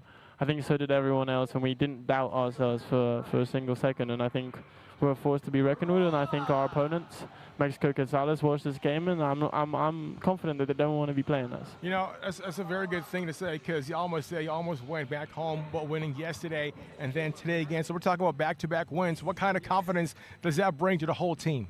Yeah, I mean, after the first day, we all kind of felt a little bit like defeated and in not the best of moods. But I think 2 wins on the bounce kind of changes that for us. And things can be better in the camp. Yeah. I think just fine-tuning a few things, and then as you saw today, I mean, we're able to blow away teams. So that's the plan for the rest of the competition. And I'm going to quote you from yesterday. You know, you said yesterday you won, and the team that you just played came off of a loss yesterday. You knew that you were going into this game with confidence. You saw yourselves as the favourites, and you delivered that plan exactly. You need to carry over this momentum from today to tomorrow. Your opposition tomorrow had a day off today. Is that more of a positive, do you think? Because you guys, you've got momentum, you keep on playing, you see what's going wrong and right. The only issue is that they've won 2 from 2. I mean, to answer the first part of your question, in the fashion that our opponents they lost yesterday, we kind of knew that must have taken out lots of emotions out of them. So we had to be composed, and we had to preserve our emotions as well, just to kind of put pressure on them as well, scream, shout, do whatever. Yeah. And then with regards to tomorrow's game, I think it's a case of us being more prepared, sharper, and just... Who is more recovered? So my final question is, how do you plan to recover tonight, making sure you guys are so prepared for tomorrow's game? Yeah, I think for us right now, we're going to support our friends from AFC Allure coming up in a few games, and after that, I think it's back to the hotel, rewatch the footage, and then maybe a sauna, maybe something like that, and then we'll see what tomorrow brings. I'm happy about not playing early in the morning. I'm really happy about that. Well, congratulations again. Great win for Team UAL. Dominant victory 5-1. Now I'm going to give you a chance, Constantine, to say hello to all of your fans watching all around the world. I mean, as I said yesterday, thank you, all of you guys, for supporting us. I love my family, love my girlfriend, and I hope you guys are watching, and that win was for you. Yes, sir. A lot of love. Now what's more to come is a lot of love from the football pitch and also digital stage. That's coming up next, but for now, we're going to be pausing for a commercial break. Please don't go away because we'll be right back.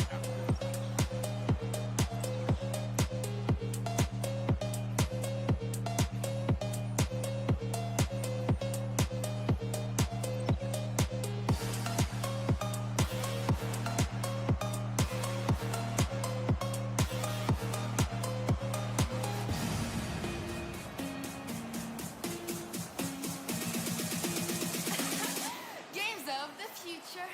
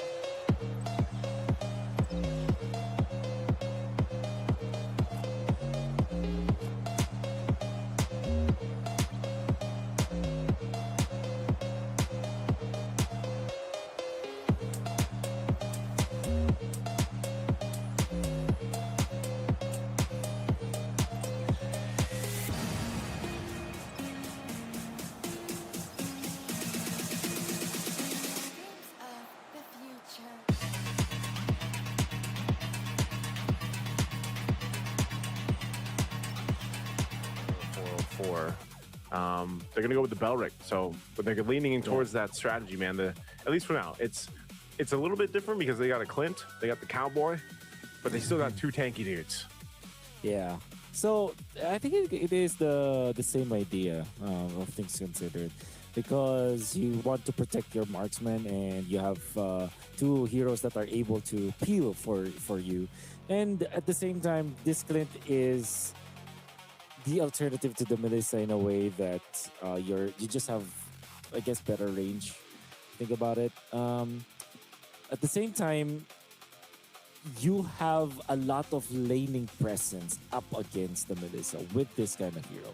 This is actually the hero that I think Team Falcons used up against the Melissa. Remember, there was a time where Bigatron by Vitality was winning so much with the Melissa, with Eman actually leading the fray, and he is one of the best, I would say, players for that ever piloted the Melissa during MSC. But then eventually, Team Falcons has decided to pick up the Clint, and now it's working wonders. Okay, so the DFYG are, with the first three picks that we saw from them, you would feel like, yeah, they are playing as what the meta will dictate with this Marcel, with this Melissa and whatnot. But after their last two picks, with this Alice as well as this Farsa, it kind of feels like they are going the other route. This is a greedier approach. And okay, now this is a swerve. Team Vamos with the Ling. Okay, I'm not sure if that is great versus the Melissa. It's okay against the Farsa. Definitely not comfortable playing around the Marcel. So I'm not entirely sure about this, Team Vamos.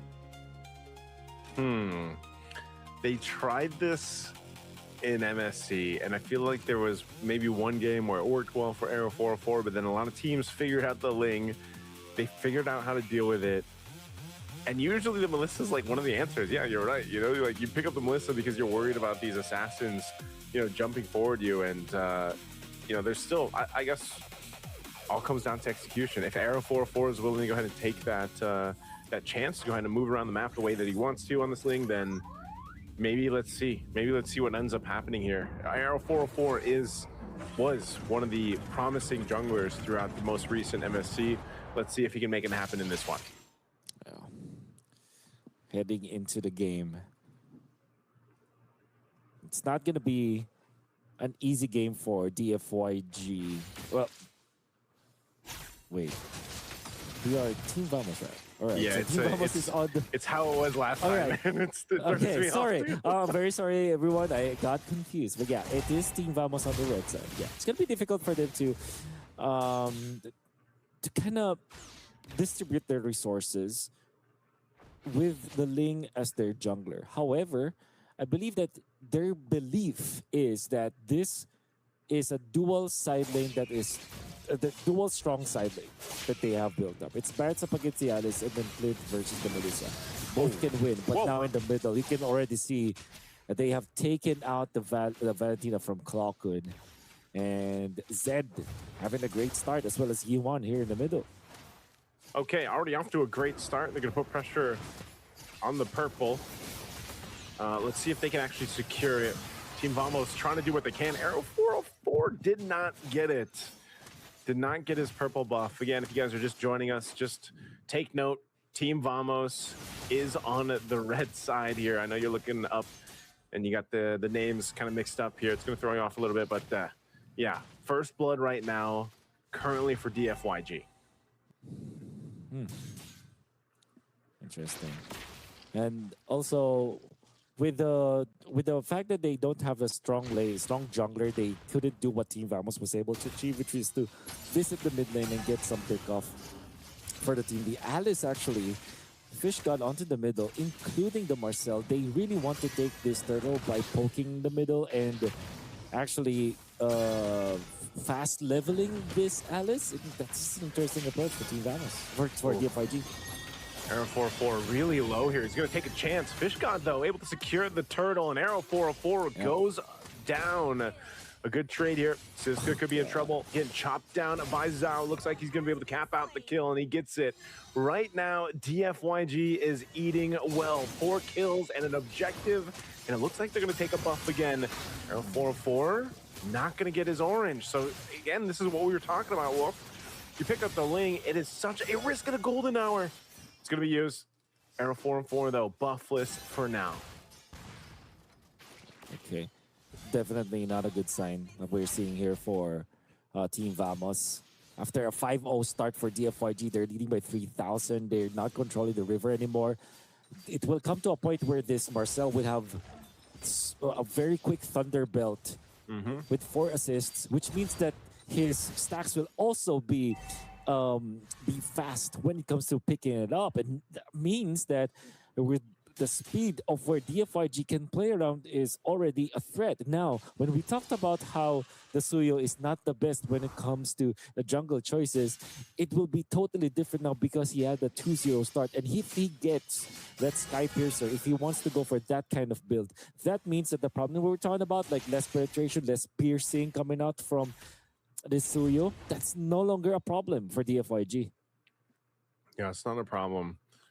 One of the things here that is a problem is Team Vamos falling behind with the kind of lineup that they brought to this game one, man. I mean, you know, what more do you need to do? If Arrow 404 is already fallen behind in this manner, you can see, you know, across, he's a level behind, but it's mostly to utilize the Ling. He needs the buffs, almost similar to the Fanny, right? And you could argue that Suyo kind of needs it too, but not as much as a Ling or a Fanny, as we saw previously in the previous series when Zara the Egoist didn't have his buffs. And I applaud DFYG for putting the pressure where they need to. Sky Piercer now just picked up for Zhao Shui. They're going to be looking for more. Here's the Feathered Airstrike locking down. Siska, though, with the Daytona, welcome flick up with the Golden Hour. We'll go ahead and freeze them right where they need to be. And Siska falls, looking for more. Arrow 404. The go away from me will keep him from capitalizing a kill. And DFYG comes out on top of that one. 6-0. 1-0-4 for Yuan. 3 kills for their jungler. And they have taken the turtle once again. 3 for the side of DFYG at this point.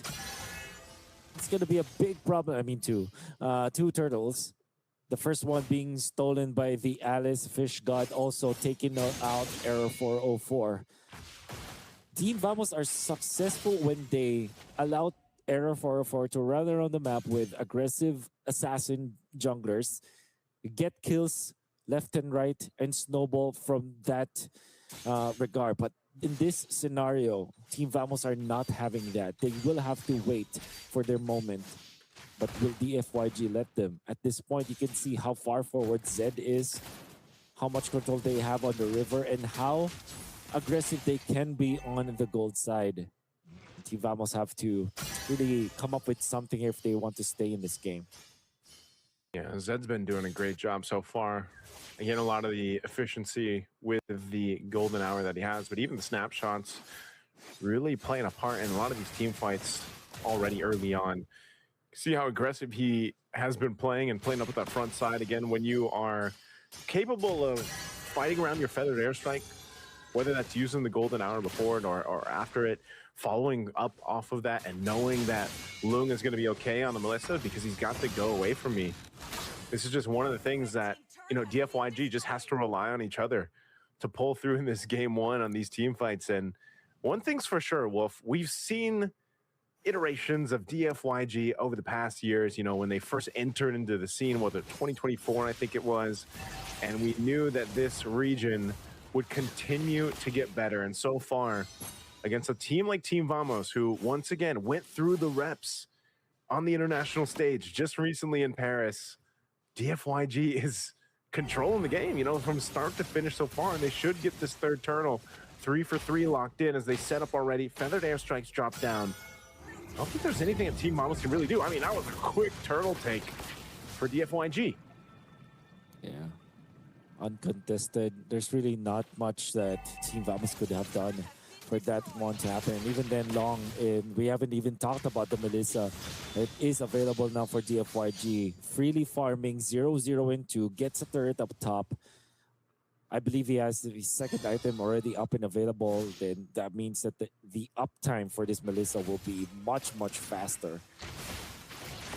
This means that if you're DFYG, you're gonna be very happy about the early stage. All you have to do right now is to make sure that you don't give away any extra kills for points, especially from the Suyo. Don't give the shutdown goal to Team Vamos. Yeah, they don't want to give that up. They're already working on this tier 2 turret. Team Vamos can't really do much but watch. Feathered airstrike comes down. There's the Throne of Ruin set up, and Klakoon trying to get away, popping his own feathered airstrike in return, but he's going to go down as a double to Fish God. And that Daytona's welcome will not go anywhere from Siska. So DFYG again, keeping Team Vamos zeros across the board, not even a turret to their name, looking to knock down some tier 2s. Yeah. Very hectic game for Team Vamos, and the reason why I say that is because they will be scrambling for scraps now. It's gonna be up to their Ling to be creative. Where would you go? Where is safe? And to be fair, if we're thinking about this Glint, unfortunately, that's Endless Battle as well as the Sky Piercer, so they really need to get a kill now for this Glint to be effective, but Natko is just not finding any kind of opening because DFYG are so quick around the map. Yeah, this is one of the problems. You know, you would expect that they could be quick enough moving around the map with, you know, having Arrow 404 on the Ling, doing his thing, but the problem is when he's away from the team, DFYG, especially with the power spike that they have at almost 10,000 gold ahead, no one is safe. You know, no one's safe at that point. And now this Lord is already up. It's going to be quickly taken down. I mean, there's nothing that Team Vamos can do but find scraps, as you mentioned, around the jungle. So Lord secured. DFYG, I mean, just look how fast they move here. Wings by Yi1. They're going to be going with a feathered airstrike, locking him down with a golden hour too. He tries to get away. He will be able to go ahead and Finch poison out. But man, Team Vamos is just not looking good here. Yeah. What else can you do? Not go with 0 and 2 as his record. Haskell's Wisdom Berserker is really the only item. Look at this, Long. Look at how fast they're taking out the turrets. This is how ahead the FYG is. 9-0, 10 minutes. And they are careful with it too. They're not just rushing into Team Vamos. They're taking this advantage to its highest level. And they're looking for the link because there is that Lord into the bottom lane that they can actually use to push with. This is the unfortunate truth here of having a Ling or having a Fanny. You're just fighting 4v5 while your jungler is on the other side of the map trying to get whatever they can, whatever pressure across the map they can. The shield's already popped top and mid. This Lord pushing in down the bottom side, but yes, you're already seeing it. The damage from Lung online and the rest of the team. Muddle's being dropped down under the turret.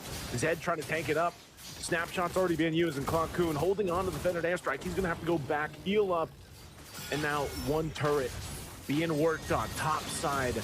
Still going. They're gonna put the pressure here. Throw a ruin into the golden hour. They're able to go ahead and clean up some kills against Team Vamos as two fall. They're gonna work on the crystal here, but it's just not enough to push in despite this massive 11,000 gold lead. Error 4-4. He's gonna jump in and he gets punished.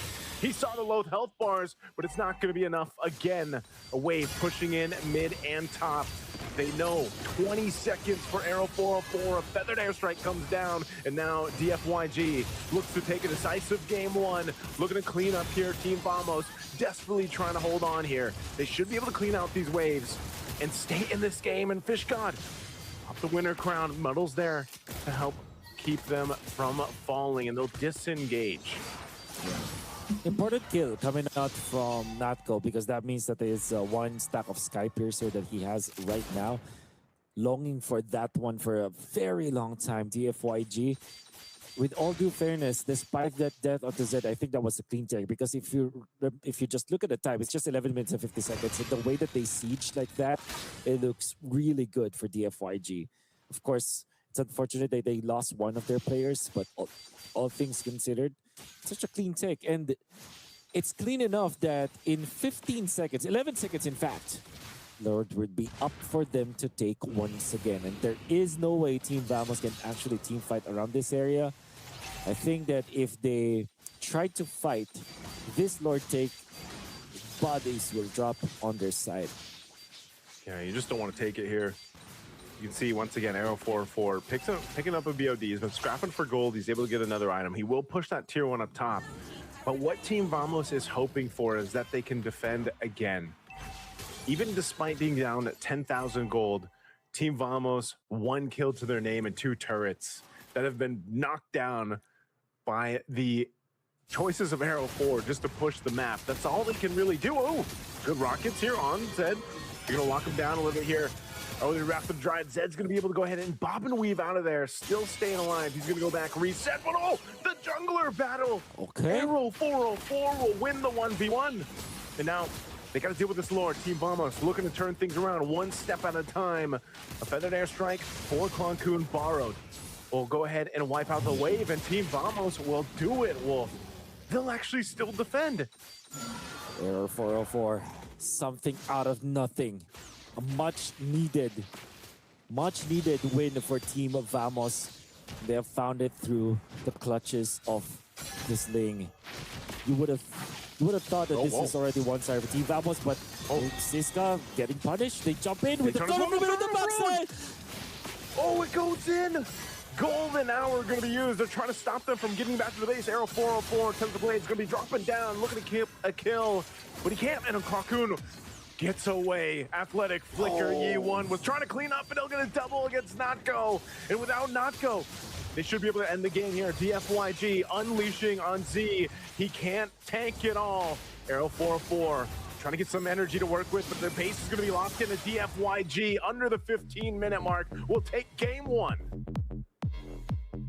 Was a time where Team Vamos would have taken it, but DFYG were just so clean with it from minute 1 up until the end.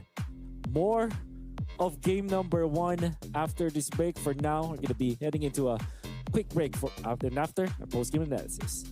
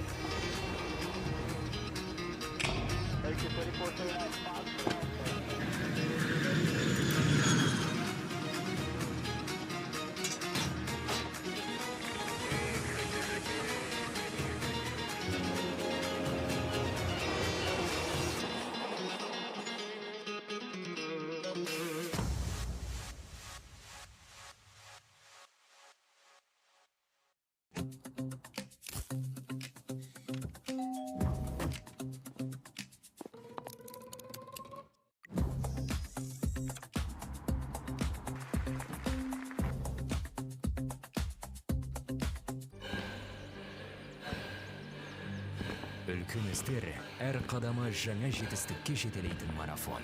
Біз осы жолды сіздермен бірге 10 жылдан бері жүріп келеміз. Тимур Құлыбаевтың халық қайырымдылық қоры.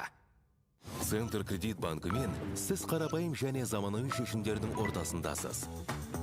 Нық сеніммен жаңа мүмкіндіктер ашып, тексерілген сапаға сеніңіз. BCC-KZ мүмкіндіктерді кеңейтіңіз.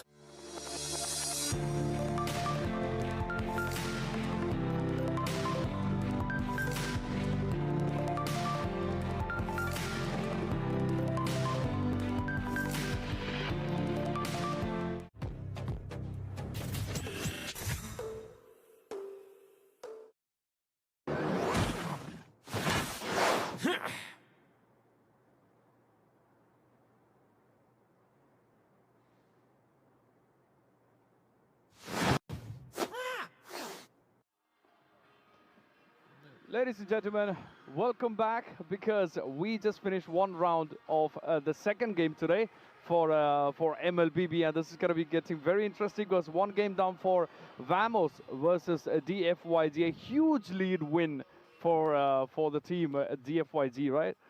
Yeah, they actually outclassed them.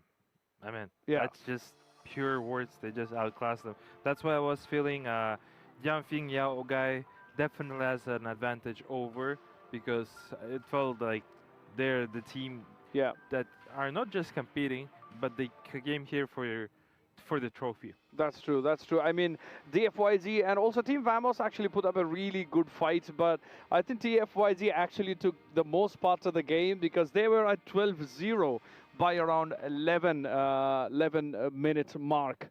But what do you think about the next one? Yeah, I would like to, before anything, I would like to mention that the Phygital Games were the Phygital basketball discipline presented by Samruk-Kazyna, and it actually started from yesterday and until 9th of August. And thank you very much, Samruk-Kazyna, for making this happen and making Phygital football happen. And moving forward, so your question was, what exactly you were saying? The game, I mean, it was very polarizing, because initially, even I think at the 3-minute mark, DFYG already had 5 kills. Yeah, I mean, under 3 minutes, right? Yeah, I mean, they just played outstanding performance. Just like what I said, it was just clean overall. The draft, the play style, the strategy, what they wanted to do, it was just clean already, and it felt like they knew what they're doing. And I saw their coaching staff. They're having like a lot of people on the coaching staff, and I'm pretty sure they were ready for everything, and they just played phenomenal. Of course. That was very, very clean. Yeah, very clean game. I mean, there was, I believe they didn't even hit max level when it came to Team Vamos towards the end, or at least up until 12-minute mark. As you can see on the screen, we got the highlights running. We were at 8 minutes, and even at 10 minutes, we were at 9-0. The scoreboard, I think it went along all the way till around 11 minutes. Look at the team fight right now. It's a pure disaster for Team Vamos. Yeah. I mean, we're getting a kill per minute from the Jianfeng Yao guy team, who came here actually to not just to travel, but to win. Yes. So the very well executed team play from Jianfeng Yao guy. Yeah, I give a respect to Team Vamos. It was a hard game. They were trying their best to play it from the behind, from the back, but unfortunately it didn't work. Of course, for their favor. But there is still a chance. There is a possibility that to take it over. Maybe they will ban a couple of the heroes that they might think that was a problem during the strategy, or they change their strategy completely. I personally think I mean, Yelfi and young guy, I was expecting them to go forward, honestly, and if they continue their gameplay like that, I mean, that would be a 2-0 sweep, to be honest. Yeah. And we have the stats on the screen right now. We have a 14-point difference when it comes to the scoreboard. We had 16 kills for DYFYG and also 2 kills for Team Vamos. That was a clear win right there. And if you look at the levels as well, I think the Team Vamos, only one person hit the max level 15, Error 404. When it comes to DFYG, they actually, almost all of them were really close to 15, but 2 level 15s, other 3 were level 14. That was really good work right there. And I mean, even the kills, if you can see, we have 5 kills and 6 kills by Yeon. I mean, he got a double kill as well in between for DFYG, and 5 kills when it came to Fish God. I mean, he actually did great as well. Both of them 0 deaths. Yeah, for sure. I mean, also Zhao Shu got what? He got a lot of gold. Yes. He got, I believe, 13k gold up there, and it was just really amazing. Like the way how they just played and the way how they just outdrafted. The 9 assists, 0 deaths, 0 kills stolen from the supports. It's just amazing, and as we saw the mage, the mid, 6-0 and 8, just amazing. I mean, I think it's always interesting to see how this goes. But let's give a big shout out to Yandex Go. You need to download the app Yandex Go and make your life a lot easier. You got the QR code up on the screen. Please make sure you save that, you scan that, and download Yandex Go, because it's got everything you need in one app. Make sure download that and make your life a lot easier. Just like how this event is running. I mean, this is going great as for each match goes forward. Because as we said initially, I mean, the game is completely unpredictable. We cannot know where the game is going. We got the stats on the board. What do you think? What do you think, Steel Bro? We got the KDA. If you look, DFYD VMS. We got the level 14 versus level 12. I mean, great performances by either team. Both of the teams, both of the players, all 5 players on each team. But if you look at the KDA and of course the gold as well, that is very close scores. I mean,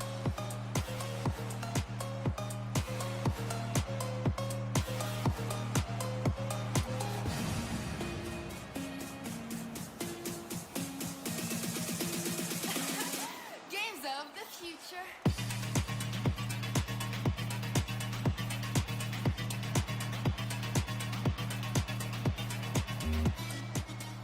And if you've just tuned in, then where have you been? A very good afternoon. Welcome to our live coverage of the Phygital Games of the Future Astana 2026, coming to you from our host country, Kazakhstan. We're sweeping through the digital city of Astana as we proudly welcome you to our studios. I'm David Bloch, joined by the lady that is pretty in pink, Shulpan.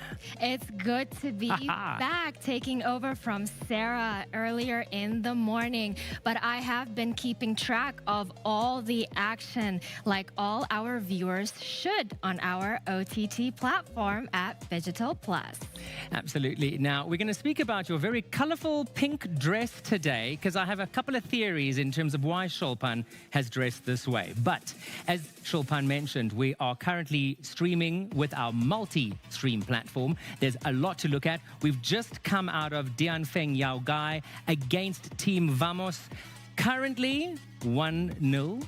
And that's a great start. There's a great expectation here. We're going to see what's happening. But I know that all of our fans of Phygital shooting are keen to see where we currently are as well. Yes, and we are ongoing with Team Minsk versus Eternal Fire. Both of these teams being extraordinarily strong, strategic, and very team-worky. Very, very much so. We must also mention that Team Minsk House are no strangers to the podium, having come third last year. So let's see where this game takes us. Absolutely, but nothing would be possible without our dear sponsors. And we have one more fabulous discipline coming up on August 8th, and that is Phygital Fighting, which will be taking place over at the Kazakhstan Athletic Complex and is presented to us by Kaz-Zink. Thank you so much, Shulpan. One of our big ticket items was Battle Royale, PUBG. We welcomed a new winner and overall title holder, 17 Gaming, to that. And we'd like to thank and acknowledge Alatau Citibank for their sponsorship. Thank you to all of our sponsors once again, coming back to CS2 and laser tag. That's our digital shooter discipline. That is such a fun discipline to watch. Absolutely. It's exciting to see how the teams transition between both. It does look like a lot of fun, especially when you're in the laser tag sequence. However, let us not think that it's a children's playground. It is super tactical, and these teams are going in it for the full win, because when you're playing for this kind of money, then there's no time to be playing around. And that is a lot of money. We are talking about $900,000. I cannot imagine what these athletes do with such a big prize pool. I was going to say, with all the prize money that totals up to just under 5 million, it's quite a lot of money, wouldn't you say? I think so. Absolutely. I think so too. Alrighty, so with our multi-stream at our disposal, and for you to be able to flick and click as you so wish between all of the sporting codes and disciplines being presented here on Phygital Plus, it's time to rock and roll with our next sporting tournament. That is Minsk House versus Eternal Fire at Phygital Shooter. Let's go. They are the 2 out of the 3 players above 2 digits. I gotta say, I don't really know how I feel about this ZNX investment. I guess Lollipop just wanted some helmet on this P250 and the ZNX with a scout, but it's just kind of, it's beyond unconventional, let me put it that way. Here's the max spray. And a trade coming through. Pretty dangerous looking there. But only 2 defenders remaining down to the last player, Pavlisha, who has been deadly with the dig. And he's got 2 soft players to work against. It's a race for the A site. He's gonna actually get there before them, I think. Now they're wasting some time passing a molly from one to another, but Pavlisha has slowed down considerably. So, He's can got he the get angle. Kill? I don't know if we spotted him yet, they did. But he heard his footsteps, so Pavlisha getting caught and Gaia with the spray.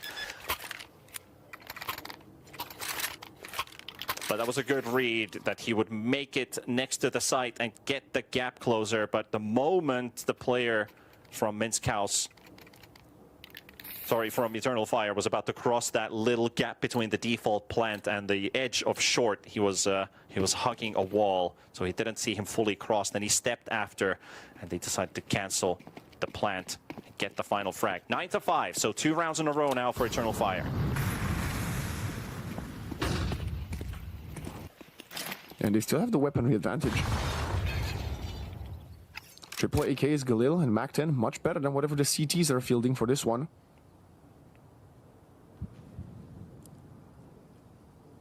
Very slow. They need to utilize the long ranges if they can find them, but Minsk House playing very passive behind corners, behind close quarters. Flash coming up, the second will follow, MDS is fully blinded, gets punished. Very good utility usage there with the flashes, and they managed to get onto the A side. They should be able to get the plant down now with a 5v3. And it's a call for a save by the looks of it, because Mendel, Pavlisha are both backing out, deciding to defend the CT spawn instead. So we're going to go up to 6.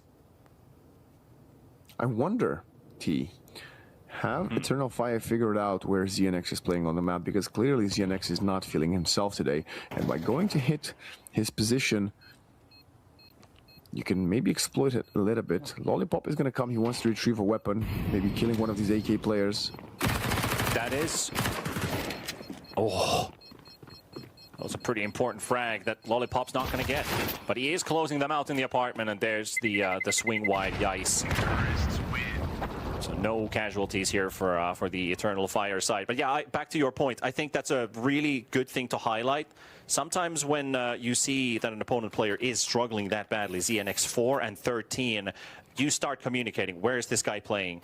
And you do point that out as a weakness, that he's not in shape, he's not awake right now. Speaking of being in shape and awake, Pavlisha Only 8 and 11 for him. He did find a few more kills in the last 3 or so rounds, but still want to see more from him. 9-6, and the weapon's looking pretty bad, T-Panda. The Eternal Fire squad could really bring this one back right now. I'm starting to believe. I guess there's a little piece of hope that is also building up in me as well. The optimism that we're going to get a tight Eternal Fire.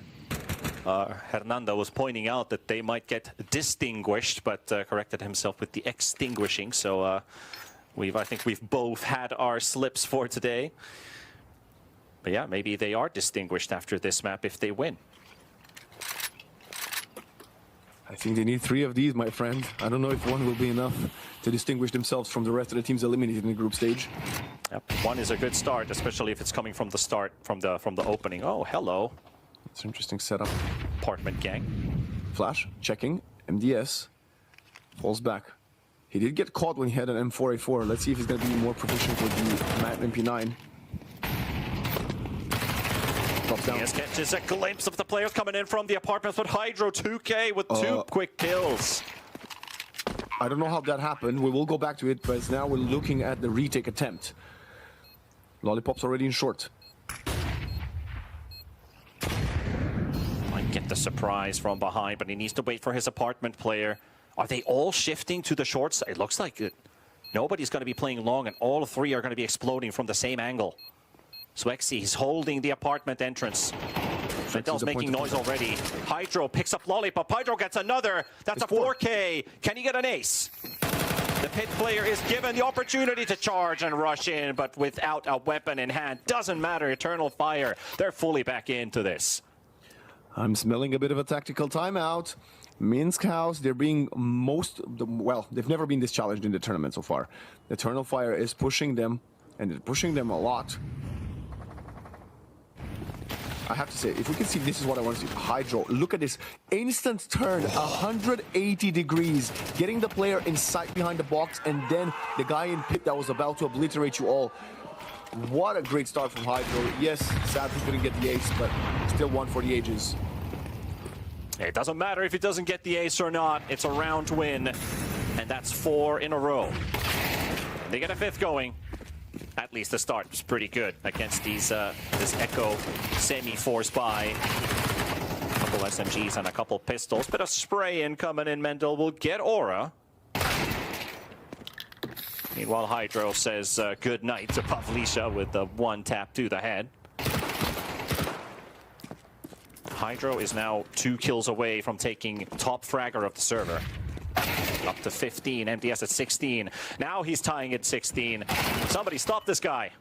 MDS, he's got something to say about it. He takes the lead back. We're going to be competing for number 1 for a while because he's going for more. And here comes Hydro and goes up to 17. Now that leaves Mendel alone in a 1v2, but Swexy is weak. Hydro is weak. He can still pull it off.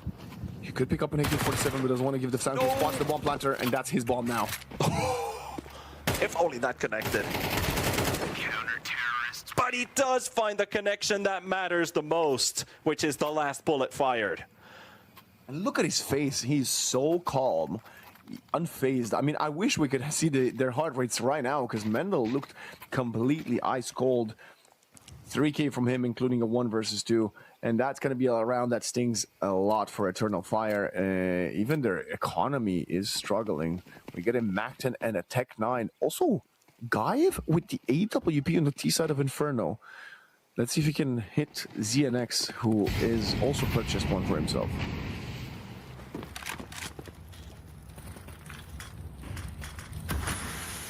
ZNX. It's got backup this time around. But the backup is completely deleted. A surprise attack from the apartment. The boiler strikes back. That's not a Star Wars movie, by the way, but it's looking like a 5-2 dominating control moment here for Eternal Fire. Eternal Fire joins the force. As got him. I'm so happy that they didn't completely fall off a cliff after losing that round, because they're definitely playing much, much better, much more cohesive. And I thought, you know, that 1 round loss would break them, but clearly not, as they have all the tools necessary. that's the word, to still win this first map. And look how good they're playing, T. This is not their map pick. No, this is Minskhaus's map pick, who started on the T side.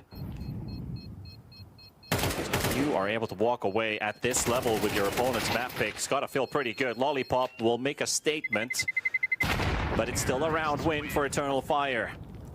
And They're really going the distance here with this this Inferno map, and I'm just loving the competitiveness of this.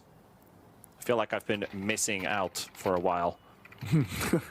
I'm not sure if the statement from Lollipop was worth it. Giving away your weapon for 2, not ideal. Look at it. There he is. He is actually going to get dropped the M4 that was saved by his teammate. Okay.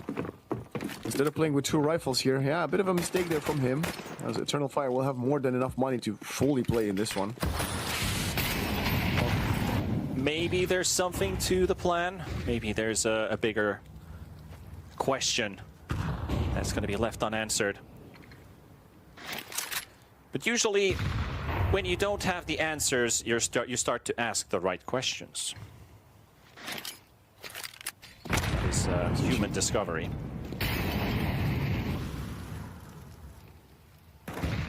Trying to hold on to mid control, but Minskhaus are not peeking. They have a very good crossfire there down mid. 4 players in A. There's only a single defender in B. They're going to be running into equal numbers, even if they only have pistols. That's a good smoke. Pavlisha needs to just use... No, opts against it. Tries to see how much further they can delay it. Molly's coming deep, but the players are much closer. They're not peeking yet. They had the advantage with the Molly, blocking out 2 players. And now they go swinging wide, and there's the battle, unleashing 2 for 1 so far, 2 for 2. And Yice will get Mendel as well, so that leaves us with 1 defender. It's MDS, and he cleans up the most important kill and picks up the AK to hold the site. And now he only has Gaev in front of him with an op. Gaev gets to the plant, able to get it down in a 1v2. Gets the first one, beautiful flick to get one, drops the flash under his feet, can't get the no-scope.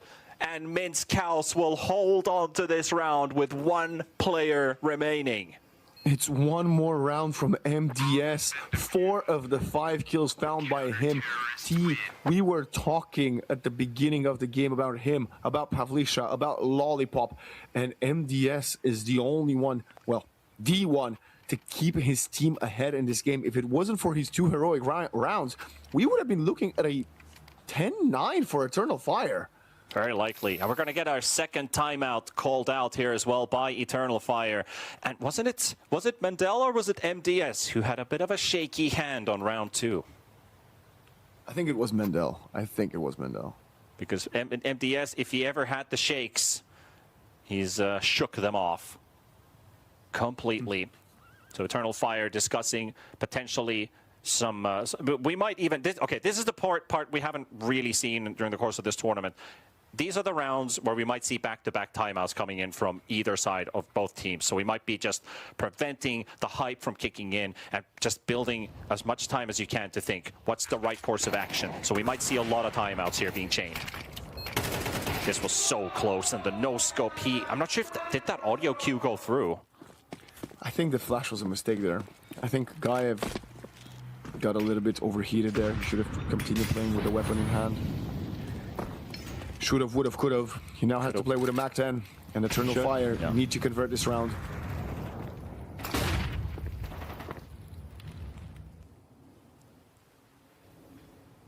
Just got that 1 smoke applied down mid. A ton of flashes for Eternal Fire. We're going to try again with flashes, and there's already so many flashes flying in as they go for the execute and manage to push their way through. Lollipop manages to get 1, gets traded. ZNX will take down Hydro. Down to a 4v3 with 4 CTs still alive, and the rotation to the B side is going to be happening. They're going to get the smoke down onto the CT cross, and they manage to get away with the plant. The boost. Ooh, gets 1. Pavlisha finishes off Aura. Leaves with Yice and Swexy still up. They have both players here, but it's a 2v4. There's no plant, there's no HP on Swexy. and there's no money in the next round. Eternal Fire needs to step up and pull a miracle individually from these two. The op will take Swexy out, and it has to be Yais. Spots the first, it runs out of bullets. For a couple rounds in a row now. Eternal Fire with their playoff run in peril. Need to win 4 back-to-back rounds. And you start it with Tex. The most unlikeliest comeback with this bye. Do the jitters, catch up the Minsk house again, knowing that it's just 1 round and they wouldn't need to face Team KZ in round 1. Oh, Lollipop with the knife inside the smoke. Lollipop gets 2. Aura and Gaev also get a piece. Pavlisha will finish off Hydro, and the 2 remaining Ts going for B. Passing the bomb from one to another. He wants to take control back of Banana. It's Pavlisha, still very passive, still in A. Now the smoke will delay him even further. Wants to go for the dissipate. And he wins that one. How does he pull it off? You see him screaming, it's Yais again in the clutch scenario. This time he's got the weapon reloaded. I'm biting my fist right now. 3 guys on site. There's 1 down. First. 2 more to go. Get the cross. A lot of utility flying in, and the spray, the lineup was there, but it is not going to be enough. They've got the kit, they're going to get the defuse, and Minsk House, they take the map. 25 HP, but it's MDS again clutching up for the team. How many times has he done it this map? I don't even know T-Panda, but he is definitely the MVP of Inferno. He is the MVP for the team indeed, because they will get the top seed in the playoffs. They will be playing, I mean, we're pretty much locked in our playoff series with that win. I mean, the panel can probably talk more about that, but this one map probably should lock everything in 100%. Man, what a game. I want more of this. I want to hear what the analysts have to say about this game, as we're going to go on a quick break and listen to their thoughts.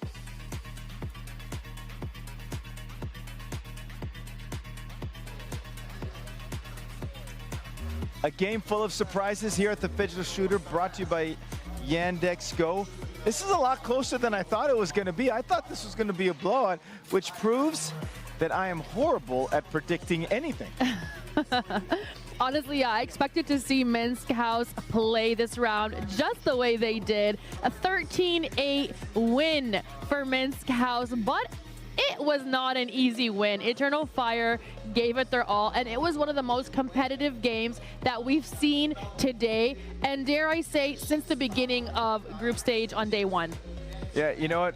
Eternal Fire, you got to fire, because you kept fighting and fighting and fighting. I love this. This is what we wanted to see Mirage do. This is what we want to see Team Hybrids do. But we got it with Eternal Fire. They came out and said, not today, Minsk House. You will not run over us. And they did such a great job. They're fighting for their lives, which is exactly what you want, which means it's setting us up for our next, I think, great game altogether. Yeah, from the beginning, they were kind of trailing until almost trailing, not fully trailing. But Minsk House had the lead, and then once they switched sides and Eternal Fire switched to T side, that's when the momentum changed a bit. So it was nice to see them gain an extra, I think it was 4 points in that sense before Minsk House started to take over a little bit.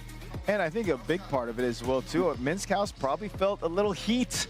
Look at all these fire innuendos, a little heat behind them as they kept on coming back and coming back. Because let's be honest, when you're the #2 team ranked in the world, when you have basically dominated the last 2 days, and now you go ahead against a team that is never say die, it's tough, right? But what they did, they fixed their collar, they breathed in, they wiped the sweat, and they executed in a way in order for them to get the victory today. I think Minsk House had fun playing this round, because when you're playing at a professional level, you just really want to play against professionals as well to challenge yourselves. We'll take a look at the highlights here. They are just finding their seats in the very beginning of the match before they start the round. They are all smiles here. Lollipop, one of the top contenders, of course, as usual, opening up the round here. Yeah, and you know, we always talk about how people walk into the arena, they come in with confidence, they know that they are the best, they know they are the favorite, but every time Eternal Fire kept fighting back, as you can tell, it was tight really early on, 2-2, and they get that scream, that guttural scream, that causes a little nervousness by Minsk House, but they handle it really well because when you have players like Lollipop who comes in, he is crystal cool, he gets things done. The same thing with Xenix. These players have been here and they played at the highest level, and now when they come and play here, they're like, hey, listen, we've been here before, not a problem. Look how cool and calm on the fist bump. Yeah, the casters were saying they'd be interested to see if we can get heart rate monitors on these guys back here as well. That'd be interesting to see because being in the arena is really, really intense. The way the setup is and the way the vibes in here are just really intense in a good way. I think it also gives them that motivation and that courage to just keep on going and keep killing. Because that is the name of the game. That is the name of the game. Just keep killing, just keep killing. Of course, that's something entirely different altogether. Yes. But again, I mean, look at the passion that Eternal Fire was bringing the whole time, and you can't tell me that they should be out of this competition. They know that they belong. They gave Minsk a run for the money, and that's all you could really ask for after that. That's really what it comes down to. Yeah, an earlier thing I forgot to mention was they knew that they were going to lose in round 8, so they saved their weapons. It's just one of the tactics that they would do to make sure that they start the next round with really good equipment, really good weapons. And then again, once they switch to T side, I'm talking about Eternal Fire here, they won the second pistol round and got that momentum going. Here we will have a look at the leaderboard. Minsk House, MDS with 23 kills, 11 deaths. Lollipop, 19 and 15. Pavlishaw, 14 and 16. Mendel, 12 to 10. ZNX didn't do so great today, 8 to 18. No, not at all, but they did enough to hold off Eternal Fire. But how about this? Hydrox 2K, 2017. Gayu, 16-11. The other ones, Y4Giz, Swexy, Aura, I'm not going to say they didn't pull their weight, but they were definitely in attack mode, but they had more deaths than kills. But again, very, very dangerous group right here. I am excited about the next game because if this is Eternal Fire showing for the first one, can they repeat it and can they do a better job to escape with the victory? Honestly, this was anyone's game. I was actually expecting Eternal Fire to score a little bit more after I started seeing them play. Now, my prediction in the beginning, what was it, a 13-7, was it? Yes. Yeah, yes. So I wasn't that far off, but I really was expecting, you know, once I started seeing them play and changing their tactics along the way and changing their charges, their rotations were amazing, the way they controlled mid, it was a beautiful game to watch, and I'm expecting something similar in the next round. Yeah, and they need to, right? We've had an action-packed day. This is game 4. And out of game 4, hopefully you watched it all on Phygital International. You're watching all our games on phygital-plus.com. If you missed any of the games, shame on you. That's why you got to download this right here or go to the website and watch all our games. Well, speaking of games, 4 great games today. We're in 4th of day 3. Team KZ start off with a victory over Clan Pedrajas. The next game was Liga Pro Team versus Mirage Team, and Liga Pro Team escaped with the victory. And then Team Hybrid versus Novak, where Novak won. Look who's on screen here, Jenna. Welcome, our MVP, MDS from Minsk House. 23 kills, 11 deaths, a KD of 2.09, ADR of 95. This guy dominated. He did really, really well to win MVP, but I want to say that others on the team also did very close. They did very well. So congratulations once again to MDS, our MVP of that round. Was that a smile by MDS? It's like a partial smile, I think so, yeah. Come on, fellas. This is your chance to be, I mean, this sport is growing, so this is your chance to be a hero. You could be on a box of cereals. I don't know if they do that around the world. You could be on a billboard, whatever else it is. You can do it, but you got to smile. You got to show those pearly whites.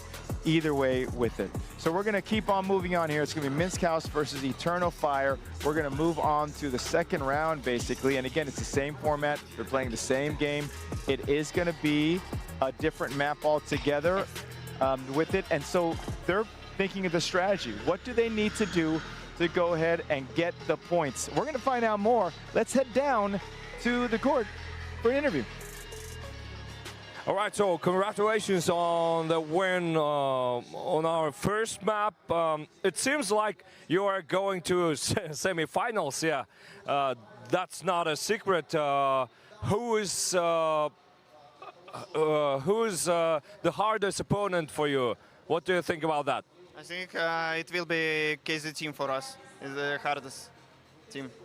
But if we want to speak about previous team, it was Dosia, X-Gods. What can you say about Liga Pro team and Team Novak? As I said, yeah, the Dosia team is top 2, like top 3, because we are top 1. KZ team top 2, Dosia top 3. About Liga Pro teams, they have only strong laser tag players. Okay, so what's the biggest challenge for your team in these games of the future? We're gonna win this. I mean, probably it might be a laser tag section or any kind of map, any teams. Yeah, we have talked about teams, and you said that you are number 1. but what can you say about laser tag? Our laser tag. Yeah. We are I think in top 3 we are maybe top 2, top 3. We are playing laser tag. Okay, so we will see. Good luck for your next map and on laser tag section. Cheers. You heard it from his mouth. They're top 2 or 3 in laser tag. They're feeling so good about how they play on the digital side. They're like, you know what? We could be top 2 or 3 and still beat you down. Now, they did talk about Liga Pro Team with everything else because Liga Pro Team is a strong, strong laser tag team altogether. And he gives no respect whatsoever to Novak and Liga Pro Team. He didn't even mention, well, he mentioned Liga Pro Team in the laser tag arena. He's like, yeah, they're only good there, and that's all it is. But he did mention Team KZ, which is the hardest opponent. So we are looking forward to what is to come next. Our next map is Dust 2. Everyone plays Dust 2. It's an amazing thing to do. Everyone has experience playing it. And what's really going to come down to is tactics, strategies, and how the team works together in this round. Great. We're going to see Dust 2 in just a little bit. Let's take a break.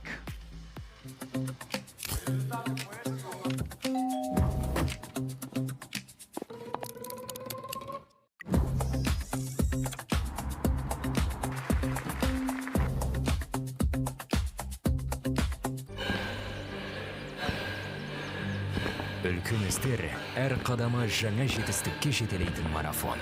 Біз осы жолды сіздермен бірге 10 жылдан бері жүріп келеміз. Тимур Құлыбаевтың халық қайырымдылық қоры.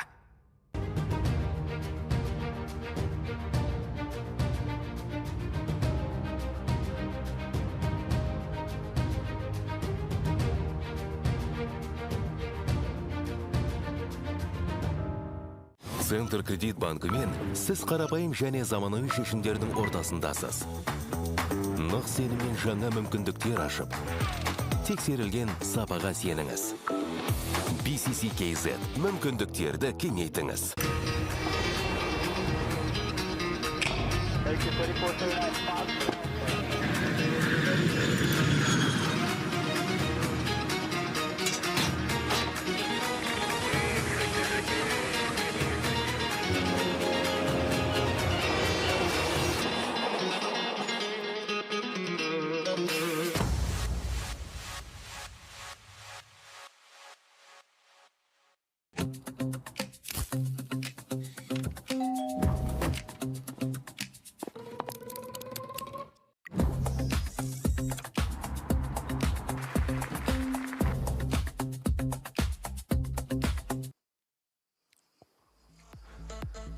And then we are heading over to Dust 2, which is going to be Eternal Fire's map pick here in our last series of 3 of the group stage and of the day, as we just witnessed Minsk House close out the victory, not only in just Inferno, but winning their group and taking top seed for the playoffs. So we pretty much know their opponent for the first playoff round is going to be Clan Petrajas. And for Group B situation, where KZ team, well, they're going to be playing versus Novak. So we've got, you know, the veterans versus the youth going in the first playoff round. So we're not going to talk about those. We can get like a... Are you excited? Are you feeling yay? Are you feeling happy? Do you feel like Eternal Fire should have maybe been there? I'm excited. I'm very excited, and I'll tell you why that is. Well, the biggest reason is we are all going to have a guaranteed Kazakhstan core in the grand finals, no matter what, right? So if it's either Team KZ or Novak, the former champions, we will get to see some Kazakhstan players on stage in the grand final, and I think it's going to be amazing as an experience for the locals. On the other hand, I do think Eternal Fire has looked a little bit weaker than Team Novak, but that's during Counter-Strike, the Counter-Strike portion, and I do think that a defeat that Team Novak has suffered was due to maybe just having a poor form on the day. I think if we were to replay that multiple times, I wouldn't see Eternal Fire come on top of that exchange again. So it will depend, right? We'll have to see what sort of shape in Team Novak is going to be in tomorrow. But now that they are guaranteed a playoff spot, hopefully they're going to get to grinding some laser tag and mentally and physically prepare about facing one of the titans in Team Kazakhstan. Absolutely. The reason why I wanted to ask that question was because I set my bar pretty high for this Eternal Fire Academy squad, that they would be able to pull it off. But based on that last map performance, they're the best team so far versus Minsk House, but it still wasn't enough. And now we're going to be playing Dust 2, which is Eternal Fire's map pick. So they start on the T side. And we're already looking at a potential B execute. We have ZNX with the Berettas leading up, taking the first, looking for a second, doesn't get a connection, but Lollipop's going to be helping out with his own Berettas, as Gaev and Aura will be the last one standing. Brilliant work, and now Gaev takes a ton of damage. It has to be Aura. We've seen him in a couple of clutch situations already in map 1. He does have the P250 at least. It's a pretty strong weapon, close or... Whew. I'll say nothing. Pavlisha was so ready, hugging the screen probably, ready to go for that instant one bullet. Yeah, no chance for Aura there to even... I don't think he actually got to see the platform on his screen. That's how early he died. Yeah. It also looked like, from the spectator perspective, like, did he ever get past the corner?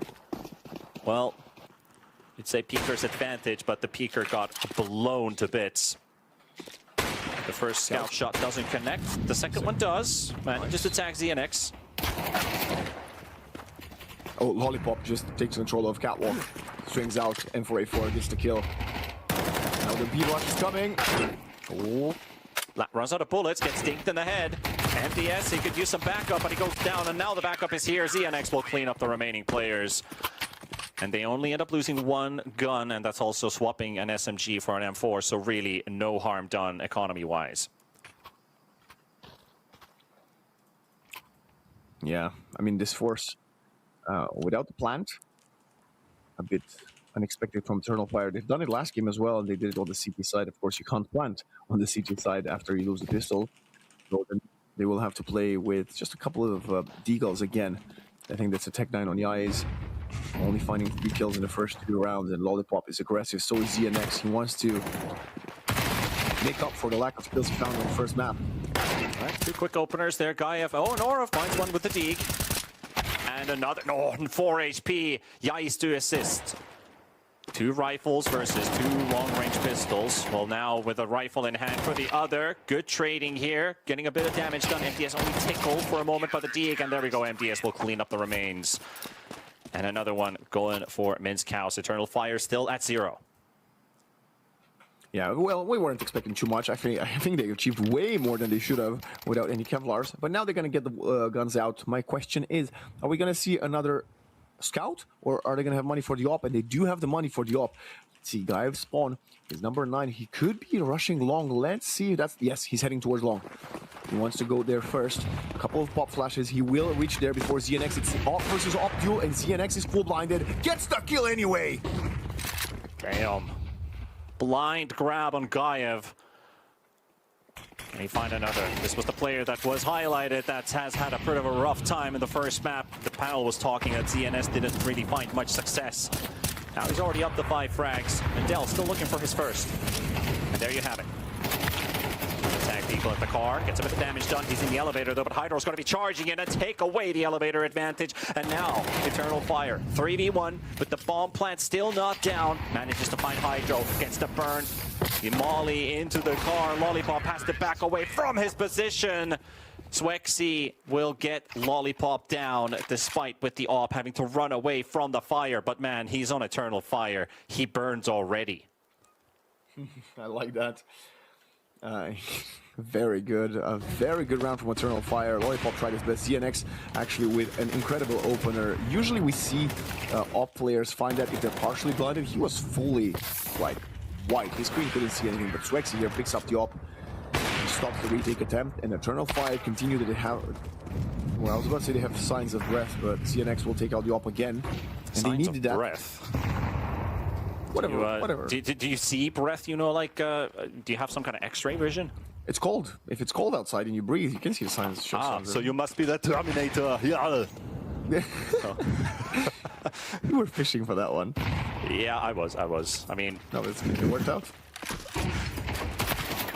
I think the panel did throw in a bit of a request on that, but we'll have to. I think we're going to be keeping with that. And DS, he hears a lot of noise. What a SMG burst to the head on Catwalk. That was pretty impressive, but can he get another? He's sneaking past all of them. Past. And he gets another one. Does he get a third? He's picking up the AK. This is going to be his downfall, right? I mean, he was doing so well with the SMG.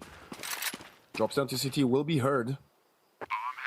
Bomb planted for long. Op in hand of Yais. He's not the designated opener. Gets a leg shot onto MDS, who will probably abandon unless he can get one shot. There's an op, I believe, right behind him. He could save that one. No, he wants to go long. Doesn't have defeat. He's coming back Catwalk, realizing he's running out of time. Down to 18 HP. It doesn't matter. He could have 100. The op would still get him. That's a perfect angle to hold. Has a smoke, though. Has a smoke. You cannot spam. Oh, boy. Well, that's the round done. He's going to back away. He's going to save the op. 18 HP with a knife in hand. Can he escape the shockwave? I think he ran the wrong direction, I have to say.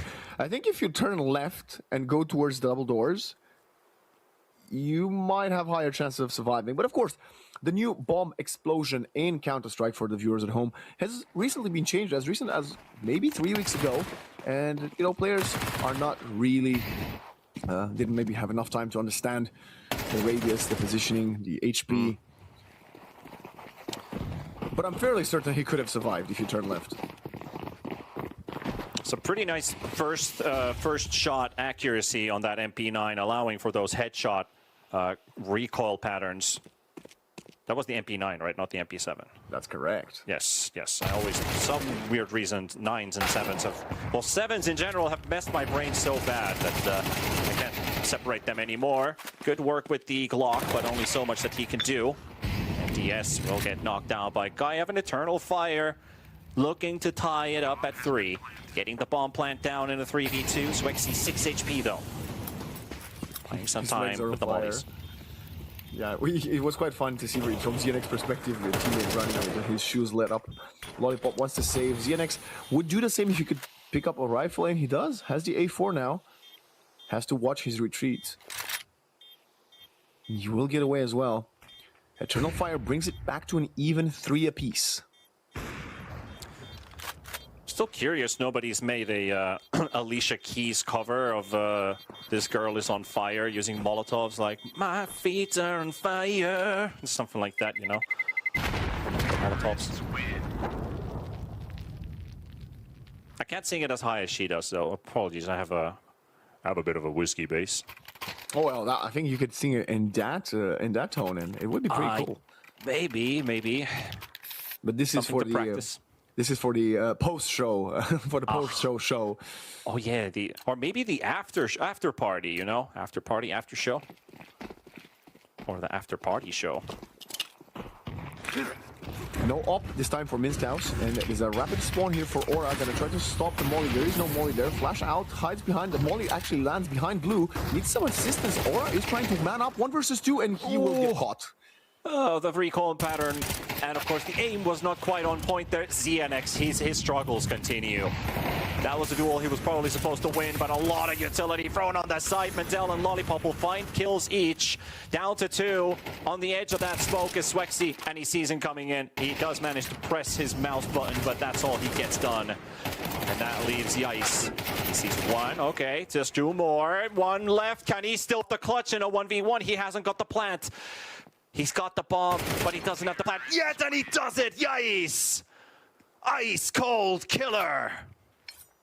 Phenomenal 3K from the young Turkish player. Incredible to see on our screen, and I love that they're giving it their all, despite the fact that we know their chances for playoffs are gone. We saw the between-game interviews with Minsk House being announced that the group is sealed. And it doesn't matter for Yice and the boys. They're still showing all they got. Nothing to lose. He's got drop in long. Quick nade and quick back for Mendel. Playing a double mid setup here through the smoke onto Xbox. Meanwhile, a peek. Ooh. Somebody. Okay, that looked like CNX took a lot of damage because his X-ray was flashing. But he is full HP.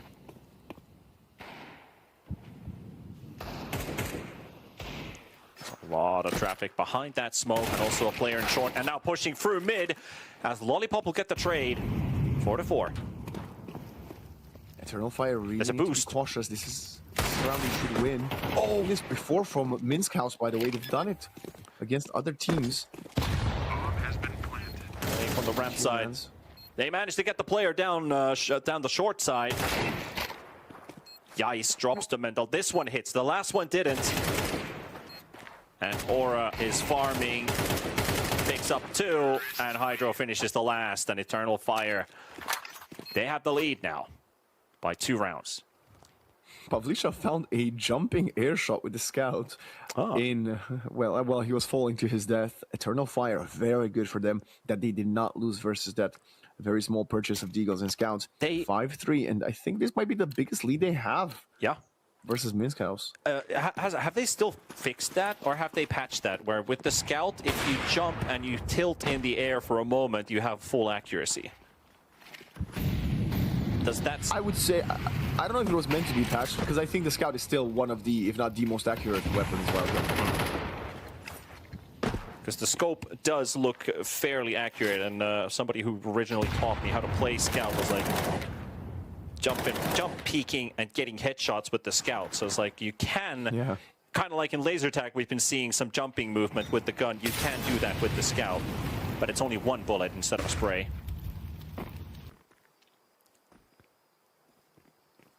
Of course, now double offs. Well, some damage taken by MDS early on. Much slower from Eternal Fire this time around. They haven't. They have been able to get that B site for a couple of rounds now. They have been doing A executes. They have worked out. Been able to chain rounds. I think this is a good approach because you're baiting out a lot of the utility. Only 2 smokes remain for the CTs to use right now, and I think one of them should be deployed soon. Lollipop. Oh. It was a very good molly from Lollipop there as they were throwing in the smokes. And another one to drop as well. They can't cross the fire. Hydra burns for a lot of damage. And the backstab, Mendel was already done the rotation through long. And now they have to execute B. They're running out of time. All the amount of information that's been given, MDS cleans up 2. And that leaves Gaev as the final player. His off drops down, and it's a clean round. And I think they picked it up. Does it mean we're going to see 2 AWPs from the CT side next round? I mean, it would be a fun thing, but if you lose the side, the retake becomes much more difficult.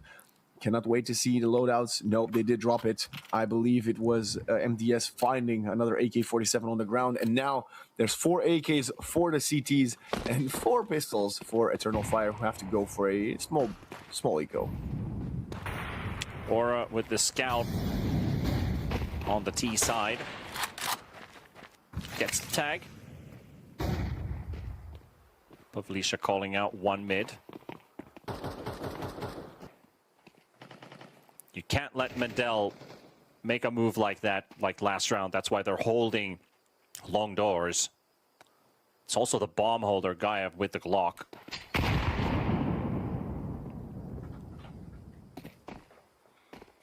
Hydro has been continuing to find multiple impactful kills. 7 and 8 right now, joined by Swexy with 7 himself. What he did on Inferno was maybe one of the most impressive performances we've seen out of a player, especially on the losing side in the tournament thus far. Heading towards B, which is fully open. They need to throw the smokes to cover the double doors, and they're not throwing them. They don't have them. Getting sprayed through the doors. Aura getting 2 with the scout. Giving them a fighting chance. Gets dinked through the door. He's going to get a couple tags extra. Looking for another one. They're all weak. Hydro, you could pull it off, but you need to shoot first. But there's still a full HP Mendel. You need the headshot. There's the first. Okay, he doesn't even get the first hit to connect, as Lollipop is already crab walking his way through the door. And we're tied at 5. There was one thing I would have never expected to see is Lollipop just crab walking like that into sight. Ugh, come on, man. I remember one show match, which was between Finland's youngest CS roster and Finland's oldest CS roster, when we had these senior teams. We actually had like a senior team in Finland and in Sweden. The youngster team was like, well, this is kind of like a walk in the park, so they pulled off a crab walk round, where they literally crab walked through the map to get the bomb plant down. Did they win the round? They won the round. Oh well. They were, what, 15-year-olds versus 75-year-olds, so... Oh, that's senior. Oh, literally right, okay. senior, yes. Oh, I thought you were referring to, like, I don't know, Natu and Alu. No, those guys are old, but they ain't seniors yet. Player advantage for Eternal Fire, as Hydro found another impactful opening this time. Lollipop with a deep HE towards Cat will not connect to anybody, as Swexy has been hiding in this couple of smokes for about 15 seconds now. You can see Aura's positioning is still next to T-spawn. I think Mendel got into their heads. I want to highlight it, but it definitely does look like it, as Lollipop swings to take down Swexy. Swexy swings to Lollipop's crosshair. Trying to find another. Now the T-spawn players also getting on the move as they're looking for a potential B execute. 30 seconds on the clock. Hydro, is he gonna get the opportunity to check Pavlisha? Or do they have Molly for it? They do not. They got double smokes. One player from window starts baiting, but what a turnaround. Wow. Kill after kill. And they got the player advantage. It's ZNX and Mendel fall back. Will have to save their weapons for the last round. Yep, that's going to be the round. Oh, I don't know if they have to save. Actually, looking at their economy, they could. Everybody could rebuy. Maybe MDS would have a lower weaponry. You will see. They are saving now, and if they do not die, they're gonna have a lot of spare cash. Yeah, some money to work with, but I have to say, going back to that B execute, Pavlisha probably wasn't expecting to get taken down that quickly, because the moment he took one step to the left, he was already taken down. Was it Aura or Hydro who just snapped him down? Yeah, Hydro. It was Hydro, yeah. I guess the other reason they wanted to save, you know, even if you do go for it and you have the money, you cannot rebuy an AK-47, as it is a T-side exclusive weapon. So that is a fair enough argument to saving the AK. That's how Counter-Strike works. You can purchase M4A4s and M4A1s on the CT side and AK-47s on the T side. There are some of the other weapons that are not as much meta anymore, like the SG and the AUG, equally reserved for Ts and CTs. Oh boy, it's a double up. Maybe that's why they were saving a lot of money. But see what I mean? They still have 1.6k on a few players. But the secondary op of Pavlisha might be the element of surprise that they need this round. A lot of utility still left in spawn to be picked up. Saving it for the later parts of the round. You got anything extra, you go for it. 3 Ts exiting lower tunnels. We might be seeing something like a short play. And there's still the opportunity to make a B split.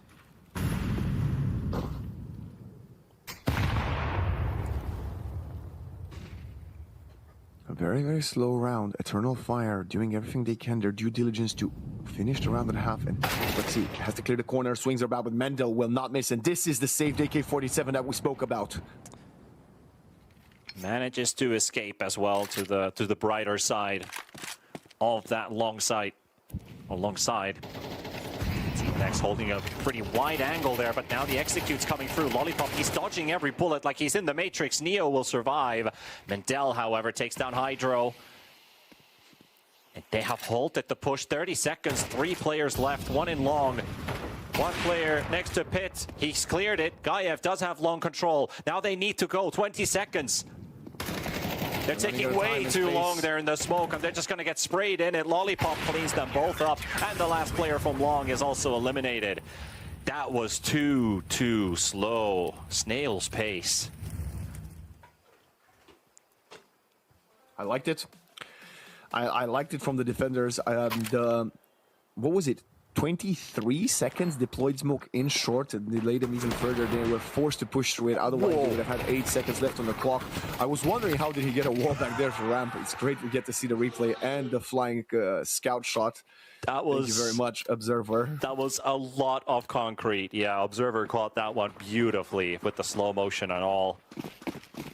One of the most unlikeliest wallbang headshots with a deagle. But yeah, I guess the bullet does go through quite a lot of concrete.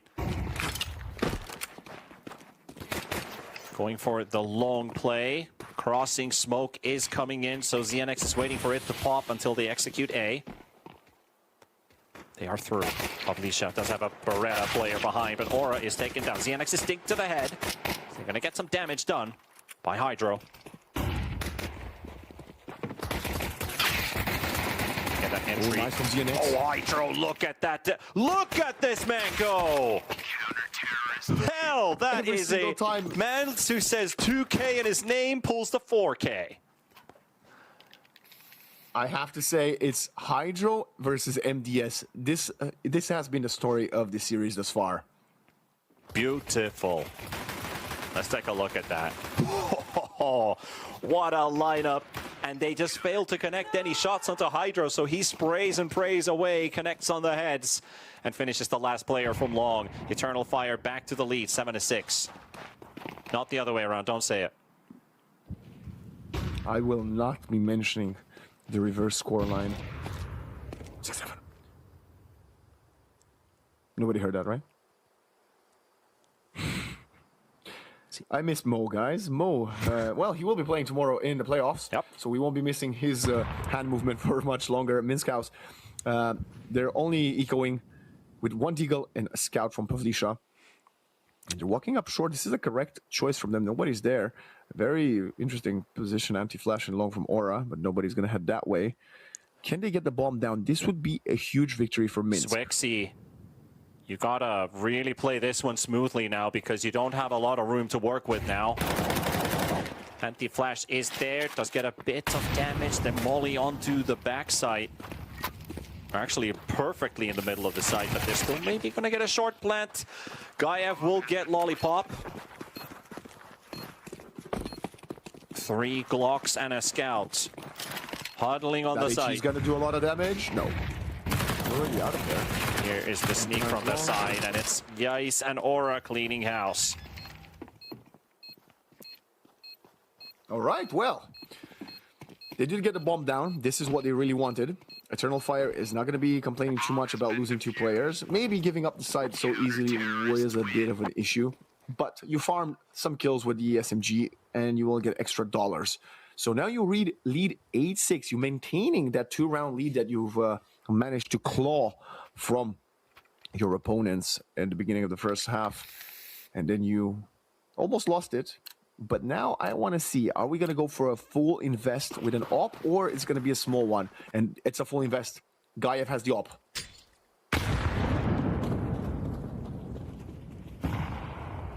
No information. The man sitting in the dark. There's Batman. Quite see him. So the battle at long, not really causing any casualties yet. Bit of a tickling damage on Mendel and GOTF. 40 seconds already passed. Now we're going to get the execute. Swexy gets the lineup.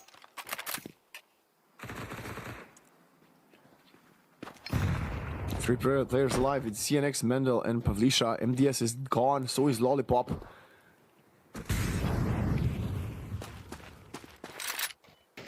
Making a lot of noise. Push from long. Look at Aura. Finds one. Mendel will trade it right away, but they are running out of numbers. They're running out of space on the map. They don't have flashes. Only 2 smokes here, T-Panda. Minsk House. I think this one might be out of their grasp. Does feel like it. We've only seen one big clutch. This would be a hell of a miracle if they're going to be able to pull it off again. You got Swexy holding the angle here. Pavlisha sitting in the smoke. And drops down to CT spawn. Does get caught by GOTF with the op. Mendel bringing the bomb to the site. He's going to get spotted. Everyone's charging towards the B site. Maybe with the frag and the plant. He sprays it in and should be able to get the plant down. Can he survive alive? He's got 1 bullet. And he misses it. Even if he wasn't going to miss it, I think it would have been GOTF getting the trade right away from window. Eternal Fire continue. And not only they continue to play well, they continue to extend their lead up to 3 rounds right now. We're looking at a 9-6. And I got to say, Minsk House, they are looking the shakiest I've seen. And it's not them that are not playing well. They're playing very well. Eternal Fire just on level, on par with them. Well, clearly above them for now. And this is scary for Minsk House, as this is a team that wants to contest for the grand final. Yeah, and also going back to Inferno, which was Minsk's map pick, they in the end were able to get a stronger edge against their opponents. But now Eternal Fire, with their map pick, for the first time, Minsk is actually pushed between, you know, maybe a rock and a player name. Insert player name here. But they are making the most out of their own map pick, which other teams haven't been able to do versus Minsk. Also, maybe a bit of weakness on Dust too, something that the teams in the playoffs could have explode, right? Explore. Exploit or explore, yeah. Either one, both work. We're filled with some very low-level tongue twisters today. And yeah. All started... Seashells, she sells down the seashore. Yeah, and it all started with T-Panda soiling. Let's see what Pavlisha and the boys can do to execute on B, because it looks like it's going to be a quite fast run to the sites. You have Hydro sitting at the B ramp, the first player to respond if there is a B execute. One player at mid doors. It's Lollipop with the gun, gets the first one, forces them to back to the deep B ramp. Another anti-smoke. Block that push. They're gonna wait. They are waiting for this one to dissipate. The problem is there's another incendiary after this one fades away. 3 seconds and they're gonna hit it. There we go. Time to execute. Through the fire and flames are going to have to go. Hydro gets the first one, and their push is halted at the doorway. Hydro with a second. Yice takes one, and Hydro with another one to follow. It's a 3 for him. And Eternal Fire. 16 and 11. Great. Kills for Hydro. Sorry. Yeah, no, it's great work that they're pulling off here. I think we should get a tactical timeout right now. Let's see. No, we're not. We're going straight back into it. Minsk House. They don't want to slow down Eternal Fire. They want to play quickly. ZNX, let's see his spawn. He's going to head long. Perfect long spawn. Nobody will challenge him, though.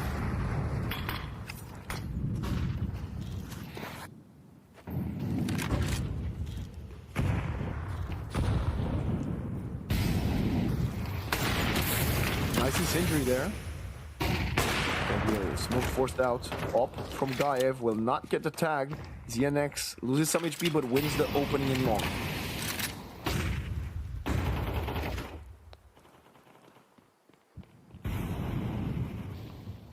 Both Oppers almost in range. Almost in sights. Here's the spray from Swexy, but he is blind. Doesn't see anything. And a lineup for the boss. And he gets with the fire. He kills off Mendel.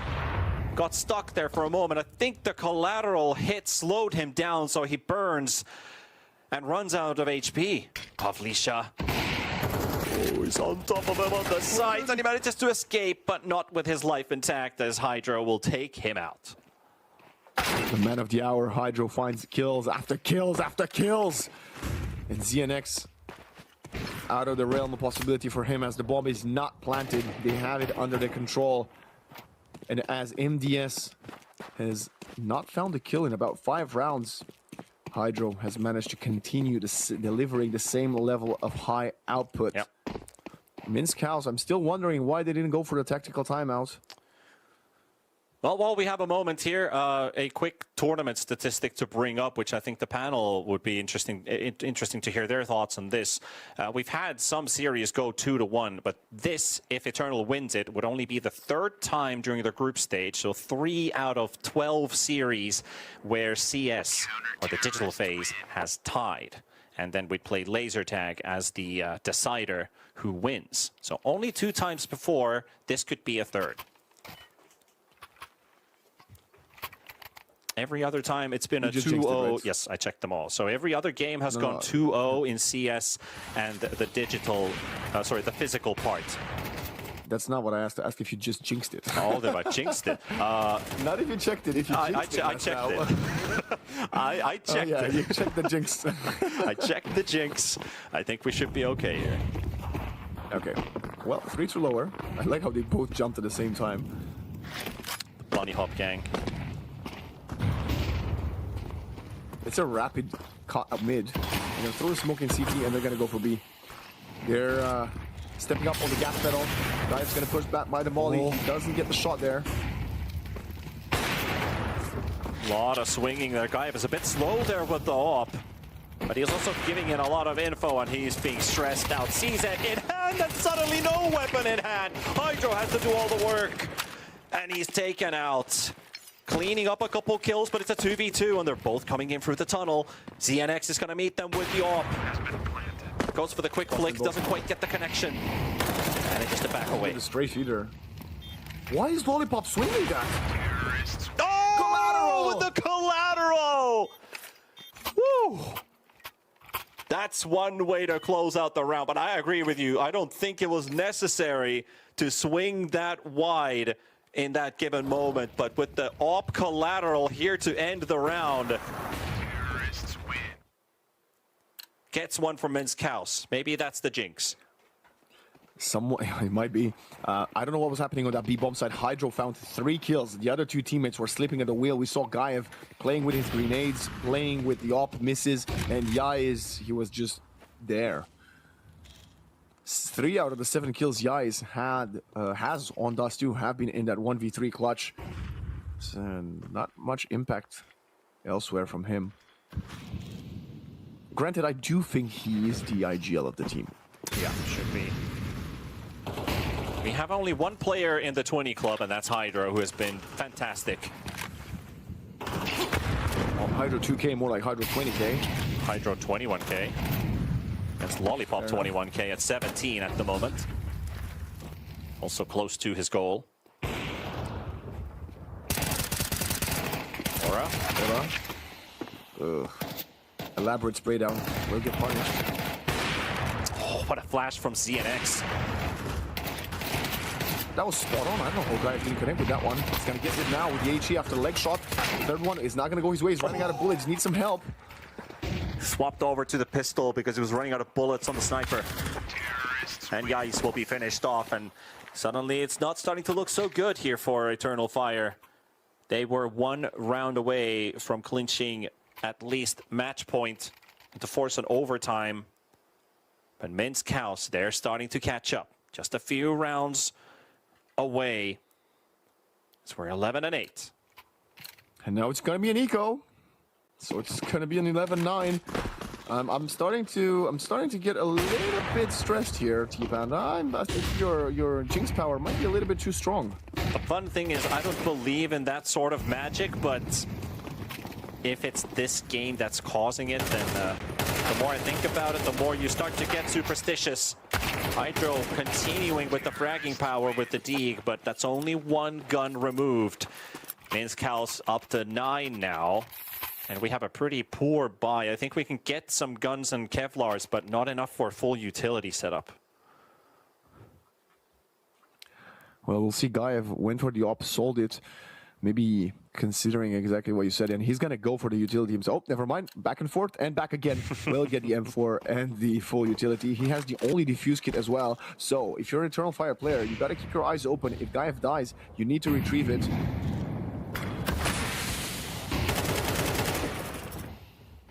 Pretty close moment there down at Dark. Couldn't quite see into the lower tunnels. Was hoping to catch an arm or something at the Xbox smoke. Oh, or we'll get the first frag here, spraying through the smoke on Lollipop. Smokes and fires applied. Taking out Lollipop is going to be massive for Eternal Fire, since he has been the player to watch for Minsk House so far on Dust 2, and the second highest rated on that Inferno victory. 4 players down short. Classic. Let's see how they're going to get this execute. There's the CT smoke. Good nade, going to do a lot of damage. Gaev will get the spray. Hydro again with the frag. Burning Gaev all the way to ramp. Really good molly placement there. ZNX charging with Pavlisha. Getting a tag through the boxes. Gaev is down. 1 player next to elevator. Spots the CT there. Trying to swing back. But Swexy managing to get himself back to safety. And in a 1v4, Pavlisha has to do pretty much the impossible here. And runs into the ramp player. The long player was behind the wall for a second. It does not matter. Match point. Oh boy. This is going to be a bit of a difficult ask here from the side of Minsk House, who will most likely, well, they're most likely looking at suffering their first map defeat in any of the formats here at Digital Shooter Games of the Future 2026. But they've got the weapons, they got the money, and ZNX has the spawn. He needs to find the opening again. Ooh, spots a hip, doesn't shoot for it. He's gonna go for it now. Blinding through the smoke, does not connect. Between so many Shakira's hips. But those bullets lie because they did not hit.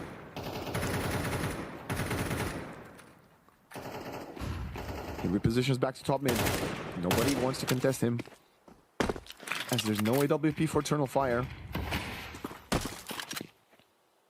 They're gonna go for a potential late lurk from Lollipop in long.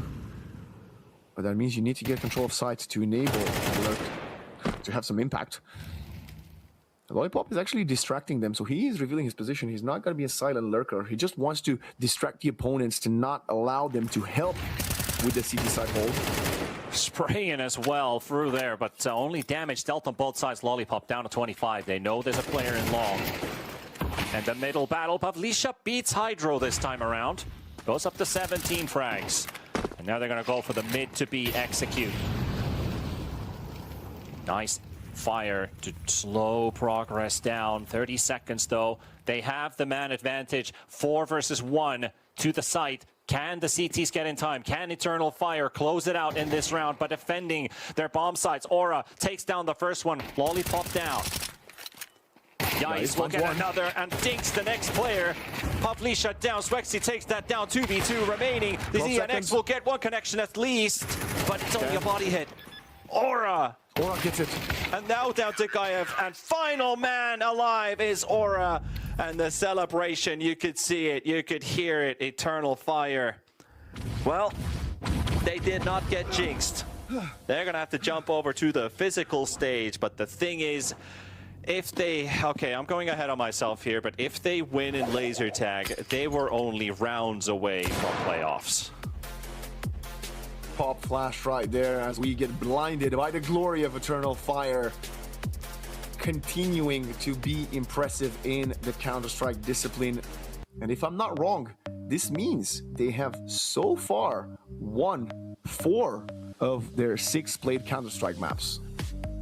That should be correct. So they won 2 versus Hybrids. And they won 1 versus Nova, and now they won 1 versus Minsk House. You're correct. So with 4 map wins on CS, that's a pretty good track record. Can they also get a laser tag win? I think that's the one they're missing, because they lost the Hybrids, they lost the Novak, so that's the one that they're missing still. So finish with an accolade. Is that the way you put it, Waxen? Yeah, and their name is Eternal Fire, not Eternal Laser, right? So if they were, when we have to fire the guns, they're winning. When they have to laser them, well, not so far, but they will have the chance to do that on their final deciding map of Digital Shooter of the Day as we go back to Hernando and Jenna to break it all down.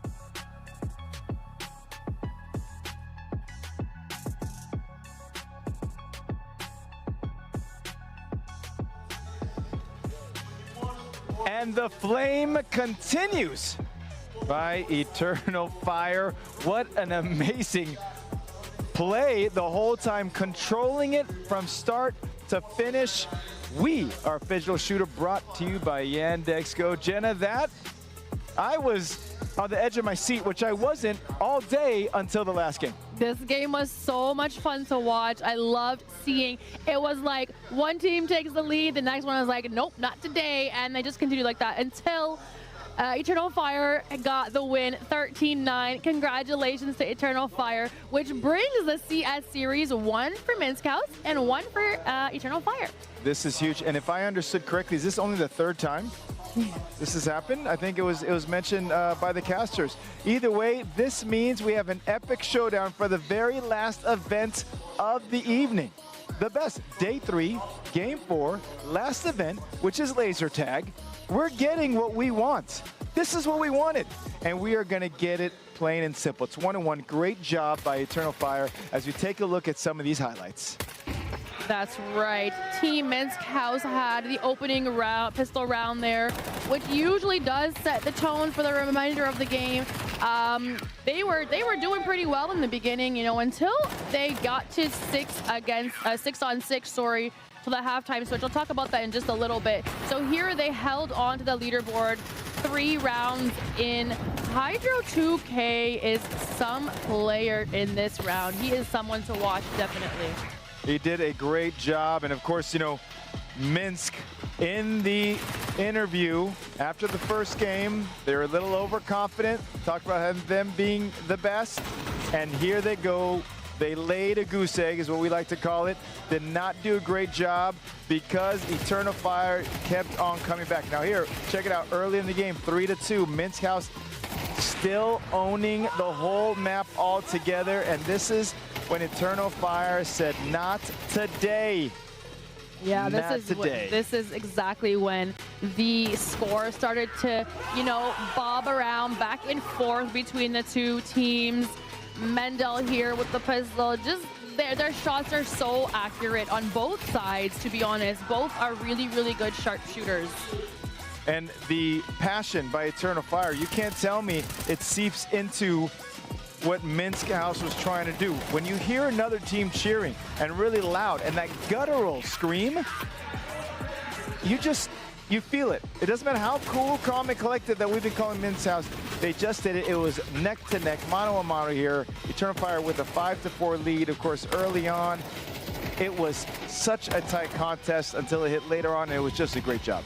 Yeah, the energy from the teams going through this game in the Beeline Arena was electric from start to finish. Once they switched, right here's what I was talking about earlier, once they switched to CT side, that's when they started gaining those points and gaining that traction and momentum, where Minsk was having trouble catching up to them until later on in the round, they did finally land another few points. It is a very interesting part of it because Eternal Fire just looked faster and quicker. I know that sounds insane, but they were just quick to the trigger, quick to find their targets, a lot better, and it showed. It showed. I do think that Minsk House kind of thought that they were just going to turn it on at any time. They're going to get one lucky shot and there's going to be a domino effect, and that didn't happen. That didn't happen. Minsk House kept on cheering when they're getting closer and closer. It did get tight right here, but Eternal Fire did a great job just holding them off a little longer so we could head over to the laser tag section of the broadcast. You're absolutely right. And here we are with the final shot, the final kill of the game, and the win goes to Eternal Fire 13-9 once again. Congratulations, Eternal Fire, on that exceptional round. Here we'll have a look at the scoreboard. Eternal Fire, Hydro 2K leading the team with 24 kills, 15 deaths, and an ADR of 111. Aura 17-17, Swexy 14-16, sorry. Gayu 12-15, and Y4 Giz 9-14. I mean, look how close this is. Even Minsk House, they had some really nice numbers. 19-16 for Lollipop, 17-16 for Palashai, 6-6-6. And then it really became even a little bit. But if you look at the kills, Hydro with 24 kills, Aura with 17. That is quite a great number in order for them, and that's why they pulled away with the victory. You're absolutely right. You know what? Something that surprises me, though, is Eternal Fire is a team to look out for, but in the very beginning of this competition on day one, they actually lost against Novak in the CS2 round. So I wasn't really expecting them to come back strong here. But if you would like to watch the action in the Beeline Arena, please visit Freedom, our general partner, and purchase tickets. Come on over to the Beeline Arena. Now, heading over, of course, we're going to start heading over to the laser tag part of the show. This is interesting. As you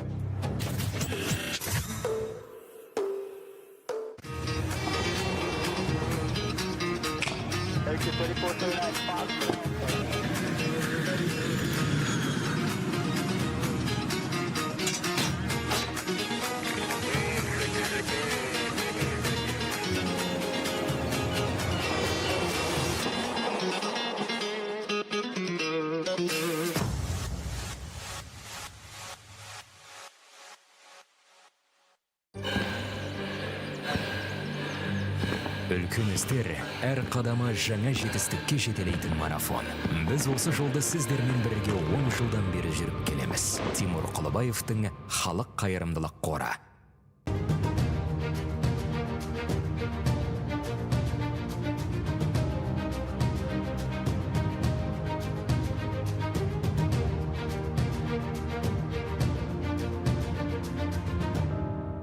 Центр кредит банкымен сіз қарапайым және заманауи шешімдердің ортасындасыз.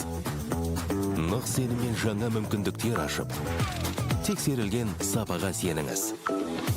BCC-KZ мүмкіндіктерді кеңейтіңіз.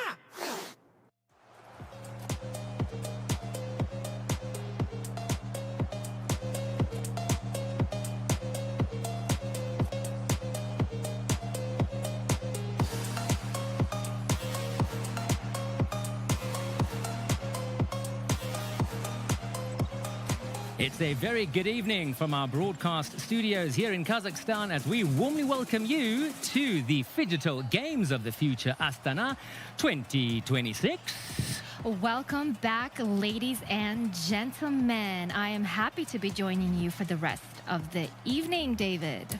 Yes, it's great to be here with you, Shulpan. I'm David Bloch. You know, we spoke earlier, for those viewers that are just joining us, when we looked at how understated this Come On Barbie, Let's Go Party look was shown to us by Shulpan, which I was told in the very beginning was in celebration of Phygital dancing.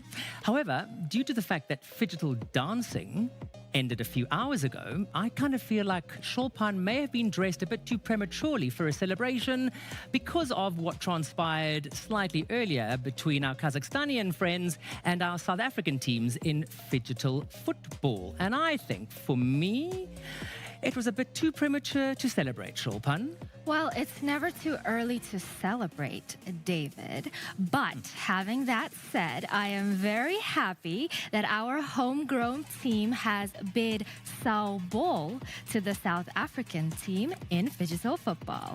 Well, Shulpan, in one of South Africa's official languages, Zulu, Sawubona means hello, I see you, and we see you.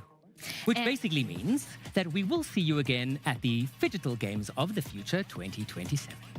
And you will also be seeing us again tomorrow at Phygital Dancing with the South African dancer or athlete. Yes, that is correct, versus your Kazakhstanian homegrown talent competing tomorrow during Phygital dancing.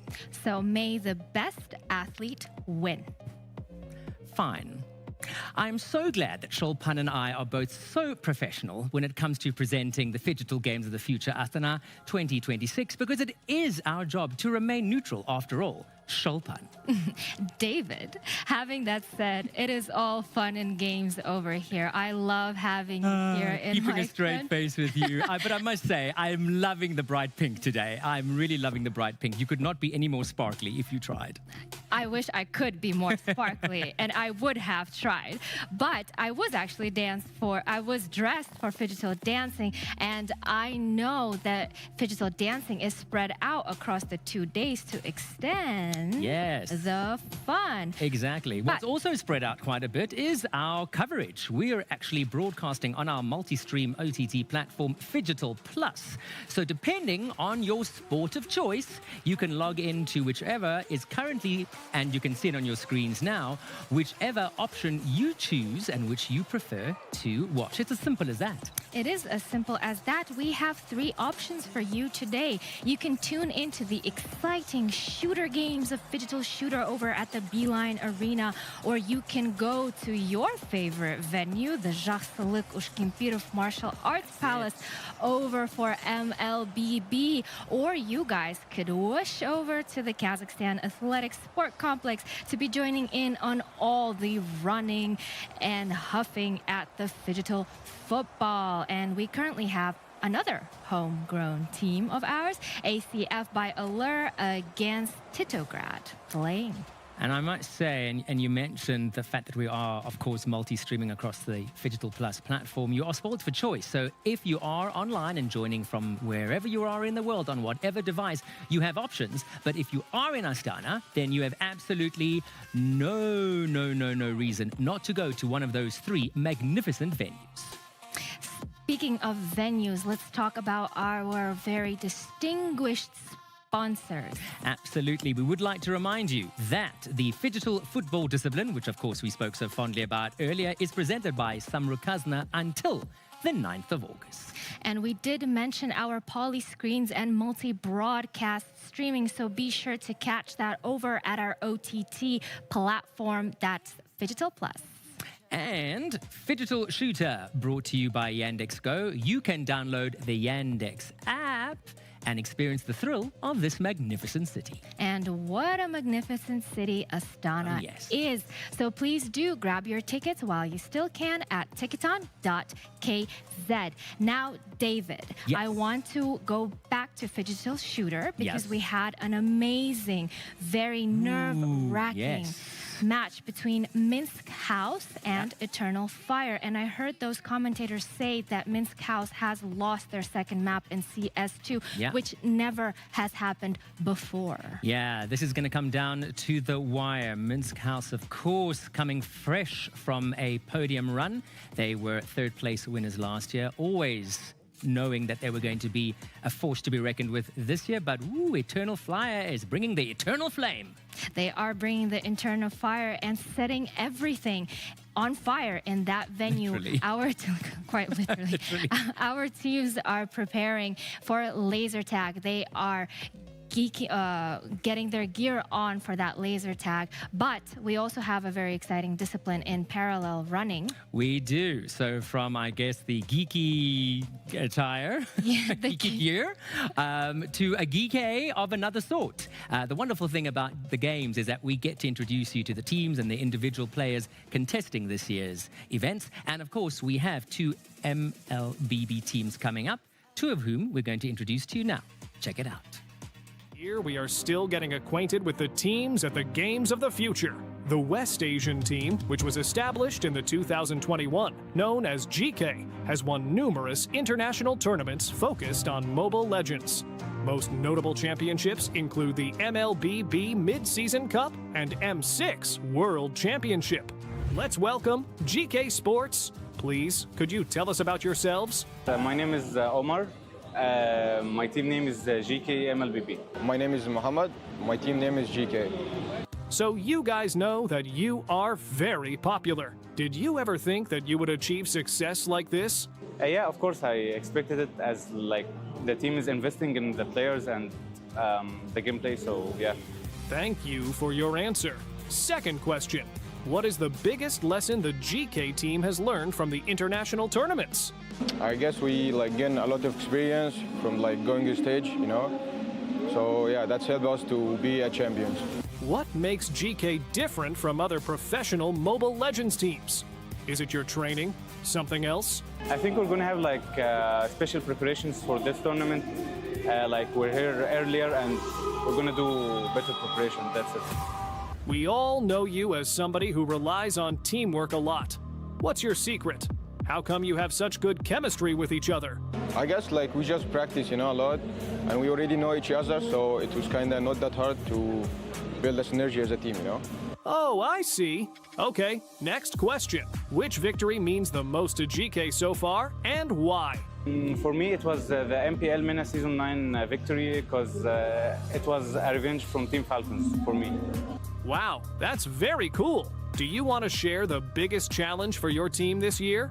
The time, and the new team. We were building a new team, so it was kind of hard to get a fast synergy for each, for the whole team. So yeah, that was it. Final question. What's the biggest thing behind the scenes that your fans don't know of? I think they don't know that we fight together too much.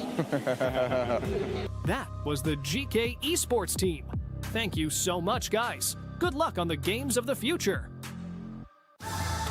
We're still at the Games of the Future, and now it's time to meet a team that's become one of the biggest names in the cyber sports field over the past few years. Aurora Gaming is known for their aggressive playstyle, insane team fights, and the ability to turn even the toughest games around. The roster brings together experienced players from Southeast Asia, and they've already proved they can compete with the best teams in the world. Whether it's a regional league or an international stage, Aurora always comes ready to fight. Today, we've got a chance to ask the guys a couple of questions and find out what's going on behind the screens. Let's see what they have to say. I'm Lunar from Aurora Gaming. Welcome to the Games of the Future. How would you describe Aurora Gaming in one word? Aggressive. That's impressive. Next, the hero that represents you? Benedetta. She's like solo. She's like solo. Yeah. Interesting. That teammate you would trust in a 1v5 situation? In a 1v5 situation, I would trust Pago for sure. So, we have a shoulder to rely on. That's awesome! What is your biggest strength as a player? Aggressiveness. That's so cool. Name one team you always want to beat. Right, currently Onyx Indonesia, because they beat us last MSC. They better be aware. And when you face a strong opponent, Do you focus more on their weaknesses or on improving your own game? No, when we are facing good enemy, we're just playing normal. We don't care who the enemy is. We see you guys are tough. What is the hardest challenge a professional player has to overcome that fans don't see? I think the hardest part is not the gameplay, the mental part. Like maintaining your mentality is the hardest part. Thanks for the answer. Finally, do you have a message to Aurora fans around the world? Thanks for all of the Aurora fans that's supporting us. Keep supporting us. Thank you. Thank you, guys. As we can see, Aurora Gaming did not come here to lose. The team is a true example of dedication and fierce spirit. Let's see where it will take them. Good luck to Aurora team. As that video said, these teams did not come here to Astana, the Games of the Future 2026, to lose. They came here to win that 900,000 million, I was going to say, USD. I would so drop everything now if it was $900 million. I would take part. And start training for Right now. MLBB. Speaking of MLBB, let's have a small discussion. Well, MLBB to some viewers may look very similar to Dota, but that could not be further from the truth. Even though they operate in the same genre of MOBA, Correct. they're actually very different. Well, first and foremost, MLBB was designed specifically for smartphones, so bear that in mind. And when you look at the intensity of the game, in comparison to Dota 2 or MOBA PC, the games for MLBB are a lot shorter. They're a lot more fast-paced. They're a lot more intense, lasting anywhere from 12 to 15 plus minutes in comparison to Dota 2, which, as we know, very rarely went from the 15 minutes it could play out at, usually going to over 2 hours per map. We've seen that happen for Dota. We had some maps go for hours on end. And let's speak about that grand final in Dota, to mention that going back, with Playtime raising our trophy, our third champions for the tournament. But coming back to MLBB, on your screens, you can see that we are already at the elimination stage. So from today moving onwards, all of the teams who unfortunately lose, we will bid Saobol to them again. Exactly, but we might say Saobona to them next year. But certainly we're now inching ever closer, fleshing out who's who in the zoo as we get that much closer to nearing the very end of that marathon to see who will walk away with the grand prize pool of $900,000. They are playing, just like in Dota, the best of 3 maps. Correct. But in the final, they will be playing the best of 5, just like we saw. But yesterday in the grand final of Dota, we did not see map 4 and 5 because Playtime did dominate 3-0. But there is something very similar. If Dota used to stand for Defense of the Ancients, a similar concept is in place in MLBB, but they call it Nexus. Yeah. The home base is called Nexus. And as David mentioned, the games are much faster paced since they are on our mobile phone. One thing to also stress is that the selection of the heroes is just as important in both. However, if I'm not mistaken, there are more heroes to select from in MLBB. Slightly more heroes. If in Dota we had a little bit over 120, in MLBB we have over 130 heroes. But speaking of heroes, let's talk about the real heroes behind all of our digital sports, our fans. And here's a video of our fans' emotions over at our magnificent venues.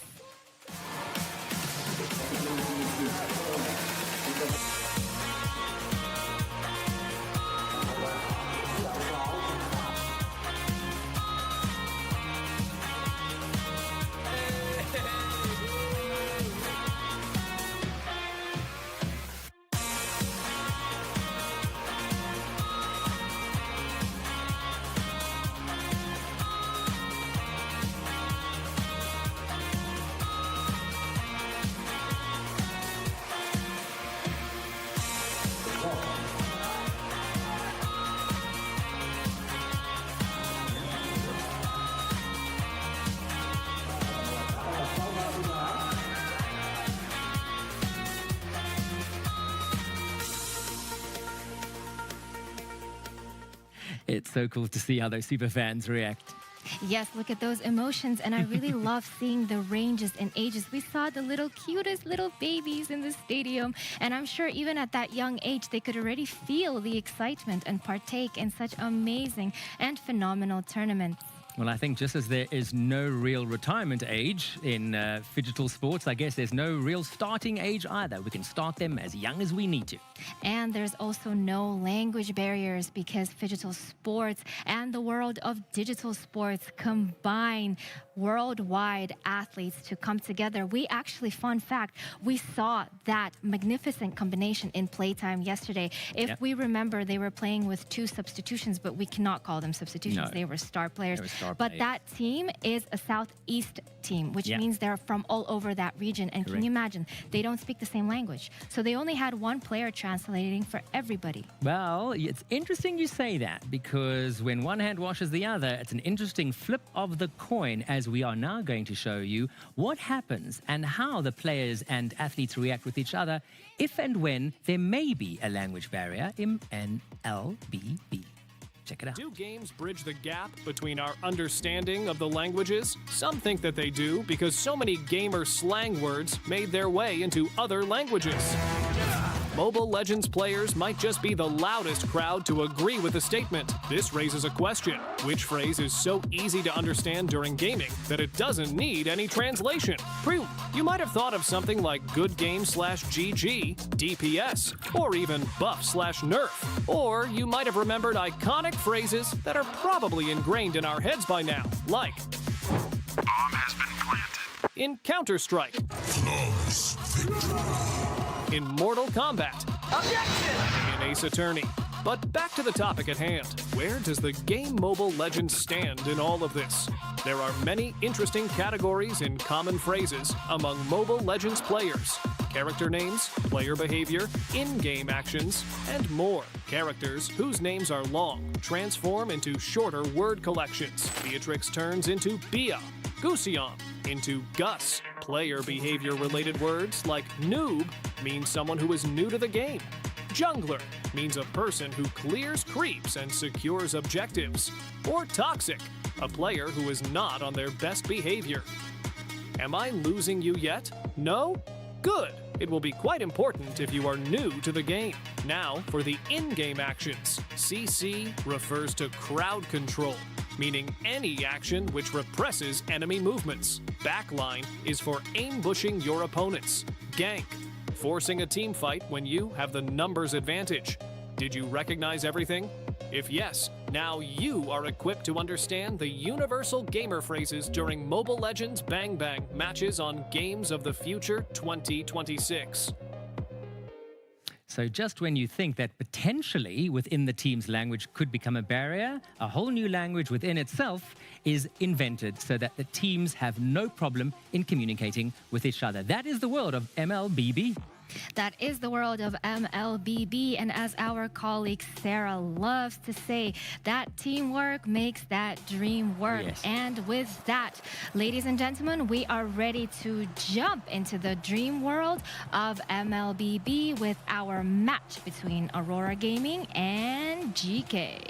We are taking you live now to the Zhatsuluk Ushkemperov Martial Arts Palace, where all the action is taking place. One of our spectacular host venues for this year's Phygital Games of the Future, Astana 2026. Our co-anchors, analytics, all coming up pretty shortly. They are standing by, and we'll be crossing to them very, very shortly. This is the place where you want to be, because it's all happening live, and it's all happening now.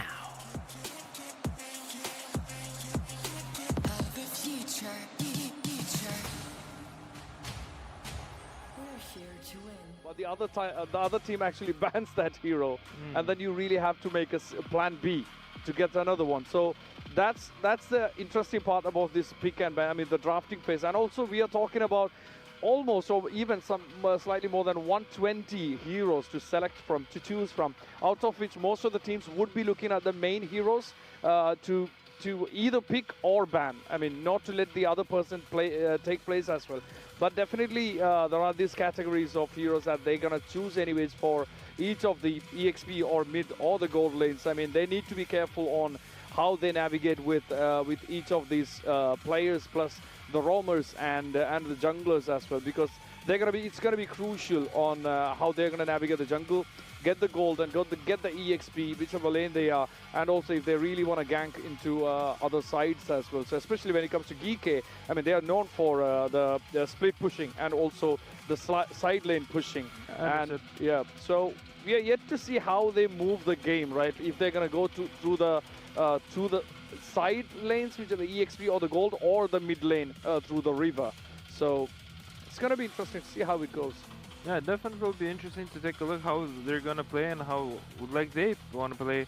Because, for example, in Dota, as you were saying, the bans and drafts could be tricky. It definitely is, and could be also stolen. The ward, the hero that you like to pick, and it could be stolen because of some of the people have 2 drafts, some of the people have the last pick, some of the people have first pick. So there's so many different strategies they can do.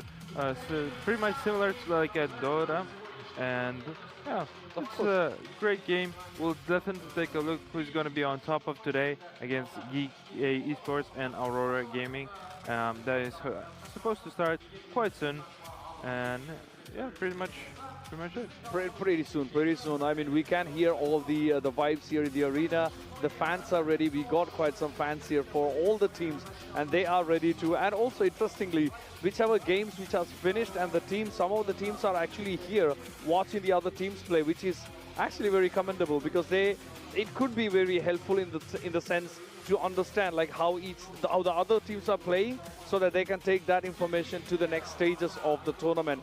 But at the same time, it's more like a brotherhood, right? It's more like 100%. A fellow feeling of fellow gamers. Like, even if it's competition, at the end of the day, everybody are gamers. Everyone is competitive gamers. But it's always that community feeling when it comes to the gaming. Even if they are participants, players, or the audience, like everybody is in the same family of 100%. That game.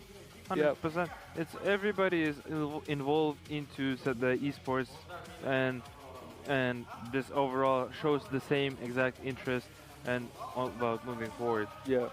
I think we're gonna have more games adding in the coming Phygital, I'm pretty sure, because this Phygital was actually the first Phygital with PUBG.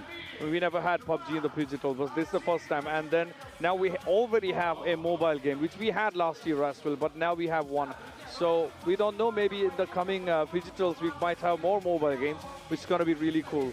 So it's time for the show, right? Yeah, it's time to the show. And thank you very much, guys. Let's take a look at the show right now.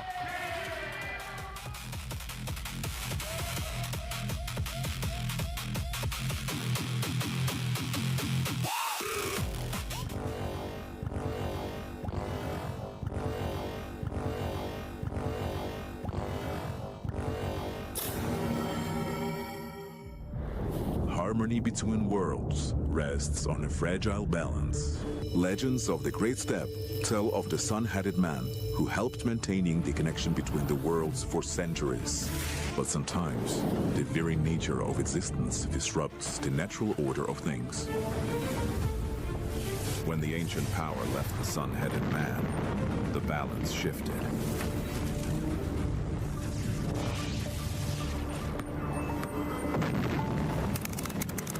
Attention. Massive energy surge detected. The energy within the sun-headed man's artifact has awakened. So, the chosen ones are already there? Newbies without a guide. Then it's time to meet them. Someone's got to get them up to speed. Look what my robot can do. Not now. I'm playing. In search of those destined to restore the lost harmony, the energy split into 3 parts.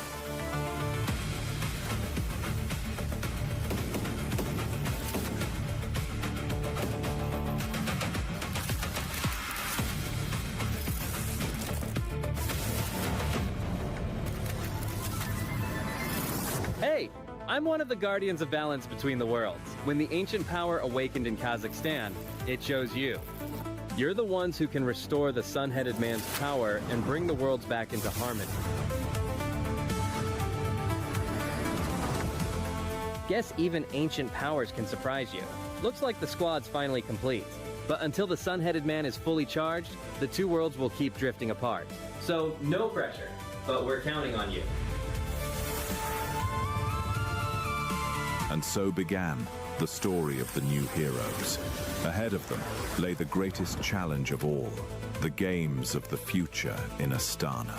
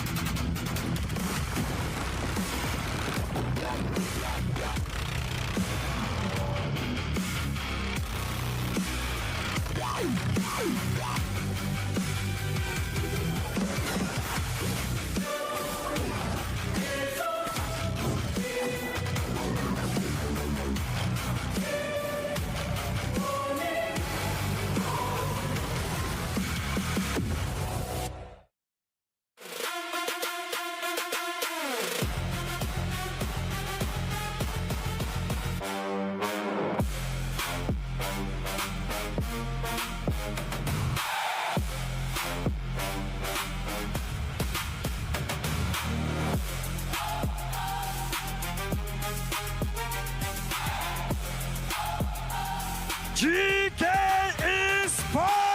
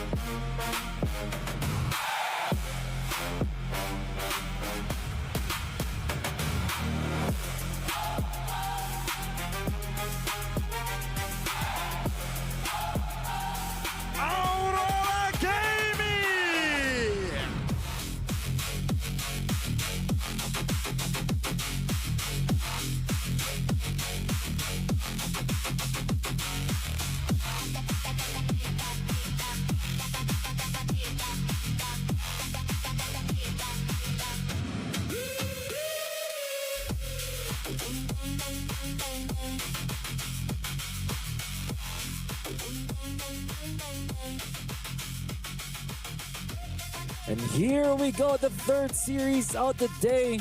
Gonna be starting off with Aurora Gaming going up against GK Esports, Aircaster Wolf, and Naisu. And I know that because it's us casting and we know this is our friend Midnight coaching Aurora Gaming, we probably will be a little bit more informed about Aurora Gaming. More informed. That's a good way to put it. Yeah, that's a good way to put it, Wolf. You know, for our third series of the day, we've gone back to back, full series, man, 3-game series so far. This one, I'm not so sure of, because if we have to go ahead and let's take a peek first at GK Esports, man. Of course, you know, a lot of these teams, again, for a lot of our viewers out there, they've watched a lot of these teams just compete in the international in Paris leading into this for Games of the Future in Astana, Kazakhstan. And so the reps are there. That's why I like to say, you know, the reps were there. The meta, it's so funny how this happened though, because the meta kind of changed over the course of that tournament alone. And I think it's pretty much set in stone for what we'll see here for Games of the Future. But for GK Esports, I think they had some tough opponents, right? I think if I recall correctly, the ones that knocked them out of the tournament was SRG, which we'll get to see play more, obviously, here in the Games of Future as well. But GK was a team that I felt like just, like, when it came down to executing their compositions that they brought into the games, it just seemed a little messy. Like, the the total idea was there, but it just wasn't executed right. And if you're going to go and compare them to a team like Aurora Gaming, who are, you know, as we get a look at Coach Midnight, of course, they're one of the masterminds of making things different in the draft.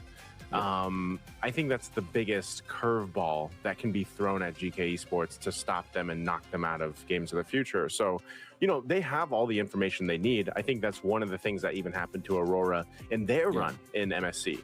Teams were able to read them out. You know, you have that surprise factor with some interesting picks and everything, like the Rafaela mid and all this other stuff. But it's just like, eventually that's going to be read out. Now, my main question to GK Esports is, have they taken the time to be able to come up with a game plan against an opponent like Aurora?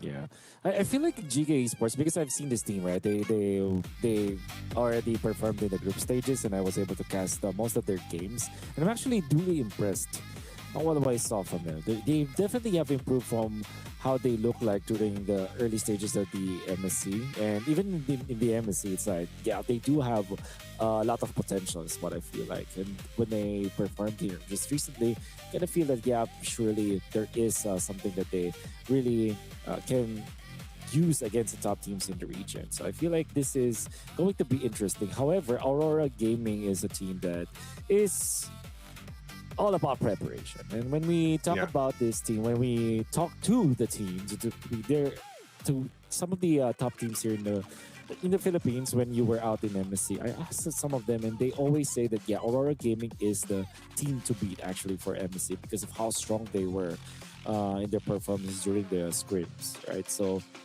I'm pretty sure that this is a scary team to face again. So GK Esports, you really have to be on point, starting with the draft. Yep, starting with the draft. I think a lot of people and fans out there were kind of surprised to the fact of just how much I felt like Aurora can bend the meta. You know, I think that's the main thing. It's like, you know Aurora, and you know these players from Aurora Gaming, you know they're going to be good, but it's like, I think it was more so of just what they brought to the table, and that's why I'm excited to see what happens here in this best of 3 series, because you can go ahead and still do that, especially in a game 1. You know, you can kind of bring up some of those surprise picks. People would call them like cheese picks or niche picks, whatever you want to call it, but that's the upper hand that Aurora Gaming has. And I think so if you're preparing for that, it is kind of difficult to prepare against that. So bans wise, you'll see this isn't changing too much. They do take out the Hirara, so what does this leave for priority? And what is GK Esports looking to trade on the red side? Looks like Barrett's. So funny how Barrett's is the new, like, the pick, it seems like. Yep, I agree. I think it's the strongest pick right now. Whenever it's available, just pick it up. Of course, there are other good picks like the Hirara, for example, but when it comes to like this trade for the Marcel is not open, it's just way too good. And the Paquito is not as good of a pick, all things considered. There will be the Uranus. Actually, all things considered, this is not a bad trade for GK Esports at all. They secured the Paquito, but at the same time, they also have the tanky dude that we're looking for. Melissa might be their third pick in case. So Aurora Gaming should be prepared for that. There is no Eudora. And maybe a good way to approach is Hardy plus the Melissa if you're Aurora Gaming. But I think that Coach Midnight is thinking about a different thing here. Maybe get either the Harley or the Melissa not together. Yep. So they go for the Beleric, which is another tanky dude, and they go for the Valentina instead. They get the Valentina just in case there's an Atlas over there, probably too. Yeah. You know, one of the cases. But it's good to see Rune Eaters. I think that was Rune Eaters out there in the crowd, kind of studying the competition to see what. Again, if you want to study a team, either of these are great, but especially Aurora Gaming, to see what they can pull out through this draft. And so far, it's nothing.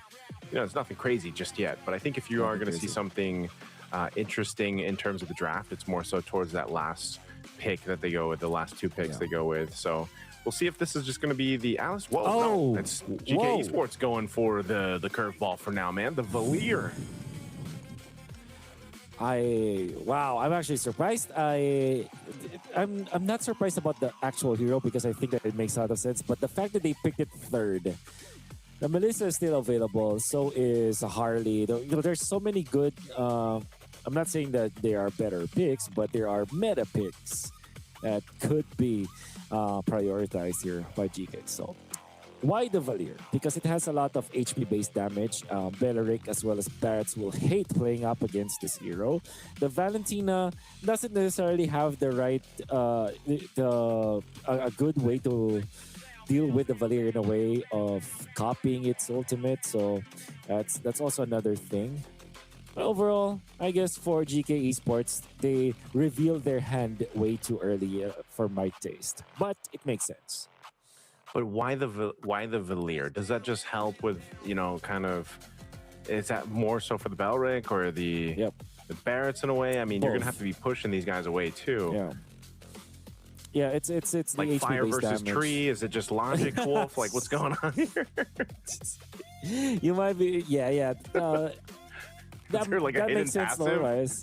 There is probably somewhere, but yeah, it's more about just the constant crowd control that you get. You can always reset your spells, your skills. I mean, or because of the Beleric, because the Beleric is always just free target for you, and yeah, you deal HP based damage, which means that the Beleric will struggle eventually as the longer the game goes by, and you just become a threat and the team fights. And again, you don't give away a big ultimate to the Valentine as well.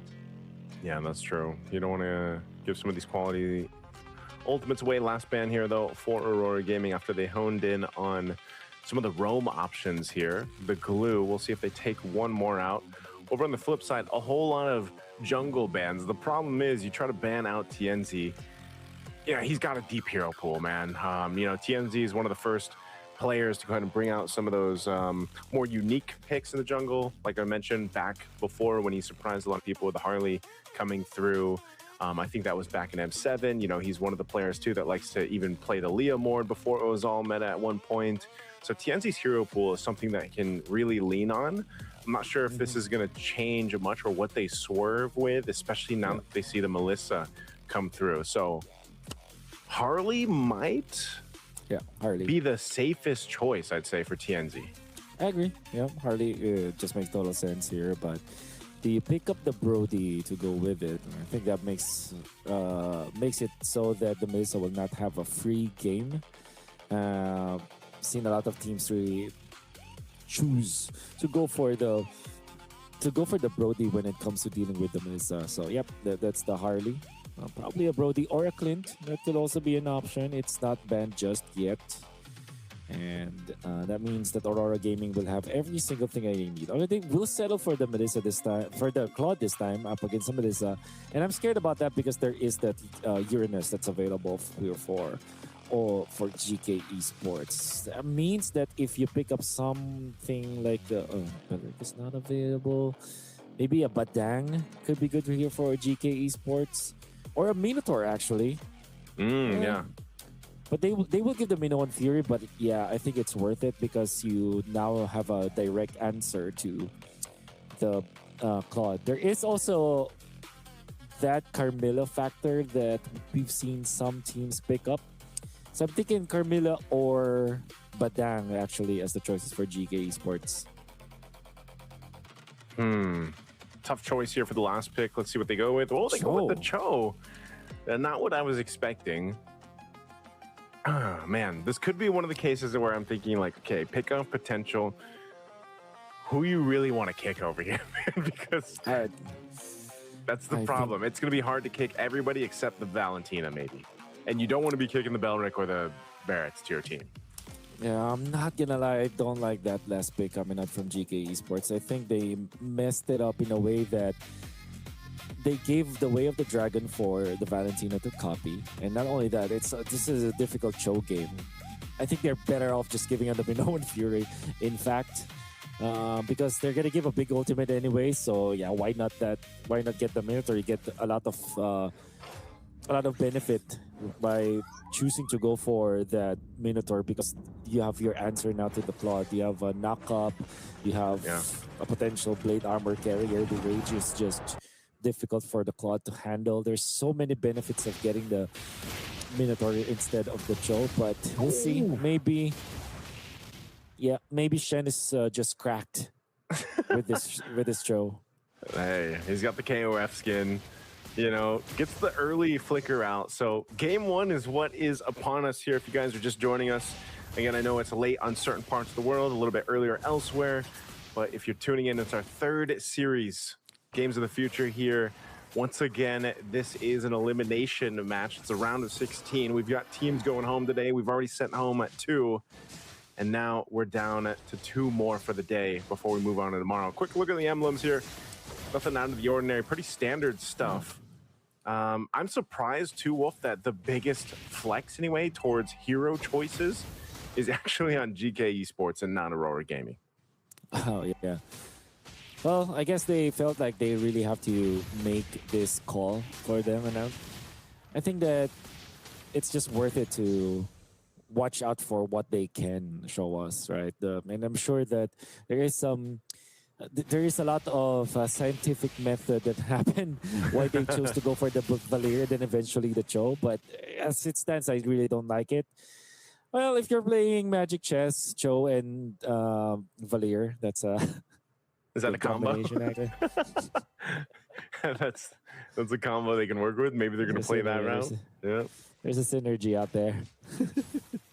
Hey, you never know if that's going to work or not. But right now, it's pretty slow. You know, slow start. They did burn, like I said, the battle spell out early on, but they're playing for this first turtle here. So they'll make their way for it. Again, this is broken walls on this version of the map.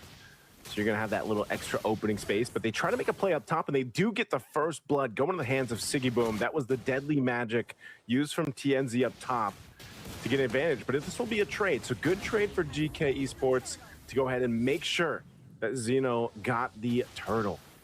Yeah, definitely. Aurora going to be very happy about that. And the reason why that is because their rotation actually allowed them to get a kill for their gold laner. And Siggy Boom, honestly, one of the best gold laners in the MSC. I feel like there is a certain point even that he is literally the best gold laner.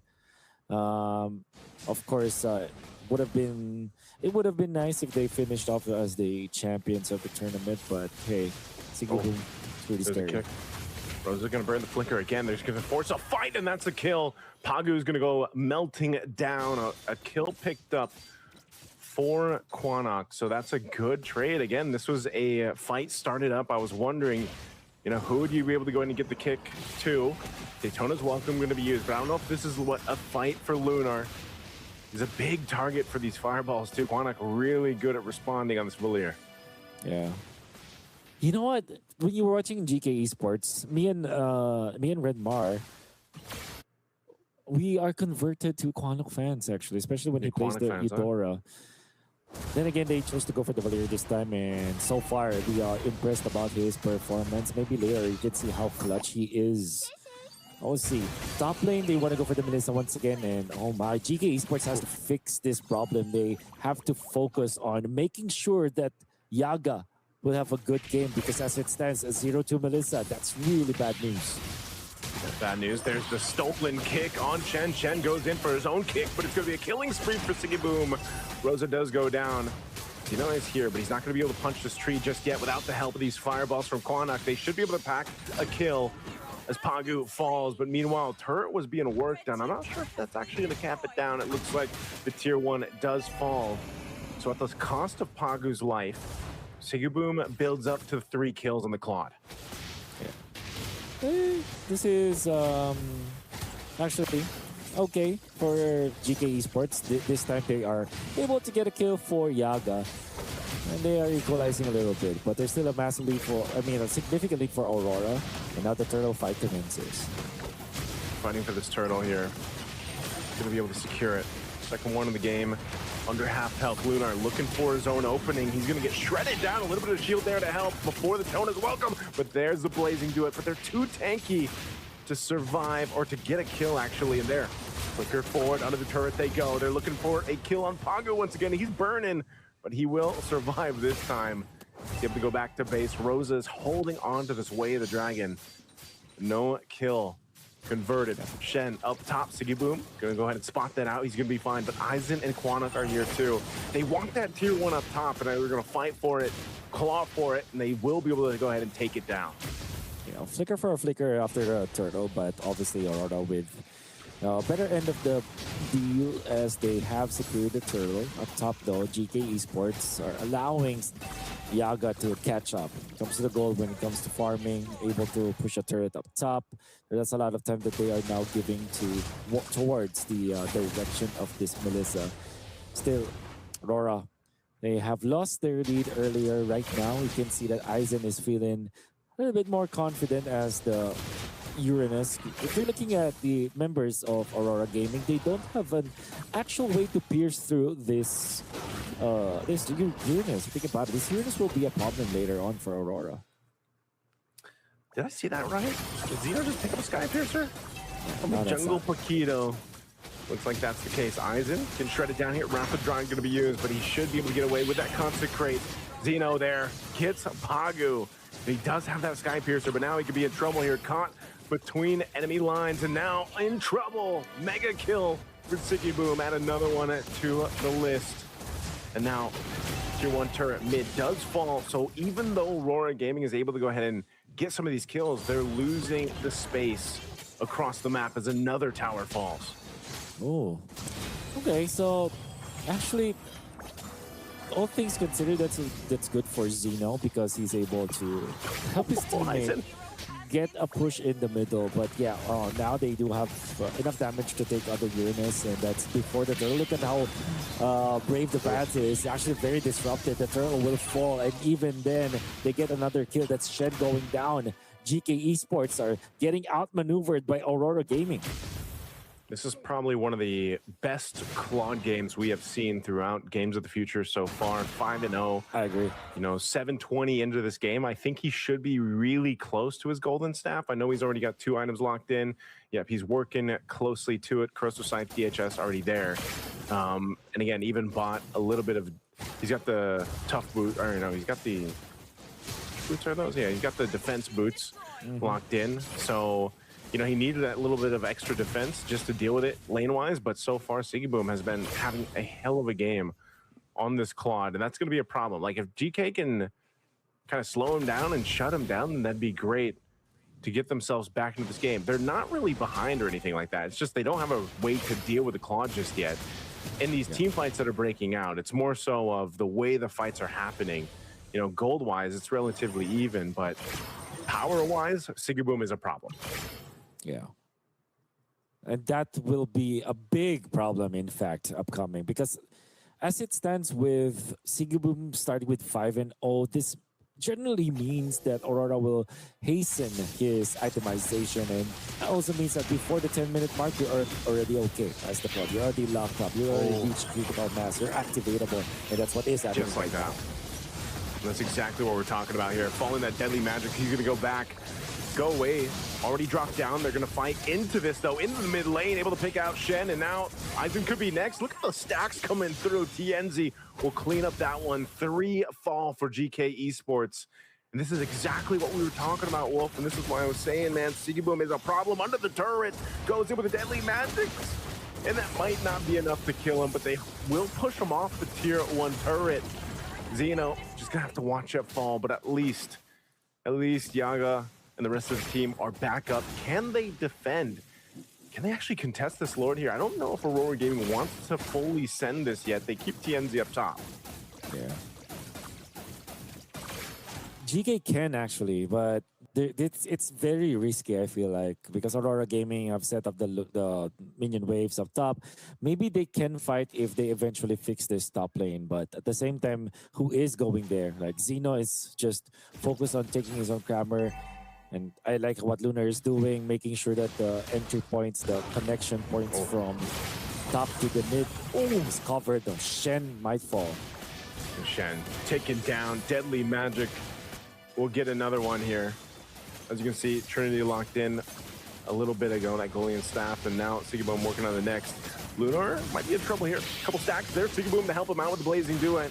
A quarter of the health on the Lord. They want to go ahead and secure this, but they want to stop this too. GK wants to fight into it. Lunar is gone, but Siggy Boom will secure the Lord, and now GK has to disengage. They don't want to get caught in this fight. Zeno is waiting patiently, fully stacked up on the champ stance. They'll just deal with this Lord once it spawns and starts pushing towards the base. And GK should be able to go ahead and clear things out relatively well. Again, Wolf, we talked about the strengths of a Melissa, as she just now blocks in that golden staff. So Yaga's in a good position. He should be able to go ahead and help clear some of these waves in this push out. Well, looking at bigger problems here for GK Esports. The damage will be enough. Actually, Aizen, the Uranus, is now getting threatened. And how are they gonna activate Baba Yaga? That's my question here. How they're gonna activate Melissa? Oh. Especially with TNC going to the backlines. TNC going to the backline. He was looking for his own angle. Aizen, the heal back up. I'm surprised no one goes down just yet, but Aizen will. He's gonna follow this. Oh, he's actually able to get enough health back with the regen on this Uranus, so he stays alive. That Lord is still slowly creeping up to that bottom side, and now Sigibum once again firing off. Blazing Duet gonna be used. He's pushing him off to tier 2.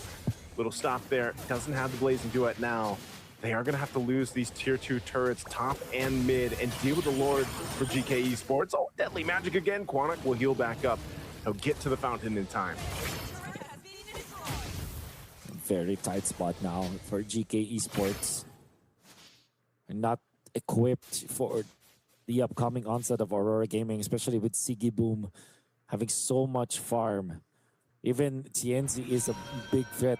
There's so many threats that they have to address right now from the side of GK Esports.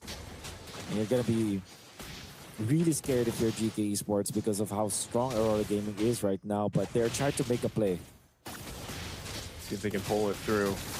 And Aizen's been doing this all game. He's going to get locked down by the Wrath of the Dryad, and he is shredded through. So Aizen will not be able to survive that one. Quanok trying to get away with the ultimate, but he's taken down by TNZ. Now Shen trying to get away. Oh, he went for the kick, but he's not able to go ahead and connect the way he wanted to until finally the Rosa will survive, utilizing his own kick. And now it's only 2. With this push in, whoa, a play from Lunar using the flicker. Daytona's welcome, but Zeno's still going to be alive for now. They're clearing out. Yaga still up. They want this mid turret. They get it. It's a little messy, but GK still in the game. Muddle's being dropped down. Aizen is back up, but they don't have a wave pushing in just yet, but he might go down again. Tienzi with the deadly magics. But Quanok and Yaga should be enough to keep them at bay. I can say the damage output of Aurora Gaming. Lunar, great idea, but eventually getting punished by GK shows you that GK still have their wits about themselves. They're still pretty much alert of any kind of punishment that they can do against Aurora. But then again, Aurora just having so much firepower with just TNZ being a big threat right now for them. And now, going to be working on the Lord. There is no chance for GK to actually contest this. It's going to be a quick blitz coming up from Aurora Gaming. Lord secured. Moving out the waves here. Let's see if GK can do something kind of cheesy here up to this point. They don't spot anything else on that opposite side of the map. They know the Lords are coming through, and they already got that mid turret down, so they've got to deal with this. Malefic Gun. Last item locked in for Sigiboom. There's the Daytona's a welcome. Right, shredded through. Aizen is gone again. Now Pagu could be in trouble. Same respectable damage from this Melissa by Yaga. They're going to take down the bottom turret. Lord's going to be worked on. Half health on the Crystal. Could just break out in the fight. The waves aren't managed well just yet. So GK still going to be able to stay in the game by clearing out these waves. Sigiboom threading the needle here. They have another wave pushing in, but I don't think they want to go for it just yet. Oh, Quanok. He should be able to get to the fountain. Okay, oh, he doesn't. It ticks down fast enough. A good play from TNZ. They're looking for Shen next. They'll find him. Yaga. It's up to him and Zeno. Aizen's back up. It's still an attempt from Aurora Gaming, but this is so risky. They might be waiting for the deadly magics to be used again, but this time it's on Zeno. He's going to be able to survive, so they hold on to the one base turret. They're losing so much ground now. The jump in, they find another. Barbaras with the Daytona's welcome. The Minnesota, the backline is being taken out by the Blazing Duet as well. And a quick -2 from Aurora Gaming means that they will take this. Nice clean take coming out from Aurora Gaming, dominant in that game and punishing the overly cooked draft coming out from GK Esports. bit of a sigh of relief there, of course, by Aurora Gaming. You know, they really had to attempt to go ahead and take that game one, and they knew they had a lead, and they make it all happen there right at the moment. It looked kind of good, though, for GK. I thought they might be able to defend one more time, but let's go on to a break before we head on to game two.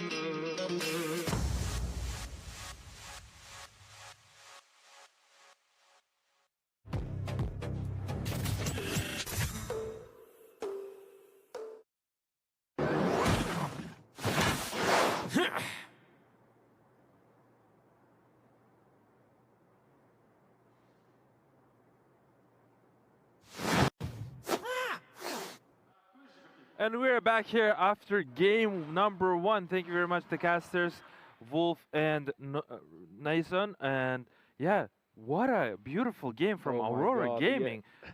What do you think, Haiti? Oh my God, that was really good. I mean, initially I think it went really head to head, and I think around 5 kills or 4 kills, it was like one heading, 1 kill, and then the other one's following. And then after around 5th or 6th kill, I think it just went like a blast, like proper blast. It was one intense game, I would say. Like both of the teams really did well. Yeah, I mean, also the game itself was so well done and well executed by the team of Aurora Gaming, because the way how they applied the pressure, the minute 3, I believe, on a top lane was actually nuts. And also, before me telling you more about the game, I would like to mention to you guys about the digital football discipline was sponsored and presented by Samruk-Kazyna. Thank you very much for making this possible, and it was actually from yesterday until the 9th of August. So make sure to get your tickets done, and yeah, get yourself ready for digital football as well as mobile MOBA, and let's back to the game. I mean, the you know, guys, so you know, I'm from different discipline, but me watching this discipline actually fall me in love into this discipline, because how swift, quick everything is. The team fights, the movements, everything is so quick, and it looks darn so well. I mean, it looks awesome. Yeah, I mean, the last game was really intense. I mean, I think the Aurora really came with that last year's finalist energy, right? Like they came really strong. I mean, they came with all the power, all the energy, and then they put that all in the first ever game today. I mean, we have to remember we still got either 1 or 2 games to go. Yeah, I mean, it depends how the games go under number 10. But let's focus on the highlights and let's keep going, talk about the game itself. I mean, honestly, I wish in highlights they'll point the mid fight on a minute. I believe it was 7, 8, somewhere there, like the mid game. That was a 5v5 team. It was incredible fight from both teams. But unfortunately, there is only one victor on the team fight afterwards. So this is what I mean on early minute 3, 4. Look at how Aurora Gaming is actually playing so aggressively well, and they're just making their own, like, they're just playing so aggressive, and I just like it. Even though they lose their couple heroes here and there, it's just amazing. Yeah. I mean, and now they're still playing on top. The most important fight for me was around minute to 8 to 9 or somewhere there, when it was when they took after the mid tower, tier 1 tower. Yeah.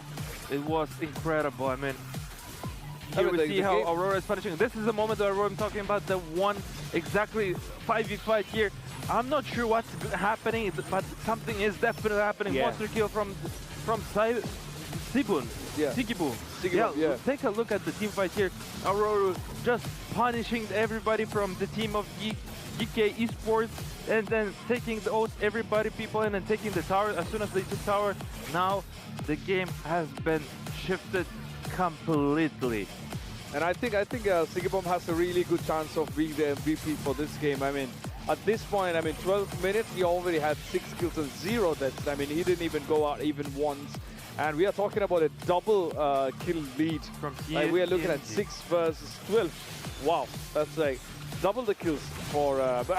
It all came from a 5-5 or 6-6 situation, and then it just shot up all the way up, and it still stayed around half and double situation, like around 13 minutes. I'm very already surprised from the Turkish players how they play very dominant, very aggressive play style. It's just like we were seeing how game was even per se, and then from just one team fight into another team fight into another dominant team fight, TNZ with another double kill here, and just punishing them very hardly. Aurora Gaming, very surprising gameplay. Yeah. And godlike from TNZ over there, and just the throne is dying. I mean, that was just an incredible game. That's like a more than 10 kill lead. Oh yeah, like 13 kills lead. That's huge. And I think TNZ has got more. When you look at it, like 9 kills, 0 deaths, and 9 assists as well. That's more like 18. He's a part of 18 kills. I have a feeling like TNZ is gonna grab the MVP for this match. I mean, we have to agree that Sigibom also put up a really good fight where 7 kills and 11 assists, and that's also 18. Yeah, I mean, honestly, like the Sigibom also did so much phenomenal job. It's just the same as TNZ. TNZ got a little bit more of the double kills here and there at the end, but the Sigibom also just played fantastic. Yeah. The way how he positioned himself on the team fights and how he was enabling the teams to play around him, it was just so smooth and so well done from the actually Aurora Gaming. But again, we're not rooting for anybody here. We're also like to see a good Mobile Legend game, and therefore would like to see a little bit waking up from GK Esports to wake up, because the game number 2 is going to be very crucial. Of course, and let's give a big shout out to Freedom, our general partner for MLBB, what we are watching right now. I mean, the incredible matches that we're watching right now wouldn't be possible without Freedom. And let's give a big shout out for making all this happen, because we are having a great time here and watching all these top teams battling against each other for the crown at the end of the whole tournament. So we never know what's coming up. But at the moment, we got Aurora winning a huge lead with this game. Let's also look at the stats. And also, before that, let's move to one more sponsorship, because that's very incredible what we have. Yandex Go, making our lives easier because they've got everything in one place. So make sure you check that out as well. If you're looking at Geeka and Aurora here, Shen and Pagu comparison, and plus, I mean, the kill differences is huge. I don't think we saw that much of a kill difference today, right? Like 13 kill points. Yeah, I mean, it's just hard to do anything from GK Esports after that important team fight on the early mid to 8 minute mark. On the mid part, that's where it shifted moment. But Aurora pulled it off from the minute 4. Yeah. The dominance, the higher dominance from the early part, then moving, taking mid, getting some kills. Those kills made it through them to take over on mid. And actually, Sigibom, I honestly like the Sigibom's MVP, because I feel like he's done incredible job. Don't get me wrong, TNZ also earned, like for me there's 2 MVPs, but Sigibom was just theoretically playing it very well, Of and course. definitely he was doing so cool. Yeah. I mean, we saw Sigibum coming. We had TNZ as well. But again, let's not forget, check out Yandex Go, the app. Make sure you download. We have made it easy for you. On the screen, you can see the QR code. Make sure you scan that. Download Yandex Go because it's got everything you need in one place. Makes your life a lot easier. It made our lives a lot easier while we are here in Astana. So make sure you check that out. But yeah, and as we speaking about Aurora for a while now, but let's not forget, GK also really good. Did put up a fight initially towards, let's say, half of their kill points, or most of their kill points, because they only got, let's not say only in the way that less, but they got 7 kills. And we are talking about they got 7 kills against Aurora Gaming, which was the finalist in last year. So it's actually a huge team that they are facing. They themselves is a very huge team too. So, and I mean, it's a tough competition. And the next game is possibly what we are really looking forward to. What's going to happen? That's definitely is Haiti. They need to step up. Yes. I'm talking about GK Esports.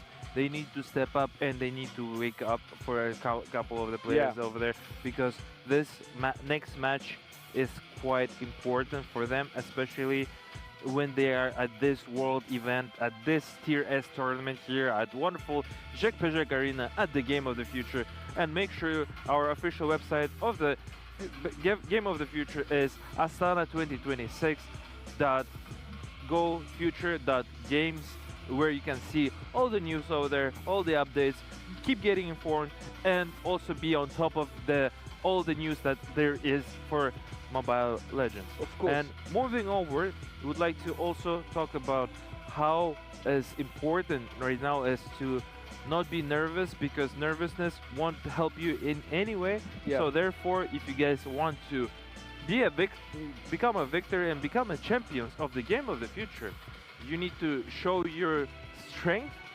and your desire of victory and your spirit, like not the team spirit, but the team spirit, like the spirit. Yes. And then pull it through for the victory. That's true. That's true. I mean, Aurora Gaming is also known for their late game composure. I mean, they are really coming. We have seen them really come in the late games, even if it's going south in the way that it's not favorable for them, but they still hold their emotions. They are very known for their composure, and that really showed up in the last game. So we are yet to find out what the next game has to bring to us, because if Aurora Gaming is going to win the next game as well, there is no third game, and then we are going to the final match for today. So I mean, it's going to be very nice to see how this unfolds, because that's going to be the only 2-0 today, right? If that's happened next. Yeah, if it's going to be happen, but so far we've got 2-1. So far at the playoff, people are taking one map away with them, so there might be a 2-0 sweep, we never know, but there might be a comeback of 1-0 right now and then come back from 2-1. Imagine. That's what will happen in mobile PC if you guys were watching. And it was just incredible. Maybe they can come back, they just need to step up and move forward. Yeah, that's true. That's true. I mean, we never know, because now the GK, I mean, for every game, this is what happened. One team wins the first, and then the second team wins the second one. We move to a third one. But we don't know. I mean, we are heading to the second team. We are about to start. Are you ready? Yeah, it's about to start, and we'd like to give our awards to our beautiful casters, Wolf and Raisin. Thank you. Take it away, guys. Thank you so much, our boys at the desk. Now we are heading into game number 2. Now, we have a trend going nicely, which is a 3-game series so far for series number 1 and another for series number 2. And the panel talked about it as well. However, I feel like this might not be the case, right? I'm feeling like Aurora Gaming has prepared so well, and it seems like they were so dominant in game number 1 that we weren't able to see any semblance there for GK Esports once Aurora Gaming took over. Don't get me wrong, it was a close early game, but during the moments that matter so much, it seems like Aurora Gaming have got GK's number. Do you think that this is a 2-0, or will it go to a game number 3? You know, at this point, Wolf, I wouldn't count out a potential game 3 here. I think a big part of that is, again, what happens in the draft. it feels weird, but like the meta, I know we always say it matters in the draft, but I feel like the meta currently is, how do I say it? It's like weighted more than it usually is with our draft, just because of how some of the picks, especially depending on the certain team being played, is so dependent on that draft. And obviously execution is important, but we've already seen it, right? Some power picks, for example, the Barretts being one of them, that's really risen up in value. The Eudora was that during MSC, same with the Balric. You see those both banned out in this one. And I think when it comes down to this draft priority for GK, it's got to be something that they're willing to go ahead and really play around and secure. The Hirara is open, and I'm just wondering if that is the plan. Get the Hirara, get those stacks built up on the Skypiercer like we've seen before, where you're just this big snowball threat and you have enough kind of iframes and mobility to work with that you're too much to handle for Aurora Gaming. But knowing Aurora Gaming, they've got an answer for that too. Yeah, the reason why I would agree with what you said about the draft is because it was evident during MSC, especially in the latter portions and the very early portions of the tournament. And the reason why that is why I say that is because you see that games start to be snowbally, and the teams would have a better snowball kind of draft can easily actually win team fights and win the game, in fact. So there is a lot of merit for any team that wins the draft, whether it be having a more comfortable draft like what you're seeing from Aurora Gaming right now. That is the Barretts as well as the Hirara. And then on the flip side, if you're looking at GK Esports, it's easy to mess it up. They gave away 2 important heroes and they go for the trade. Fortunately, they still secured their Harley this time. But Aurora Gaming with Hirara as well as the Barretts, what's stopping them from taking the Melissa right now? And already they have a very, very strong meta-based kind of draft. Even with that Melissa that we saw previously, it's like you can use the go away, but that magic damage is still going to come through. And that's what, that's what Yaga had to deal with so much in the early game, where those early deaths were. So Aurora Gaming will actually wait for their gold lane pickup to go ahead and put in the hands of Siggyboom. Again, I don't know if they'll actually ban out a Claude, but Siggyboom is one of those players that is almost a specialist on the Claude. Able to go ahead and make things happen just really quickly. And again, when you get a game like that you scale up faster than the average Claude time, that's really hard to deal with. So I don't know, again, if GK wants to expend a ban towards it or not, but you can see Aurora Gaming is going for those mid lane options. Again, they've already got theirs secured.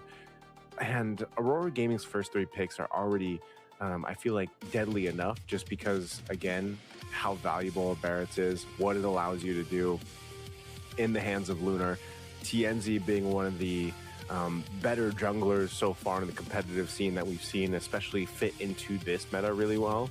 And Xeno, I mean, even Xeno, it was really nice to see the way that he was able to play the Paquito in the last game, even grabbing the Skypiercer and the amount of damage he was able to pump out. But now he's got to do this on the Harley. And I think after seeing TNZ do it, this is actually, the jungle matchup is pretty even. I don't know who to give that up to, and that's why the surrounding heroes, the surrounding characters of the teams are very important. The supporting role that they're going to play into allowing their junglers and whatever the gold lane ends up being to scale up properly.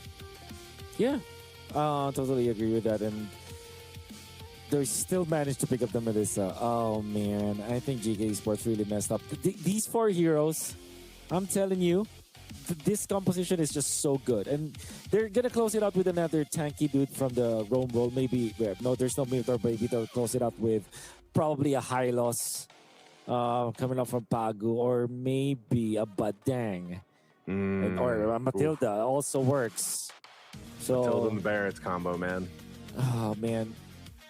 Flying Dinosaur. I already feel like this is such a good game for Aurora. However, I'm not saying that it is one-sided. all things considered, I like the Clint up against the Melissa. It makes total sense. The Farsa against the Melissa also makes a lot of sense here. It's just that the meta dictates that on the red side, these are the strongest heroes that you can look for in each of the roles.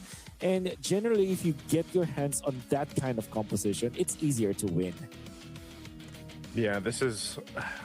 I want to say for GK Esports, like I like their draft more, but that last pick, especially the Matilda, paired up with what already those first 4 picks for Aurora Gaming were, it's almost just too much mobility that I feel like that Aurora Gaming is going to be able to play around with here, which might throw GK Esports off, just because, again, there's so many ways to enter the fights, disengage from the fights, and move around the map too. I got to see what map we're actually playing on here, but we are going to be jumping into Game 2, as it is now match point for Aurora Gaming, potentially to send out GK Esports from Games of the Future here in 2026. Let's go ahead and see exactly what happens here. Is this dangerous grass, or is this... I'm trying to take a look. What are we playing on, Wolf? Do you know? I don't see the... it hasn't popped up yet, but... Probably rivers if there is no... Could be rivers, there's no extra bush and no the extra walls bush. are normal. Okay. So yeah, it could be rivers. Which we will get to see at 1 minute 30 if that happens. Okay. So playing this before, by the way, we've seen this kind of combo work before with the Matilda plus the Barretts. Barretts alone, and this is why we've been talking about it so much, you cover so much distance. Your ability to get the Daytona's Welcome off is already great when he's in the XP lane, especially with the flicker. But then you throw in this Matilda, which makes it a little more threatening, just because you can go ahead and reposition yourself if you have to. But that can also be for the rest of the team. And you already know that Rosa, most of this time, has 2 quality options, man. Either the Fatal Links or the Feathered Airstrike. So that's a problem that GK Esports has to deal with. The uptime on whatever ultimate is taken here. Mid lane could be some of the focus. Deadly Magic's already going to be used. Rosa gets mono attacks, but Zeno not going to be able to capitalize on that first blood, though. Tienzi will take out Quanok. They were trying to trade in that mid lane, and the flicker is burned from Shen. Yeah. Tienzi might even force that teleport to be cancelled, and already they put themselves in a position around this turtle. Such a great start coming out from Aurora Gaming. Oh, it's expanding the rivers. Reason why it's expanding rivers. The reason why that is because it's simple. These are the strongest heroes in the meta game, and if you let, it's easy really to win in this kind of composition, because as you see, there's so much damage that they can output. They're very hard to take down, and even when they dive under the turret, it will only take a few seconds and they can get out, which means that this Matilda is, such a good pick eventually for Aurora Gaming, because that allows these OP heroes to be even more aggressive in the early stages. We'll see if the adjustment can be made here by GK Esports. Again, they haven't lost too much. First turtle goes in the hands of Aurora Gaming. It's more so of how can they adjust from that. Problem being is, if you get trapped into the lanes like we've seen, you either have to burn your Purifies battle spells like the flickers, or again, your just uptime isn't there. And this is also one of the cases. I mean, look how much pressure is being put on Zeno. Zeno trying to get away, just gets eaten up, thrown everywhere. And the Matilda gets the kill. Good Feathered Airstrike on Rosa. Let's see if they can follow this up. Shen trying to support, but Rosa gets away with a guiding wind. And now it's going to be Lunar to get punished here. Let's see if they can help. Fatal Link's going to be used. Collapsing down. Circling Eagle, but Lunar flickers away, almost surviving to get to the turret. But meanwhile, Aurora Gaming is making moves across the map. Yeah. Better trade for Aurora despite their trade, as Tienzi is... And I think it was successful taking away that purple buff. Let's see again.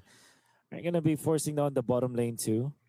And Aurora have already established themselves, planted themselves well in this map, and Zeno needs to really pick things up. 8 seconds from now, he will be able to get and work on his purple. But that means also that they have to worry about this turtle. Look at this. They're using expanding rivers and how quickly they can go to the top lane. Feathered Airstrike onto the Melissa. Not going to be enough. Oh, the Matilda Airlines is there. Yeah. That was a good usage of the Guiding Wind. Again, enough distance as well because of the threat of Shen there. but this might lose them the turtle. So GK gonna go ahead and start this up. They've got the room here that they can work with. TNZ is just taken from the jungle. He doesn't really care about the turtle. He wants to go ahead and take some of these green camps, potentially the orange buff, as Xeno secures the turtle. So the 1-for-1 is the trade, but the orange buff is going to be stolen by TNZ, as the rest of the team, Aurora Gaming, holding up on this front side of the map. I'm going to go ahead and maintain what they can, but Lunar is going to be shot down. Good pickup. There's the Fatal Links. Rosa trying to get away, and it looks like TNZ just has plans of his own. Yeah, TNZ is going to be thinking about a different approach right now, but because of a double card setup out there, there has to be some answer. It's 5 minutes in, so yeah, you can actually clear out the waves now if you're the jungler. It's going to be fine. There's going to be a push up top. TNZ will just secure his purple buff. Retribution used. An aggressive move from GK. Gotta be careful. Aurora is just looming around the corner. Okay. GK is not letting up, though. That's at least good for them. They just don't want to overstep. They've built a lead now. Moving across the map here. They just don't want to get caught out in a situation. Again, the strength is this composition of what it can do at this point in the game. They got to continue to build up on Yaga. Think when we saw the items that he picked up, I know he's got the Endless Battle, I believe it is. That range, that damage that can come out from this Clint could potentially cause a problem here. They got to go ahead and continue to not let up, because Sigibum is trying to build up on this Melissa, and we've already seen what late game Melissa can do. Even Yaga in the previous game was already a big threat once he was fully locked in on the Melissa in terms of items. So right now it looks like Aurora Gaming is slowing it down a little bit, doing their due diligence, finding what they can across the map, and to continuing to farm up. They want to put themselves in a position to potentially take and contest this next turtle, the last one of the game, unless TNZ just keeps making moves. I mean, look at the bottom side of the map. Might be trying to make a cheeky play down bot against Yaga, but there is going to rotate happening down. If we can take a look, looks like Yaga's still going to be alive, though, and now he's got a response down in the bottom lane. Xeno showing up, and they're going to stop that attempt towards Yaga. Yeah.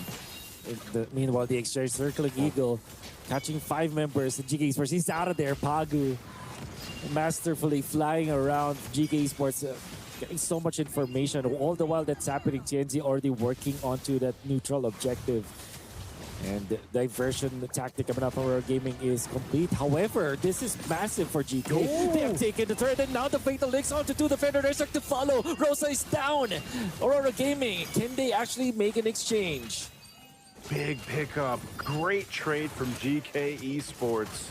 And I think they were able to take the purple buff from TNZ as well. TNZ making his way there. Oh, they were trying to take it, but yes, it looks like it was stolen. Really good decision there from GK. Again, they knew Turtle was going to be taken. The tier 1 up top was, why not go trade for our own tier 1? Here's a Daytona's welcome to the wall. This should be an easy kill pickup, but it's Aizen on this Uranus. He's tanky enough to withstand the damage for now. Be okay for now. You've lost my friend. Sorry, I lost you, brother. Oh, you got me back. Here we go. Welcome back. All right. Kenzie going in onto Aizen.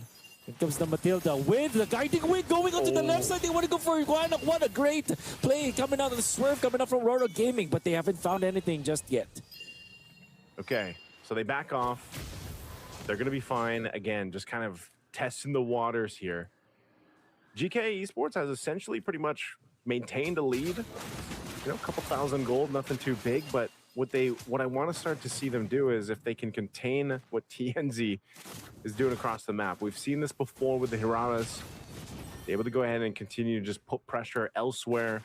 And just again, how fast you can rotate with a Matilda plus the expanding rivers. Making a quick trip down to this bottom side. They won't be able to find Xeno in time. But what they're trying to do is set up for this Lord here. This Lord take neither team too far behind. But right now, dealing with these Fatal Links is a problem. So shedding up in that front. Lord is up. Let's see what Aurora Gaming does here. Slowly building, slowly pushing themselves in there. GK Esports are in a good position right now. TNZ double dashing. Iframes used one in because of Fatal Links. Fatal Links already used. Circling Eagle to follow through. They're going to try to get one down, and it's Zeno that they find. A perfect target. Now re-engaging, guiding Wind to follow through. They're going to lock down Quanok. Quanok is gone.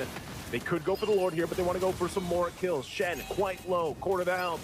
Couple shots on the tier 2 turret. They're going to go in and clean him up. It's a killing spree for TNC, and the iframes will keep him alive alongside that killing spree, and now the Lord for the taking. That was smooth for Aurora Gaming. Oh, that is because of Lunar. Me and Renmar were talking about how good the Bats players in this tournament has been, and also with the MSC.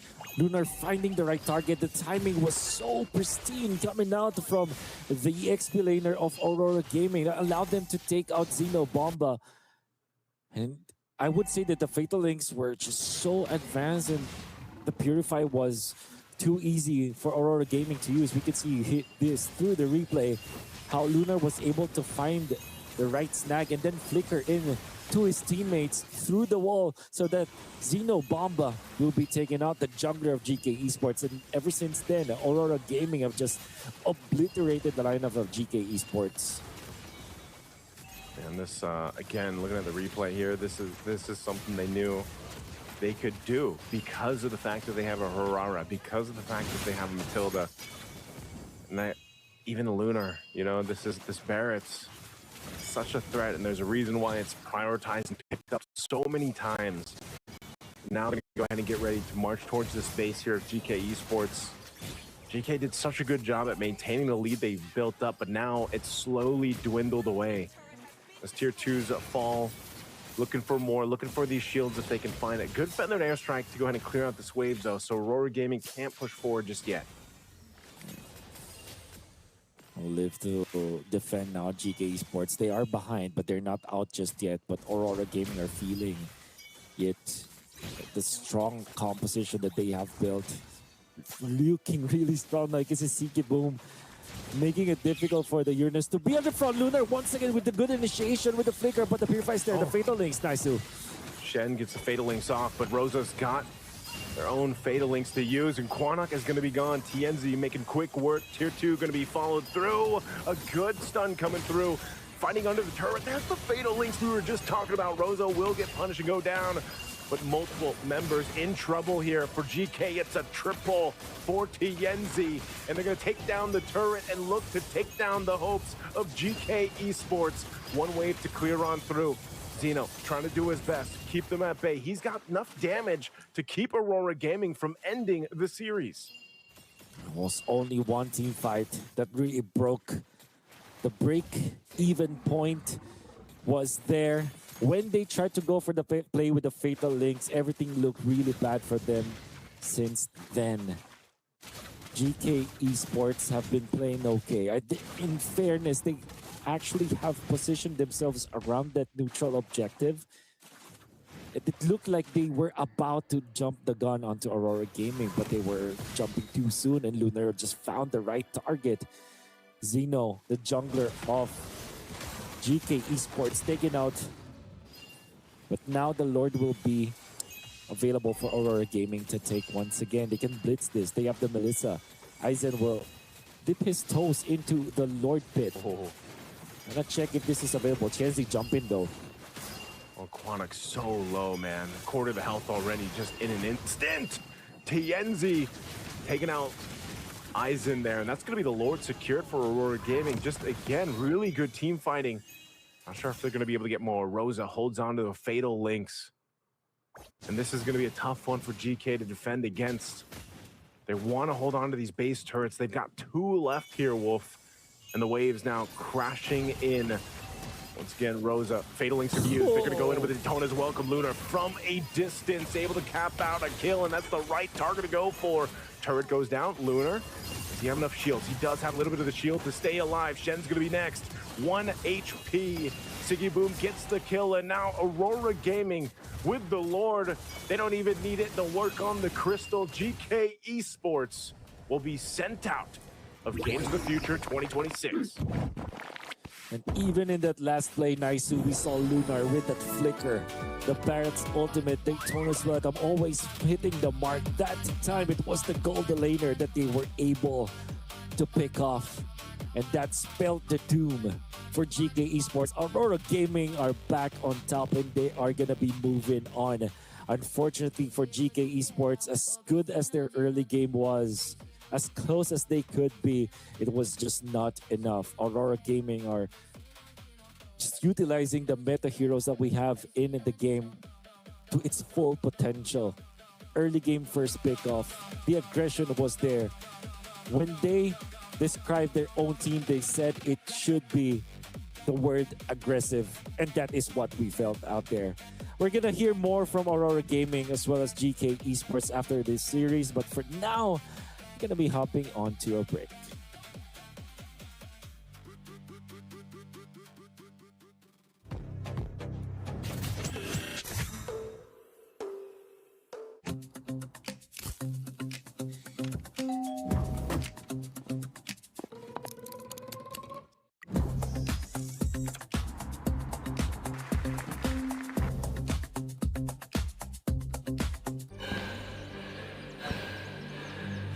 Үлкіміздер әр қадамы жаңа жетістікке жетелейтін марафон. Біз осы жолды сіздермен бірге 10 жылдан бері жүріп келеміз. Тимур Құлыбаевтың халық қайырымдылық қоры.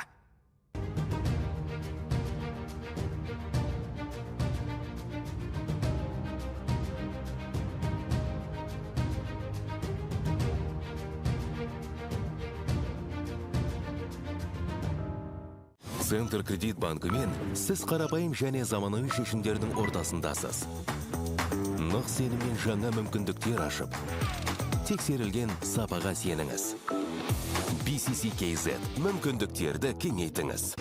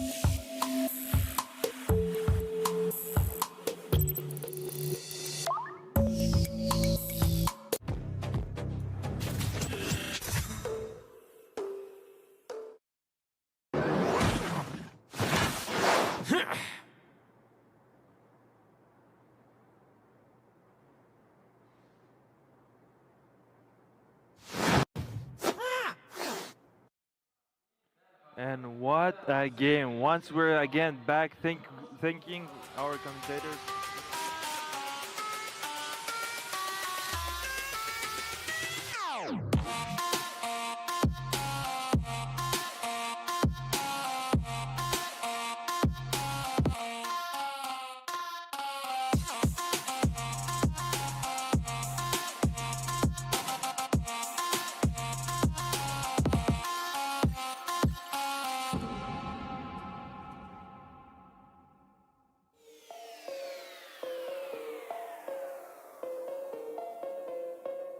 Games of the future.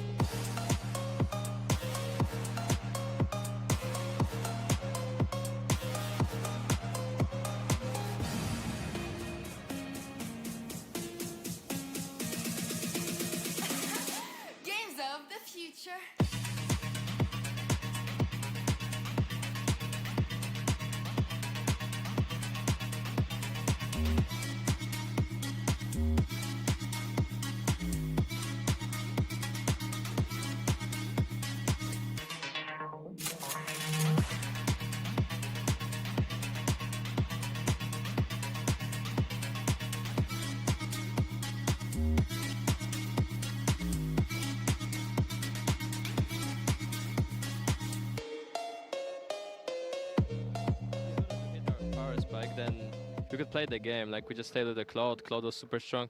And similarly in like game 2, when I was playing Matilda, when I got my flask, like the item right, we also became a lot stronger, so we could team fight a lot more.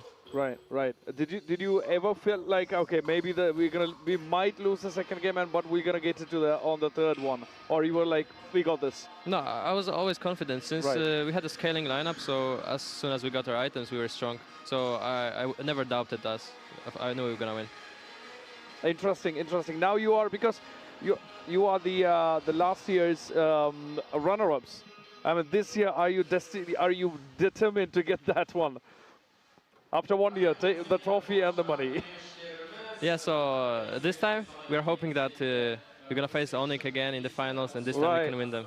Okay, okay. I mean, that's going to be interesting to see. I mean, the same finals happening after 1 year. That's a great call out for Onyx, and I'm pretty sure Onyx players have heard your words correctly, and it's awesome to hear. So you seem very confident, and you have any specific words to the fans that you have, and the teams that you would like to face in your run?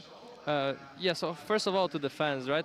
In Kazakhstan especially, there's like so many fans of Aurora, and we appreciate it, guys, a lot, and thanks for the support. And when it comes to our enemies, I just want to say Onyx that, I mean, of course it's not our first enemy, but if we meet Onyx, I want to get the revenge, right? Well, that's good, that's good. Well, that was the best answer that there is. I mean, thank you very much, Pago. You have any questions meanwhile? Thank you so much, Pago. Congrats again. Hopefully we're going to talk again in the coming rounds. Yeah. Best of luck to you guys, and keep it up. Keep the positive energy, and thank you very much for your time, and I appreciate you so much. And best of luck once again. That was Pago from Team Aurora Gaming. Thanks once again, Pago. Thank you so much. That was Aurora Gaming right there for you with a 2-0 in the. We didn't need a third round, right? Like we said. Yes. The first day today. I mean, the first time today we got a 2-0. That's gonna be interesting to see how we're gonna be moving to the next one. And but yeah, how did the whole game feel for you? Yeah. So as we can see in the highlights right now, that there is. I mean, GK Esports, man, they did actually very well in the first early minutes. Like, but as Pagu was saying, it's all good. I was playing Matilda, and I knew my timings. As soon as I got my timings, and it's all right, you know. So basically, the GK Esports, I'm gonna give them a big shout out to them. They played actually phenomenal in the second game. Unfortunately, a little bit tough fights on the later stage of the game, and it just.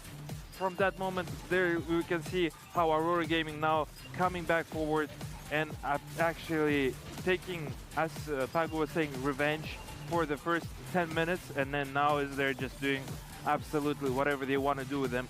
And I mean, I was genuinely surprised seeing Aurora win this game. To be fair with you, because yes, I didn't expect they to come back after the pressure of GK Sports, because GK Sports was the team that was leading. Yeah.